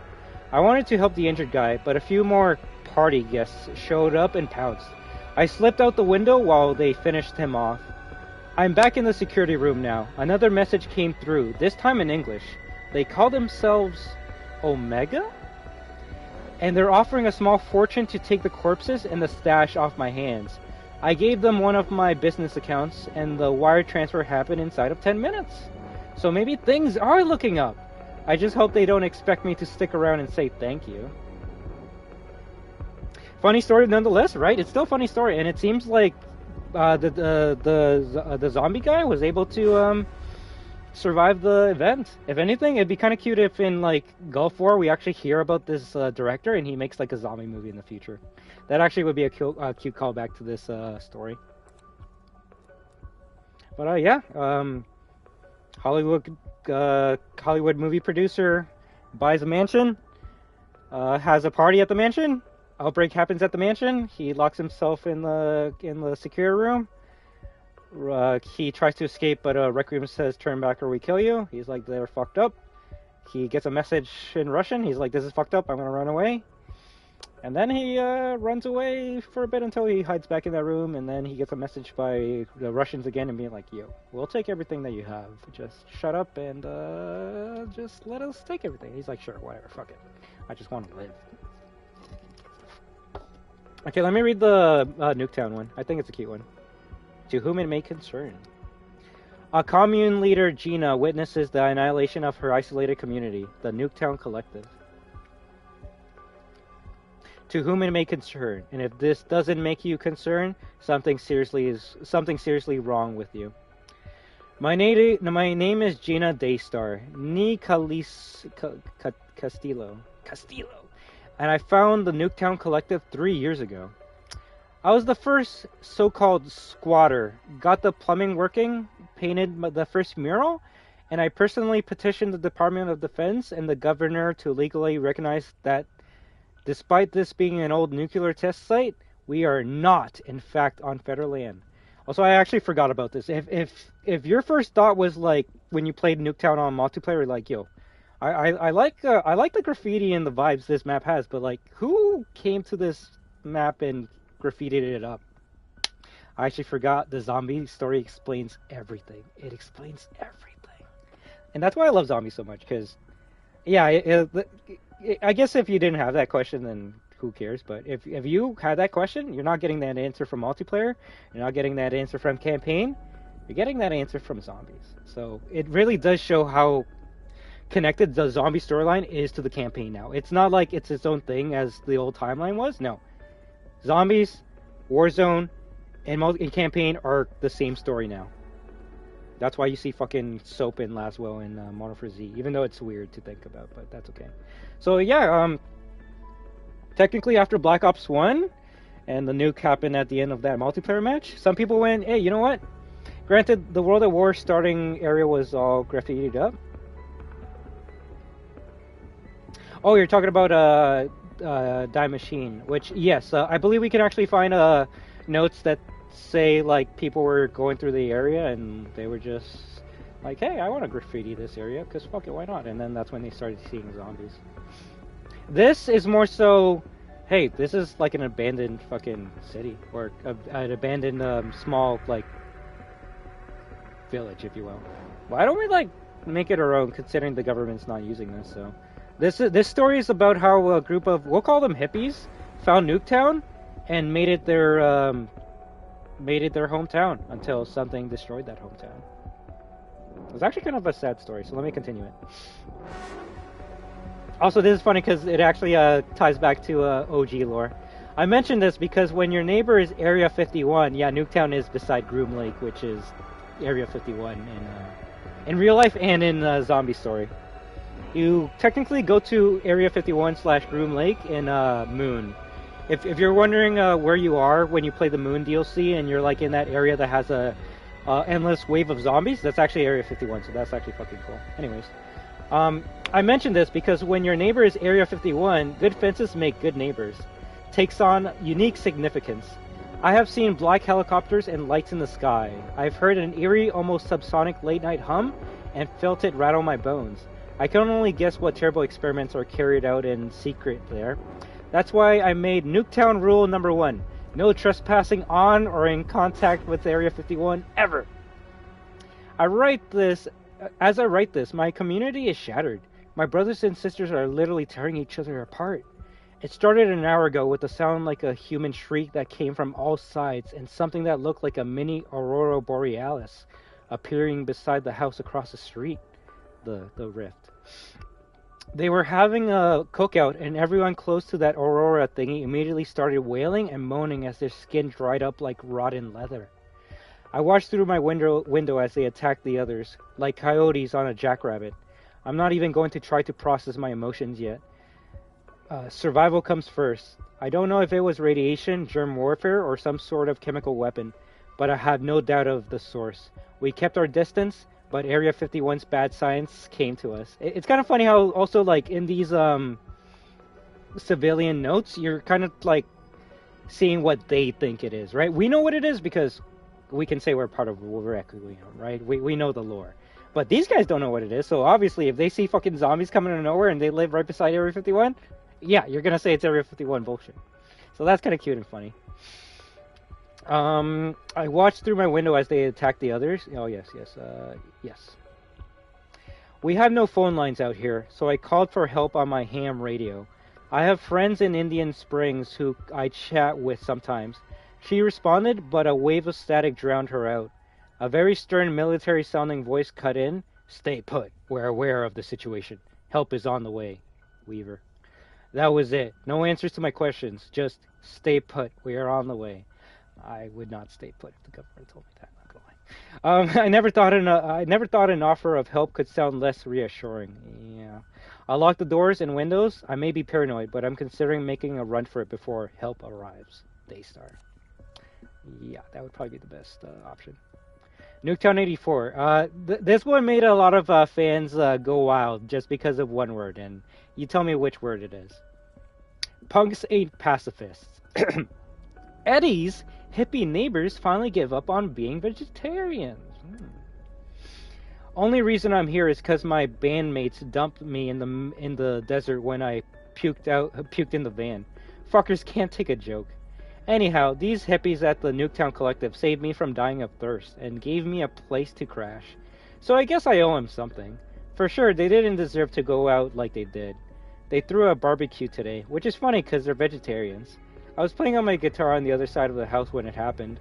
I don't know what it was. Looked like an air ripping. It looked like the air ripping open. Anyone close went glassy-eyed and just attacked, like actual murderer. Here's the thing. These commune losers are pacifists. Like, yeah, fuck the government and fuck the war merchants and all. But if you go for my throat, I'm not answering with a hug. So I was the only one fighting back. All I had was my guitar. But if you ever saw one wreck an amplifier, you know why they call it an axe. So I caved some skulls, which is not as fun as it sounds. Long story short, whatever they caught is contagious. Too many fucked up murder hippies to deal with. So I ran back to my room. I hear them outside, but they don't know where I hid. Only other person who didn't catch it is Gina, not using her dumbass hippie name. I see Gina's window for mine. She saw me and taped a note. Keith, soldiers coming, run away. Fuck that. I'm staying put and letting the experts handle this. Might write a song while I wait, if I can get my poor guitar back in tune. So people, when they saw this note, they were like, Eddie, like Edward Richtofen? No, different person. But you can see why people thought it was gonna be Well, they thought it was Edward just because of that one word, which makes you go, yes, words do matter in the zombie storyline. Alright, let's see the finale of the Nuketown story. Cellar dwellers. Harmony takes drastic steps to protect her family. Edward the hippie? That's what people were thinking of, and it's like, yo, I mean, it's the 80s. Why not, right? At this point in time, Edward would be an adult, right? If Samantha Max is an adult, then Edward is an adult as well. Alright, let's read. People will judge what I did here, whether I'm still around or not, so I'm saying my piece on paper while I still have the chance. I was here from the start, with Sunny and Daystar. I know everyone here immediately, even that newcomer kid. You have to understand, this is my family, even now I can't give up on them. If your brother or daughter caught rabies or smallpox, would you turn your back on them? I mean, I would put them in a cage. That's what I would do. I never liked having an Air Force base for a neighbor, but most days I forgot they were even there. Now helicopters have landed and troops are going door to door. I only dodged them because I saw Daystar's note in the window, the one meant for Keith. I knew the military-industrial complex. Yeah, if anyone's gonna like avoid the military, it's gonna be the hippies. Complex wasn't coming to rescue us, so I checked Keith's room. I found Astrid, Riverstone, and Mariposa feasting on him like lionesses. Oh damn, he didn't make it. I got them to chase me into my basement, ran out, and locked them in. The walls are thick. I don't think the soldiers can hear them. They're burning bodies out here. Once they leave, I'll drive into town and let the world know. And then the Pentagon will have to give us the cure. Either that or some idiot soldier will open my cellar and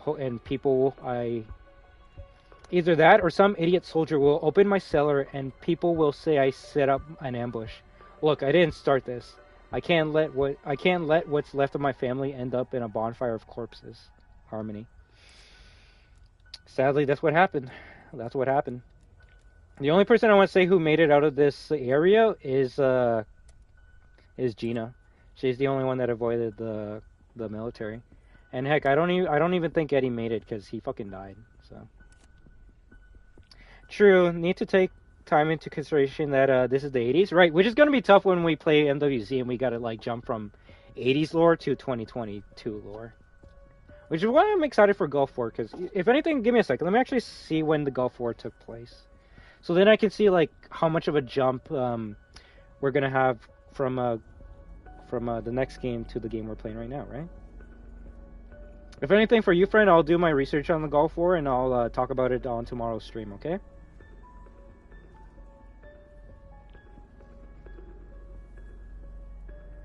The Gulf War took place between August 2nd, 1990 and February 28th, 1991.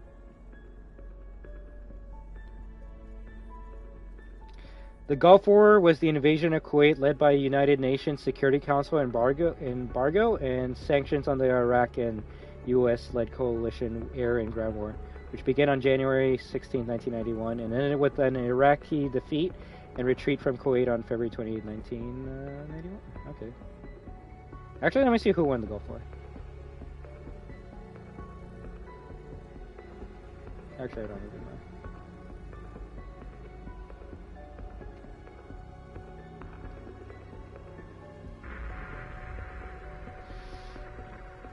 Yeah, so if the next game is Gulf War, it might take place, like, this is 1984, right?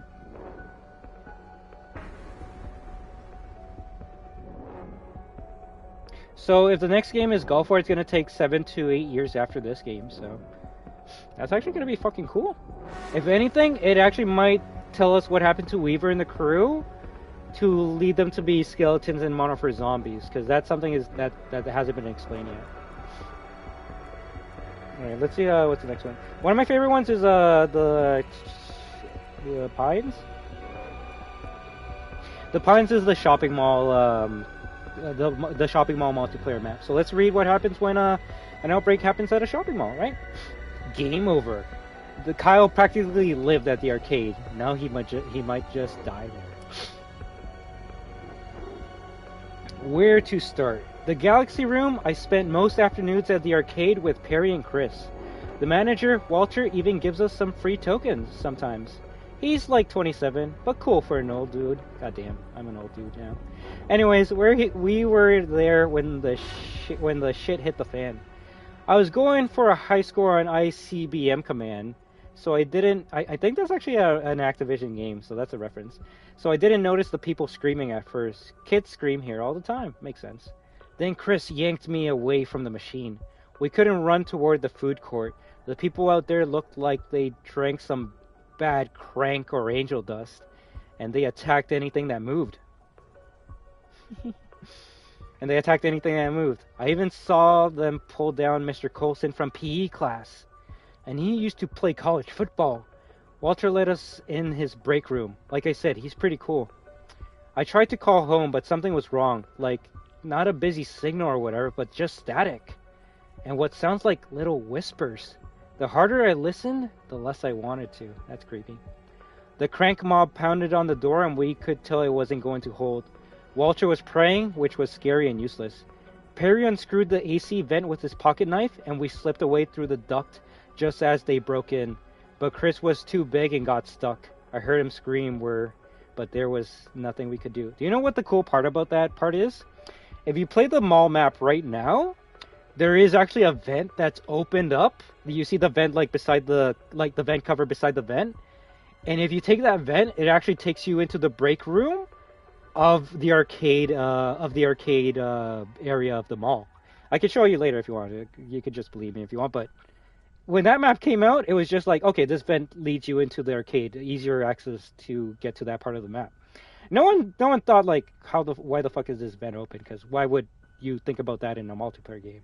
In a multiplayer game, you're like, this vent is open because it leads us access to this area, and it's a pretty cheeky spot to go into the arcade. Otherwise, you got to go to the main area, which everyone's going to see you and shoot you, right? But yeah, in multiplayer gameplay wise, it's just an area you go through. But zombies tells you why that vent's open, because fucking kids had to get out of there so they wouldn't die by the zombies. This is the shit that I love. So let me continue. We ran for the theater exit, but they cornered us. Then someone charged up of Jump Sporting Goods, smashing heads with a baseball bat. It was that dumbass rent-a-cop going all berserk on them. We ran, but for a second, me and Rent-A-Cop locked eyes. And I don't know, he looked happy. I mean, he was into it. He liked it. I used to laugh at the guy. Now I don't want to see him. Now I don't want to see him again, ever. That's kind of funny. It's like the Rent-A-Cop that you're like, oh wow, he's just there doing nothing. Now he's like, yo, I finally got a chance to beat these people up. Let's fucking go. Which, yeah, he if a Rent-A-Cop has those thoughts all the time, he might be kind of unhinged. But hey, at least luckily he's releasing his stress and anger to zombies and not normal people, right? Now we're in the Radio House stock room. All these locations are areas you can visit in the mall, by the way. Couple of chicks here too. They look like they've been through hell, so we're giving them space. One's writing a letter, which gave me the idea to write this on a word processor they keep back here. God, I wish I had a smoke. P.S. 2 hours later. Those girls took off a while ago. I hope they're okay. I just heard some helicopters landing. Looked through the loading bay door and saw soldiers spreading out. Walter said to stay put if we don't want to get shot by accident. Fingers crossed we might get out of this alive. Breakup. Food court worker Julie finds first love, and zombie outbreaks can both get pretty messy. I worked hard at the hot dog stand in the food court ever since it opened. Today I heard screaming and suddenly people were running, chased by other folks who looked like they were, I don't know, rotten? They knocked people to the floor and just ripped into them. I saw my boyfriend Greg run past and yelled at him for help. He took one look at me and kept running. Damn. By then, the rodheads were trying to climb over the counter. I grabbed a rotisserie skewer in each hand and started stabbing. Goddamn. Squeezed past and started looking for a way out, or at least a place to hide. I saw Greg trying to lock the doors to the 18 store. Carol, who works there, pushed them aside and opened it for me, which was brave since I was covered in blood and holding those skewers like swords. But none of the crazies used weapons, so I guess she knew I wasn't one of them. Smart. If anything, you're lucky none of the crazies that had weapons arrived at the mall. Otherwise, they probably wouldn't have let you in, right? I yelled at Greg for abandoning me when we've been dating for like 6 months. Carol heard that and started laughing. Turns out she's been dating Greg for 6 weeks. Uh-oh, Greg, you naughty, naughty boy. Greg started making some lame excuses and sweating like crazy. I thought he was cause because I thought it was because he knew he was busted, but he was making less and less sense, shivering, snarling. Uh-oh. Then he wasn't Greg anymore. He was one of them. I had my skewers, but I hesitated. Carol snatched one from me and stuck it through Greg's eye. I guess that... This is really funny. Then he wasn't Greg anymore. He was one of them. I had my skewers, but I hesitated. Carol snatched one from me and stuck it through Greg's eye. I guess that's the difference between 6 months and 6 weeks. That's funny as shit. That's funny as shit. I love these stories. You get suspense, you get drama, you get humor, you get comedy, you get horror. Like, I wasn't expected to laugh from that fucking statement. Greg's fucking dating both of these women, one for 6 months, one for 6 weeks, and the one that's been dating him for 6 weeks just go, no, I'm gonna fucking kill you for the shit you put me through. That's funny. All right, let's continue. She turned out to be pretty great. Too good for Greg. Anyways, she checked the store's alarm system, which has a direct line to mall security. The guard sent a message. The army is on its way. But Carol said the guard's a creep and not to trust him. So we're going to make a break for it together. Wish us luck. Julie Johnson. This is pretty cute, sorry. I really hope they made it out. Respect. In the darkest hour, Malls at Pine security guard Tom Davis finally finds his calling. Hey, it's that security guard who went crazy. Let's read his story. Got bounced by the army and the police department. So guarding this mall, outrun by shoplifters, pranked by arcade kids, laughed at by the food court girls, was a daily reminder of my failure. Decided it was time to hand in the badge, shave the mustache, and spend the rest of my life working at a record store or a video rental. Now I realize Providence steered me to this moment. I was in the mall security office when it happened. The power surged, my cameras rebooted, and then I saw them. Half-dead looking people, lashing out at customers near the fountain. Didn't know if they were terrorists, junkies, or what, but I had to act. I ran out with the nightstick. Cheap piece of crap snapped the first time I swung it, so I grabbed an aluminum baseball bat from the sporting goods store and got to work. Must have saved at least 10 people, including those smartasses from the arcade. Their little ringleader looked at me with something new in his eyes. Respect. Yeah, that's funny. That's kind of funny. Phones are down. I tried the police band, picked up military chatter from a unit called Requiem. They're on their way to contain the situation. I'll hold down the fort till they get here. Officer Tom Davis, Mall at Pine Security. I actually do wonder what happened to him. Man, your kid is gonna love you. Only you can make a story sound so interesting. Thank you. But it's really funny because, like, if you read this first story, you go to the part where the kids we ran from the theater exit, but they cornered us. Then someone charged out of the Jump Sporting Goods, smashing heads with a baseball bat. Well, it was that dumbass rent-a-cop going all berserk on them. We ran, but for a second, me and rent-a-cop locked eyes. I don't know, he looked happy? I mean, he was into it. He liked it. I used to laugh at that guy. Now I don't ever want to see him again. It's funny because the kid looked at him and he's like, yo, I see you and I'm scared of you. Fucking security guard looks at the kid and he's like, you see me? Yeah, now you're giving me respect. And it's like, no, he doesn't respect you. He's scared of you. Although he probably is thankful that security guard saved him. Now, what happened when Requiem arrived and probably saw like security guard like around a pile of bodies and being like, they did it for you? I don't know. Either A, they killed him, B, they asked him, hey, you want to work for us? Or C, they said he was high on shit and did another cover-up, right?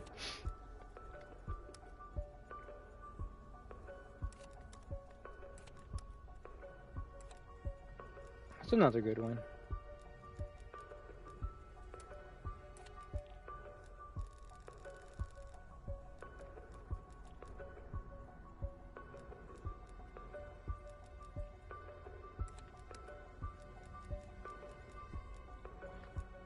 Is there any map you remember from Black Ops Cold War? I could read the story for it and it might give you more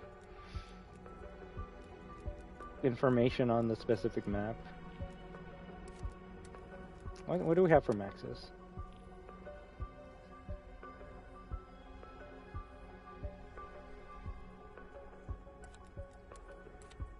Oh, that's not even maxes.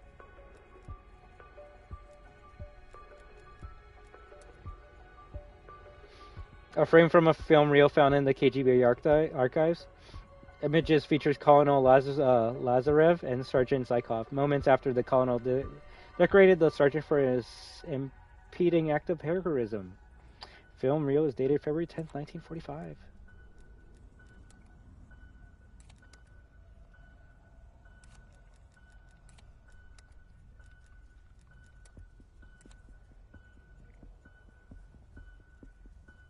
Oh, I could see that.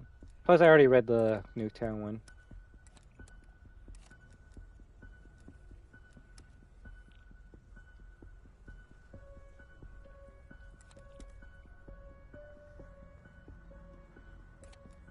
This one actually is an important one because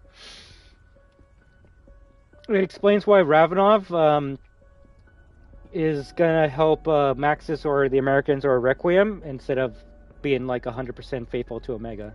It shows you him starting to lose trust in Omega. So let's read. Laos breach report. Official report by Kapitan Rezanov. Kapitan. Detailing Omega Group's mission to rescue a local ally and contain a dimensional breach in the jungles of Laos, Vietnam. After action report, Laos breach interdiction. Author Ravenov. Sergei Ravenov. Summary.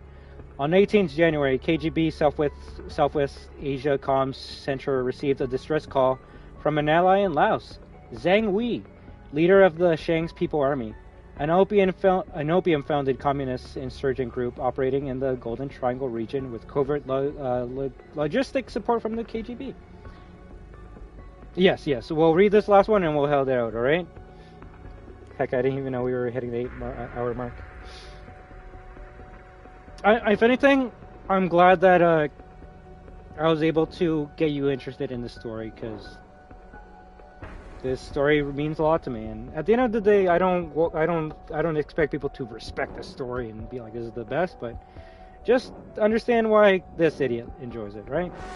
And if someone's gonna be like, yo, I can actually see how you compare FNAF and Zombie Story because of like how much you got to go out of your way to find these lore files, then yeah, that's why I love FNAF, because it reminds me of when I got into zombies in a way. But alright, let's finish. We were on site in less than 12 hours. By then, Zhang and everyone else in oh shit. Okay. Zhang was captured by rival Shang state irregulators and held for ransom at their base in the Laotian jungle. A dimensional breach occurred, and in the insinuating chaos, Zhang freed himself and radioed his KGB contact for help. The Committee for State Security then tasked Omega Group with a rescue mission.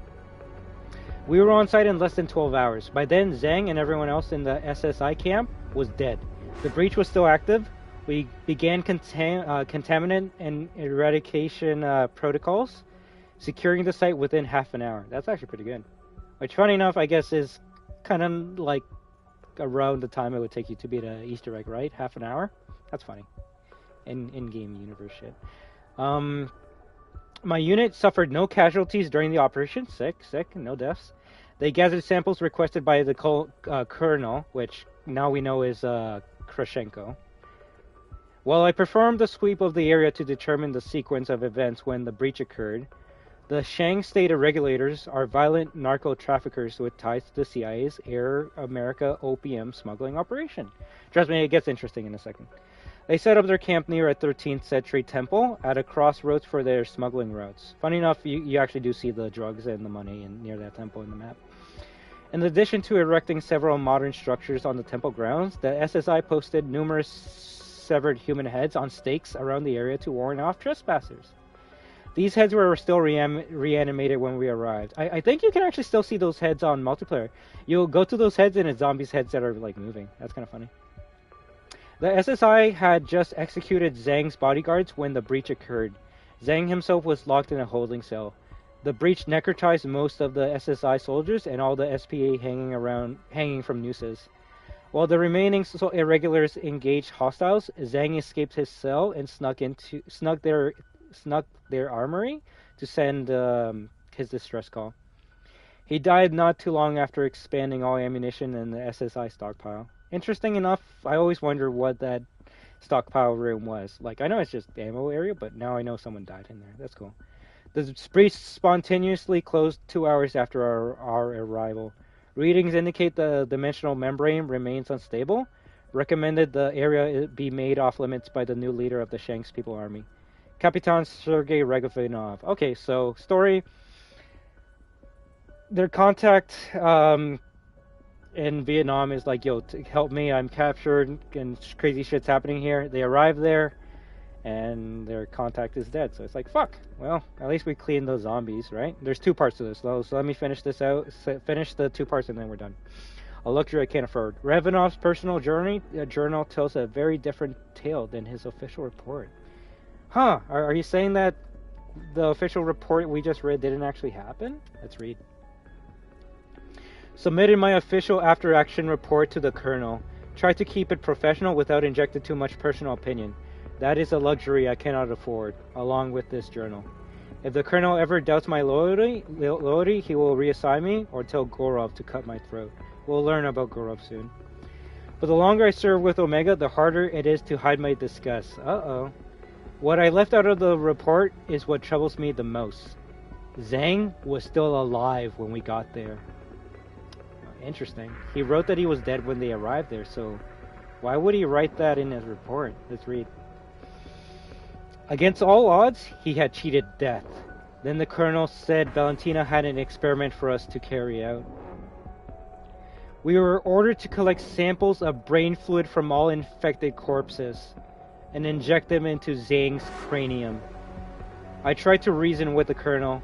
This was a rescue mission.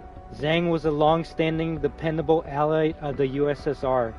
Yes, the man murdered several thousands Hameng, Thai, and Burmese over the years, but for better or for worse, he was our man. The Colonel said the Kremlin would install a replacement to lead the Shang People's Army, and never to question an order again. So my men collected the samples, and I personally delivered the injection. Zhang died screaming, then kept screaming. Valentina's so-called experiment had yielded no useful data. The Colonel ordered me to falsify my report and return to base. I saw and did terrible things in Cuba, Nicaragua, Angola, and Afghanistan, all levels you can do in Outbreak. I fought alongside mercenaries who collected ears as trophies. In war, morality must sometimes take a back seat, but the Colonel never had any morals to begin with. Then again, who am I to judge when I am one feeding intel to the enemy? So this I do to keep my nation from utterly unleashing the forces of hell. I still believe in a Soviet future, but when that future arrives, we must be worthy of it. So now we know why, and this is fucking gold here, now we know why Ravnov is not like defecting, but why he's working with Requiem and with Samantha Maxis. Because he's like, yo, what is my group doing? What is my country doing? What is my people doing? Why are we experimenting on this guy who's part of us just for the fuck of it? Just to see these experiments. These experiments are fucked up. We're doing it to our own people. This is not right. This is not what I signed up for. And then you can see why he's starting to slowly be like, maybe Omega isn't the way. Alright, last one. Last operation map. Oh, funny enough, it's not even important. Map used by Omega group of operators during the rescue mission in Laotian jungle. And funny enough, that's a map accurate to the layout of the multiplayer map. Omega Group Laos operation map details the team's insertion point while also highlighting key areas, including the dimensional breach and where Zhang was held prisoner. Dated January 19th, 1984.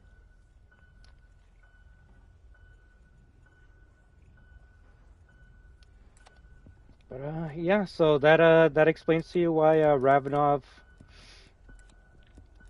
is doing what he's doing. Because, well, yes, he's still Russian. He doesn't want his country to be the reason why the world goes to shit, right? But yeah, I guess we're kind of done for tonight. Weaver's eye patch. One of Weaver's spare eye patches, goddamn. Director mug. Personal mug of Requiem's one and only best director. The best director ever. I do like the Requiem logo. It's like a skull with like knowledge coming out from like the forehead or some shit. I really do like the logo. Alright, this is where we ended, I guess, right? Well, the fact that you can still get these bundles, bro.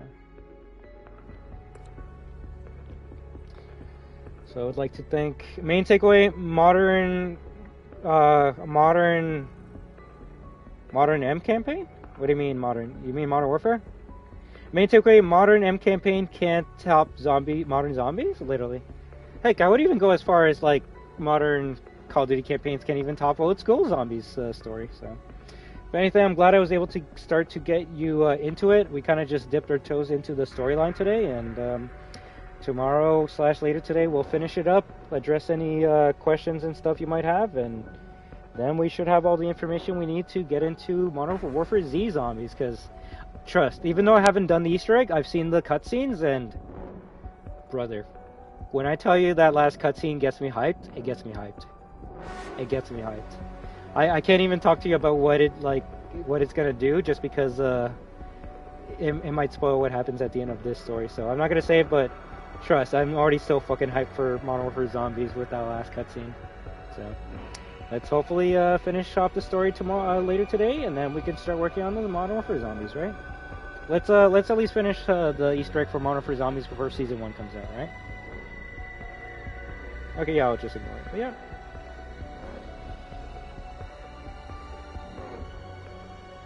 Let's hope whatever Gulf War Zombies is as good as this, alright? But I would like to, you know, wait, what's a good song to end it on?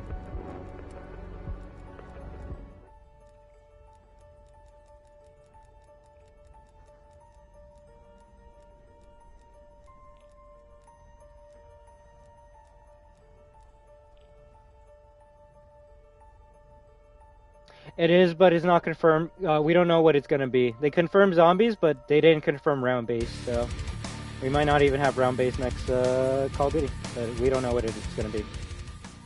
Treyarch zombies will always have zombies. It's just if it's going to be as good as the previous iteration, right? Because it seems like the worry right now is that Modern Warfare Zombies is doing so good that Activision is going to be like, hey, you know that like super cool Easter egg you were going to like hold off for like Modern Warfare Gulf War Zombies? Yeah, fuck that. Why don't you like do the Easter egg now in Modern Warfare Zombies? Because like so many players are playing zombies right now that it's more beneficial to do this Easter egg in this game than for players to wait next year to do it in your game. And it actually might happen. I'm getting scared because when Activision sees blood in the water, they go for it. And right now they're seeing a lot of people playing zombies more than any time in the history of zombies. So I just really hope they don't like make Treyarch like work overtime when it comes to Modern Warfare Zombies, and then when their game comes out they're like, fuck, we basically had nothing to fucking do because we were working hard on Modern Warfare Zombies, so we had no time to work on our zombies, and now our shit's fucking bare bones, and now people are gonna say Modern Warfare Zombies is better than Gulf War Zombies, and that could be the case. So who knows? Let's just hope. This is why I go like, you need to make the zombies team bigger. Make it so fucking big. You have a team working on Treyarch zombies, and then a team working on Modern Warfare Zombies. Don't fucking pull the Treyarch team to work on your goddamn game. I don't know. But yeah, let's find a good song to end this stream on.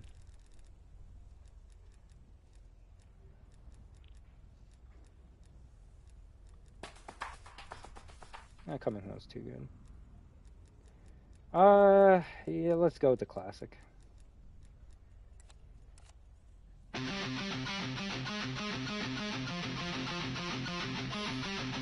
Also, I hope I was able to get you hype with some of the music. Yeah, I know. I think you said it a while ago, but I actually do care about the zombies music. I was like, oh, I can't wait to hear what music they have in like Modern Warfare Zombies. It's like, who cares about zombies music? It's like, when it's bad, I agree with you, but when it's good, I care.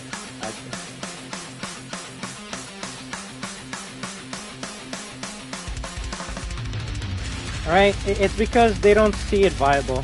Every time they try to make the zombies team bigger, they release something that people don't like, and then they're like, you know what? Let's actually let's cut the team down. I think the last time the zombies team was huge was Black Ops 4. You know, guess what? Everyone chat on Black Ops 4 zombies. So I wonder why the zombies game that came out after Black Ops 4 was smaller. I'm not saying Cold War sucks compared to Black Ops 4. Hell, I would even go as far to say Cold War Zombies is better than Black Ops 4, but Black Ops 4 Zombies, when it first came out, it came out with 4 maps. Cold War came out with just 1, so you can see why they're toning it down, and that's because Black Ops 4 really fucked up the zombies community for a long time. So hopefully and sadly, let's hope Modern Warfare Zombies kind of like gives Activision maybe the feeling too. Let's retry giving the zombies crew a bigger budget again, but don't do what you fucking did for Black Ops 4. Black Ops 4, they're like, yo, we have this money. Let's try telling 2 stories at once.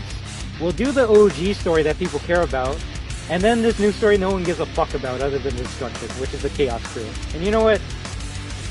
No matter what you can say about the Chaos story, it should have not been there.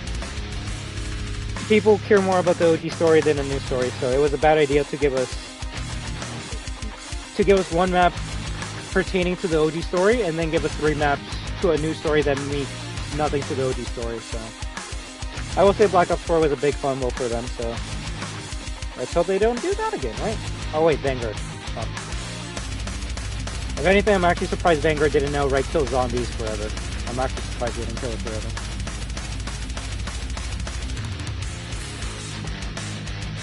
But yeah, it's definitely more popular than Spec Ops, because even Activision like tweeted Modern Warfare 3 Zombies is the most played extra mode in like out of any of the most modern games they made. So Modern Warfare 2019, what was the extra mode? Spec Ops. More people are playing zombies than Spec Ops. Black Ops, what was the extra mode? You could say Fireteam Elite or even zombies. So if more people are playing Modern Warfare Zombies than Cold War Zombies, that's fucking huge. And heck, back when Cold War was in its heyday, there was a fact that like made all the classic Zombies fans like twist their panties in a bunch. Do you know what that fact was? That there's that 50% of the community at that time, right, is Outbreak players, and the other 50% is classic round-based players.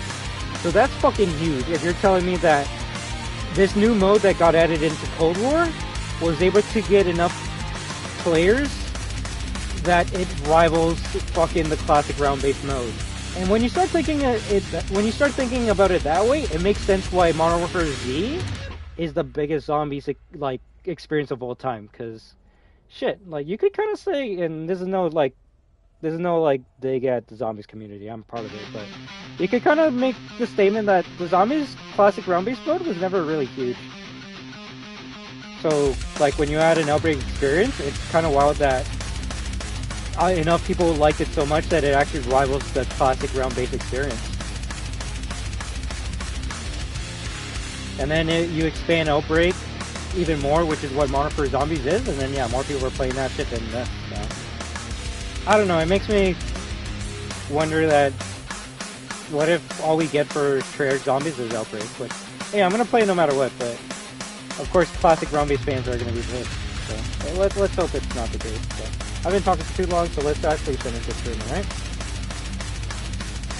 But we're gonna finish it with a classic song right now.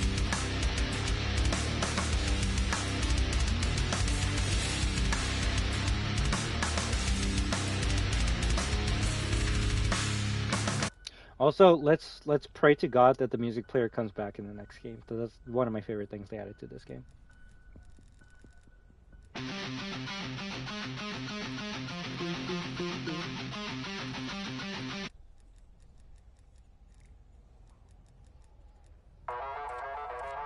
Alright then. I would like to thank each and every one of you for stopping by today/tonight. You have been watching I Am Destruction with Call of Duty Cold War Zombies. Dive Machine Easter egg, Firebase Z Easter egg, and we fucked up on the Outbreak Easter egg, so let me forget about that and get ready for tomorrow to do that fucking fight again. God damn it.